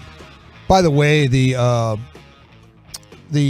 Eagles-Giants game has got Carl Sheffers, and that's the most penalized official in the league. Carl. So we'll see if I like the sound of that. Yeah, There's some chaos going. Yeah, let's see. That there might be some crazy, you know what? Worked for TCU. Yeah, crazy calls in that game and all that. So keep an eye on that. Okay, before we get to that though, I had a Hall of Fame voter ask me for my 5 candidates from this list of 15, and I wanted to ask you guys. I'll tell you who I voted for, who I sent to him. Okay, and then I'll ask you guys, because these are players I think you will all know. I don't think there's anybody. It's not the seniors guys like the Howleys or anything like that. But it's these. I need 5 candidates from these 15, and this is who I voted for. I voted for Rondé Barber, Darrelle Revis, Joe Thomas, DeMarcus Ware, and Darren Woodson. Those were my 5. Barber, Revis, Joe Thomas, Ware, and Woodson. Those were the 5 I got. It's pretty cool to be asked your opinion on something like that. Yeah, I do appreciate this. I really, really do. But I want to ask you guys, of the names that I give you, can you give me your 5 that you would vote? Okay. Yeah. And I'll give you the names. Jared Allen, Willie Anderson, Rondé Barber, Dwight Freeney, Devin Hester, Torrey Holt, Andre Johnson, Albert Lewis, Darrelle Revis, Joe Thomas, Zach Thomas, DeMarcus Ware, Reggie Wayne, Patrick Willis, and Darren Woodson. So if you need me to repeat any of those for you, I had to pick 5 out of that group, and that's a strong list as opposed to what they had to do last year. Fantastic. Yeah. So because they're all Hall of Famers in my book, Yeah. right? Like you wouldn't say, oh, this guy doesn't even deserve to be in the Hall of Fame. They all, I would say, deserve to be in the Hall of Absolutely. Fame. Then you have Yeah. to really get into the hair splitting. Yeah. Is that Willie Flipper Anderson? No, Willie Anderson, who was a tackle from the Cincinnati Bengals, I believe is Yep. where he was. Yep. Yeah. Man, that is. I love your 5. I also would have both Cowboys in there, of course, with Woody and Ware. Yeah, Ware was I was on Ware. The last draft I was a part of with the Cowboys was 2005, and that was the Ware draft. What's going on with Patrick Willis? Was his career not long enough? It was, the injuries kind How of. long did it go? Like 6-7 years. 7 maybe? years. Yeah. 7 years. Yeah. Yeah. 07 to 14. And that's the only knock on him because he was a monster beast. Yeah, best linebacker in the game. I definitely will have Joe Thomas. The one problem I had was Devin Hester as a returner was one of the best I'd ever seen. Mm-hmm. I mean, when you start to talk about a weapon, there was a Mel Gray when I first started with the Lions that was a really good return. But Devin Hester changed the game when it came to returning. And so that's the one that I kind of struggled with. Rondé Barber, I know voting for him myself, he was a blitzer. He turned over the ball. He could cover. He wasn't the fastest guy. But you talk about just complete player. When I was scouting him, I was like, man, you got to worry about this guy because he could wreck your game coming. He could wreck your game by intercepting the ball. He could wreck your game on a blitz and causing a turnover. He's a good tackler. He's physical and all that. So that's why. And then, of course, being with Ware and Woodson. Darren Woodson's the best football player I've ever been with. I just of all my life, he's not only a great guy, but he was a great football player. I don't think there was anything that he couldn't do on a football field. So that's why he got my vote. Joe Thomas, I know he played on a very bad, Cleveland Browns team, but when you watched him play down after down after down, he was tremendous. Run blocker, pass blocker, just you couldn't get by him. But he's just become ultra shredded Yeah, post NFL he's career. done- He He looks great. Chief, who do you got out of all those? I'll go to you first. I mean, I'm with you on all of these. The Rondé Barber one's the only one that I would personally sub out. But like Revis, Joe Thomas, and Woodson and Ware to me absolutely are in there. And then that 5th one, I'm kind of going back and forth a little bit, but I think I would probably give it to Jared Allen. I think wasn't Jared Allen better than Freeney, but Freeney was a nightmare in and of itself. But I think Allen might have been better. Outstanding pass rushers, both in their own right, for sure. Both kind of undersized guys too. When you watch them, lighter type players. But I'll tell you what, that's not a bad call on either one of those guys. How about you, Zach? Oh man, so I like the 5 that you have there. I also would probably, and it's tough because I loved watching Rondé Barber. I'll never forget that pick 6 he had against the Eagles, which was huge. But I'd probably sub Rondé just because you do have Revis going in, which is not fair to him. But I think at times they think about this in the committee and in the multi-positions. And you have several receivers that are part of this with Reggie Wayne and Andre Johnson and Torrey Holt. Who's the best of that bunch? Maybe it's Andre. I think it's down to Reggie Wayne or Andre Johnson for me. I like the Hester conversation, and then Zach Thomas would be the other name that I'd consider. I think you got to try and get one of those receivers in there personally is what they would end up trying to do, and I think I would go with Reggie Wayne. Reggie Wayne. Gavin, you have a thought in this one? Well, I mean, Reggie Wayne wasn't the best wide receiver on his own team for a long time, so I'd have a hard time putting Reggie Wayne in there. I think he was a good player. I don't know what to do with Devin Hester. I think I'm just going to say if you're a return man, that's great. What did he get, like 4 in a season? 5 in a season, something like that. He is incredible every year. It was good. Yeah. But I had the same 4 that you did. I just took out Rondé Barber and I ended up putting in Freeney. Okay. Yeah. That's Freeney is outstanding. That's what. Yeah. I just wanted. I appreciate you guys and your thoughts on that. I know everybody's got their own. This ideas. is a tough. I mean, this is this is a lot better list than they even had last year. But I just want to make mention. I was proud that a voter asked me. He's like, listen, I trust you. Who do you got on these 5? And so he probably vote for his own guys. But here we go. All right, Cowboys this weekend against the Commanders. Me and my love for officials, and I always like to let you know who the Cowboys are going to have to deal with this weekend when it comes to your officials. This is a must-win game for the Cowboys if you want to win the division or potentially get a much higher seeding. Dude, I'm sorry. I'm just seeing Devin Hester, 14 punt returns for touchdowns in his career. Yeah. 14, and then he had 5 kick returns for touchdowns. One in the Super Bowl, too. Hard leaving him out. That's crazy. It's hard leaving Patrick Willis out, even though he had a short All of career. these guys, it's tough, man. Yeah, very tough. Your official for this weekend's game is going to be Trey Blake is your official. And Trey Blake is a relatively new official in the league. I'm uncomfortable with the 2 first names. Just out of the gates here. Yeah, you don't like that. So you're just immediately, when I said Trey Blake, you're fearing. I got my eye on this guy. You got your eye on this guy? All right. Well, Trey Blake's crew, where they're extremely busy, is they're busy calling offensive holding. That's their number one. They've had 33 of those this year that they have called. They have called 20 of those offensive holdings have gone against the home team, which will bode well for Dallas. Dallas needs to get back to their pass rush, like I say, with creating negative plays.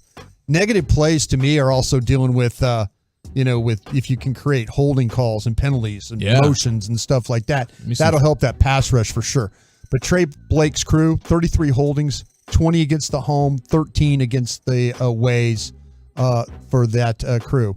The next biggest false starts. That's something that that officials just call because they see it. Roughing the passer is a big one for this guy. 12 that have been called for him for the season. That's an official's call. That's a referee's call. So he's called 12 of those. Those would be his 3rd most penalized plays. That's 4 against the home team, 8 against the aways. So Cowboys need to be on alert on this one. And maybe the visitor, maybe he gets influenced by the home crowd a little bit. Unnecessary roughness for 12. That would be 5 against the home, 7 against the aways. Again, that's not looking good for the Cowboys. They lead the league in the unnecessary roughness penalties. I think that they've got 8 of those calls this year, which by far leads the league. They'll get rough with you. Yeah. But you want to be at least in the top 10 of that. Yeah. You want some unnecessary roughness. You want some roughness. And then defensive holding would be number 5 for him. That's 11. That's 5 against the home and 6 away. So those are your top 5 penalties that you need to think about for Trey Blake, your official for Commanders and Cowboys this weekend. Beautiful. All righty. Thank you, Brian. Thank you. Krusty's Corner every afternoon at about 2:40 here in the G-Bag Nation. When we return, it is time for Brian Baldinger, former Cowboy, former Eagle. He does his Baldy's breakdowns on Twitter, which are outstanding. And we'll ask him some big questions about which of these two teams is best equipped to make a run and what he thinks of the rest of the playoff picture. That's coming up next here in the G-Bag Nation.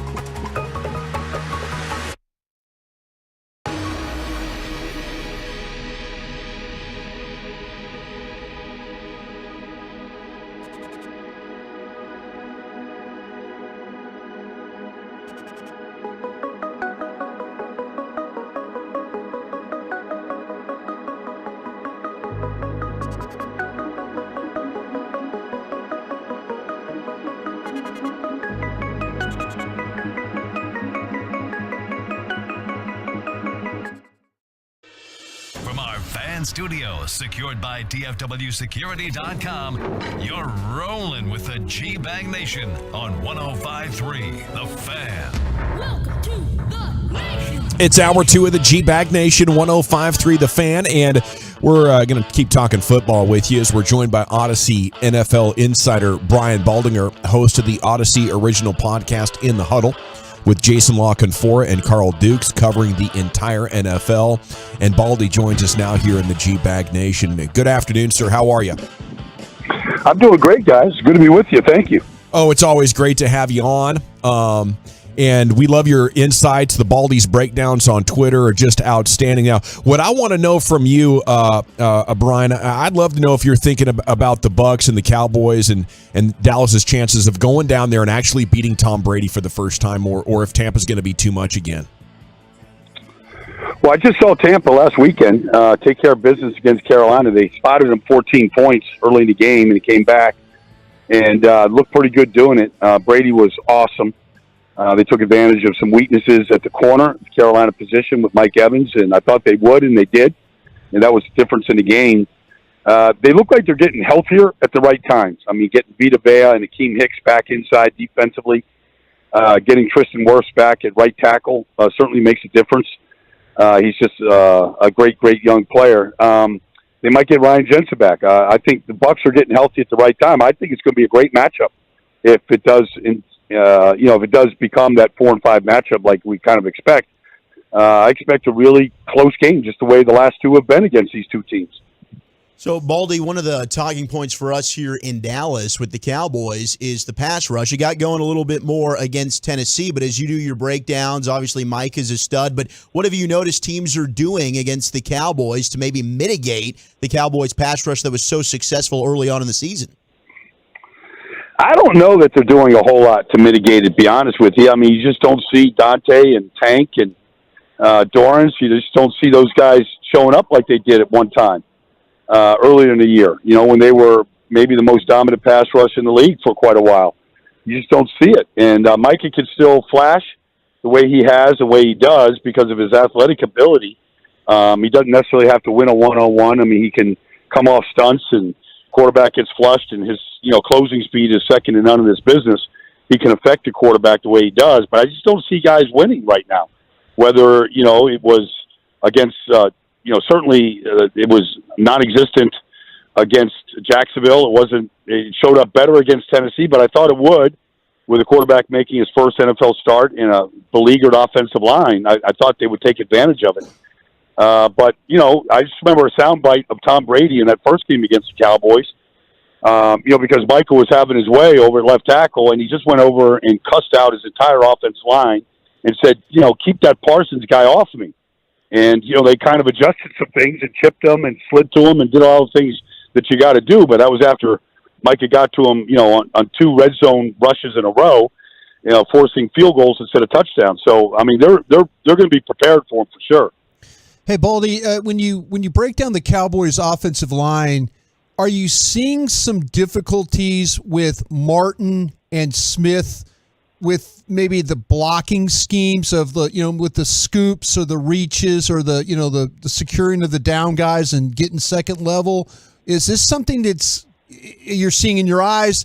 And if not, why are they having some problems then running the ball over there then? I don't really see that, to be honest with you. I mean, Zeke said this maybe a couple of years ago that every run that's a good run for us ends up behind Zach, and that's still pretty much true. I mean, he's just that good. I mean, Tyron has had to learn how to play on the right side, so, stepping hard to his left on cutoff blocks like you're talking about doesn't come natural to him. But, I think the more he plays, the better he's getting. I think it just, does lend itself to let everybody know just how solid Terrence Steele was at right tackle before the injury. And, nobody was going to say that until he's not there anymore. And now you're asking Tyron to, who's never played on the right side to play the right side. cutoff blocks and stepping hard with his left foot, crossing over, those kind of things, a little bit backwards for him. But I haven't noticed any real difficulty with them. I just think they just don't stay with the run as much as they were, when Cooper was there, and at certain times when Dak came back. They just don't seem to stay with the run as much as they once did earlier in the year. Brian Baldinger with us here in the G-Bag Nation. If Kellen Moore was your offensive coordinator, would you be fired up or maybe not so much?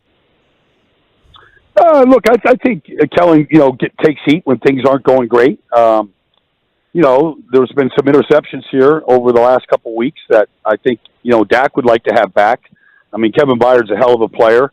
He'd like to have one of those back for sure over the middle, but you can't like take the aggressiveness out of a player though. I mean, Dak wants to attack, he wants to be aggressive, and that's the nature. They make a lot of plays because of that.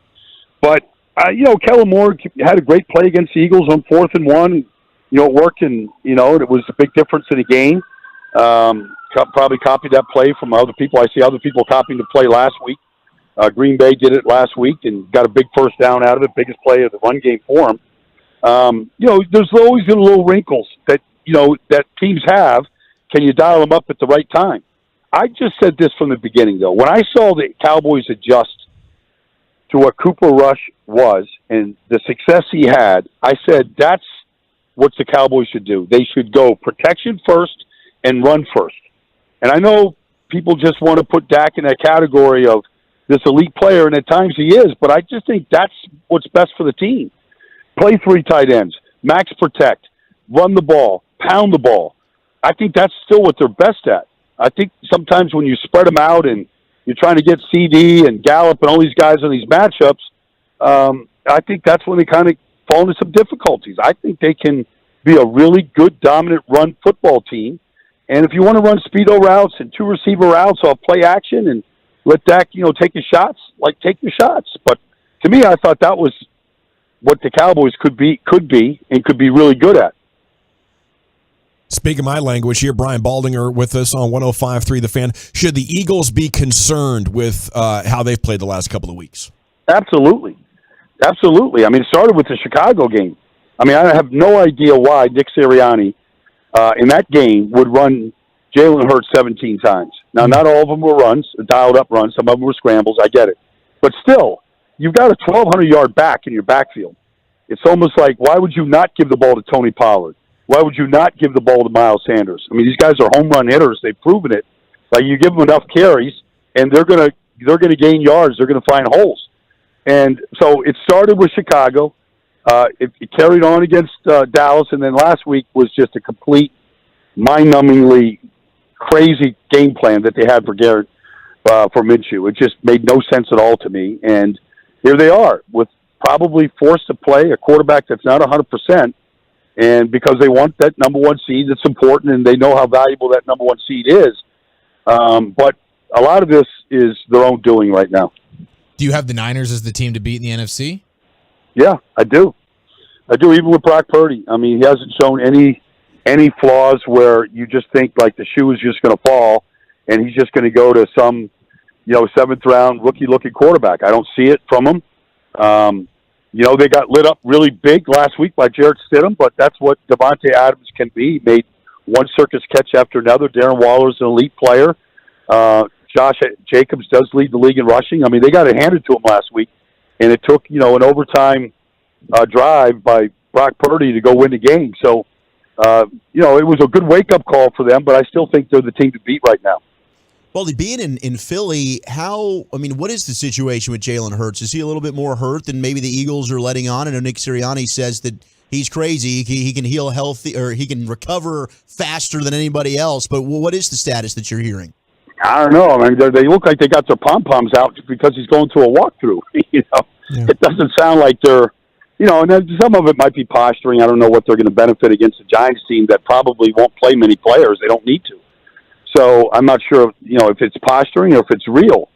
I know Jalen's a tough guy and all that kind of stuff. I mean, I know Jalen, but look, if you've got a partially separated shoulder on your throwing arm, like, can you throw the ball or can't you? I mean, I think he can protect himself in the run game and taking a hit to a degree. You can't legislate against it all, But, can you throw the ball and drive the ball the way you have to?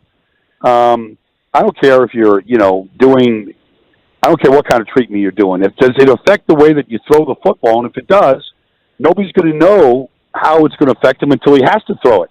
You could go through practice and you could do all sorts of things in practice. It's not game day. So I don't know. I don't know how badly he really is hurt. I don't know that Nick knows because I don't think he's just opened it up yet to say, okay, throw me throw a 20-yard dig to A.J. Brown right now against Darius Slay and, make sure the throw beats the coverage. He hadn't had to do that. And until you have to do that, nobody really knows what he's going to be like. Brian, the situation we had in Cincinnati the other night, as a former player, I just wanted to get your thoughts about, I don't think, I'm not sure, I'm hoping I'm not speaking out of turn, if you've ever been in a situation where you've had to deal with players being carted off the field that way. It is just your thoughts about overall with that night and what those players went through as a former player.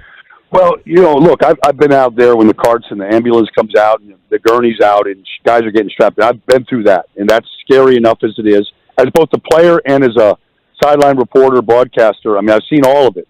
We've never seen anything like what happened. I've never saw a player stop breathing on a football field. Right. And CPR administered in minutes. It was amazing what the NFL was, their protocol and how quickly they responded. But, we saw the emotion on the players immediately. We knew, even from the television land, that this was a different type of stress that was being, applied to a player. And so the emotion, the decision to cancel the game, all that stuff, like they did all the right things. But I just can't even imagine, being Josh Allen down there or Joe Burrow or, any player, and witnessing that, and seeing it firsthand and not knowing, that's the worst part was just the uncertainty. Like I've been down there when a player blacked out, got a concussion, ankles going a different direction than their leg, all that stuff. But at least you know what it is. That was the hard part and still is, the uncertainty of what his future, his health. We understand things are getting better, but until you're out of the woods, you're not. And so that was the hard part for everybody, was just the uncertainty of just what is it, what happened, and is he going to be okay? And nobody could answer that question in those moments down there in the field. Yeah, terrifying. A very memorable moment throughout the history of sports, indeed. Brian Baldinger here with you on 105.3 The Fan. Okay, finishing up here on this playoff picture, how good do you think the Packers have become here late in the season going into January? I saw them 2 weeks ago against the Dolphins live, and they had a great second half. We didn't know that Tua was concussed. He played terrible in the second half, but we didn't know if that contributed to it or not. They played great against Minnesota. They played the best game they played all year. And Jair Alexander said, give me Justin Jefferson. I'm going to shut him down. And they had a package to shut him down. And they looked like a completely different defensive team. And the MVP of that whole team is Aaron Jones. He's just a great player. And they really fed him. He really played well the other day. And Aaron Rodgers is kind of playing catch-up, and he looked good. I think, when you win 4 in a row and you come out of the crypt as deep as they were in the crypt at 4-8, and you get to 8-8, and you got the chance now. I think they could be a very dangerous team because the talent is there. They just didn't play any of the talent. And the young receivers, Christian Watson, if he's healthy, that guy is a difference maker for that offense. We were just talking about the Hall of Fame finalists, and obviously we're campaigning for our guys, Darren Woodson, DeMarcus Ware, very happy Chuck Howley was named a senior finalist. But my gosh, what a stacked list it is, and just having to pick 5 was very, very hard. I wonder, as somebody who played, what you think of this year's class of finalists, and specifically our guys, Woody and Ware. Yeah, well, look, Darren Woodson was as good a free safety as it was. He played 15 years, I believe. He was the standard, for a long time, him and Brian Dawkins. And if Dawkins is in, I think Woodson should be in. I just think they were very comparable. They were kind of playing at the same time. And then, look, I just remember DeMarcus coming into the league, and he was just an elite player day one. He was covering tight ends across the field and down the field and, rushing the quarterback like nobody's business. He was just, day one, he was a difference maker on the field. There was no transition coming from college. But, Darrelle Revis is out there right now, and there's a lot of really good players in this class. It's going to be a very difficult vote, I believe. I just think that, when you get a couple of pass rushers in there with DeMarcus, how many can they put more than one in 1 year? Sometimes they're a little reticent to do that. I mean, Joe Thomas should walk into the Hall of Fame as a left tackle, to me. And Darrelle Revis should walk in as a first ballot Hall of Famer, dominating the league the way he did, creating Revis Island, all that stuff. Those two guys should walk in. But there's going to be a lot of conversation about a lot of those guys. But Woodson and DeMarcus, my golly, I mean, they dominated for well over a decade apiece. Baldy, I just saw the video you tweeted earlier today of your of that legendary right pinky of yours that is all cockeyed and a little bit nuts. I'm curious, what is the daily thing that is most inhibited by that messed up pinky? I have no ability to get change out of my pocket. It just falls right through it, and so it either falls on the ground or stays in the pocket. So change doesn't do me any good. You give me pennies, they're just going to end up on the ground. They're not going to end up in the hand. It doesn't stop you from throwing around weight in the No. gym, Right? right? I'm still able to, take my little baby dumbbells that I have, working, trying to preserve whatever I got left in this world. I can still do that. You're still a beast, Baldy, and you're pretty sure the Giants are going to roll over, by the second half of the latest, or are they going to go for it against Philly this week? I don't know. They don't. I'm curious. That team has improved a great deal. They got a real passing game. And it's really come on the last 3 weeks. If I'm Brian Dable, do I risk losing the momentum I have, the way my offense is playing, by sitting down and not playing for a week? I kind of feel like they need to go out there, although you don't see anything happen to the quarterback, and he runs a lot, and he takes a lot of hits. I kind of feel like, at least for a half, the Giants need to go play against the Eagles this week. I hear you. Are we going to see it at the Super Bowl? Oh, yeah, absolutely. I'll be out there. Right on. We'll see you soon. I want to see that pinky up close and personal, Baldy. I'm going to make that. I want to shake that pinky's finger. Let's go grip some hands. Let's go shake some hands. Take care, buddy. Enjoy the playoffs. Okay. That was Odyssey NFL insider Brian Baldinger. Make sure to follow In the Huddle on the Odyssey app or subscribe wherever you get your podcasts. Okay, G-Bank Nation 105.3 The Fan. We got a college football super segment coming up again. Chuck, where are we heading? Oh, my gosh. Well, we've got A&M doing some silly things. That was not in football, but that was in basketball. And we got to talk about some tampering issues gone wrong. That's next on The Fan. Friday morning audio.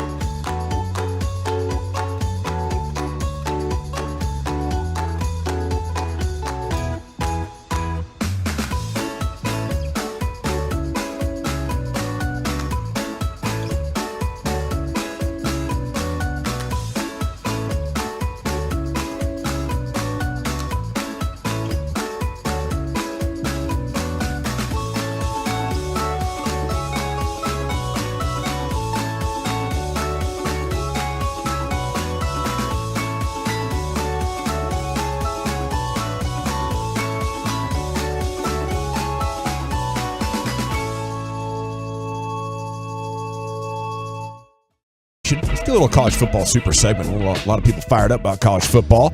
Here is your host, Zach Wolchuk. Thank you very much. Let's knock out some basketball real quick. If you missed it, Chris Beard officially fired by the University of Texas. That was weeks in the making, but the Horns making that move official today. So Chris Beard out with the Longhorns. And then this story that I know you heard it on KMC. If you're turning it on, leave it on. You've heard this, but Texas A&M, they go to Florida last night. And the swamp. This is a weird scenario that neither coach had ever experienced or even knew was really a possibility, I think, before this game started. But you had the Aggies who realized that their manager had left their game jerseys at the team hotel. So it's unbelievable. They did not have the jerseys ready for the game. So they double timed it back to the team hotel. Shirts and skins. They grabbed them, but the officials ended up hitting them with a delay of game penalty right before the tip, and they end up getting a technical foul. Well, they started the game down 1-0. Yeah. Because of that, which is outstanding, which is pretty amazing. But this is why you need to, like, you can't just throw anyone into that role of being the whatever the team manager of sorts. Like, you can't have a student do that. No, well, if you do, you need to have somebody like a Jared Sandler who did that at USC, and I don't think ever he didn't have a slip up even one time. But this is something where, I mean, we all leave and we do the check, right? You got your phone, you got your keys, you got your wallet, whatever other essentials that you need for the day. Maybe it's your pen, that you're using you have your little smoky. Not Eric. The cigarettes. Eric always is whatever it is. Pre-game show. Manager, you need to go ahead and make sure you've got the bleeping jerseys. You do. Come on. Well, I mean, I have a question. Like, I know equipment folks go over and set the locker room up early. And then when the players come in, everything is already set up. It's a total disaster by the student manager. He might be the worst student manager ever, Brian, because I'm not. There should have been multiple times where he was doing a check for everything. And he didn't get it done. Is there maybe some, did he go out? I mean, Gainesville's a good town to go out in. Probably. And Tom Petty's from Gainesville. Probably went out, got liquored up. Did you get all liquored up and hung over and overslept? Oopsies, forgot the box. Or did Possible. Did you meet a bunch of gals and just start giving the jerseys out as a that's why warm-up jackets. Have a warm-up Gators. jacket. Yeah. That's why you can't have a student manager responsible for this kind of thing. There's tons of things, and at some point you realize I'm an irresponsible person. I couldn't do a job like that. It terrifies me. But when you're college age, you're fired. The world is still trying to make you responsible. Right. They still have hope that they can turn you into one of these Jared Sandler type of freaks when it comes to the responsibility. You calling our guy a freak? That's like a 1 in 20 type of guy. He's gonna come see you about that too. Hey man, what's that freak thing? What do you think about I that? thought it was funny. I thought it was a good joke. I liked it. It's hilarious. It was a knee slapper. I just don't know what it means. Do you have a problem with freak? Describe this to me. You're obsessive. You're paranoid about your job. And he was in Florida. That's what it was. It's a road game in Florida. He probably had himself a night the night before. That's what I think. Things got a little bit haywire. Yeah. But Buzz Williams is their coach, right? Yeah. He took responsibility for Good it. old Buzz. No, he didn't. He covered for him. He did. No, did he take responsibility? Williams said the big reason why was because we forgot the jerseys. That's what I'm saying, though. He's he took upon himself. I guess you could say that. You got to fall on the sword. Bottom line is that manager's never been heard or seen from again. Really? Yeah. This is just me speculating. Oh, what do you mean? Official. Recklessly. What you mean? Sleep with the fishes? I'm being reckless abandon here. I'm about to say, he's been fed to the Gator Nation. The swamp, the live gator on campus? You definitely can't graduate in the sports management department. No, they're having to talk about entering the transfer portal. Yeah. That dude's leaving College Station now. Maybe waste management or something. Do you get an F then on your grade for? Yes, you do. You caused the team to get a tech. You left the jerseys. Like you said, there's like a pregame check 2 hours before. That's what I'm saying, though. Why wasn't the locker room set up before? I've never been in a locker room where the managers were, I'll tell you what, man. I can't say this on air. I can't. No, you can. You can. No, I can't. You have to now. Soy sauce. Okay, I used to help when I was at TCU in operations. I would go a day early and help Matt Lewis, the equipment guy, set up everything. I would we'd pull the bags and all that and get everything set up. So when the players came in to practice, it was all there. Everything was all set up. Yeah. But was this Matt Lewis guy a student? No, Matt was he was a real fully grown adult. Full-grown. He's now the director of football operations for TCU. So to this day, TCU takes that job seriously. I'll tell you guys a story off air that happened. I can't tell it on air. All right. That happened, but I'm sorry, folks. I didn't mean to bring it up. But anyway, that's what I'm saying. Every locker room I've ever been in, it was already set up. Yeah, we got a text from former Oklahoma State manager, 817. Said anytime we'd go over there, we'd set up the locker room with the jerseys early. Yeah. So we had an issue here, and we're getting a lot of defense from the truckwreck.com text line. Are they going after Gavin for calling out the guy? Probably, this was an issue. It's been made very public, and from this point Gavin on, thinks the dude's horrible. From this point on, yeah, going to be the best manager in the country. He's just more right brain type of guy. He needs like an artistic job. He's not a details guy. He's not an organization guy. On the ayahuasca retreat. Yeah. He probably smokes too much weed. We need some crayons and colors books. That's what I think he needs. I'll tell you what, we need to get this kid. We need to get this kid on. I want to hear Gavin interview this guy. Get him a kid's menu. Gavin's like, "Do you have a problem in your right brain and a high chair?" Yeah, it's his left brain that's the problem. Bunch of chicken nuggets. That's all it is. What do you stop being a child? No. My issue might be with the AD, a bigger issue, or Buzz here. Trusted a 23-year-old. I did find the quote, though. Buzz said, "I forgot the jerseys in my hotel room," okay? Says that's probably the right way to say it because I used to be a manager, and if that would have happened, my head coach would have stuck up for me.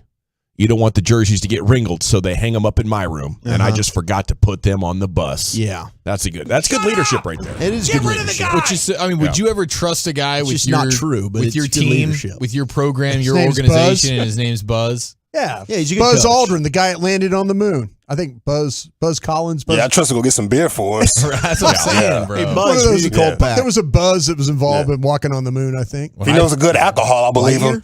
Yeah. Probably pretty good inside You say linebacker. Yeah, exactly. He seems Maybe like a a whole test pilot. plugger. Yeah. Buzz. How to get my traps incredible. Buzz might be able to get me there. I got you, dog. I got you. The Rose Bowl took a big L. And this is just foreshadowing for tomorrow, I'm sure. But it was the lowest Rose Bowl TV audience in the history of the game. Yeah, Penn State. That'll do it for you. Not good. He lied. Down 40% from last year's game. Big hit. Wow. Why? For the Rose Bowl. They say? Maybe it was because it was on January 2nd. Gavin, you haven't thought about this? And it's usually on the 1st of January. There's some Somebody terrible needs to lose TV their producers job. there. I'm telling you what, everybody needs to be fired. But Well, they've ruined not bowl good. season, Brian. That's the take. They've ruined bowl season. Yeah. It was like, why would I watch this on the 2nd? I just watched the semifinals for the national championship. That's very fair. It is We're essentially weird. watching a preseason game. I think that has to do with the Rose Bowl folk. They're adamant about having that It game is. either on the 1st or the 2nd. Yeah. That's your problem. Well, now they're going to figure it out because they're in the playoffs. in the playoffs. So Yeah. guess what? Tell that to your sponsors. Get ready. They have taken a poll of which states are going for TCU, which states are going for Georgia. So out of the 50 polled, TCU has the edge, 28-22. That is right. So most of the country is Civil going War. for TCU. Both sides. All right, and the West is really the ones that are pulling for TCU. Most of the East is going for Georgia. So SEC country, despite Brian Broadish's theory here, is still pulling for the Georgia Bulldogs. Yeah. Everybody in Georgia. And Louisiana, by the way. Did you hear what and Dak? Florida. Did you hear what Dak said about that though? What did he say Dak about said that? about. They asked me. He goes, "I'm pulling for TCU." Oh, damn right he is. But he's like going, but it's against the SEC. You know, and he I'm did like, mention that. He's like, it's tough to whatever. pull against the SEC. Oh, he said that, He huh? did say that. I yeah. guarantee you, he is not pulling for Georgia. Now, in deep this down, game. he knows he wants the purple. The purple Pegged the guy frogs. too. Yeah, he did. Pegged him hard. Pegged him long. 682. Have you ever thought that the school did something to make the trainer mad and he just got even that way? That's possible. Yeah. Ooh. And if that's the case, that's another downside of having a 20-year-old responsible for the jerseys. Very Little true. payback Yeah, but if you action. make it mad, wouldn't you just? I mean, you wouldn't do it on a road game, would you? I mean, because you're going to get stuck. They're going to leave you behind. I mean, why would Well, you? you can't do it at a home game because the jerseys are right across the hall. But no, I'm just saying though. Wouldn't you think of something else other than doing the jerseys? I'm just saying. Why Oh, would you? yeah. Why would you do it while you're on the road? And they're like, listen, you're not on the plane coming home. Well, maybe you want to be left in Florida. You think so? It's a good place to He be. wants to go in the trainer. He wants to go in the Ladies. equipment man transfer portal. Yeah, Nobody's going to take this guy. In a transfer portal is well, a I'm glad you bring up the portal because this is something else that's going to wind you Good up. segue, Zach. All right, we got rampant Don't give tampering him any credit. that's going on here. Lots of tampering issues, Brian, and I know this really upsets you. It does. I hate tampering.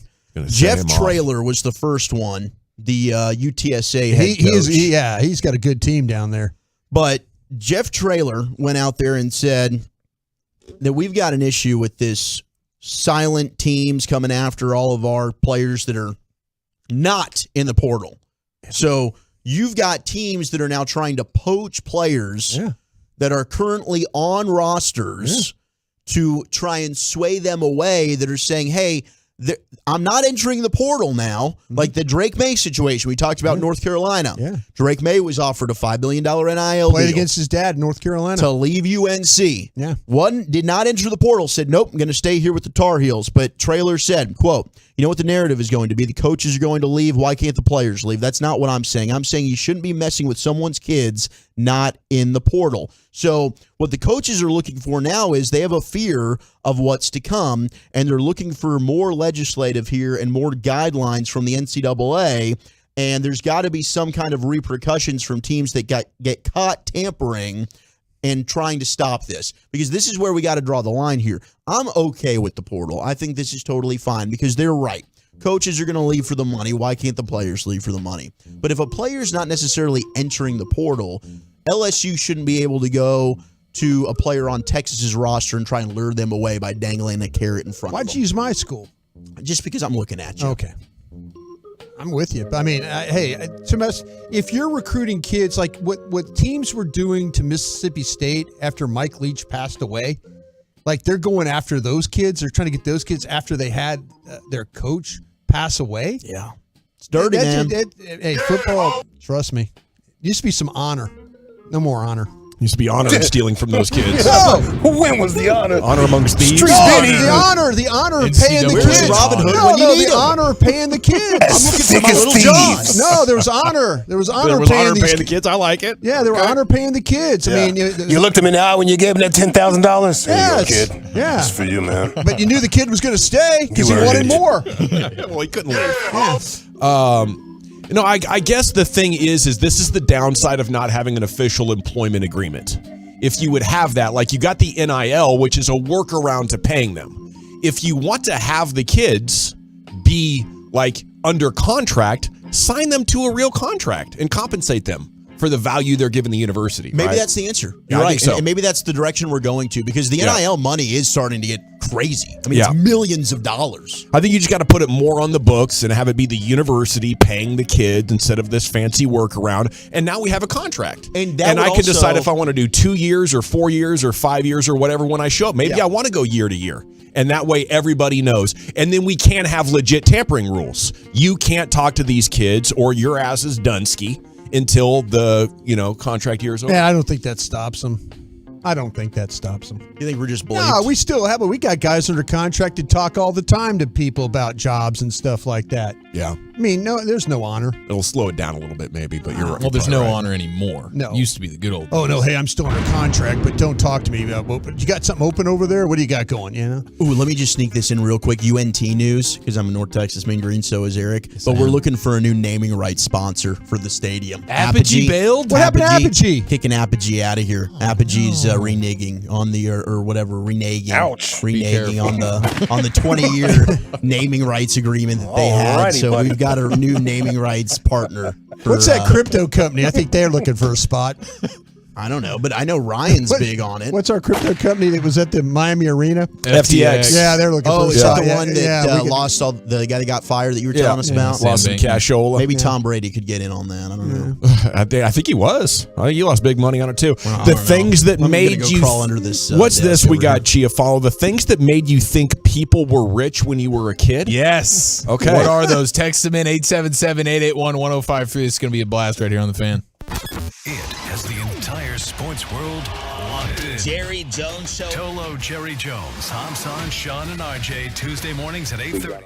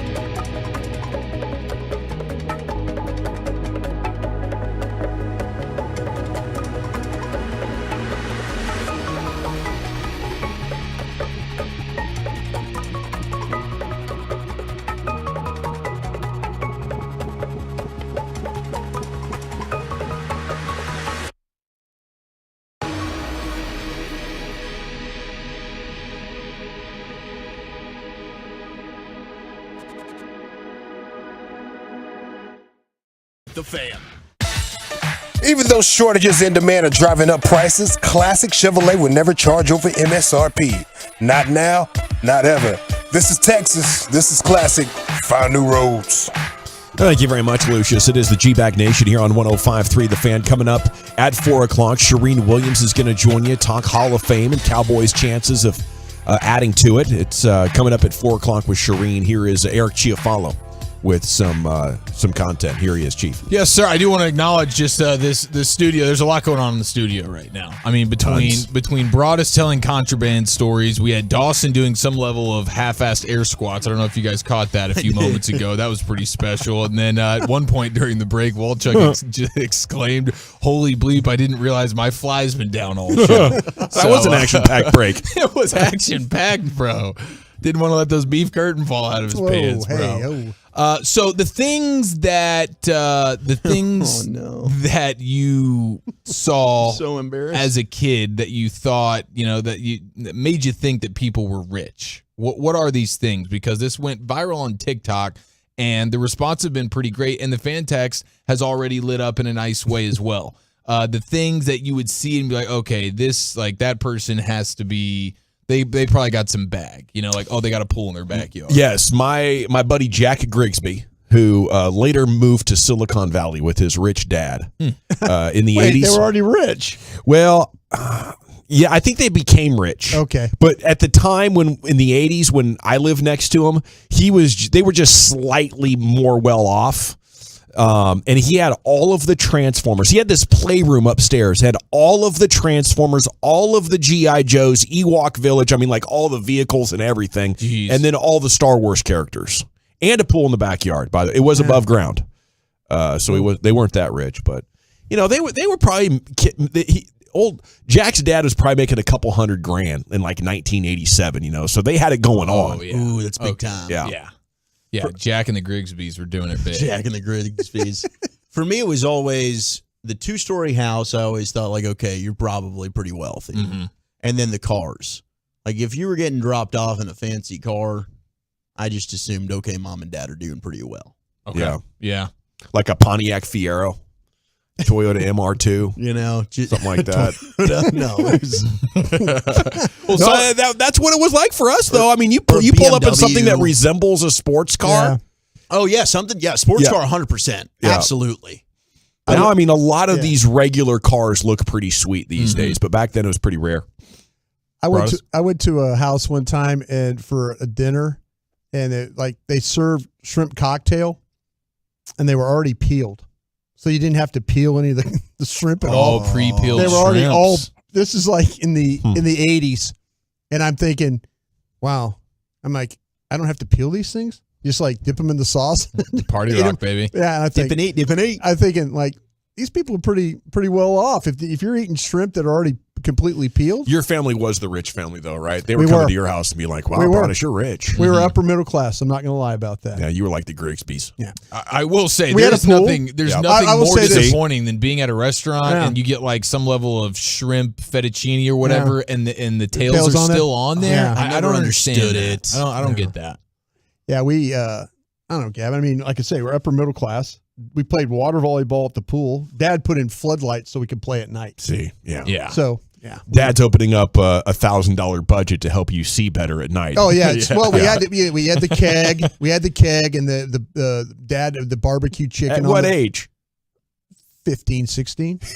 You were kegging it? Kegging it at 15. Wow, dude. Yeah. Hey, Dad, can you get another keg for us? We did. But that's part of being in the restaurant business. Okay. You're able to get beer. You could get like food, like half chickens, crab. My dad, we used to give away crab legs for like parting gifts. Like you come to the house, hey, here are a couple pounds of crab legs for you to take. Yeah, they were rich at AF. Giafalo. That's nice. My gosh, dude, the Broaduses was the place to be. We're giving away crab legs as just housewarming gifts. Oh, thank you for spending the night, Johnny. Here's some crab legs. Oh, no, everybody appreciated walking out with a couple pounds of crab legs. Hell Dang yeah. right, bro. Yeah. Absolutely. And peeled shrimp made an impression upon you. It did in the 80s. It sure did. Yeah. What about the ice dispenser on the fridge? Oh, yeah. You could get water. Or the water dispenser as well. That's been texted in quite a bit. I don't know, Lucius, do you have any that come to mind for you? Yeah, I wrote down some during the break. Name brand foods in your crib. You had like real life Oreos. Oh, you know what I'm saying? Have the operant, like the cereals. Yeah, like the cereals. You didn't have King Vitamin. You had Captain Crunch. King Vitamin's still good. I feel you. The island in the kitchen. If you had an island in your kitchen, I don't care how big your house was. Well, you can spend some money in this joint. The double doors on your refrigerator. Oh, double doors. What about the fridge in the garage? Oh, the extra fridge. If you had an extra fridge, you was definitely getting it. You didn't have fiberglass on the basketball goal. You had fiberglass. Oh, yeah. Y'all was balling out of control. And the concrete slab that you can play in front of too. You was balling out of control, bro. You have it marked off, actually, Yes. too. We have it marked off. That's yeah. next level. Yeah. Yeah, and then you got snack lunch at lunch in high school instead of like the hot lunch. Snack lunch, you get the Taco Bell and the Pizza Hut stuff. Y'all balling out of control, bro. Wow, dude. Okay, those are all really, really good. I hadn't considered the fiberglass on the backboard. That's pretty good. As opposed to just the random plastic stuff that wasn't wood, even like the bad where wood, it was. Yeah, dude. My dad cut out our basketball backboard. You know? Oh, really? He got a He sheet made of it. plywood and just sketched it out and then mounted it on our garage. That's what my dad did with the paddle that he spanked us with. It was a homemade one. Yeah, you want to drill your own holes. And everything. Yeah, he called my dad had one called it the Board of Education. Board of Education. I like that. All right, 877-881-1053, an automatic garage door opener on the visor of the car. There you go. Yeah. That's a pretty special one. Car phone. What about just the car phone? I'm sure that was a big one. Yeah. Well, if you had a cell phone for the longest time growing up for us, if you had a cell phone, you had to be doing well. Yeah. I was always I thinking had a Primeco phone. Ooh. That's how old school I was with cell phones. Y'all don't know nothing about that. Everybody stop. Like, what's that? No, It's a Primeco. Lucius, I'm raising my hand. What is that, Speaking Lucius? Ebonics again? Yeah. What is that? What are we at? Was that That's the real big one, right? now? The Block? The Block cell phone? Yeah, it was Is that big. what that was? No, well, they're kind of like the hand size. They were hand size. okay. Yeah. Okay, I think it was like Just the brick old with the school. antenna. Just old school as hell. Okay. All right. Yeah, I was thinking like the like a flat screen TV. If you didn't have the back, the butt on. yeah. He had more than three. Wow. He had more than Okay. 3 channels too. Was Yeah, another more one. When those few first channels. came out, it was like 32-inch, 720p LED, $2,500. I mean, they were Crazy. sticking you up in 2001 for a flat screen. You have central air conditioning. If you didn't have the window units all over the crib, it was yeah. like, okay, people are getting it done right now. We had kids in our school. The parents would take them out of school for the new Jordans release, and they would come back to school with the new J's on. Yep. Oh, that's Or hard. even your buddy that had like new basketball shoes or new cleats every year. Oh, yeah. Wasn't never reusing those. It was like, okay, that's strong. Or if they had the new console, like the new PlayStation 2 or the new Xbox. I had to mow lawns to get my consoles. No joke. 469, the old school large ass satellite dishes in the backyard. Oh yes, yes. Yeah. 860, my favorite's the Sub-Zero refrigerators that match the panels of your cabinet, so it's built in. That's pretty sick. Whoa. Yeah.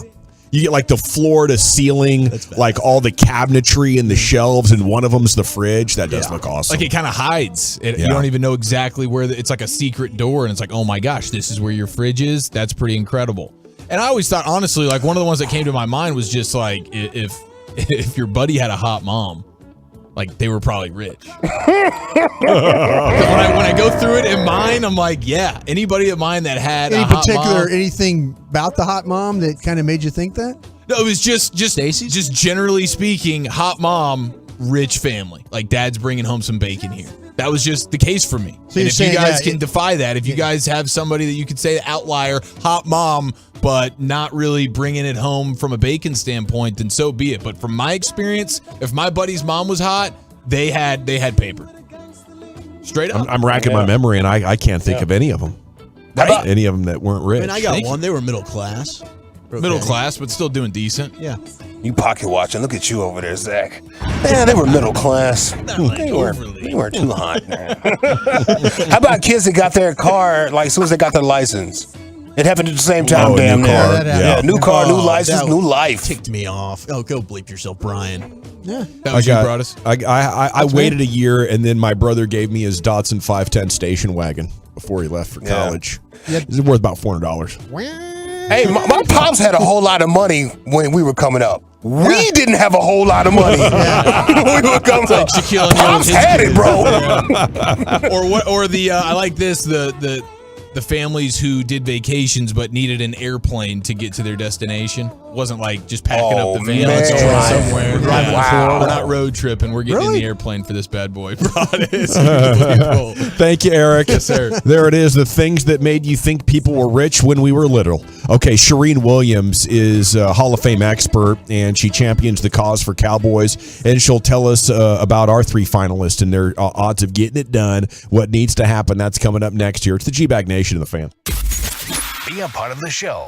Text us on the truckwreck.com fan text line, 877-881-1053. That's 877-881-1053. This is Jim Rome with an Odyssey Sports Minute. Hard to imagine, but I'm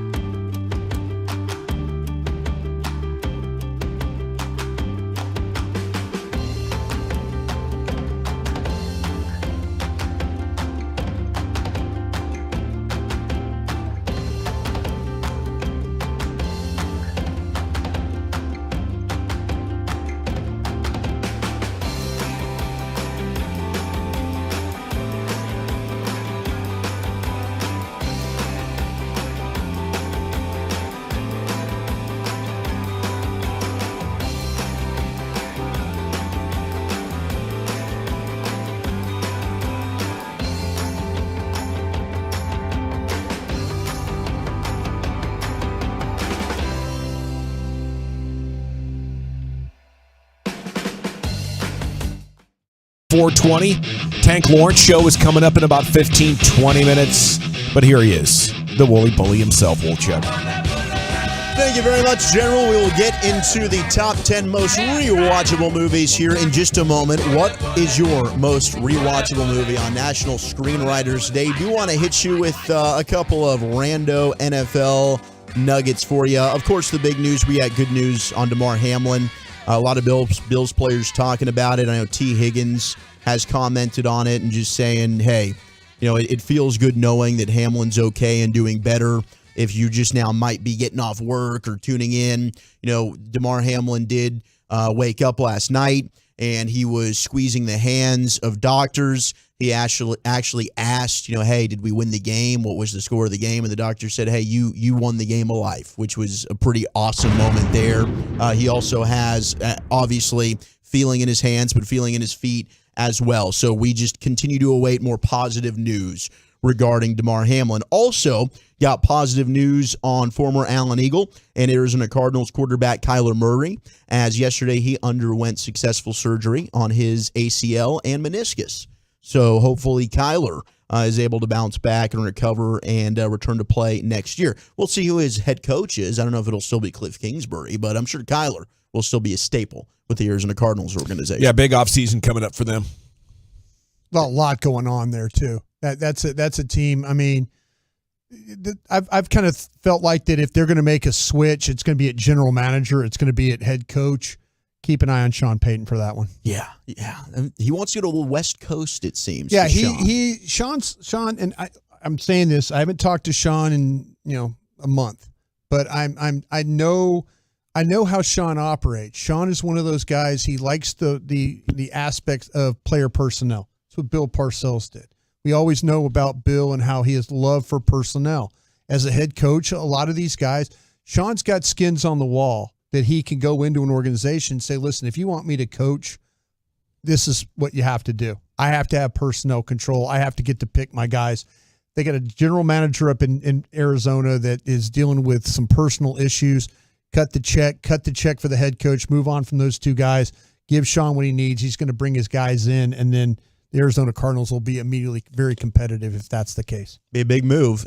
We also have one of the best necks in the NFL back on the field as the Dolphins have signed the neck, and not the neck dinner, but the neck of Mike Glennon back to their roster. Whoa, nice, dude. Yeah, as they've got a bunch of quarterback injuries. That's the quarterback with the saggy turtlenecks, right? Yeah. Damn right. Yeah, damn right.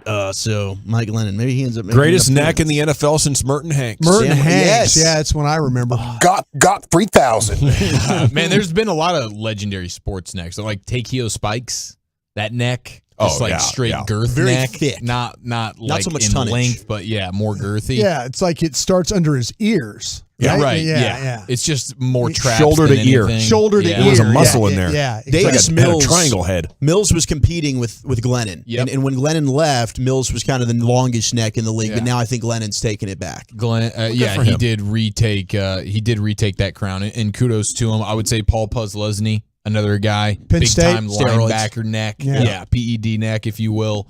Brian Cushing probably had one of those necks. Absolutely. A lot of good necks, man. No doubt. And shout out to Chicago Bears owner Virginia Hallis McCaskey. She's 100. 100 years old. Holy cow. Yeah. Unbelievable. What an achievement. Great run. She absolutely, she goes to the games. You talk about somebody that gets she knows her team. 100 years. It's funny though with the McCaskey family though, there's so many other family members involved. I think if she got rid of half of them, that their team would probably be better off. Yeah. There's too many McCaskies. She needs to be the number. We need to get rid of some of the McCaskies. Yeah, like there's McCaskies that are screwing up her team, her own family members. Yeah. Yeah, there's very little accountability from what I understand. Yeah. It's the worst situation for being a family-run team, and that's saying a lot. Ask Will Chambers about it. I'm sure he'll text in momentarily. You talking about this team here in Dallas? You see anything about that? Way worse than this team. Okay, good. Yeah, we can ask Steven about that tomorrow around 3 o'clock. All right, let's slide into the top 10. Are you the worst run family team? Or is it Chicago? He's going to deflect that. Most rewatchable. At the end of the day. I'll tell Obviously. you, it's 365 now. We're always evaluating. The most rewatchable movies on National Screenwriters Day. Gentlemen, and we start in the Pimp Cup, as I always like to do. Lucius Alexander, what's your most rewatchable movie, sir? Goodfellas. Tombstone, Gremlins. All classics. Yeah. Oh, any of those vacation movies with Chevy Chase? Oh, they're so good. Any one of those. Hello, we got your car, Mr. Papa Giorgio. Papa Giorgio. Those are all great. And those have all, I believe, been texted in at this point as well. So people are co-signing that left and right. Got a lot of love for The Matrix. Ooh. Neo. Is that where Neo's involved in that one? Yeah, broaden your mind a little bit, Krusty. All right. I don't know what is like rewatchable for others, but my most rewatched movies of all time Freddy Got Fingered. include Freddy Got Fingered. Daddy, do you want some sausage? Zoolander. Okay. Tombstone. Yeah. And then you go back into the 80s again when I didn't have cable. And when you got to summer break, after Price is Right, it was soap operas for like 5 hours until cartoons came on, or like the Brady Bunch. Yeah. So what we do is we watched old VHS tapes. We watched old movies over and over again. So my sister, she would have on like the Molly Ringwald stuff, but I would always put on Karate Kid or Back to the Future. Hell yeah. One or two. Either one of them. One or two. Those are strong plays, man. I would go, I'm a rom-com guy, Walchuk. I know you are. Hitch for me is going to be right up there. And it's always on TV. Hitch is always on TV. It's TBS. beautiful. Stopping every time on TBS. Yes, sir. The scene where he has that allergic reaction. Yeah, that's it. Oh, man. Yeah. Amazing. It's so good. It's so good. Yeah, when somebody gets beat up, they always post that meme under the captions right there. Yes. And then Wedding Crashers. Wedding Crashers is up there for me. Come on. No question. Animal Absolutely. House and Okay. Caddyshack were the two I always watch. Yeah, I will Caddyshack's stop good. down. And then Blues Brothers, another one I'll stop down for. Caddyshack and Blues Brothers has great music. I love both of those movies. Happy Gilmore is way up there too. Star Wars. Yeah, Star Wars. I'd probably have The Dark Knight. You didn't say that with very much confidence. Star Wars? Yeah, Star you kind Wars? of gave it that look. You said it, and I saw the reactions like, oh, that one didn't go very well. He said it. Well, these guys are too young, and you, No, for I've seen whatever Blues- reason, you I've don't seen watch Blues it. Brothers. Star Wars. I Caddyshack, watched I've seen it. one time. Not sure if you guys have heard of Star Wars before. You guys are some young bucks, but Of course, the Harry Potters I've watched a ton, but you guys don't like that. And then I'm with you. Garden full of hoes. Harry Potter. Wingardium Leviosa. Oh yeah, that's what he's saying. That's a waste of time. Same thing. You can go bleep yourself. it is. No, it's a waste of time. No, it's really not. Step Brothers, 51st Dates. Ooh, I have seen that quite a bit. Dude, I That's getting have texted. both of Tommy those. Boy. Yep. Tommy Boy is a good one. Coming Good to show. America. Yeah, that's a good movie. Yep. All right. So here are the honorable mentions just outside of the top 10. You've got Jumanji, Original? the original. Okay. The Goonies. The Goonies. Goonies never say die. Chester, that's Chester greatness. Copperpot. Finding Nemo, which we talked about yesterday. There we go. Oh, it's beautiful. Escape. Willy Wonka, the original. The original? Yep. What a Gene mean Wilder. guy, bro. Man, Gene Wilder was good in that Like thing. the real, Gene Wilder's great, but the real life Willy Wonka was awful. Nah, man, he's a good guy. He knows what's going on. He kind of sounded like a creeper. He was a mean dude, bro. And Home Alone, just on the outside of the top 10. Oh, swing and a miss. Bro, my dog, my 2.5-year-old has been asking every single day, can we watch Home Alone? Can we watch Home Alone? Can we watch Home Alone?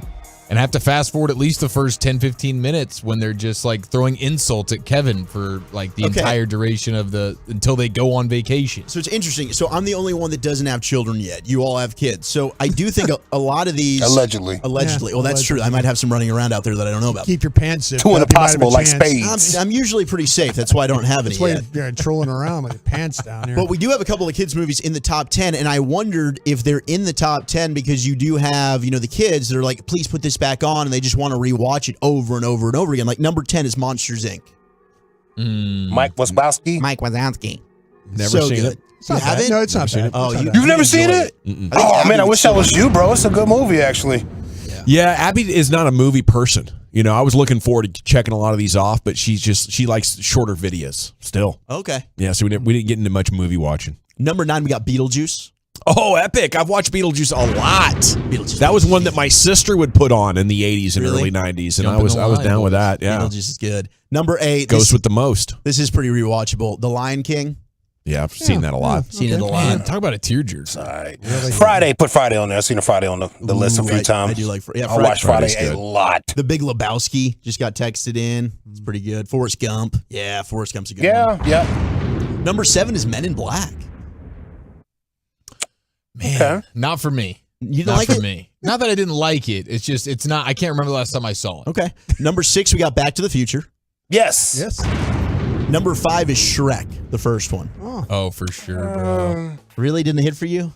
It was all right. I liked it. You were excited until Lucius said that, and then you went all down. Because I love Shrek. I'm a big Shrek guy. Ogres have layers. Onions have layers.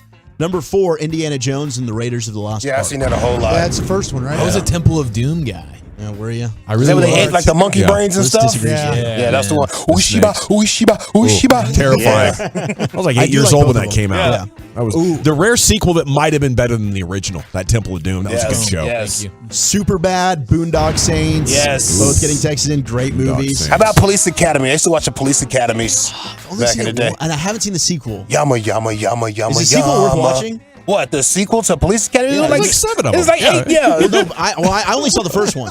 Oh, really? Yeah. Yeah, Police they're all Academy 2 is great. good. They're all the Yeah. same. Okay. You got time. Go for it. Rush Hour. Rush Hour. Oh, yes. Love it. How about National Security? Oh, National What? Security's pretty good. National what's that? Security, I like Martin National Lawrence. Security, yeah. Or Blue Streak, Martin Lawrence. Blue Blue Streak's pretty Streak. good. That's funny. Dave Chappelle. Diamond Heist. Yeah, bro. Those movies are great. So here's Oh, Half Baked. What Old else you got? school. Old school. School. Oh, my yes. God. Super Bad. Super bad. That's dude, been I love texted in a lot. Godfather. 40-Year-Old Virgin Yeah, texted The in a lot. Godfather. And the Lethal Weapons and Meet Joe Black as well. Meet Joe Black's one of my Meet favorite Joe movies Black of all is time. so That good. blows you away, Or man. My Cousin Vinny. Oh, My Cousin Yeah. Vinny. That's a Good hilarious show. movie. Gosh, it's still so funny. The Utes, the two Utes. The Utes. Yes, I did play Shrek once, 2 on 4. All right, here's the top 3. Blade. Oh, Blade. Yes, Blade's a great movie. The sequel, the one that they made 2049 that came out a few years ago, terrible. no, wasn't good. But Anna de Armas is super hot. All right, here's the top 3 most rewatchable movies of all time. Number 3, Jurassic Park. Okay. Number 2 is Toy Story. Just watched that again for the first time in a while. Holds up. It does. Number 1, though, Shawshank Redemption. Oh, yeah. Yeah. Texted in a ton. Got texted in quite a bit. One of the greatest movies of all time. Yeah, It is no a great Story story. Redemption. Yep, we got a lot of love for Liar Liar coming Oh, in here. man. Beverly Hills Cop. Beverly Hills Cop. There we go. Moneyball. Moneyball. Yeah. Bruce Almighty. Yeah, Bruce Almighty's worth another Yeah, I watch. like Bruce Draft Almighty. Day. Definitely. Who's Oh, watching Jurassic Park again, though? You've seen it. Wow. I got a buddy that's obsessed with Jurassic Park, man, and every time they re-release it, like for the 10-year anniversary, Oh, look, it's gonna pop out here. He goes and sees it again in theaters. It's just so unbelievable. You're going to get eaten by the dinosaurs. Hey, I'm it's with not ya. even going to take 30 minutes. But they're like end of movie. The fans for Jurassic Park, they are all about it. But I side with you, Gavin. I think some people, they like the movies for the visual effects more. I like the suspense, the psychological thrillers. You know, like Top Gun, the movie stunts. That's cool. You like Jeff Goldblum. Tell the truth. Oh, I love Jeff Goldblum. Totally out on gold. You seen The Fly? Independence When he Day. got hurt and you seen his ribs, he's like, oh, that's like some part right here. If you haven't seen The Fly's worth a watch with Jeff Goldblum. Okay, take your word Oh, for it. yeah. Brindle Fly when he Yes. throws up on his food and eats it. It's weird. Good Lord. All righty. Thank you, Wolchuk. Top 10 at 420 That's every Eric afternoon every here in the day. G-Bag Nation. We got to run. When we come back, have we heard from Tank yet? Is he getting ready to join Oh, us? wait. I asked it. He might be home by now with Mike McCarthy's late he season said, schedule. Nothing yet on Tank. 45-ish is what I was told. Okay, we're heading for the TaMarcus Lawrence show right here on 105 through the Fan. Stick around. Coming up Friday morning on Sean, RJ, and Bobby.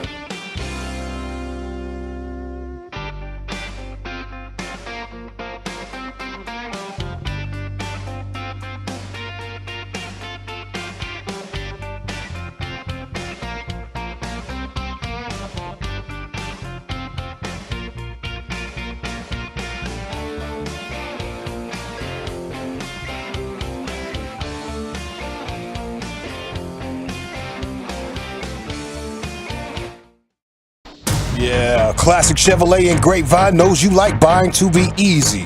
That's why they created the Classic Chevrolet Easy Pass online buying tool. Visit ClassicChevrolet.com to get started. Chevrolet, find new roads. Thank you, Lucius. It's the G-Bag Nation here on 105.3 The Fan. We have the DeMarcus Lawrence Show coming up here for you in just a moment. It's unbelievable. This season's already about to conclude. We'll have him for at least one more week after this for Wild Card Week. And in the meantime, we will prepare for our final show of the regular season with DeMarcus Lawrence here coming up in just a moment. Brought to you by Ford, built for Texas, built for you.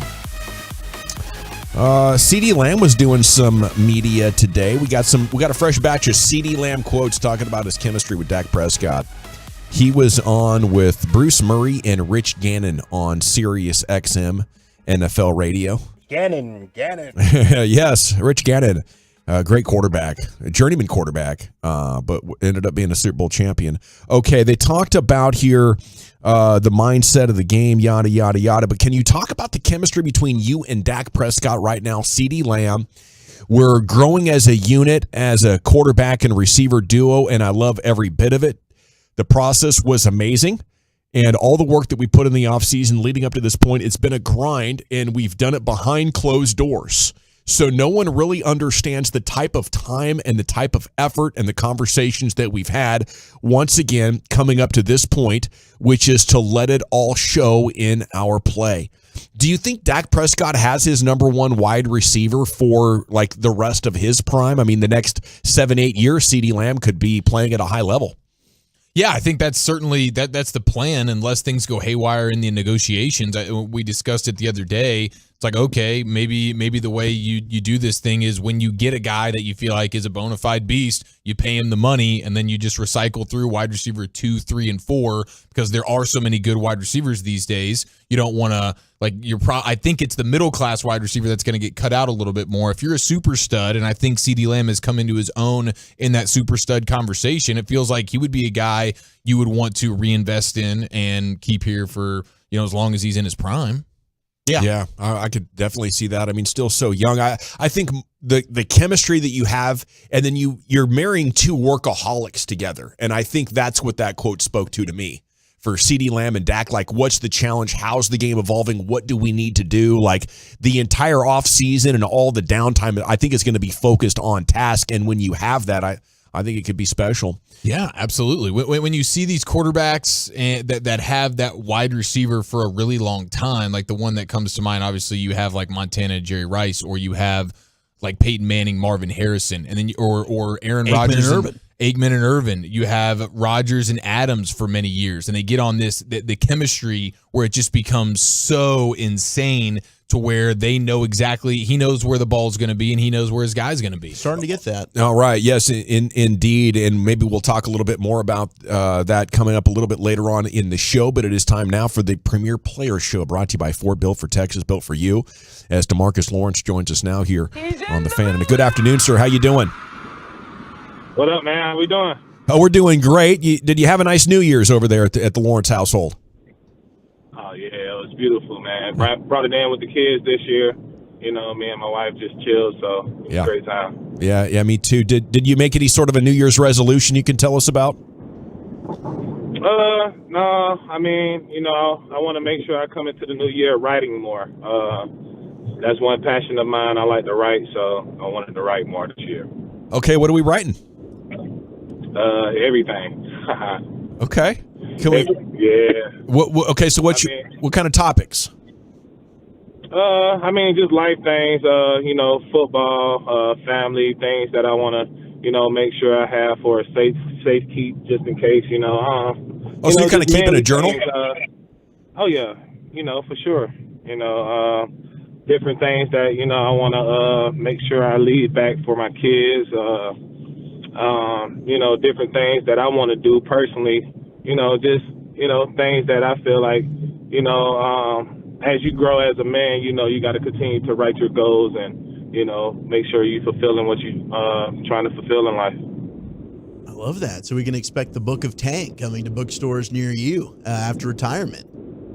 Oh yeah, you never know, man. You never know. That's perfect. So, yeah, Tank, I do got to ask you about obviously DeMar Hamlin and what went down with that Bills-Bengals game, and you know, I'm sure a lot of your teammates have been asked about this, but your thoughts on that situation, and maybe if it made you rethink about, you know, playing the game in general, and you know, taking each day and each game, each play, and making the most of it, or maybe how it impacted you in any way, shape, or form. Yeah, I mean, I feel me personally, the situation is too sensitive to, you know, touch on. You know, I've been playing this game all my life, and to, you know, see something like that go down, you know, it's tragic. You know, I mean, a lot of players, you know, around the league, around the world, been, you know, praying for DeMar, you know, success in the hospital, and it looks like everything is working out in his interest. So, you know, all glory to God. And, you know, just really, it's hard to, you know, think about because, like I said earlier, being able to play this game all your life, like, you know, you don't want to never, you know, install that fear in your mind. Right. You know, so it's like, you know, it's hard to see, it's hard to, you know, witness that, you know, but I mean, you know, we got to continue our journey, and, you know, we got, because that's what we signed up to do. Amen to that. And the good news is, as you mentioned, you know, DeMar Hamlin seems like we're getting positive news, and he's getting better. I did want to ask you about the rookie Damone Clark and how he's coming along, because you've played with a lot of really good players, but you've also played with some bad players. But he's been asked to do a lot more since your guy LVE has been hurt. And I was just curious, your thoughts on the rookie and how he's been playing, because I think he's been looking pretty good out there. Yeah, my boy Big Damone Jr., you know, he's doing a great job stepping in for LVE. You know, just proud of his growth, his success, especially, you know, coming off the injury, you know, from college. So just, you know, seeing him growing, you know, his work ethic, and now it's starting to pay off for him. I'm proud of him. I'm curious, Tank, when Walchuk said you played with some bad players before, who was the guy that popped into your mind? Was it Clinton Dix? Wow. No, man. I mean, you know, I feel like every player has their own, you know, distinct way of playing, and, like, you know, different systems, like, highlight things that players are not used to. So you never know. You might have a good player in a bad system, you know. All players are good in the NFL. Yeah. I mean, you're dominant. Come on, Chuck, what are you doing over there, man? After I don't know, Dawson, you talked about DiNucci earlier. And I don't know if you still feel that way. They're just not. They're not DeMarcus Lawrence. That's what I'm doing over here. Yeah, very few are. Very few are. DeMarcus Lawrence show here on the Fan. Hey, a rookie quarterback making his first start this weekend. Tank, is this a special opportunity to finish the season with some big plays? What do you think? Yeah, man. You know, we got to make sure we stepping up our game and taking it to the next level, especially heading into this playoffs. And you know, they're giving us an opportunity to go out and get better, and we're gonna make sure we take advantage of it. Will you guys get scoring updates regularly on what's going on with New York and Philly, and how much is that your focus trying to win the division still? Yeah, that's you know, 0% of our focus. You know, the main thing is you know, for us to continue success is worrying about ourselves, making sure we continue to grow as a football team, and, you know, everything will take care of itself down the line. How confident are you, Tank, going into the playoffs that this can be the Cowboys team for you? You've been a part of some good teams. Is this going to be the one that wins a couple in January? Yeah, man. You know, hopes are high. I'm very excited. You know, like I said, you know, we want to make sure we're focusing on ourselves and taking it one game at a time, and, you know, everything is going to play out how it needs to play out. You know, I don't need to, you know, make no predictions or anything because, you know, this is the game of football. It only takes one play, so we're going to just make sure that play is in our favor. Tank, I don't think I've ever asked you this question, but, you know, we've seen these various metrics groups and stuff, and now in pro football with the numbers and stuff, and you're the highest rated defensive end playing against the run. Are you more proud about being a run defender or a really damn good pass rusher? I mean, both. I like to be a overall, you know, great player.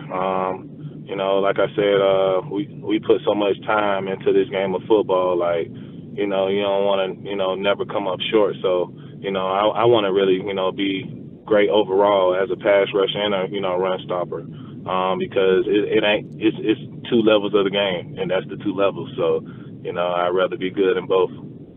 Tank, just a selfish personal question here, okay? I got an over-under bet on the line that I made with one of our co-hosts here for Micah to hit over 15.5 sacks this year, and he's been chilling at 13. Can we get 3 sacks from Micah, and can you help him out against this rookie quarterback they're starting over there with the Washington Commandos?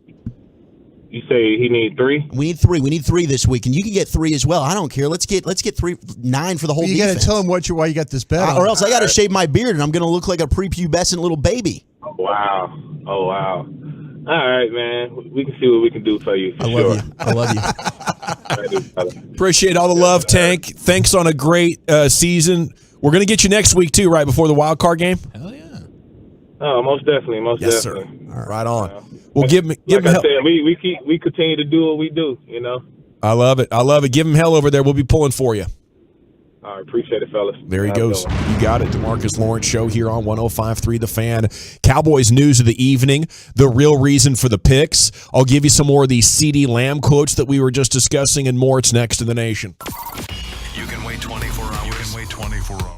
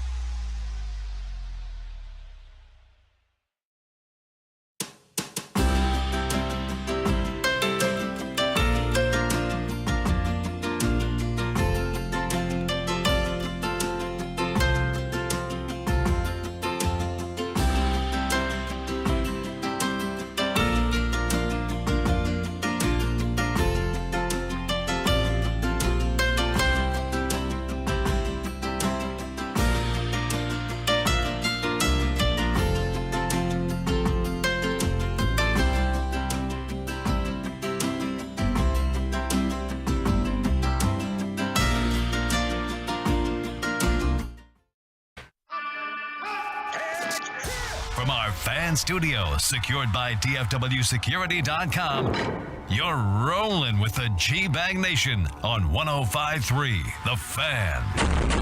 It's hour 4 of the G-Bag Nation here on 105.3 The Fan. Hope you're having a great day. You know, we're going to hit the expressway coming up here in about 20 minutes. Yeah, just 5 minutes of commercials for the entire 5 o'clock hour. We do that for you every afternoon. Thought you'd appreciate it. You know, a lot of you getting out of work. We got the C-Note right here, Cowboys news of the evening. We are talking about the biggest threat to the Cowboys' Super Bowl chances, which is, of course, turning the ball over. It's the biggest predictor of success still, and there are many concerns with this team, as there are with every contender. The biggest one for the Cowboys is that in fact, amongst the playoff teams, they turn the ball over the most. General at your service, there's Brian Broaddus. Lucius Alexander is in the Pimp Cup. Woolchuck Chiafalo here, your G-Bag nosebleed guys. You got Carter Freeman coordinating your video back there. You can watch us at 105thefan.com, Twitch, or on YouTube. And this comes to Dak Prescott's picks. You can blame it on the other players if you want. I don't care. I don't need to put these on Dak. I'll just say the offense's interceptions. Okay? Katie Drummond here, Cowboys Wire, USA Today. Headline, the real reason behind Dak Prescott's increase in interceptions. And, you know, you look at the pass protection grades. Last year, they were pretty good at it still, even though it didn't end well. This year, it's now down to 17th in the NFL, and it feels worse at times. Like, I don't know how exactly they get 17th with all the pressure coming through off Tyler Smith, but you know, so much pressure's coming in on Dak. He's making the most of it. The numbers show Dak is actually doing a great job of avoiding sacks. He's getting rid of the ball slightly quicker than last year. But people in his face, the way it's manifesting the most, at least according to Katie Drummond, is with the lack of ability to account for everything. When guys are in my face and trying to tackle me, occasionally I don't see the other guy coming over into the area. And that's, you know, I think that's maybe the biggest reason for him not seeing the field well enough. Got to let it go now.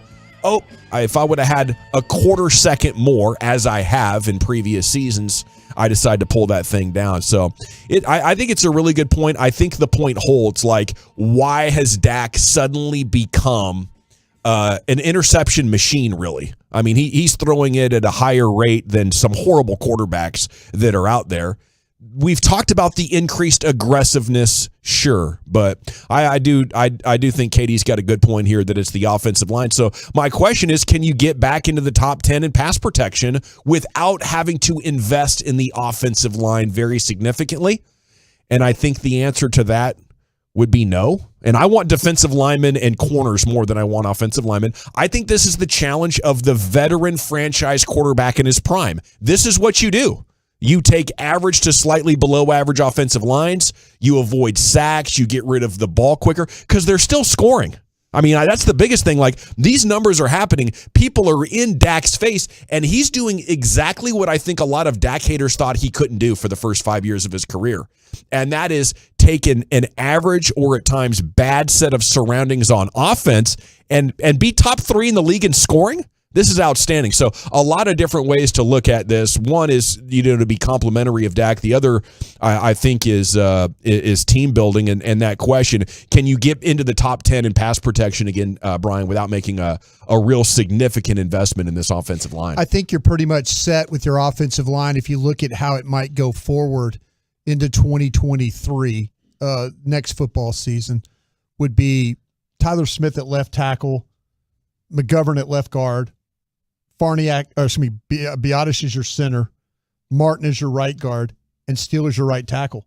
I mean, I think that's what they're going to be. Now, I'm interested to see I don't have as much hope for Ball as I do Matt Waletzko. I think they're going to have to kind of figure something out with the backups, and then maybe they can develop that backup like they did with Steele. You know, they developed Steele, and I think that they're going to have, I'm going to look to replace guys, but right now I'm going to go with what I have. But they need to kind of figure out. And are you okay with that? The future of Dak and maybe more picks with a below average offensive line? I just think that, like, they're not, I don't know if they're going to continue to invest in the offensive line. They're going to do something with the secondary. They're going to have to do something. They might have missed on Kelvin Joseph. They might have hit on Wright. They might have hit on Bland. They missed on Tolbert. Yeah. Well, Tolbert right now, I think they asked Tolbert to do too much. I did not see the same player on tape. And it's the same thing with like a Micah Parsons. I never saw Micah Parsons as a Penn State pass rusher. I saw Micah Parsons as a blitzer and a physical player. But, the tape with Tolbert tells you something different that you're not seeing right now. But they need their picks for a lot of other stuff. And if Dak is scoring this much, if the offense is this... Give me the number one thing you think they need their picks for. Corner. That's what I think so, too. Yeah. So now, if you're asking me, how do I fix the offensive line? Is it a second-round offensive line? Is it a third-round offensive line guy? You might need to get left guard because McGovern's a free agent.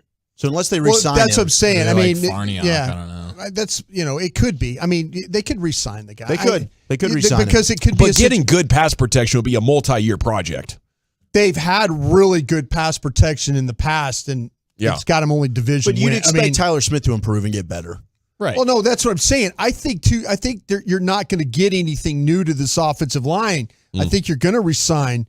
We'll see resigning McGovern and stuff like that. The other topic here is how great of a job Dak is doing. Yeah, absolutely. 100%. Because if you look at the outside of the interceptions, he's number one in the NFL in expected points added per play.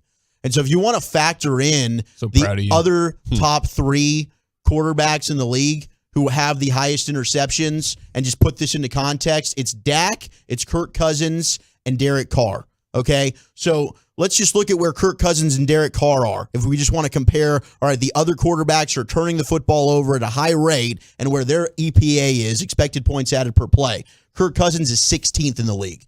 Carr is 29th. They're not good. Dak's number one. So outside of the interceptions, Dak's playing elite level football. Boom. Yeah. And I like this. Cowboy Stats and Graphics had this yesterday. Where he is sacked on 24% of the pressured plays, which is the fifth lowest rate. So we get pressure. I find a way to not get sacked. I'm top 5 in the sport at not getting sacked, even though we got pressure here. Yeah. So I'm either getting rid of the football or I'm scrambling, but I'm not going to take a sack. And every once in a while, that will result in an interception.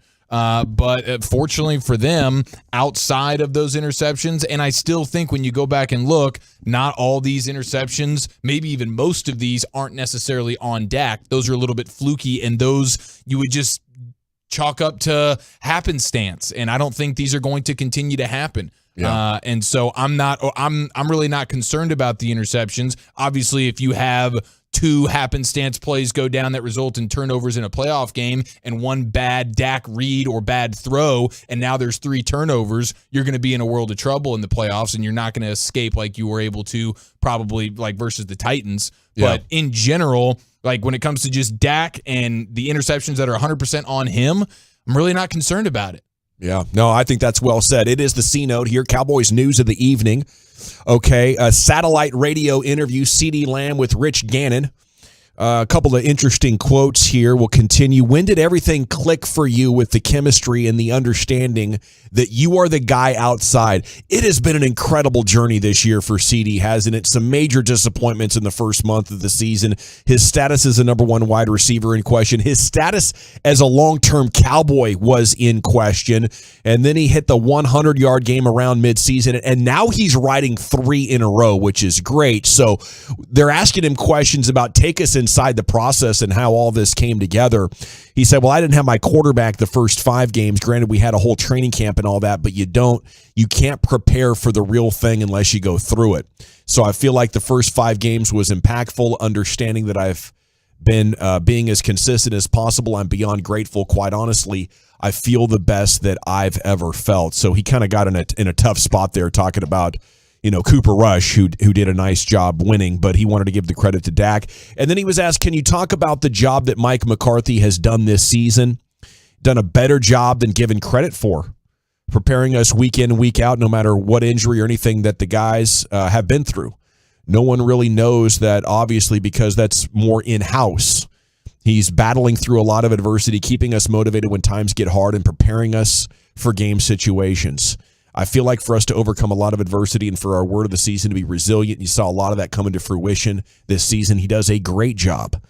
Yeah, it's been a huge year of reckoning for me and Mike McCarthy. That is for sure. I was ready to move on from him at the end of last year. I would still rather have Sean Payton, but I think I'm as happy as I've been about a Cowboys head coach since Parcells right now.